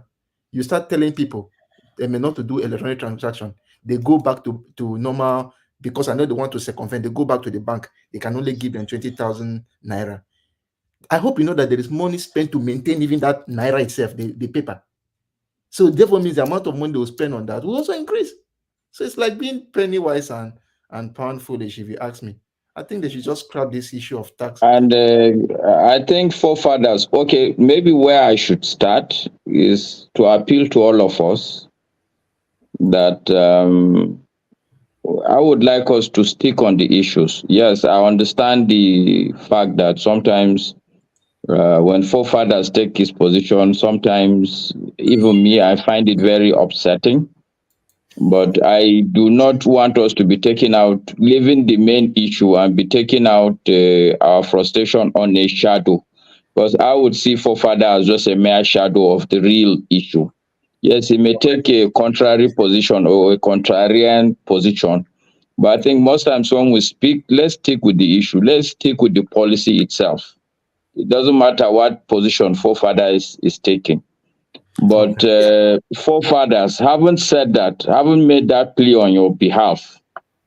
What? You don't have to. You don't have to. I They are don't know. not killing me. Oh, they just. I've had a lot of. Let me school you a little bit, okay? Okay. I do understand where you're coming from. Like, okay, yes, when people do not have enough revenue, a government needs money as a state to run properly, to discharge its functions. But really, when you talk about that, there are two things you need to remember. First, is that these are the doctrines of international organizations like the World Bank and the IMF. And the reality is that we've seen from history, anytime these people prescribe things for us, they are not necessarily in our own interest. So you remember that. I do understand that, yes, you go to the net, you pull out these things, these statistics, but ask yourself, who put these statistics there? Why will he put it there? What is the benefit for him to put it there? You'll be asking yourself these questions. They are valid statistics.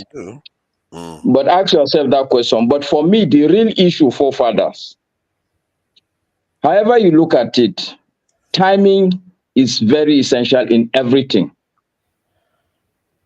Let's not forget that this is the same presidency that removed fuel subsidy. This is the same presidency that deregulated the exchange rate, and we've seen the effect of the exchange rate. Okay? This is the same environment where inflation is almost, you can call it a galloping inflation, sincerely speaking. If you look at just the prices of rice, it will scare you, not to talk of the price of electricity. We that are sitting here, sometimes I even ask myself where I get the courage to sit in this country.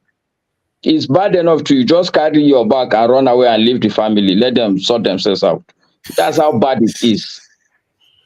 Okay, so for a presidency also to come up today, there are 4 taxes on this same electronic transfer. I don't want to go into the detail of how irrational these taxes are, but I'm just saying that let's even take the analysis that, okay, let's take them the idea we're living with them, no wala.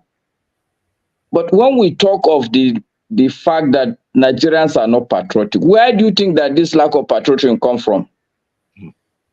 Where does it come from?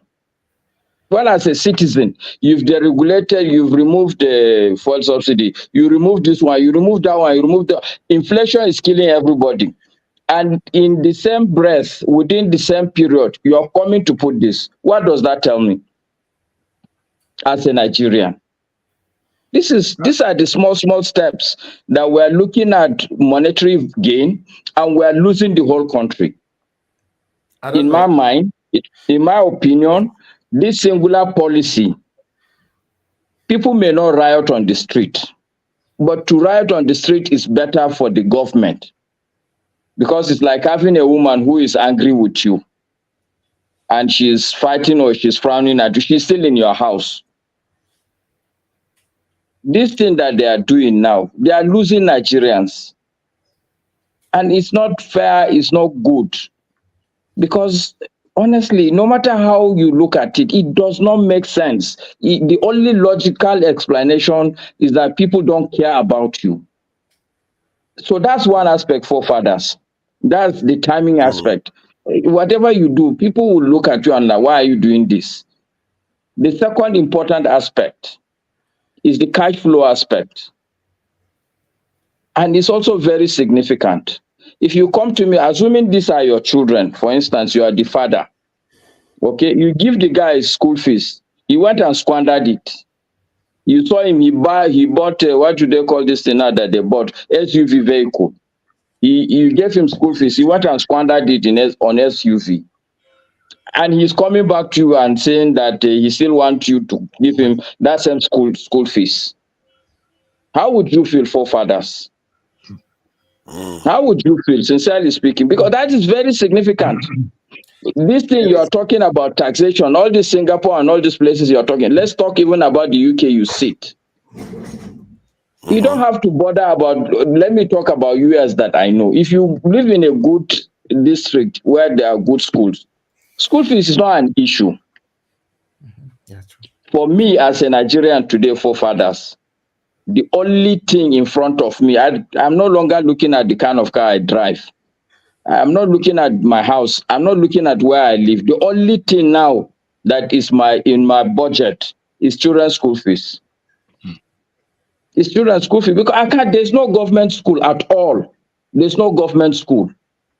So I have to pay for school fees through my nose. There's no hospital. I have to pay for hospital through my nose, forefathers. In my house, I have to set up a solar system because the NEPA is not there, and every day they keep increasing the price of NEPA.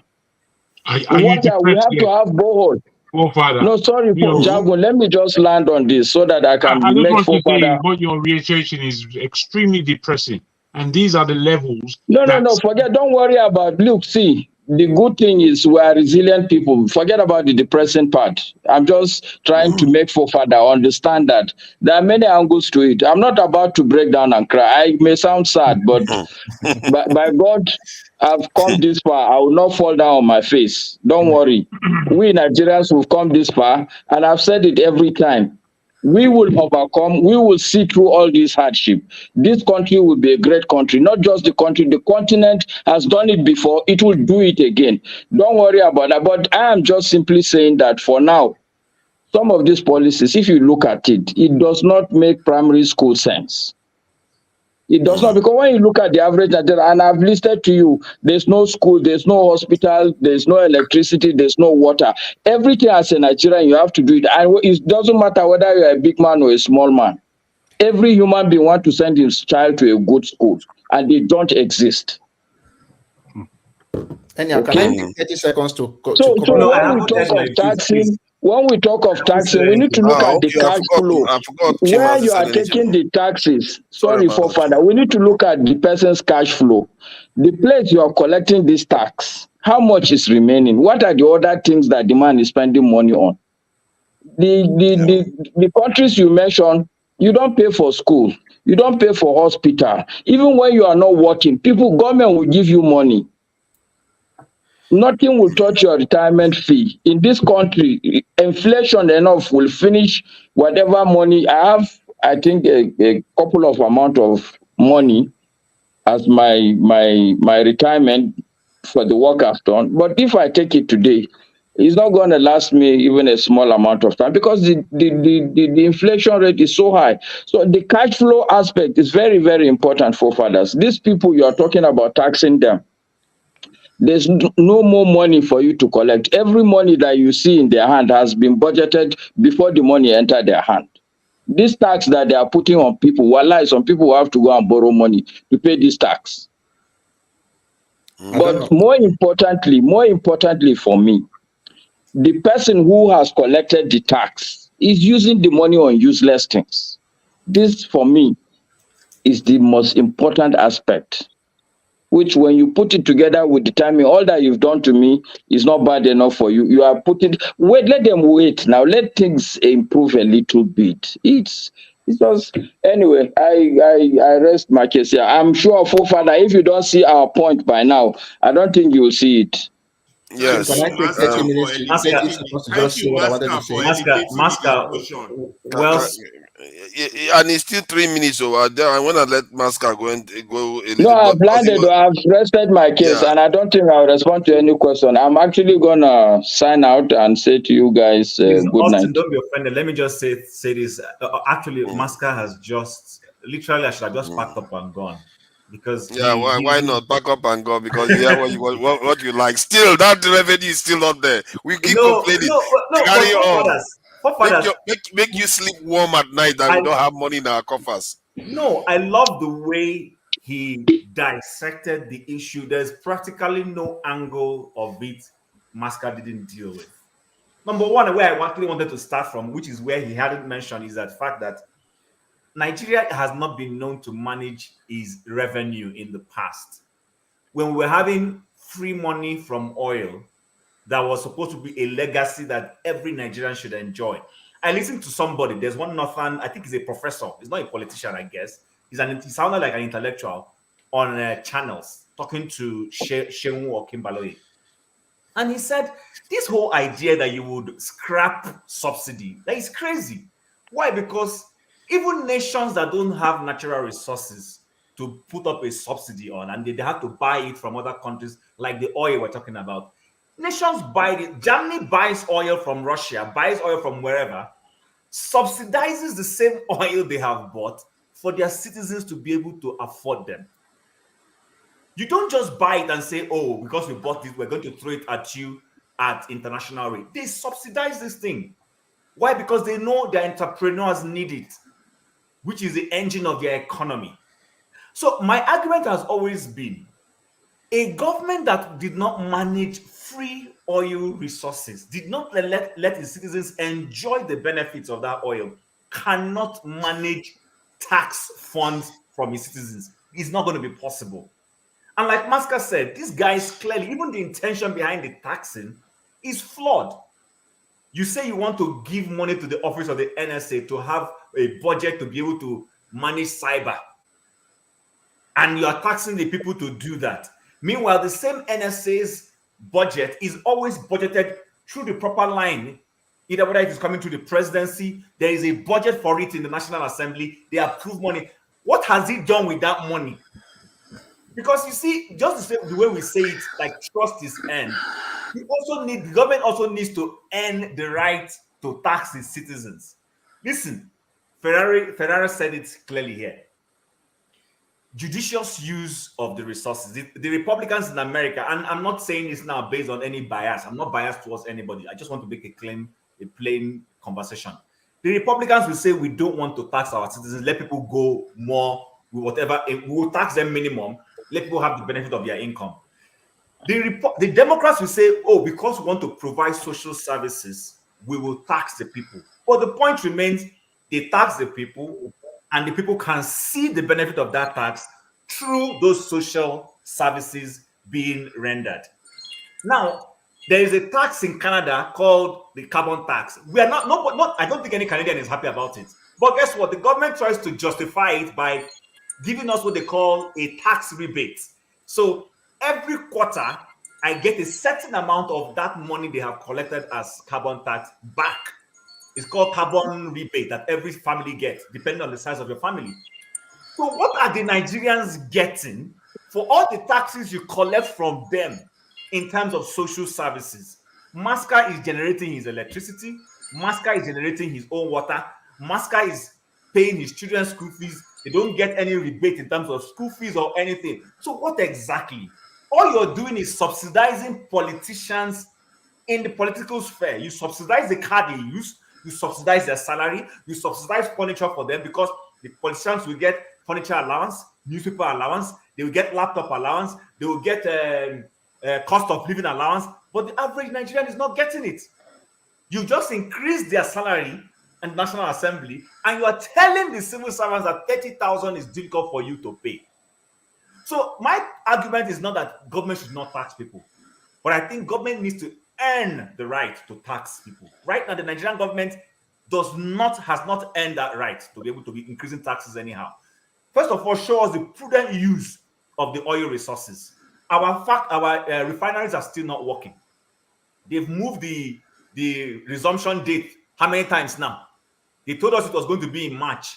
Now they've moved it, and they keep moving it. So I just think that the Nigerian is overtaxed. People have made this argument that the disposable income is so low. So on what basis exactly are you collecting tax? You collect the tax and then the person is left with nothing. You understand? It just doesn't make sense. So that's, everything I wanted to say, Maska just took it. That's why I said, actually, I should have just left it and said, you know what, he's dealt with it. But I needed to bring out this other angle. The Nigerian government needs to earn the right to collect tax. Right now, they haven't earned the right to collect any tax from anybody. Can I wrap up my thoughts as I said last time? Yeah, please go ahead. I'll just take 30 seconds. What I wanted to say was this. This government has one bad attitude. Whenever they want to cook bad things, they'll cook it. Then they'll just throw it. They will see how people will react. When they see how people will react before they effect it. So I think Nigerians need to try as much as possible, even if you don't want to go to the streets. For those who are on social media, once the policies are not good, castigate it. If you that's why I said, sometimes when people are killed in terrorism, the president will say, I strongly condemn this, not because those people will come back to life, but to say that I am not in support of this. Even though nothing will happen, but at least the terrorists will know that they were not supported. But if you give them that body language, so you support and they will go and they go. So anytime that's why anytime a policy is not good, it is good for the people to say no, we refuse this. And if you say no, you refuse, and the word is very loud. Tinubu's government, as I said, they don't know what to do. They test water. If they test and people say, okay, yes, they jump. If they test them, you know, go find, they go run behind. So please, let's try to know that this government is very incompetent. They will prepare one bad thing and they'll just give you the information. If you not talk well, they implement them. But if you not talk well, they will renege on it. So no, that's one. Even if you talk well, let me because they have not. Hold on. See, it's my turn. Yeah, don't worry, I'm coming to you. Let me just say something about it because I've not really heard myself apart from interjections. There is always don't start now. I'm quiet. You had your time to save me and castigate me at the same time.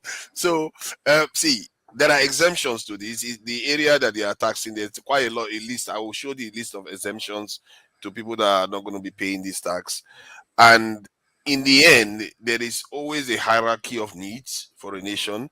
And when you have suffering, we're already suffering right now. Maybe we should suffer for a purpose. And I feel like we have an instinct for pushing against and having a lot of passion against anything that leads to actual measurable progress. Sorry, forefathers, I said I won't say anything, but please, this is your statement that you say maybe we should suffer. I think you should say maybe Nigerians should suffer for it because you are not in Nigeria. How do you know? You just I know you are not in Nigeria. I do spend money in Nigeria too, you know. I'm paying bills in Nigeria. I'm spending money in Nigeria, so the bill is going to be hitting me. Father, I'm asking you, what have the Nigerian people done that they need to be suffering? They deserve to be suffering. Why do you think Oyibo people started enjoying overnight? You think they were enjoying overnight? Were they enslaving their people? Were they enslaving their people? Yes, actually, yes. If you didn't know that, it was even worse here. Have you heard of the war serfs? Have you heard of the war serfs in the UK? Have you ever heard of the words? So that is, let me tell you what that means so that you understand. That is basically an underpass. Oh, you don't want to hear it. Fine. Let me go on to the original point. Hold on. If those people have gone through that experience, why must we go through it? Why must we go through it? But theirs was worse. The one we are talking about here is not compared to theirs was worse. Because forefather is a wicked man. Have you lived a life where you cannot make money? All you eat is for it to mount, and all the money you make, you give it to your Lord. So that is what serfdom is like. Please let me. You had your say now. You had your say. We seem to have an instinct to push against anything that can lead to measurable growth. Look at when it comes to security now. You don't see them pushing the government like this. Oh, you must do something about it. You must do something. That's going to lead to something positive.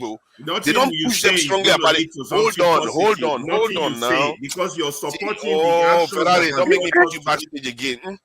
See, I want to finish my talk so that some other person can talk. The Blackstone and AY is waiting. Something that can lead to measurable growth. We don't have the passion for it. Security is going to lead to measurable growth. They don't have that passion to. Even if people are getting kidnapped and killed, they don't do anything about that. They'll go to Sunday church and put money in in trays and everything, and they go to a party and catch cruise and throw money all over the place, and then they come and mourn again. And then when they tell them pay into the national coffers, we are literally at the bottom of the list in all the countries in the world. Some of them are way poorer than us. We are literally at the bottom of the list, and they tell them go and pay more money. Oh my God, how dare they? You are irredeemable, forefathers. You are irredeemable. Forefathers want to collect offering. You want government to collect offering. Man.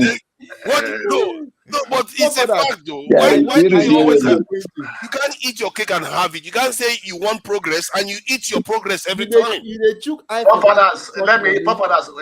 might be painful, but life has always been painful. Even nature will inflict pain on you and you will accept it anyway. But yet when government is trying to do something for progress, we keep fighting it every time.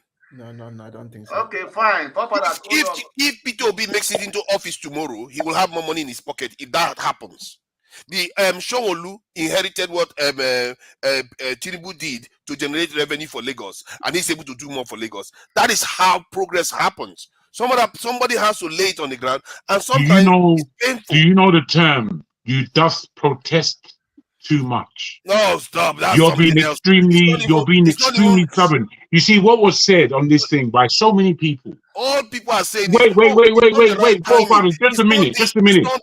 We're listening to your rant now. We're listening to your rant. I've heard you. What I'm saying is that so many people have broken it down in various ways that tax is not the objecting point. The objecting point is, what are we doing for this tax? And you seem not to be able to align yourself in the position, even after what Masca has broken down. No, and when I was saying to Masca, what I was saying to Masca in terms of talking about it being depressing, what he was saying, I didn't mean I'm feeling sorry for him. I mean that this is the actual position that Nigeria is in. It's on a daily depressive mode. You are living in depression until you know you're ill. It's an illness that Nigerians are walking with daily, and you're lambasting them that they should pay more tax. My brother, you're slightly off key. It's based on the GDP, the money that they are generating already. Why is it that it's good for other nations but not good for us? Because other nations are using the tax for good things. I've told you, go and Google this. Togo is using it for good thing. Benin Republic, Zimbabwe, Mozambique. I can tell you, listen. I can tell you with all authority. Sorry, Jagun. Sorry, let me respond to forefathers on this, please. Benin Republic National Assembly people will never dream of using their money to go and buy the vehicles Nigerians buy. So talk another thing. Let me hear you. You mean how about Democratic Republic of Congo? Benin, yes, I was working. Listen, forefathers. I've worked in DRC. I've worked so many years in Kinshasa. I can also tell you with authority, they dare not do what they will do. The Catholic Church there, in fact, is the head of Catholic Church that will first walk on that street in that Kinshasa. Say another thing. How about Niger? I've been to Niger. Have you ever been to Niger? That's the most lawful country. You as a Nigerian, you enter there, police will blow whistle. You will hear it. You will be the one to stop. So that's the bottom line. With the little money they have, they are doing what they have to do. You are saying no. Actually, they had more money. Most of their money is being frittered away by the French. They allowed it to happen. The Nigeria that you are saying is more developed than those countries. No, we keep saying the Nigerian government don't do anything, or the state never does anything. Anyway, I don't even know why I was joining issues with you. You are actually irredeemable. Gentlemen, good night. I'm not irredeemable. You are, you are the one that is irredeemable. You are the one that is saying we should not pay anything. You are the one that is irredeemable. How can you say? No. I said we are paying for already. Forefathers, be fair. I said Nigerians. Sorry, Blackstone, sorry, please. Forefathers, I say we Nigerians are already paying for taxes. Yes, so don't say no. Wait. Let's have a discussion. Let me land so you can take it from there. What I've said, Nigerians are paying 4 separate taxes, and we are not complaining. We are paying 4. We are not complaining. How much is being generated by that 4?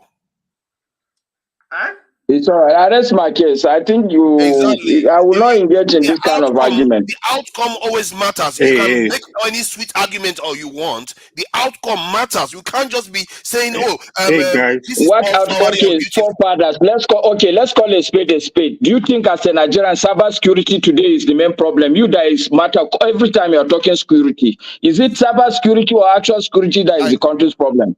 Why are we talking cybersecurity? What the fuck is cybersecurity today? Wow. Wow.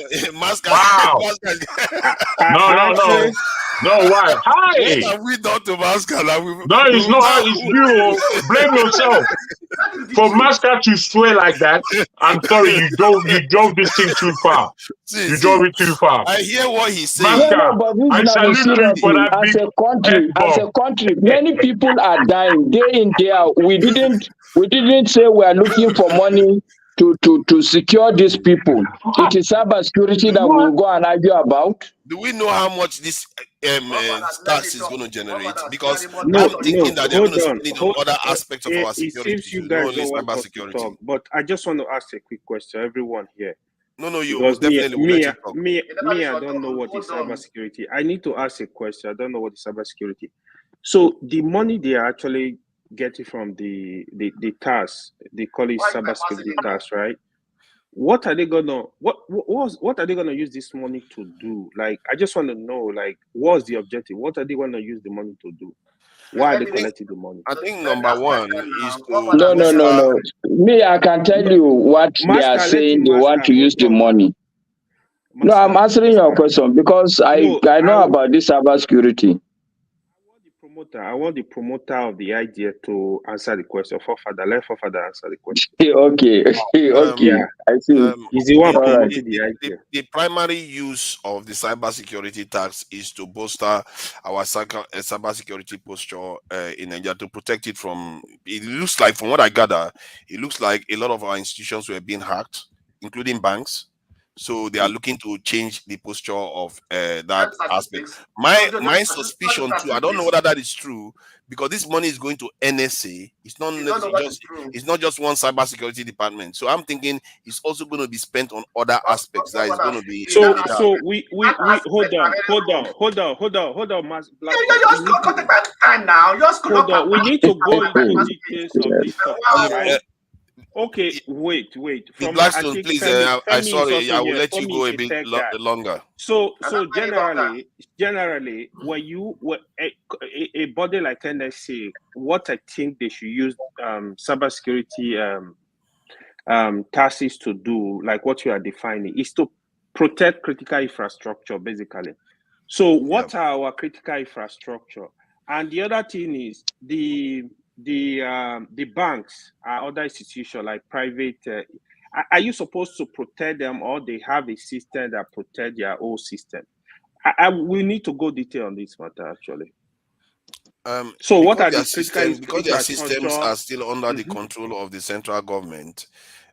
So they are still all susceptible to the federal government's vulnerabilities. Why are you spreading wrong information? Because the federal government can shut down this in the entire network in Nigeria. I can accept that. Because the Nigerian government can shut it down. That's how you know. Anywhere in the world, a government can shut down any yes. So don't say it's Nigeria. No, it's not that the federal government. So don't say that. That's very wrong. I don't know what I said. What are you disagreeing with precisely? I'm not exactly sure. The banking infrastructure. So I will let Blackstone go. Oh no, I didn't say that. I will come with my own idea. Let me just pause for now. That was just a question. Yeah, thank you Except for your patience. You want me to go first. Yeah, I will be looking more into the answers to what it's actually going to be used for. And they don't tell us how much the project is going to generate. Even they don't tell us. That would be important to know. I think all of us should think about this question. Fathers, I was coming in line with the line AY took. You understand me? Cyber security, right? It's like this tax is like pay robbing people to pay Peter. Right? Every company, you have my data. It is your legal responsibility to secure my data, not I pay to you to secure my data. Exactly. So the cybersecurity tax is a fraud in the first place, because I don't see. Do you pay cybersecurity tax in the UK? Do you know how the companies, how the government manage their cybersecurity? The citizen pays for it.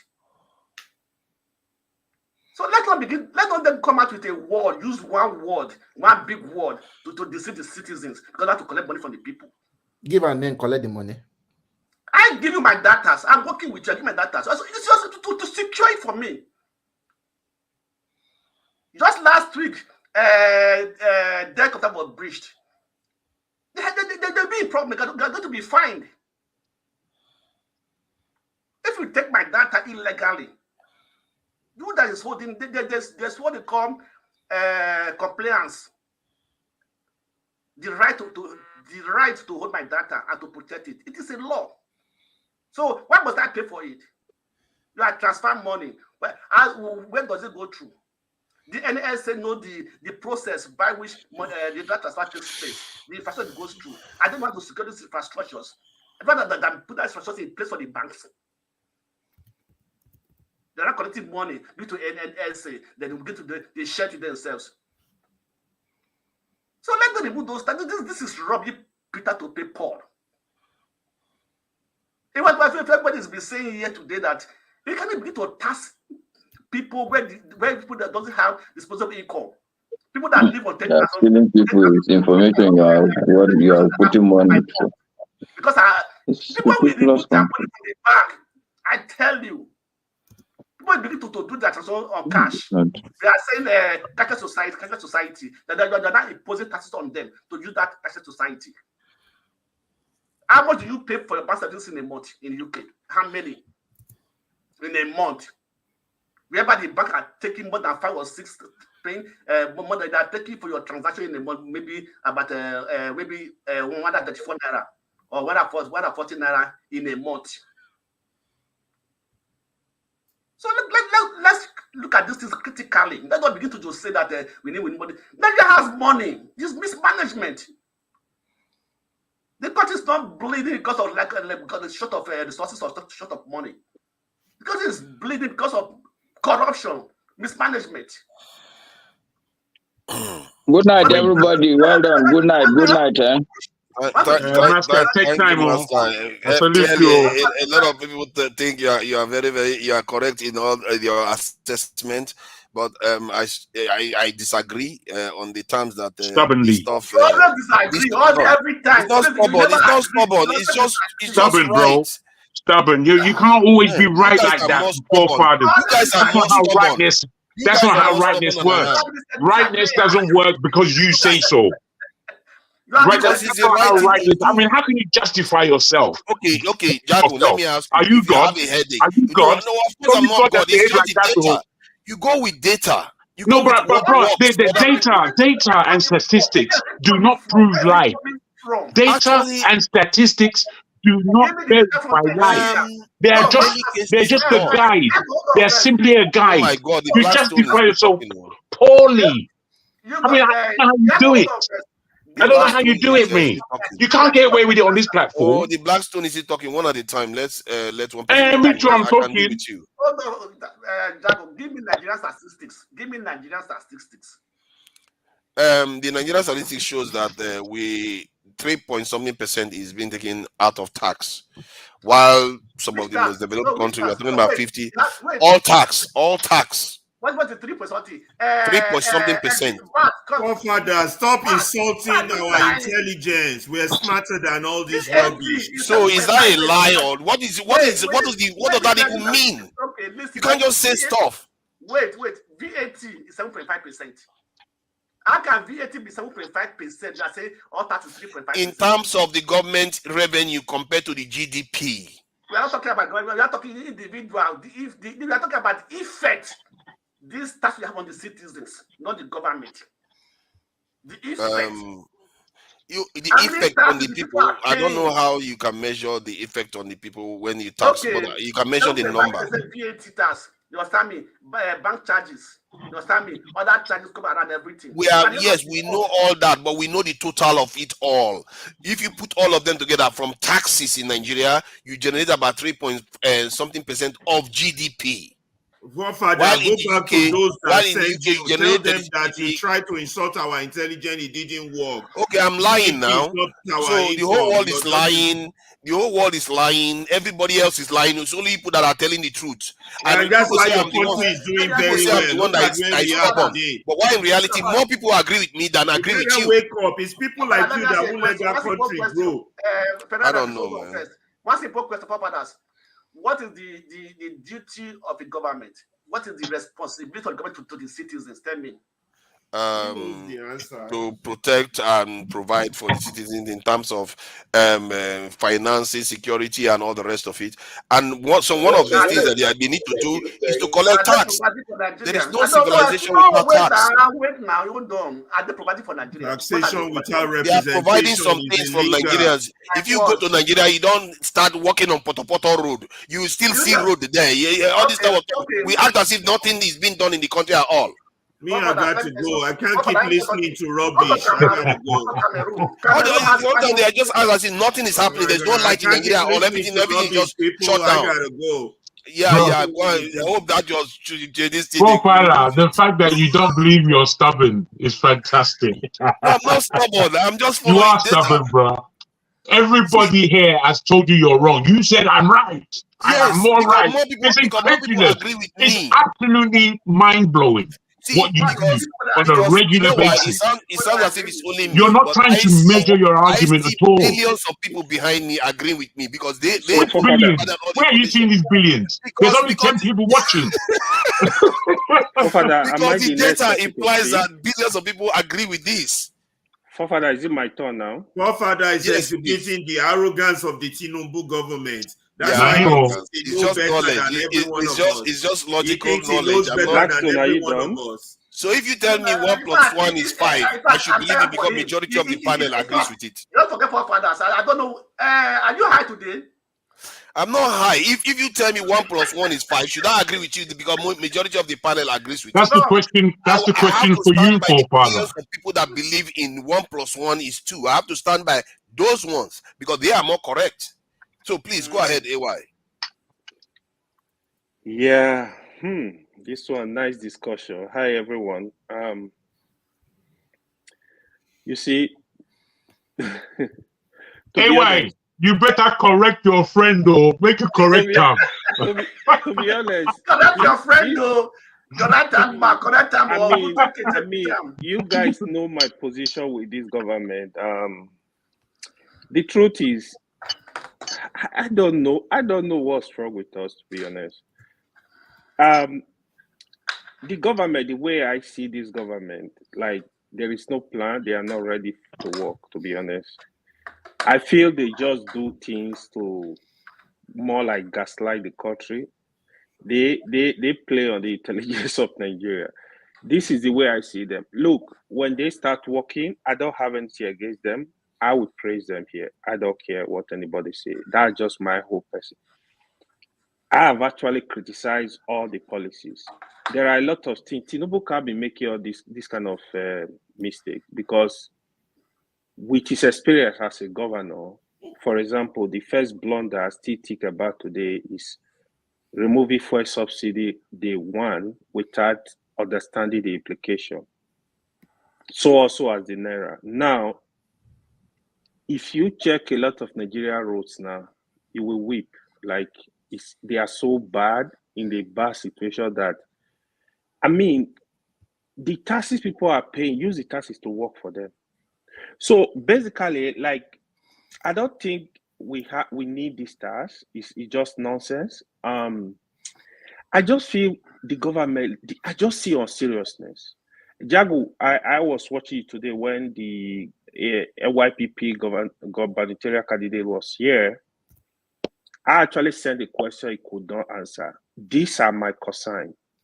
I mean, the guy is vibrant.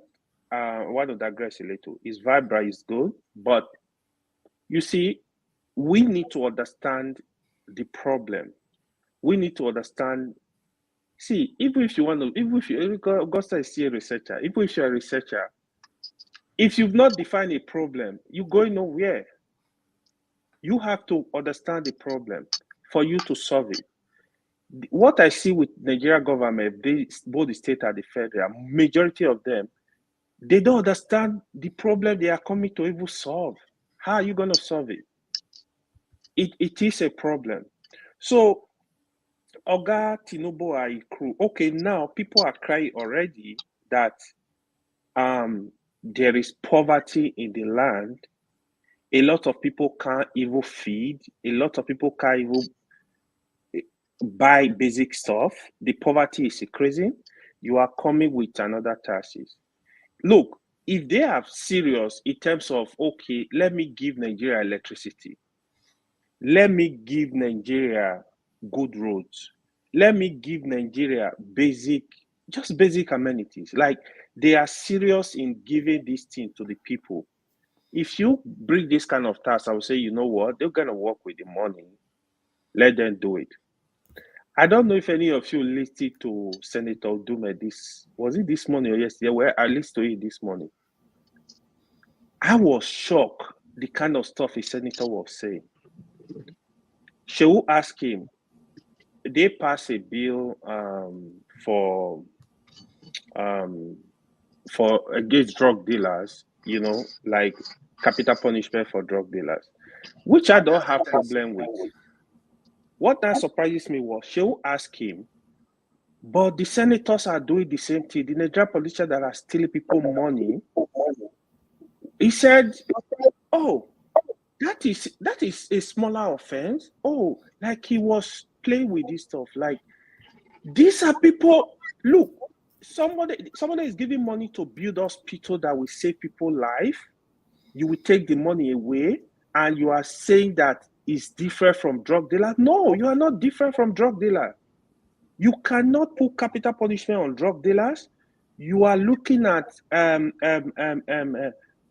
people that are committed, that are involved in this high-level corruption. You want them to go free. People are supposed to build roads. They are not doing it. People are dying every day from accident. You are asking people, oh, you know what? That one is a smaller offense. Oh, you know what? But for drug dealer, the offense is worse than terrorists. But that is the number one terrorist. The politicians, the criminal cabal, they are the number one terrorists we have in the country. Because the money that are supposed to use to work for the people, the money are not working for the people. And now you will come with different taxes. To be honest, I think I don't know. Nigeria need to move to the street, man, to be honest. They need to protest this thing very seriously. Because if you allow this to go, he will come with another one. He's going to keep coming. If this were going, like you see, like there is improvement in the country, like they are really using the money to work for the people. To be honest, I will not have any problem with the taxes. But it should not be a topic, actually. It's nonsense. Like, people are suffering already. Some master was just discussing here. No schools, secondary school, primary school, government schools are all garbage. And you keep coming with all this stuff. You want people, do you want to kill the people? Kill all of them? Like, it's too much. Like, they should have mercy on the people. They should have, on a more serious note, they should have mercy on the people. I don't see them doing it. Let me ask now, in terms of strategically, or let me not even call it that, in terms of actual damaging the economy, which of the policies the government have pursued is the most damaging? And would you say, if you are rating 3 of them, or just 2 or 1 even, that you would say is the most damaging? So my problem is not removing, it's not the policy, it's the implementation of the policy. Because they are not clear. You need to be clear of, for example, removing fuel subsidy.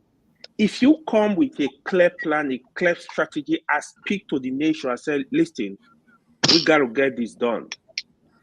But did you see the plan? There is no plan. You just pull the subsidy out. The country was almost going. Even today, even the way he announced it was perilous. You just knew it was going to come to a crash. Terrible. Even today, as we speak, to be honest, subsidy is still there. They've not completely removed it because you can't. Because the truth is, if you want to really remove subsidy, the poor price of petroleum is going to be changing every week. It shows to you like they've not.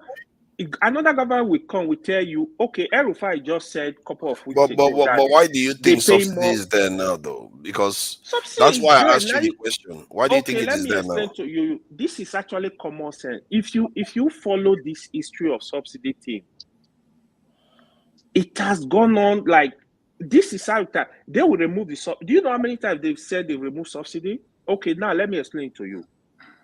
No, I mean this last time they removed it, that they were supposed to have removed let it. me Why did it explain to you return why again? it's still there. Let me explain you why it's still there. Because let me explain to you. The price, all over the world, the pop price of petroleum is determined by price in the international market. Except few countries that were able to fix the pop price of petroleum. In that way, government will fully be popping money for the subsidy.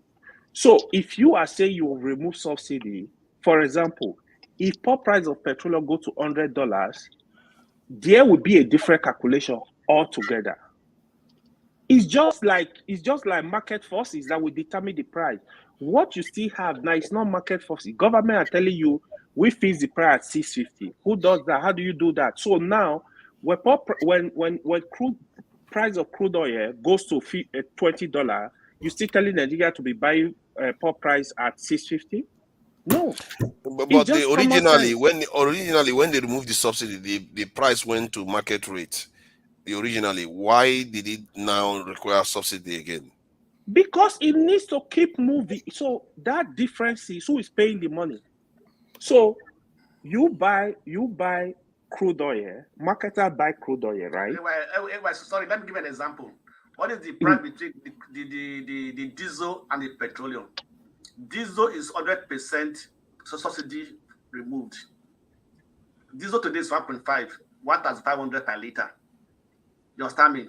So why there must be petroleum be 650 or 670 if they are not paying subsidy? They pay subsidy. That's just the honest. What I'm trying to reveal to you that actually damaged. Like that.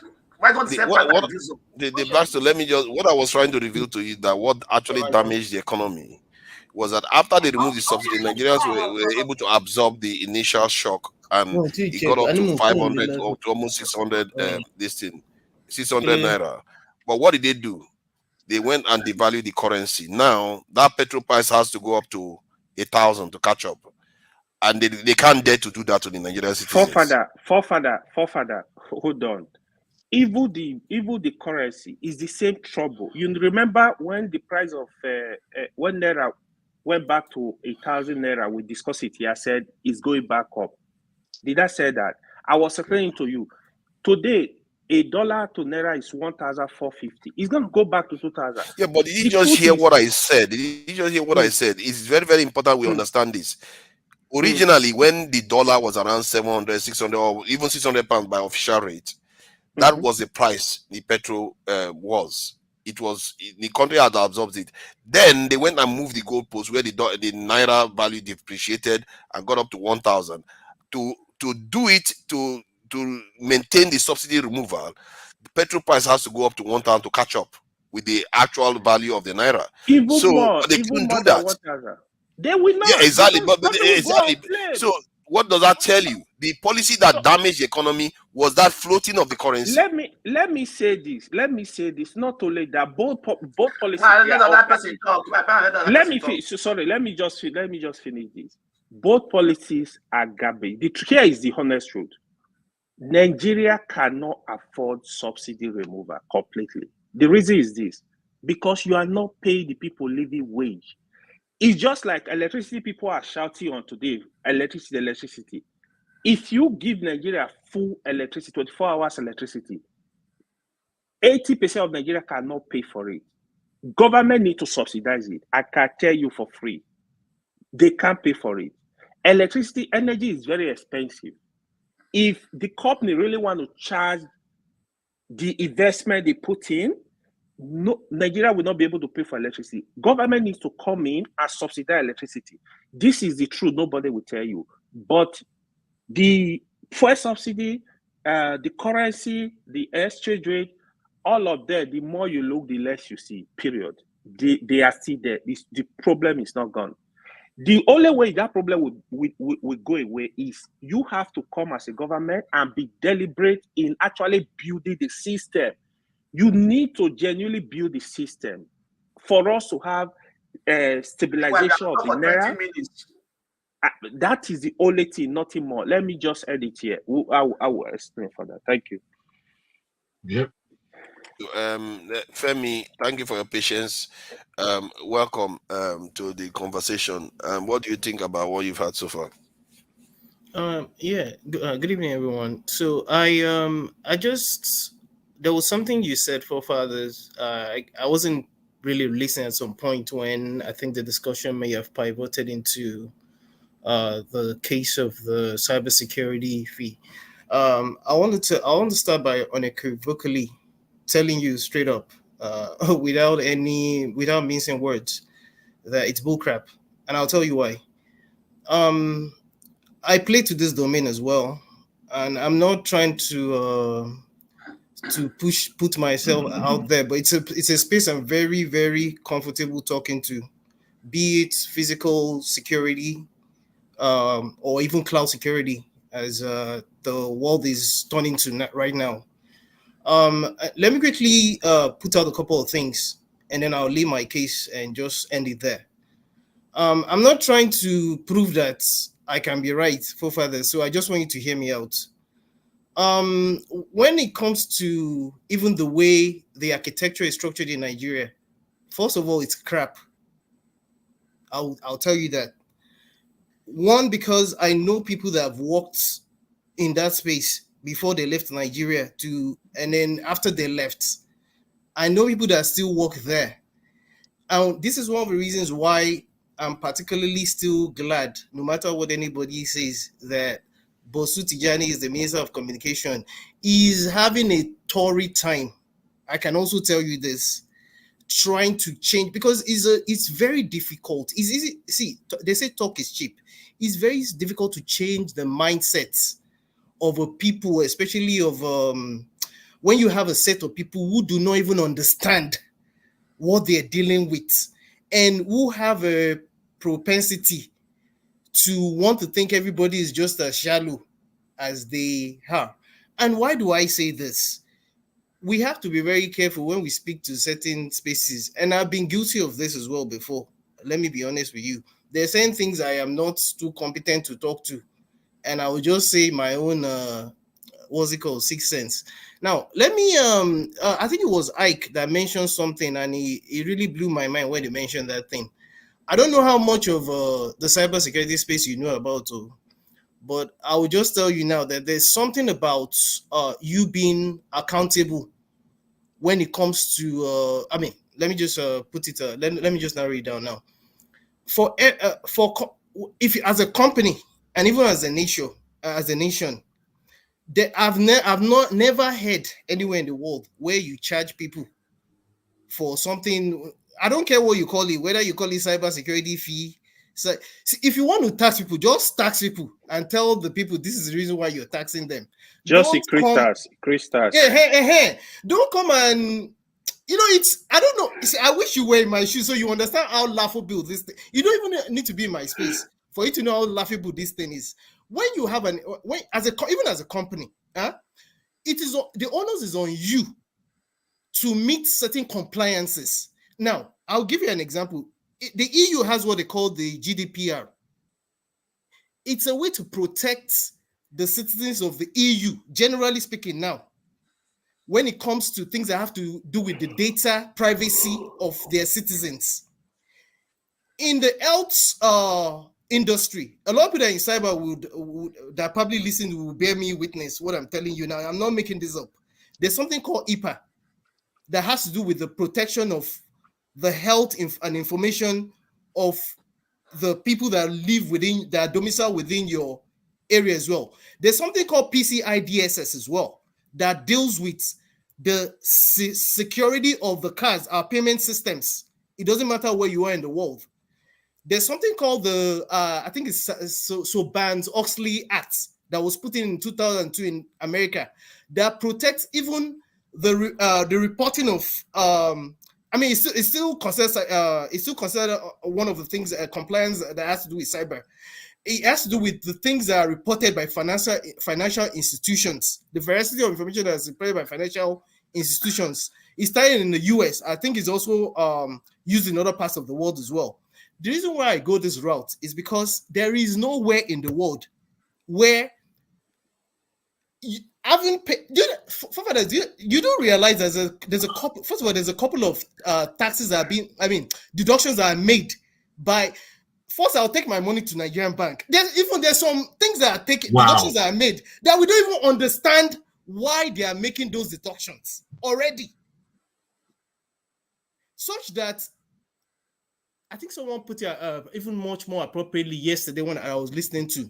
I think it was on Arise. This guy said, imagine you putting in 1 million naira in your bank account, as an example, in January. And by December, when you go back to take it, the money is like, it's almost like less than half of what you put in there.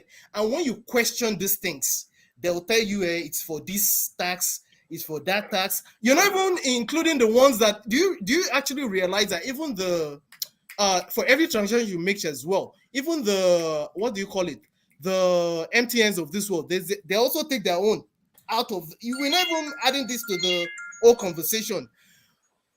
At the end of the day, I'm just letting you know that it doesn't make sense at all. If you want to tax people, tax them. Don't bring in some book rap and call it one. It does not make any sense at all. So I take it that your argument is the medium and the way they want to tax people. They are coming in a sneaky way. You don't tax people to protect the cybersecurity infrastructure. Honestly, Make you rest. Why you are enemies of progress? You see, the problem with people like this. You say I'm the enemy of progress in Nigeria. It makes the government look dumb. Hold on, AY. These infrastructures will not protect themselves.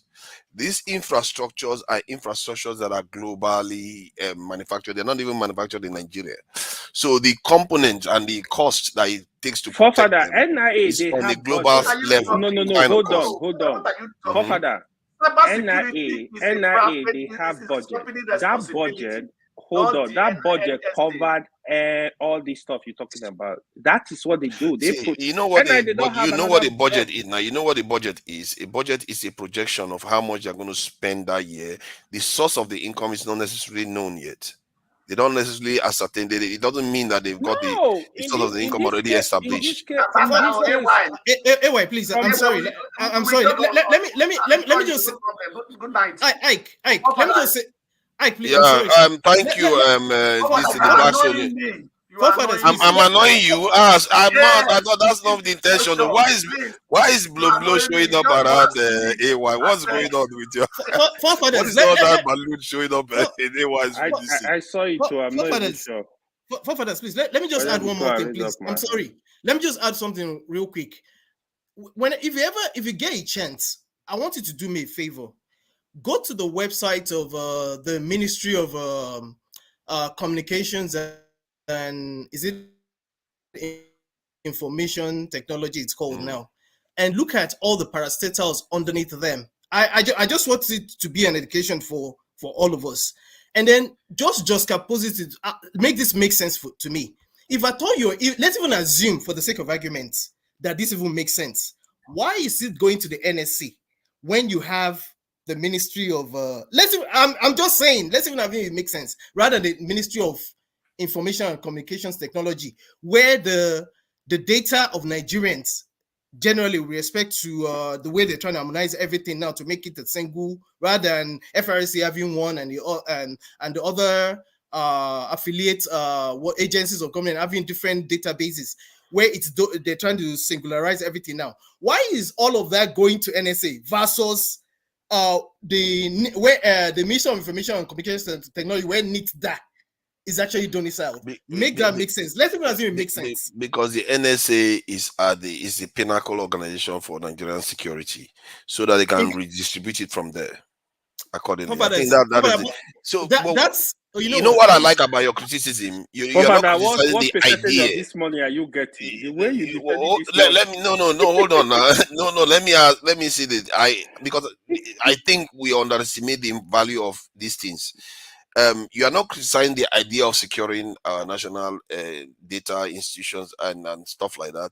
You are not criticizing the idea that the funds are needed too. Your criticism is the way they are doing in terms of the medium that they are using and the way they are channeling the money too, which is a fair criticism. No. Forefathers, I'm criticizing the fact that the money is not needed because as Tech Nigeria as an institution, again, that's why I kind of broke it down to you the way this thing operates. There is nowhere in the world where there is anything called cybersecurity fee, especially with respect to banks. Yeah, but all countries have different systems. No, but let me explain to you. So let me update, guys. The federal government has suspended the money. Thank you. Of course, they are going to suspend it because this is enemies of progress in Nigeria. They don't want hate law to be made. They don't want tax to be collected. They don't want anything to be done. See, let me say this. Let me just say this. Sooner or later, what is going to force us to do the right thing in that country is going to be something very, very tragic. Because when it wants to happen peacefully, what is that noise? Your pontification is reverbing. No, it's from the listen. Yeah, sorry. Just hold on. We do this every time. I watch progress wants to happen in Nigeria when they wanted to pass hate speech law, and it's always most of the people that come out and shout. You, my brother. I know. I've got a question for you, forefather. Let me list them now. Then let me list them. Yeah, when they wanted to pass the hate speech law in Nigeria, it was the diaspora and all of them shouting on Twitter, "No way, you are going to silence us." This is it. And they pulled back on that. And during the election, people died because they were discriminated against people in this Lagos. And when they want to pursue security, they will say, it's Fulanis and all the rest of it, and nothing is going to get done because they are busy twiddling their thumb there. Now, we don't have money in Nigeria to pay our institutions. We don't have to build any strong state. I need when to they say they ask you should pay the tax question. for it, they'll say, no, don't pay tax for it.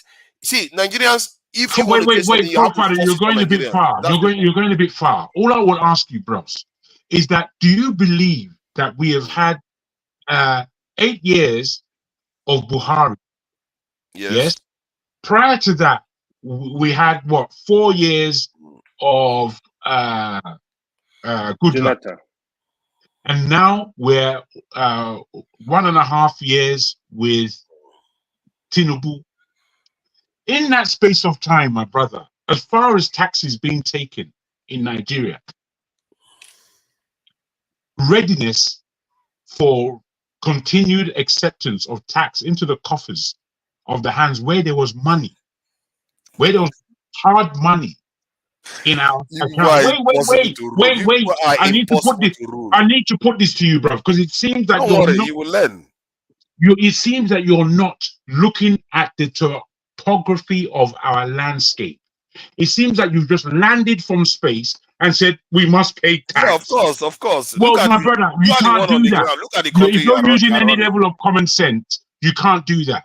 What I'm putting to you is that if Nigeria paid the same amount of individual tax that Britain does, and there was infrastructure in that country, which means that there will be a willingness for people to pay tax.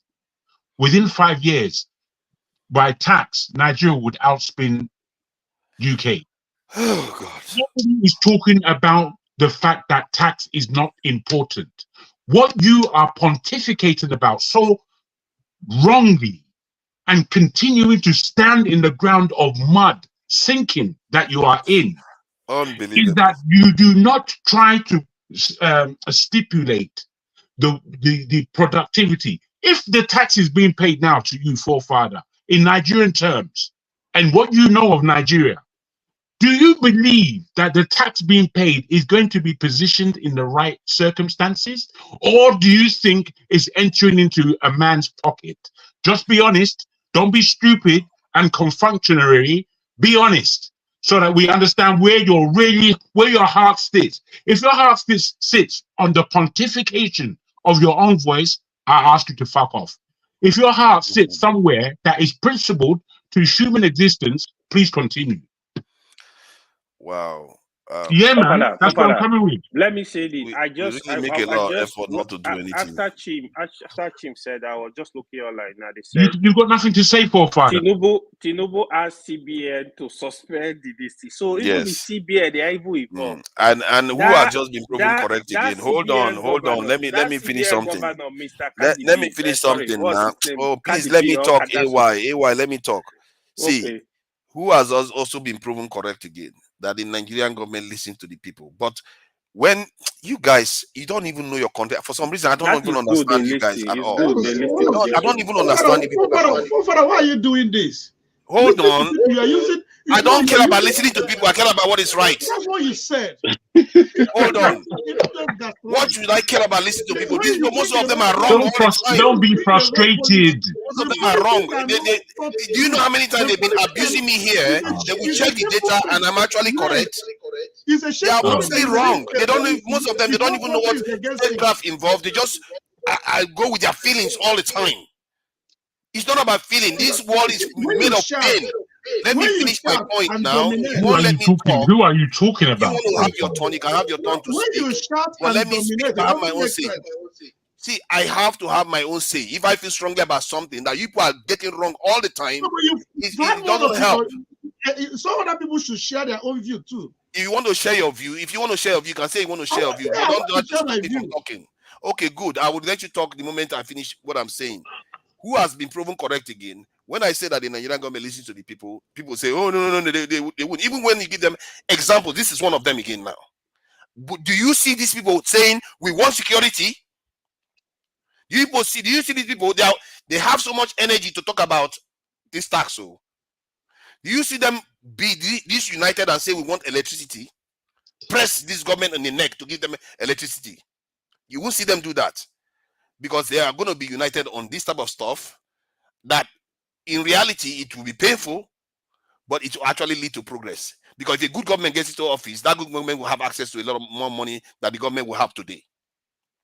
But we always, anything that leads to progress, we kick against it, whether it makes sense or not, just because of the pain the pain we are going to feel immediately. It's not as simple as that, assure man. You, like it's that, keep dodging it. It's going to come in. No.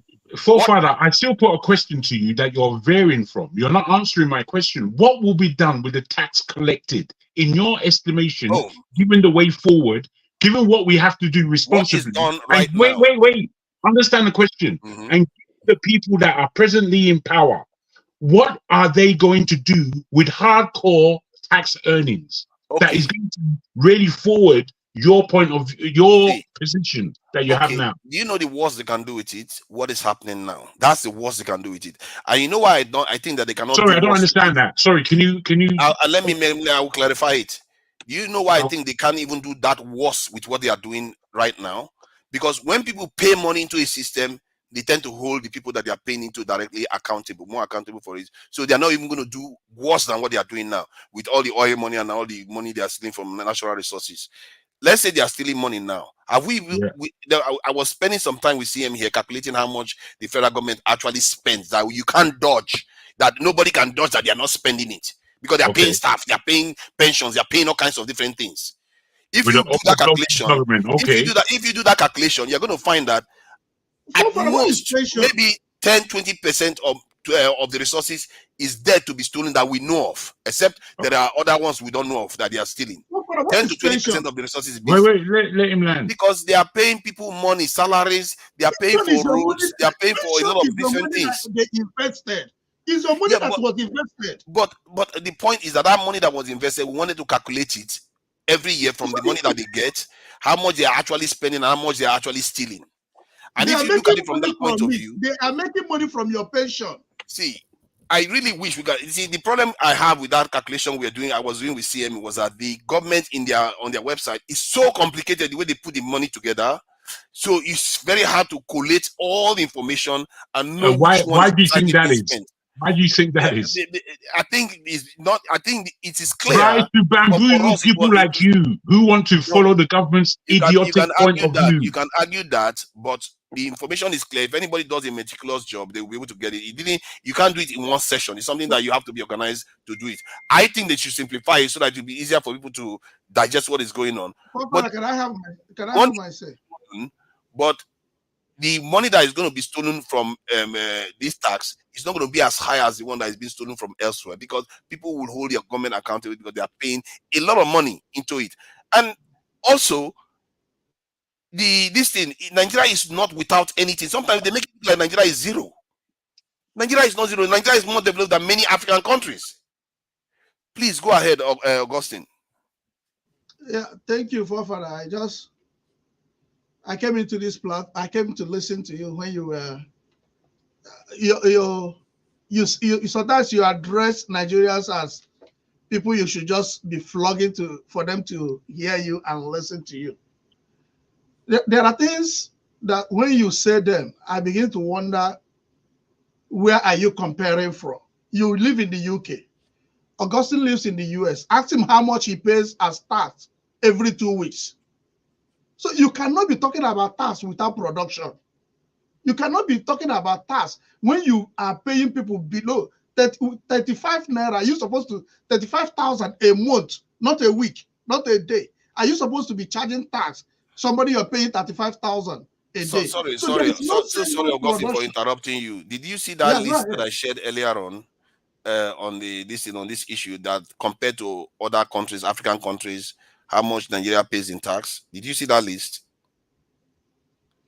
Compared to other African countries, do you know the production that goes on there? Do you know manufacturing that goes on in those countries? Democratic Republic of Congo, Benin Republic, Cameroon, all this, Niger Republic, Burkina Faso. Check the quantity of container that goes into Benin Republic in a day. That is how about Burkina Faso? Check how much they clear container. Check how much they clear one container in Burkina Faso. Nigeria literally gets free 30 billion every year from oil compared to them. So with that, how do you explain that? With that money Nigeria gets from oil, are they supposed to be, the citizens, are they supposed to be paying tax? Because that's what you need, more money to get more money, more loans, and be able to develop your economy. So see, these loans we are talking about, what is it used for, which we are even talking about? See, if you cannot get finance to finance your project, you can't build valuable things in your country. Forefather say, when computer know they work well, you start by deleting the small files so that you can get enough RAM to delete the large ones. The money we presently have can be used to do a lot of things. It's not. I disagree. It's not. I don't know what you guys. I don't understand. We really need to look at data. We need to look at data. Wait. No, Nigeria is not a rich country. It's not a rich country. The money that comes from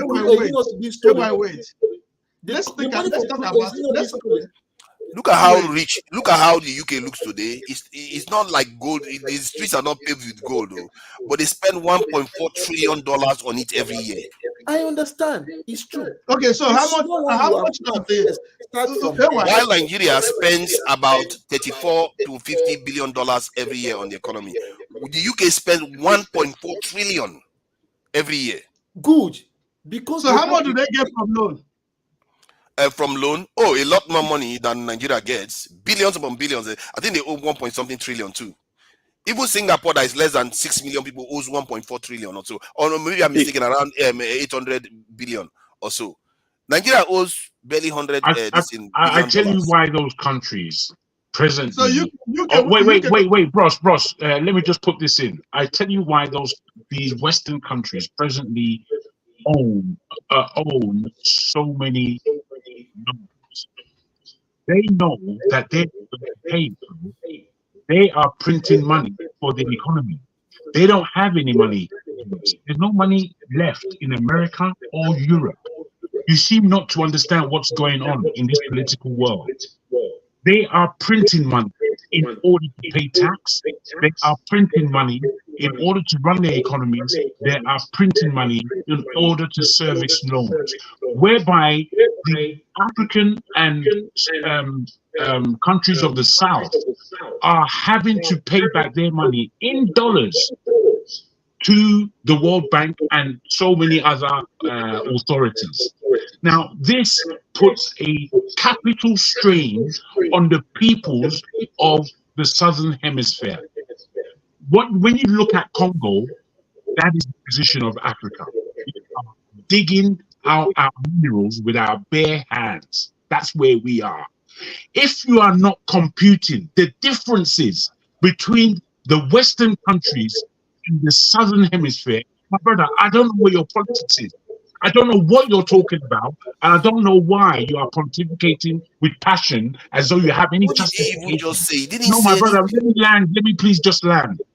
You see, I'm listening to you, forefather, and the discussion that we have has pivoted into a zone where Focus the on rest. the data, Wait, let me land. the actual Wait, amounts. please let me land. Where it's the rest of us against them. It may be a position that you like because it allows you to pontificate. However, where you are standing from is a diatribe of nonsense based on some data that you picked up from the internet and waving it around saying, look what I found. Nigeria is a crock of shit. We already know Nigeria is a crock of shit.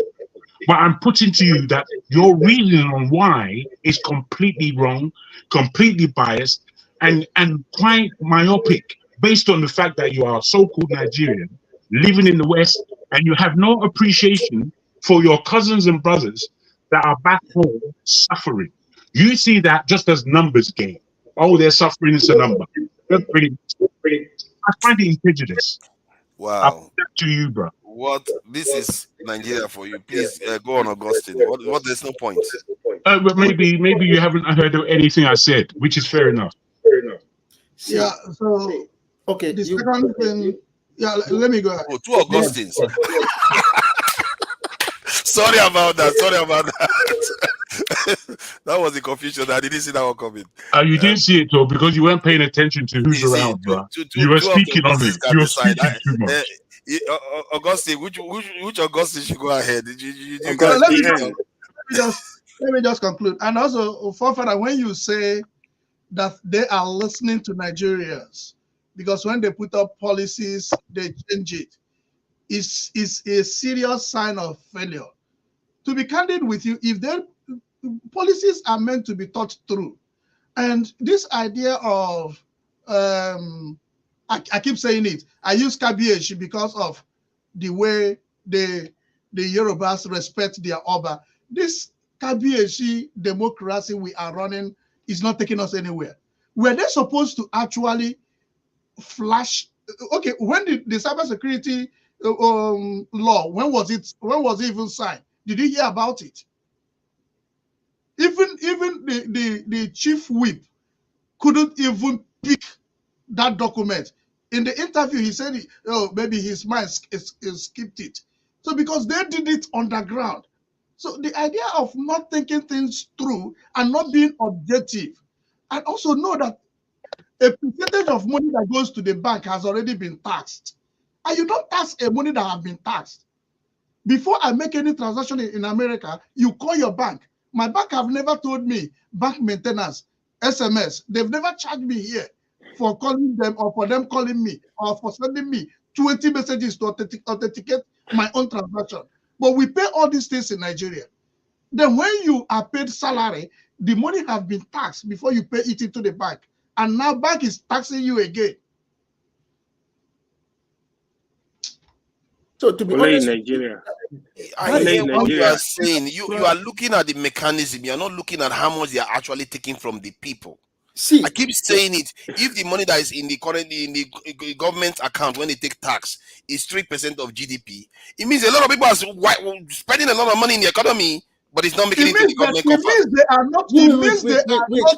It means that they are not refunding. They are not sending those monies to the appropriate quarter. Now, why is this one going? But they are not collecting it.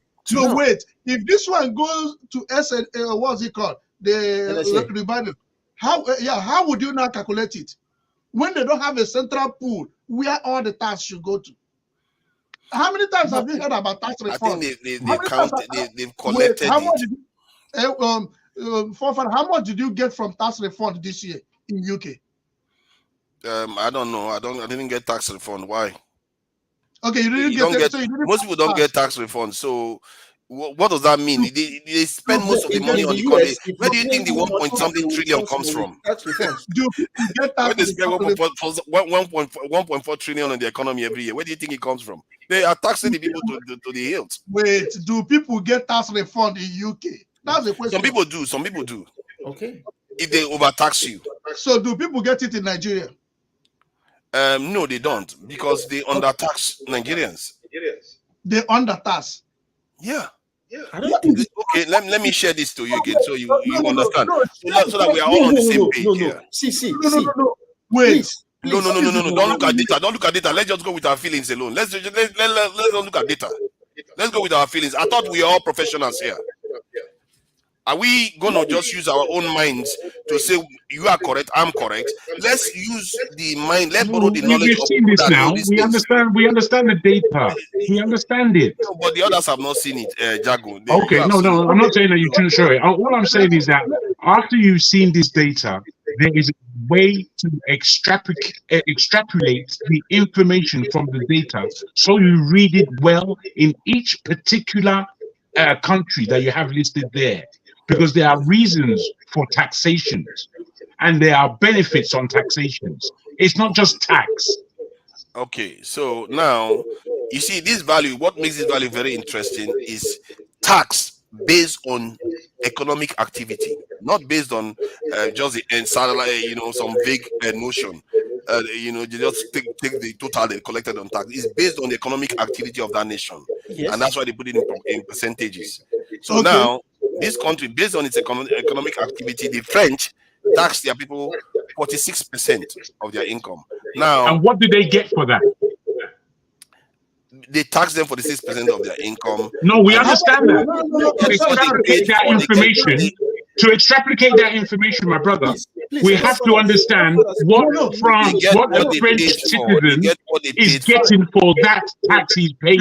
No, Jago, that is the second question. The first question a lot of French people will not agree that they get what they paid for. Sorry, forefather. What is their income?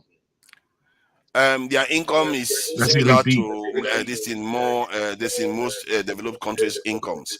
So now let's keep going down. Let's keep going down now. So let's keep going down. This is going to. You are not getting here. There's something which you are not understanding here, which I think we need to clarify first. Okay, pin it, please. Look at the position tax revenue of the GDP.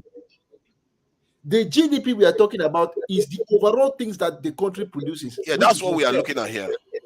That's what we are looking at here. Now, please, I hope you are not confusing this with the amount of salary that has been paid. It's not 46% of the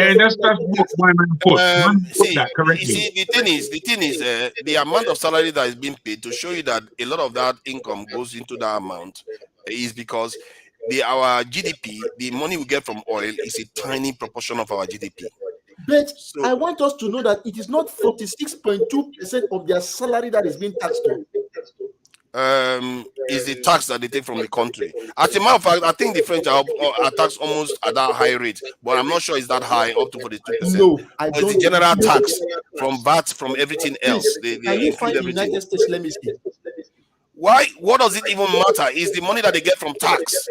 The point is that, look, if they get a company pays tax, right? The company will split that tax into its products so they can sell to people. That tax will now be distributed around.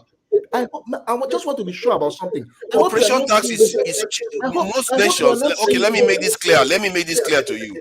Businesses generally pay about 20-25% of the tax of most nations. Okay, go on.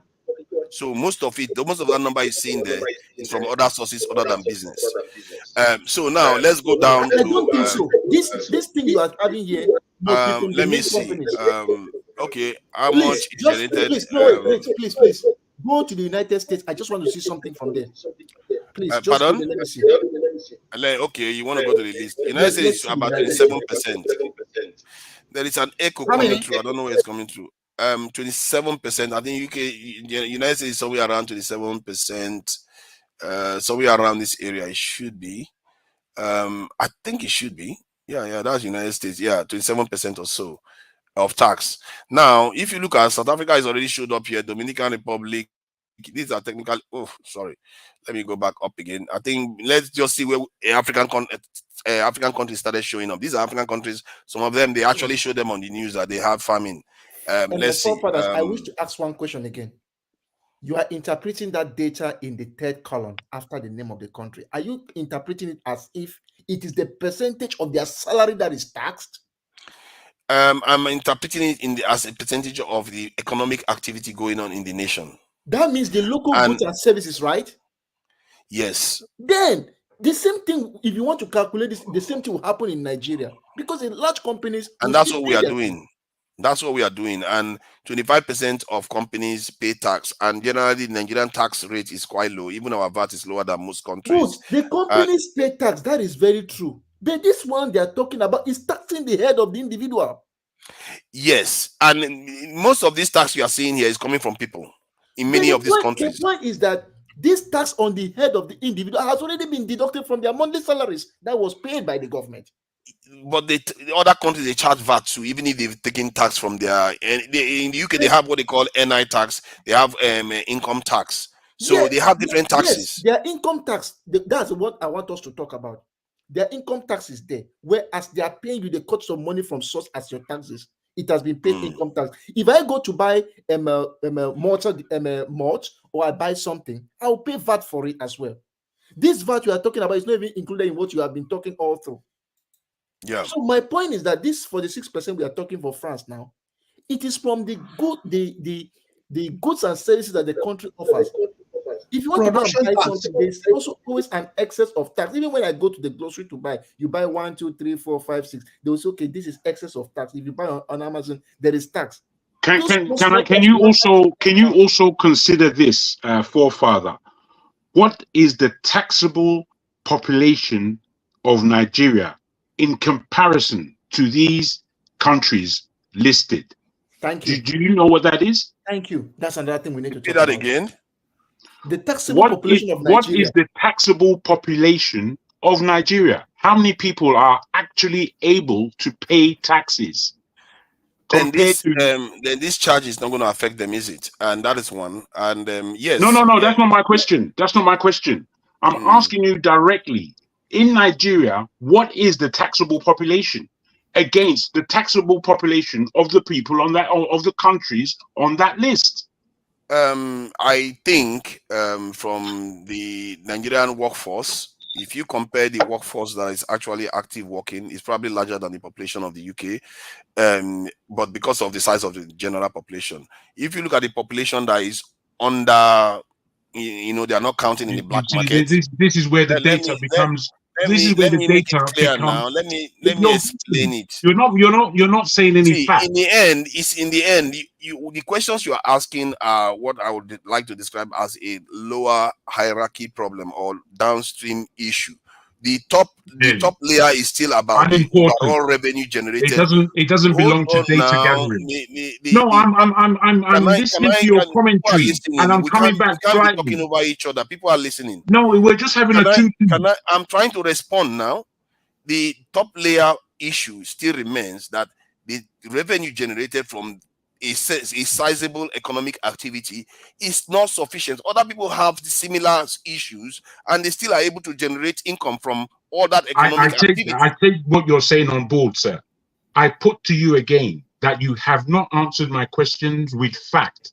And the data that you are quoting here, I'm saying there is an extrapolation that needs to be done upon this data to get any sense out of it, to really come with an answer to say, I am justified in what I'm saying or otherwise. You are saying you're correct and you're right and all of us are wrong based on this what you're bringing. And as we begin to ask you pertinent questions, you belittle them. Can you go to them? You belittle them, saying that these are downstream arguments. I'm saying to you, sir, the Nigeria that I know, where most people do not pay tax, and they don't pay tax based on simply their ignorance of the tax. They don't pay tax because they can't afford the tax. The tax that is not taken out directly from wages in Nigeria, most of that tax is left unpaid, guaranteed. So when you're looking at these numbers, in the UK that they cannot afford. A lot of people come out and say they cannot even afford tax in the UK. We don't need to mix things here. Paying tax is not like going to church and putting your 100 naira as offering. No, it is not. You don't just go to the government and put 1,000 naira as tax. No, that's not what we are saying. You pay that tax through goods and services. Yeah, but okay, you are talking about the mechanism now that the tax is collected. Yes. Okay, you can make that argument. You can make that argument, and I think that is a fair argument to make. If you are saying that you don't like the way the tax is being collected, people will say that if you don't buy with your credit card, you may skip some of the taxes. You may even skip some of the taxes that the state collects. I really feel bad for this country if this is the attitude we take. No, we don't. The truth is, you are not so different from people on the ground. I've seen people on the ground make short-termism decisions all the time. No, the point is that forefathers, please. It's not that paying tax is bad.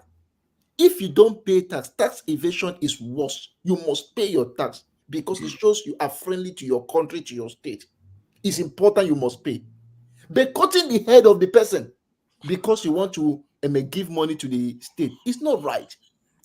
What I'm trying to say is that the money they pay you, you work for the federal minister of finance. Immediately they are paying you, there's a particular amount of money which is cut as income tax.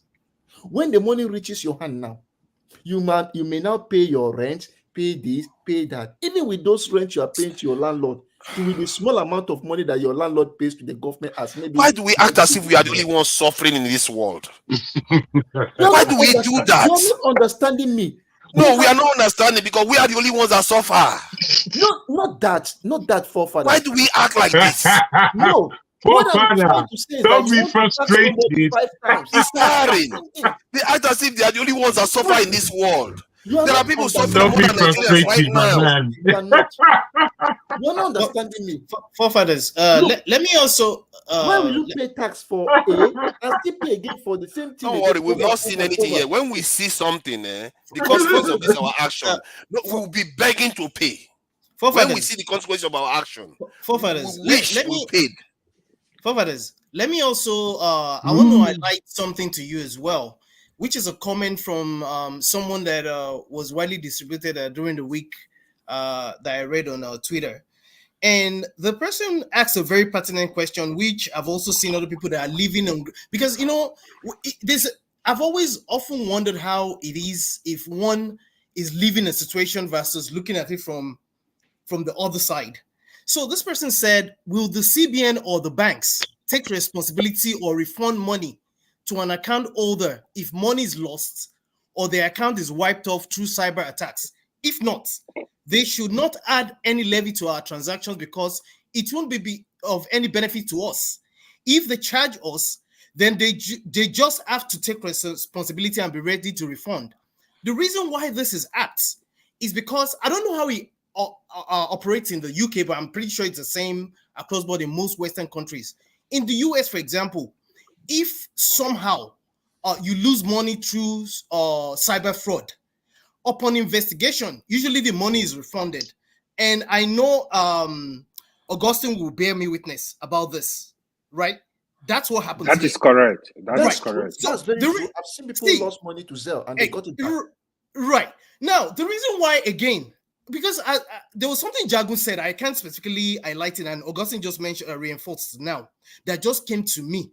The reason why I still go back to what I earlier mentioned about how laughable this is, and as to why it doesn't make any sense at all, especially from the IT or cyber standpoint, is because on top of the fact that there's about 3 levies or 4 levies for every digital transaction you make, depending, I think, for across board in most banks in Nigeria.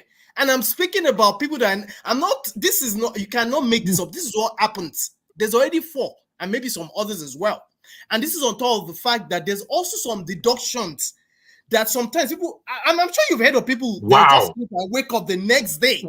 Femi, my brother, I must tell you, you begin many sentences without finishing any of them. Please finish your sentences. I will. Just hold on. I will. So the reason why, again, I'm bringing this particular statement out is because, again, the banks, I'm telling you that the cyber security architecture of a lot of the banks in Nigeria are defective in themselves. So even if they decide to go ahead and impose this cyber tax, cyber fee on Nigerians, it's not going to change the fact that the cyber security infrastructure is wrong with respect to the banks, and the onus is on the banks themselves to fix their cyber security infrastructure. It's not going to save them. It's not going to change anything. Wow. Please, so even in other words, let's not tax. If I go by your agreement, let's keep the nation as it is, okay? And then somehow it's going to grow. Nobody's saying that, or forefather. There's no need for you to go so far. You're not listening to me. You're listening to what you want to hear. I listen to you. What in the end, you're saying don't tax people. And that's not what I said. Did you listen to me? That's one problem I have with Nigerian taxing. Okay, I wanted to show this to Augustus so that he sees it, so that he too understand the context I was speaking from. Okay, now please let me just finish it, then you can carry on. So we are looking at France and all these countries that we listed at the top. I will look at the top 3 countries and they will start corruptions in those countries and we'll see what is going on there. Even Cuba is even on top there. And now you go to, let's say, the African countries start popping up somewhere in the middle, I think, well before. Let me just, you saw Togo there. You see, that's even bad that we start seeing Togo. Okay, South Africa from 28%. This thing showed up there. Jamaica will not count them even if they are black. Algeria, African, 26%. Let's see. Let's keep going. They will soon start popping up all the poor countries that are charging less. Let's see. Mozambique, Nigeria is more developed than Mozambique. Our GDP per capita is higher than Mozambique. But in short, on almost every front, Nigeria is higher than Mozambique. And then Togo, Nigeria is higher than Togo on almost every front too. Congo, Nigeria is better than Congo on almost every front. Any matrix, life expectancy, all of them. Zimbabwe, okay, I don't know about that. Nigeria is better than Zimbabwe in many areas. I think in development definitely, but there are some areas that Zimbabwe edges Nigeria. And Senegal, Nigeria edges Senegal. Okay, maybe their democracy is a bit better, but still 22% they are paying. Tunisia is there, Morocco is there, Gabon is there. Many of these countries are beneath, like we like to see them as beneath us. There's one thing I want to also ask about this. Can you run and go to the bottom? Let me see if they have a footnote. Oh, no, don't worry now. There's a way to go to get to the bottom. We're going to see a lot of African countries. So you guys are Burkina Faso is there. First, can you also compare us with the UAE, which got independence 15 years after us and only have oil? Yes. We'll check that too, whether they pay tax at all. Those scroungers that get free oil money. No, what I mean is, are we even where we're supposed to be? Because when we compare ourselves with Botswana and Co, can we compare ourselves with UAE, which is 15 years Okay. No. I'm coming to that. I will address that. There's echo. The question is even far. What is data collection in Nigeria like? Okay, now let's go to Ghana. Ghana next door to us. That is also francophone. Pays 17% of their GDP. Anglophone of GDP. Ghana 17%. China 17% or so. Ivory Coast 17% or so. That's francophone too. Rwanda, Kagame, that evil guy, 17%. Gambia 17% of their GDP is going to their taxation. Mali 16%. Mali, oh my God, that desert environment, they don't even have water. Why are they paying tax? It's ridiculous. Okay, let's keep going. They have gold. They are hungry people. We should be way better than them. Why they even pay tax at all? So there are hungry people, That's how you castigate them. Cameroon, look at all these plantain eaters. In Cameroon, they are even paying 40%. They don't even have oil like Nigeria. They are still paying. Niger Republic, one of the poorest countries. Hold on now. Actually, they have oil. Niger. Please. Okay. Niger, one of the, let's keep going now. Let's keep going so that we finish you have this. mentioned Cameroon. I am very used to that one. When you finish, I will now talk on Cameroon very well. Okay, good. If you want to have Cameroon, this is Niger, one of the poorest countries in the world, not just in Africa, 14%. But they have uranium and gold. Singapore, one of the richest, 14%. Singapore is so rich, I don't even know why they are bothering to pay tax at all, but they still charge 14%. Botswana, 14% 14%. of what? On what? Is it on cybersecurity for Tax. starters? See, on what? Of money generated from tax. Yeah, money but generated on from taxing. cybersecurity. Is it on cybersecurity? The general tax environment. This data. You are misunderstanding this data. Okay, let's finish the table. It's misunderstanding the whole argument. Let's finish the table, then I will show you how the misunderstanding could occur. Father, I also want you to. I also want you to define what GDP is. That's the point. The main thing. Let's talk gross about domestic product. What is it? What are the components? What are the components? The components. Okay, we are seriously that today we want to know what GDP means because they tax Nigerians. Okay. Nigerians want to fight with GDP now. No, there's a reason why. There's a reason why now. We are seeing numbers. You see what happens to accountability when people pay tax. People want to know details when they pay tax. Yeah, that is beauty. Yes. Hold on. The reason why Nigeria's tax per GDP here is low, which is about 3.something%, it's just a reflection of the businesses we have. Yes. The money is not taxed on the head of the salary. And we don't produce anything. Hold on, I'm coming. You're gonna make that point now. You're gonna make that point. Benin Republic 13%, Haiti 13%. Haiti is even is in hell. Where is Nigeria? Guinea. Let's go to Nigeria. Let's go. Okay, don't worry now. So that so that you guys will see how far Nigeria falls. So that 12.4%. Keep going. Yeah, that's not Nigeria. I can assure you. Oh my God, Liberia is Ethiopia. Okay, now you're beginning to get it. Now. So many African countries. Oh, we are still going. Sudan is even at what they are paying 8%. Let's keep going. Where's Nigeria? Oh, Nigeria is nowhere to be seen.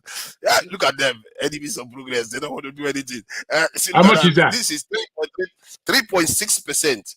Saudi Arabia does 3.4%. Iraq 2%. Kuwait 1.4%. North Korea negligible. Libya negligible. Liechtenstein, Syria. Please go down. Let's see that. No, go down. Just go down, please. There's something I've seen there. Let's read that footnote. Which one? Yes. Okay, wait. Tax of GDP. Yeah. Which one? This one is only India. Their definition. Let's go down. Tax to GDP. Okay, that one. We'll have the definition at the top now. It should be at the top. This article lists countries alphabetically with total tax revenue. Tax revenue as a percentage of gross domestic product. Excellent. For the list of countries, yes. Good. They said the tax percentage of each country listed in the source has been added to the chart. Okay, so yeah, go ahead. What now make the point you wanted to make, so we'll find information about it. Percentage as a list of gross domestic product. That means we take the amount that is collected as tax, divide it by the gross domestic product of that country, and the rest are expressed as a percentage. Most of these things also come from businesses. It comes from the business. I feel that what we are misunderstanding here is that we should tax the income that is being paid as salary. That's what maybe I think we are misunderstanding. Are you looking at the world? Yes. And look at how Nigeria is turning into a white man in amongst the whole world has color. I said I'll talk a little bit about Cameroon. Now let me talk a little bit. When I worked in Cameroon, now when they pay you, they cut a little bit of money. I think I was paid at that time 25,000 francs. They cut a little bit of money from that 25,000 francs, which was not even up to 1,000 francs. Now, besides that one don't pass. But see where I'll use one sector where they get their money. In Cameroon, I don't know, people always say they measure electricity in the kilowatt hour. Those who use less than 150 kilowatt hour, their 1 kilowatt hour is sold at 65 francs. Then in 2006, 2007. But if you use more than 150 kilowatt hour, they assume that you are a rich person. And your 1 kilowatt hour will now go for almost about 110 to 120 CFA francs. So they charge the rich more than the poor because they believe, say, if your meta they run plenty, it means say you get fridge, you get television, you get this, you get that, you get that. Now they consume up to that in 1 month. So they try to drag more from the rich, and from the poor they drag a little bit. Take all these taxes together with everything you want to do, then express it at a percentage. That's when we see something which is high like this. And my own point is that once there is enough businesses, we will have a lot of enterprises to tax, and more money will come. Nobody to come the small way some mama get from village. If I can just add also, forefather, if you look at this graph and you see the darkest part of it, which I assume are the people paying the most tax, that is Europe, Northern Europe in particular. And we have to understand that there is already infrastructure right across the board in these plains, which is to say that they are paying their tax under maintenance of their infrastructure and everything that they have in that country. Compare it to the rest of the world now, where tax is being paid at the least. Look at India. India, by the color there, is paying a lot less tax than Europe as a whole. India has far more people in it and has industrious and does a lot of exports of what it creates. Why is it paying so much less tax than Europe? You see, this is where the thing becomes more complicated than what you are putting forward. These things are based on average, and these averages are based on what is contained within each country in order to gather the tax. Once you understand where this tax is actually coming from, then you understand and indeed can make a better extrapolation of what your argument is on that issue in itself. It cannot just be seen. Are you looking at this now? Let's look at this. Okay. Because now it goes into what you're not taking the argument. You know, I'm taking it on board. It's okay. If you look at Let's the go with business this. tax, are you Let's looking at see. corporate tax here? Okay. Corporate tax is less than what most of the other heavy tax like income tax, national insurance tax, and VAT. So corporate tax, that the businesses you are talking about, they are not where most of the money is coming from. In what terms? In Nigeria? In terms of tax revenue generated in the UK. In the UK, okay. So it's coming mostly from the people buying stuff, contributing to national insurance and contributing to income tax. Now, the point is that a lot of people what is the supermarket like in England compared to the supermarket in Nigeria? We can get our hands on anything, even if it's coming from Nigeria. We can put our hands on it more easily than those in Nigeria. So when we are paying for these things, tax is coming out and that's going into the government. Whereas what is there to buy in Nigeria? Look at the graph here, it's clear. So the point I'm making is that you know what we are doing, even the ones we are refusing to contribute a lot on any of these areas. Maybe businesses are contributing, as a matter of fact, businesses pay most of the tax. Let me just agree with you. Let me just agree with you, forefather, that by the percentage rate that has been showed, 3% I would agree with you that Nigeria is not paying enough tax for itself. But I put forward that as a bigger argument that Nigeria doesn't have enough to pay tax upon. And I'm very strong on that. We have a $1.5 trillion GDP economy, so it's not zero. But we are paying 3% of that into the national coffers. The GDP of Nigeria is 500 billion. That's half a trillion. That's half a trillion. Forefathers, can I it's half a trillion, but it's 500 billion. Let's not confuse it. That is no money. But the problem is that we take 3% of that into the national coffers when other nations are taking 20, 30, and 15 or so. And that's all some of the stuff. That's why I tend to support things that are putting us in a stronger position strategically. But do you have another smaller topic arguments to stop it? Don't worry, this is your expertise. Change topic. So if you have anything else to add, no, the argument is clear, and I don't understand. I'm sure I do understand. We don't like the pain of anything.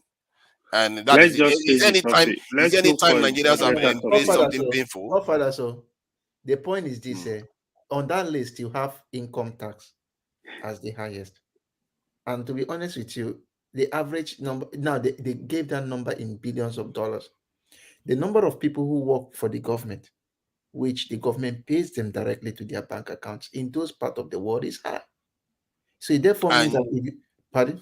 Yes, that's true. But yet, if Nigerian government wants to employ people, like, how dare they employ people? You want them to go and steal all the money? No, apart from that, no. Let's get something clear. We have people work for the government and people work for private individuals. I'll take, for example, the US. You work for private organization. Somehow, the private organization still remit some part of your income tax to the government. It's very true. I know that, but the Nigerian state has been cut to the bone, and people still argue to today that they should cut it even more. No, my point is, I'm trying to say that even in Nigeria now, we lack data because some small businesses are not reporting to the government. They just pay their salaries of their workers directly without paying tax from them. Yes, that's true. But the point is that for government taxes, at least they have cut some amount of money from them. That's the first thing. And if you want to look at it, also in Nigeria, income tax will be high because of the people who are working. But it's not as much as I think we could have worked if we could have made it in such a way that every business, how do I call it, where we data is centralized in such a way that we know who is working where and at which position. But you see, the thing is, Nigerians will dribble the system, but the one they can't dribble is this money. Because whenever they transfer money, but if you tell companies to pay tax, they'll forge it. If you tell them, if you follow their money, they will not. That's why they are complaining. They will never be able to dodge that one. So my own point is that, as I said, a person will not pay tax. It's good to beat them because you are not being fair to your country. You are supposed to pay tax to your country. But my point, I say, when you don't tax the money one time, it's not need to tax again the second time. I want to add something real quick as well. There was a drive towards financial inclusion, which was also engendered by the drive towards which also gave rise to all these fintechs that we have in Nigeria, and you also have a thriving IT industry generally. But you see, things like this would automatically make people start reconsidering putting their monies in bank, because after all, if I hide my money in a sewer or either under my bed, at least I will know that my 5,000, they won't come again tomorrow, because this is not the first time they're doing this. Almost every year, you wake up with another extra Menini transaction fee again. For how long do you want to continue? And even speaking to the state, let me just finish, please. I'm sorry. Because my major problem, they can tax anything they want to, but you see this cybersecurity thing, I will not agree. You know why? In the end, you have to look at the whole. There's no whole picture. There's no. You have to see the bigger picture. There's no bigger picture. Let me tell you why. Nigeria now. The bigger picture is not going to go away because you ignore it. There's no bigger picture for this cybersecurity fee. Let me also add why, because Augustine just pricked my thoughts again. You see, data, we don't have data privacy, first of all. There is no easy way to even hack than what they refer to in cybersecurity terms as insider threats. We have a major problem when it comes to data collection. First, there's no Amazonization of data, just as Jaguar. And then why do you oppose them doing something about it? No, I'll tell you why. If you let me finish, just let me finish. Let me explain to you properly how it's supposed to work. First of all, you're supposed to harmonize the data so that you don't have data domiciles. First of all, FRC will come. They'll tell us to come and line up for that one. Lagos State will come. They'll say we should come and line up for ID. National NIN will come. CBN will come. Are you saying that if they harmonize it, you will be okay for the tax? No. This is how it works. Still no. See, when you're going to listen to. See, first of all, what is going to get you to say yes? Let me finish now. Let me finish so that you understand. Okay, go. That's what I'm trying to tell you how it's supposed to work. Because one problem I have with the way we copy, when we copy the way other nations do things, not just the Western world, is that when it comes to Nigeria, that's when you start having loopholes. First of all, you have to harmonize the data in such a way that you have a central database, which again, in the case of Nigeria, should be domiciled with NITDA for a start, so that we don't have to. All you need to do when you want to go and have any transaction with any agency at all, or be it private or public, you have. If we've decided that we use our NIN, let our NIN be what we present for every single thing that we want to do. BVN too. If you have NIN, why do you even need be? Let him list his. In the US, for example, and I know it's like that in UK. We have social security. The social security is what ties you to your bank account, your ID, you see where I'm coming from. So once we deal with that, because even that alone, that the fact that we have data flying all over the place that are not harmonized, it already is a national security issue in itself. Once we have taken care of that, we also need to take care of, in this case, the banks, ensuring that they have proper infrastructure. It is not my business or anybody's business to pay for that. It is them that set up that business. Once you do that, we can now start talking about how we now deal with the issue of implementing compliances, how we deal with data privacy issues. I'm telling you, forefathers, this cybersecurity thing makes no sense. It's not going to solve anything. You know what Femi just did? He makes so many excuses and he still doesn't agree with his tax anyway. There is nothing that is going to get him to agree to it because it's not logical. Can I just contribute? My question. That was the question why I asked which infrastructure, which natural infrastructure do you want to, critical infrastructure do you want to protect? You don't have nothing to protect. We don't even have it. We don't even have it. So exactly. You know, the other day they said they found local government documents in online. Our military official was talking to some Asians and asking them about, cybersecurity, talking to them, they want to go and learn about cybersecurity. That was about a year ago. I saw it on YouTube. And they were explaining to him, the kind of problem they're having from hackers and all those problems.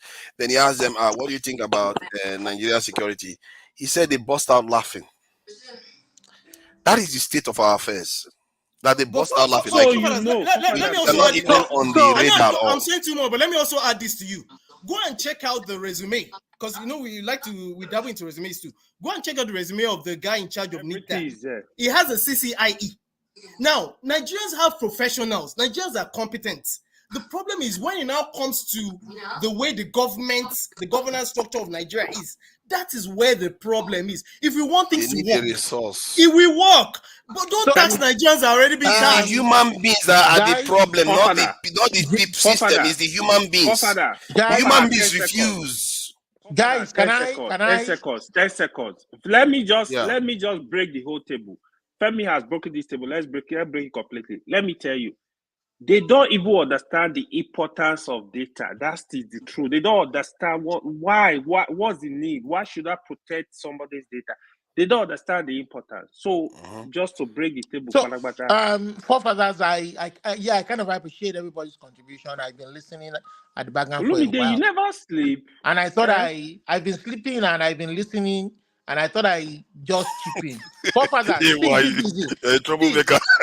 Wait, see, forefathers. Yep. See, when you kind of put forward your arguments, you're giving excuses and laxity for the government's own shortcomings, justifying what should not be what is not justifiable. Why are you justifying adding more tax burden to the people? Why? What tax burden? There's no tax burden. The cybersecurity levy or tax or whatever. Why are you justifying adding more? 3% tax burden is what you call a burden. Most nations carry. Listen, it's just a way to steal money from majorly the diaspora. The diaspora is who is giving more. See, it's just a way to steal money through the back door. Somebody has thought this through, and see, it is unfair on a true federalism that should be operated. It is unfair when majority of those who contribute this money is from the south, And I can bet you if they do a data collection of how many comes from the north, I'm sure it will be insignificant to what will The come thing from the is, south. right, with that data of 3.8%, I can almost guarantee you that's what is showable in the taxes they've actually collected. The taxes that they've collected as a whole, I'm sure the percentages are a lot more. All I know is that the way the government and the people who are responsible put money into their pocket is That's the just it. name of the game in It's that just to country. fund their, it's just So to when fund we their look at lifestyle. data, collected by foreign exploits, it's not like they're collecting the data wrongly. It's what they have as data that from Nigeria to take up, to bring up. What's actually on the ground being taken, because I know in Lagos, those people, they pay taxes. And the tax man is at their door. He's after them, taking that money, cash. So when this happens, I can guarantee you all of that money is not being open in real terms. When we talk about Nigeria, we must understand that we're not talking about a proper country. When we compare ourselves with proper country, The reason why it's it not a spills proper into country is because we are nonsense. not paying for And it. Jagun, We're talking not for a that, proper country, bro. pertinently, We are getting Jagun, what we paid for. Let's face it. We are getting what we paid for. and more importantly, forefathers, you were comparing Nigeria to the UK. In UK, where you stay, drug is free. The only copay is just £2 on copay on drugs. And some of these drugs, you know, do you know how expensive some of these drugs is? I can tell you that a blood thinner that is life-saving, that you have to use monthly, can cost as much as 150 to 200 pounds. Calculate that in naira. Can Nigerian government pay that for their citizens? Do they pay that for their citizens as a matter of fact? But Olumide, if the people are not paying into the system so that the system can magnify the benefits to the people, how is the government going to be able to There do is that? nothing that is the people have benefited. Before you even start talking of benefit, you have to see before you start talking of more money, you have to see the minimal benefit. Okay, Tell me the minimal are benefit. you in Canada? Let me ask him a few questions, please. Are you in Canada? Yes, I am. Do you know this in the government budget for Canada? I don't know in financial terms, so but I to know an extent, the government, they do a lot. at least I have an idea of the government spending in the UK, which is about 1.4 trillion a year. Now, remove that 1.4 trillion and cut it down to around $60 billion, and see whether the UK will be able to grow. Forefathers, the UK has a lot they do for their citizens. Tell me what Nigerians do. Tell me what the Nigerian government does for their citizens. Olumide, we are talking Nothing. as if they are not. Look, I know that since morning we don't talk here. The problem is not that Nigerians don't pay tax. They do. But Forefather is trying to insist that they should pay more, which I said no. They do? They do? Yes. What? Did you just see the numbers? Do they? Seriously? 3%? And most of that comes from businesses even. UK, in terms of who buys the products of the businesses? Nigeria is richer than UK in terms of resources. UK has no oil. They have oil, actually. The kind of natural resources. They might have it in reserve. They might have it in reserve, but the kind of money we make from our resources, the UK doesn't. Yeah, no, actually, they actually make more because they actually exploit a lot of their stuff, and they do a lot of exports and all the rest. But the point is, the way they do most of all these things is that when they get revenue, they are able to use that revenue to go and get more money from the market and invest in the economy to expand. So why is Nigeria's own difference? Because our scope is so small. Because anybody that wants to lend you money, what do they check? Your income. And if the income is not high for Nigeria, they are not going to give you the money. The truth of the matter is, forefathers, see, majority of this money is stolen.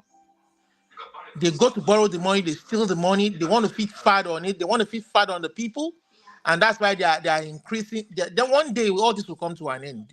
They also want to buy cars from abroad for senators and what have you. We're all against that. You know that. See, I criticize this government more than most of you. You know that. The only if I see something good happening, I have to embrace it because I look at the nation as an entity. Anything that benefits the nation to be stronger, I will go for it. It doesn't matter who is doing it. Okay, what does it know, matter?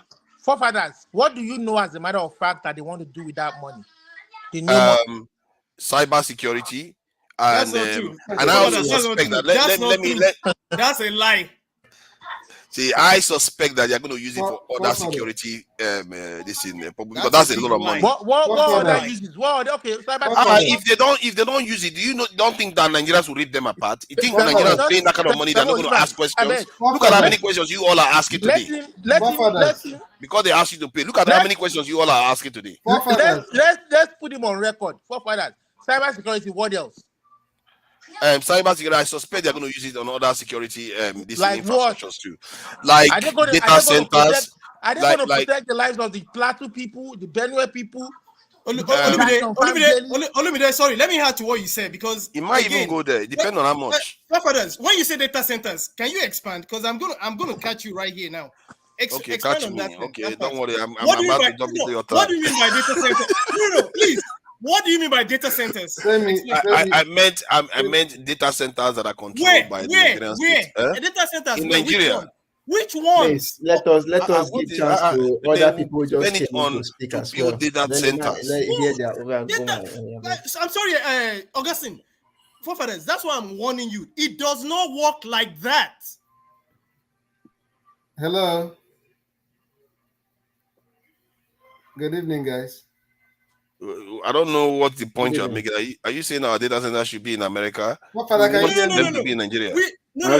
See, if at all there be the data centers. Oh, I'm there. Steph, where you been, man? I don't know. Steph is there trying to make Steph talk. Myself. Steph, why are you hiding? I've been listening to you guys every time. And today I've been listening too. And forefathers as usual have been on top of his game.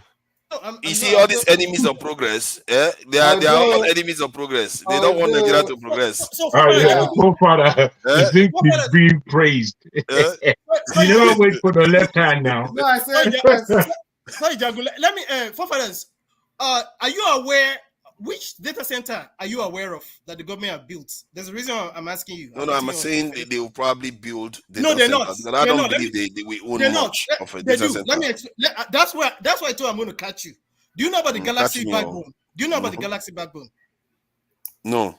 Do you know how data centers are built? I know that they contain servers and server farms and power stations. Do you know I'm not a data center expert. That's why I'm telling you that it does not work the way you are saying it. Okay, how does it work again? Tell us. So right now, currently, one of the agencies under the Ministry of Information and Communications Technology is called the Galaxy Backbone, which you may have heard of. Now, you know about Main One, right? Main One cable. Yes. You know about the Glow One cable. No, I don't know about the details. I'm not a data center expert. Let me make it this brief. So a data center is not necessarily, in fact, it's more often than not, is built by private consent. Yes, Nigeria has a data center in manned by NIDA, National Information Technology Data, whatever it's called. One in Abuja, the main one, and one in Enugu. Main One and a couple of other private people also own data centers in especially most of them are actually domiciled in Lagos, for example, and probably in Abuja. For what they refer to as I think Microsoft and Facebook may have some. No. They only have in South Africa. Microsoft, Google. The reason is because of security, stability of governments, among other things, reliability of electricity. And when they want cybersecurity money, you say no. Okay, carry on. No, that's why you want to listen. Carry on. That's what I'm trying to save you so you understand how this thing works. Okay. Now, the reason why what you're saying is wrong is because at no point did they even mention data center. Plus, again, like I said, when data center, most private when it comes to data centers, it's usually domiciled with private companies. The only time government comes in is when it has to do with the data of maybe like when it comes to data with respect to, say, for example, the NIN and what have you, because the US government, for example, and even China, Russia, and what have you, they have specific data centers that are domiciled under the government. In the US, they have a couple in Virginia, especially. It's called data sovereignty. Yeah, I know. Fathers, are you telling me what I should be telling you? Use the key terms now so that we are all on the same page. See, let's just talk regular. So again, that cybersecurity money is not used for any data center. Don't even bother yourself. Go and read it. How do you know? Are you the one spending it? Are you the Badu? Let the Badu get the money first before you start telling him how to spend it. Remember, we've been told all governments lie. This government has been lying. Okay. I hear what you are saying. I hear the skepticism, but I always err on the side of caution on anything that is going to move Nigeria forward. No, and I really think that we need to be thinking like that. I will err on the side of caution. This one is a lie. They don't even know what they're talking about. And you see how Nigerians are exercised by this. You know what that let's mean? move the subject on if we can. Let's move the subject on, man. If Nigerians pay for this, they are going to be more demanding of the government. They are going to be more. Fathers, you're the only one that's on your own on this one. So I think I'm very familiar with being lonely with my opinions, even if I tend to be correct. One of these days I will list all the things most people got wrong and what I got right. But it's okay. You will find out that it's 100 mil. It's 100 mil against you, my brother. If I'm the one that is wrong, I'll bring it out. If I'm the one that is correct, I'll bring it out. If not now, can you see the name? The name is clearly telling you. If not now, when, Nigerians? When are we going to do anything? If not now, welcome, Steph. What do you think about what you've had so far? Yeah, thank you for giving me the opportunity finally. I think, forefathers, in as much as I share your sentiments, which I've once, been an advocate of, but I think that timing is everything. I'm with you on one side that I don't believe that Nigerians are paying enough tax. You understand what I'm saying? That will make them to hold government responsible, as in have ownership, have that sense of ownership, as in this mentality that people in power are eating government money. Not that they're eating my money. There is always this notion they are eating government money. Do you understand? Okay, let them eat the money now and should be not their money. The reason is because the majority of the government income, people are not feeling it as this is my money. So, and that has to do with taxation. So I understand that, the sentiment, and I've always shared that sentiment. But timing is everything, especially for a government that have impoverished the people within a short period of time. Do you understand? So you cannot have it all. Assuming that when Tinubu came in, his priority is maybe to increase the tax net, increase the tax base at the same time, both the amount and the base itself. Maybe by now, he would have been able to, in 1 year time, maybe added to about 20 or 25% or even 30% to internally generated revenue in Nigeria. You understand? But your first priority was to implement two key policies that have made an average Nigerian worse off, maybe about 40 or 50% worse off than he was before you came in. Do you understand? And at the same time, they've not seen anything that made them to say, okay, because you told them that it's for your own interest. They've not seen anything to show that this is actually for my own interest. Rather, their life is getting worse by the day. And on top of it, to add insult to injury, you now want to tax them on top of the poverty. It's not fair now. It's not fair. That's the issue. So I'm not quarreling about whether there's need to pay more. There may be need to increase tax or to impose new tax or stuff like that. But from that point of view, that is a no-no. That is number one. Then number two, if we are talking about the substance of the tax itself, that one is another, do I say wayo? You understand? And we know how this government work. If you have need to implement any policy that has to do with cybersecurity, there is a lot that you can do before even the money aspect. But you know, we live in a country where governments always look for money, want to spend money on because they have interest in embezzling the money. Have you set up the right framework to govern the cybersecurity architecture of the country to start with? Some of those things doesn't really require that much money. It's just policy guidelines that maybe private institutions, government institutions must abide with and monitor how they are implementing it.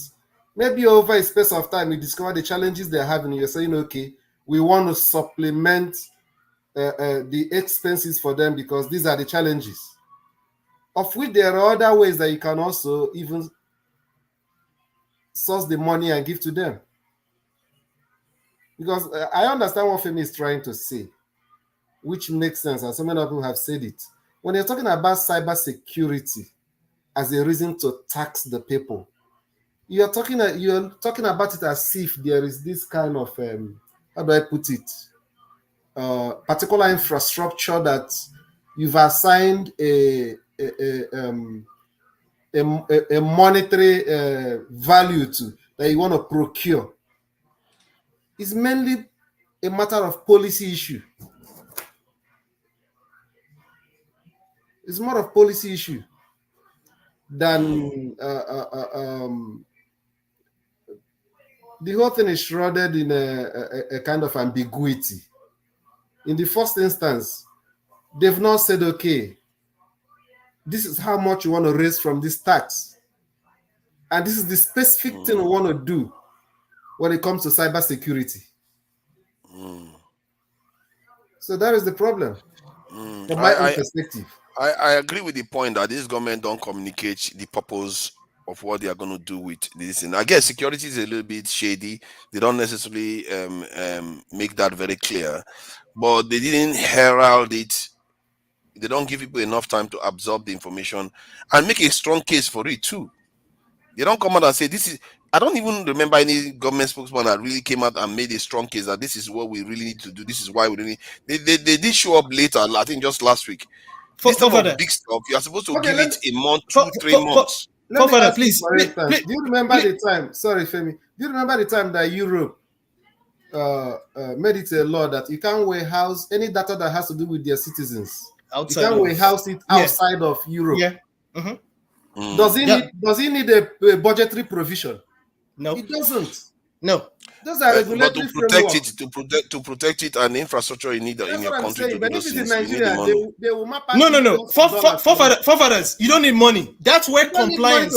That's compliance. That's what GDPR is for you, EU. Now, I'm talking about government ones. If you want, they don't need to tax any. They don't need any money. So if they don't need any money, why is UK spending 1.4 trillion on its economy again? Okay, let me tell you something. You said economy. Let me tell you something. Let me ask you a question real quick. Ribadu is the national security advisor, right? Why is it not Bosu Tijani that actually understands this thing, that's even coming out to explain the specifics? Why are they just giving us ambiguity, just telling us for one type of sometimes for me, sometimes the way you talk, I really wonder, because I am here in the UK when COVID-19 happened and they wanted to develop an app. They spent billions on it, an app just to alert people that COVID is on. I think Revolution, I think it was in the UK. Jagun is aware of this. Right. Or just an app cost the UK billions to do, and the app wasn't even that successful at doing what it does. Okay. Now we are talking about national security aspect here, where our infrastructure. We all know how vulnerable Nigeria is. Can I explain to you something, forefathers? I don't know why we don't want to secure anything. Let me explain to you something. What do you when the motive is wrong. Even our election is on Amazon web services. Can I explain something to you, forefathers? There are laws that government, that's what you don't want to understand. There are a lot that government can do without necessarily spending money. Take, for instance, have government passed out a policy that inhibits any of its government officials using a private email to conduct government business? Those are cybersecurity issues that doesn't need money. Oh, they done compliance. Oh no, that is one aspect, but you have to protect the national infrastructure from hackers. One aspect is the basic. But how is hackers? No, forefathers. One thing I need to remind you is even before for you to protect something that is already vulnerable, even the infrastructure is not even there. What are you protecting? What you don't have? Those are the building blocks, forefathers. But that is part of where the money is going to come from. Now, if you take that money, you need to buy the infrastructure. If you have your private business, I don't think you understand the way this thing. I'm telling you, if you own a bank, and you don't spend money, which some companies do here and even in the US, and they've actually been fined for it.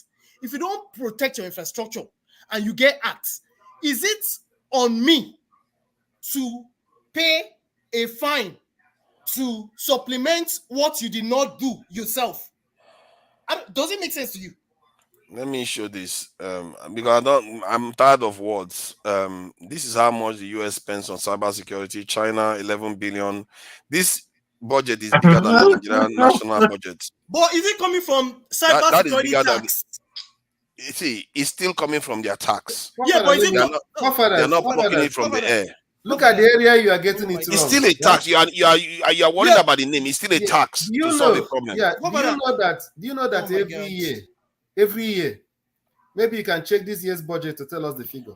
Every year, Rock budget billions on computer infrastructure, computers and stuff like that, and softwares, billions yearly. Like that is millions. That's millions in the eyes of Americans, by the way. I'm coming. They replace their now. Let's talk about judicious use of money every year. You understand?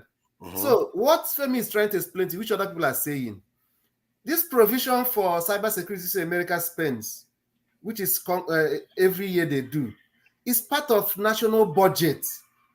There's no special tax that was going to be housed with somebody where they're going to steal money. God bless you. All this thing is about 2027 election, if you don't know. Let me be open with you. Yeah, I'm trying to find out Nigeria's cybersecurity project budget. Father, why you're trying to find out? It's all about this news now. Let me also correct something you said, because we're in the public domain. The reason why we use AWS, for example, we could have chosen Azure or Google Cloud or Alibaba, it doesn't matter. It's the same reason why a lot of countries that don't have data centers, AWS data centers in this case, domiciled with them. And even at that, it is you that decided to use AWS cloud. They didn't beg you. You might as well use your physical servers that are domiciled in Nigeria. So I just want to correct that. Yes, they said Nigeria thriving e-payment sector worth 600 trillion naira. That's about 600 billion this in dollars. And that is where they are looking to get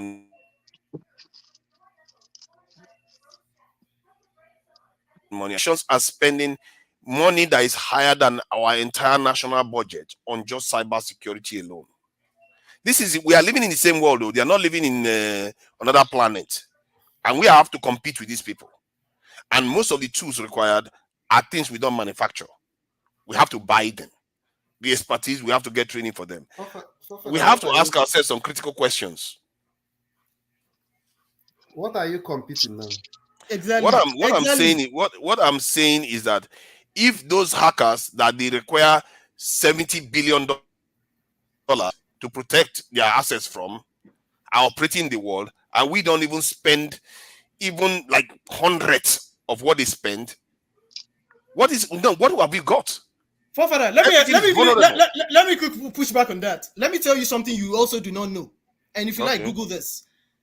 When I first did dive a bit into cyber side of things, I was surprised when I was taking my first certification when I realized that even what we think is the number one vulnerability is not even an hacker sitting down in Bulgaria or somewhere in Nigeria.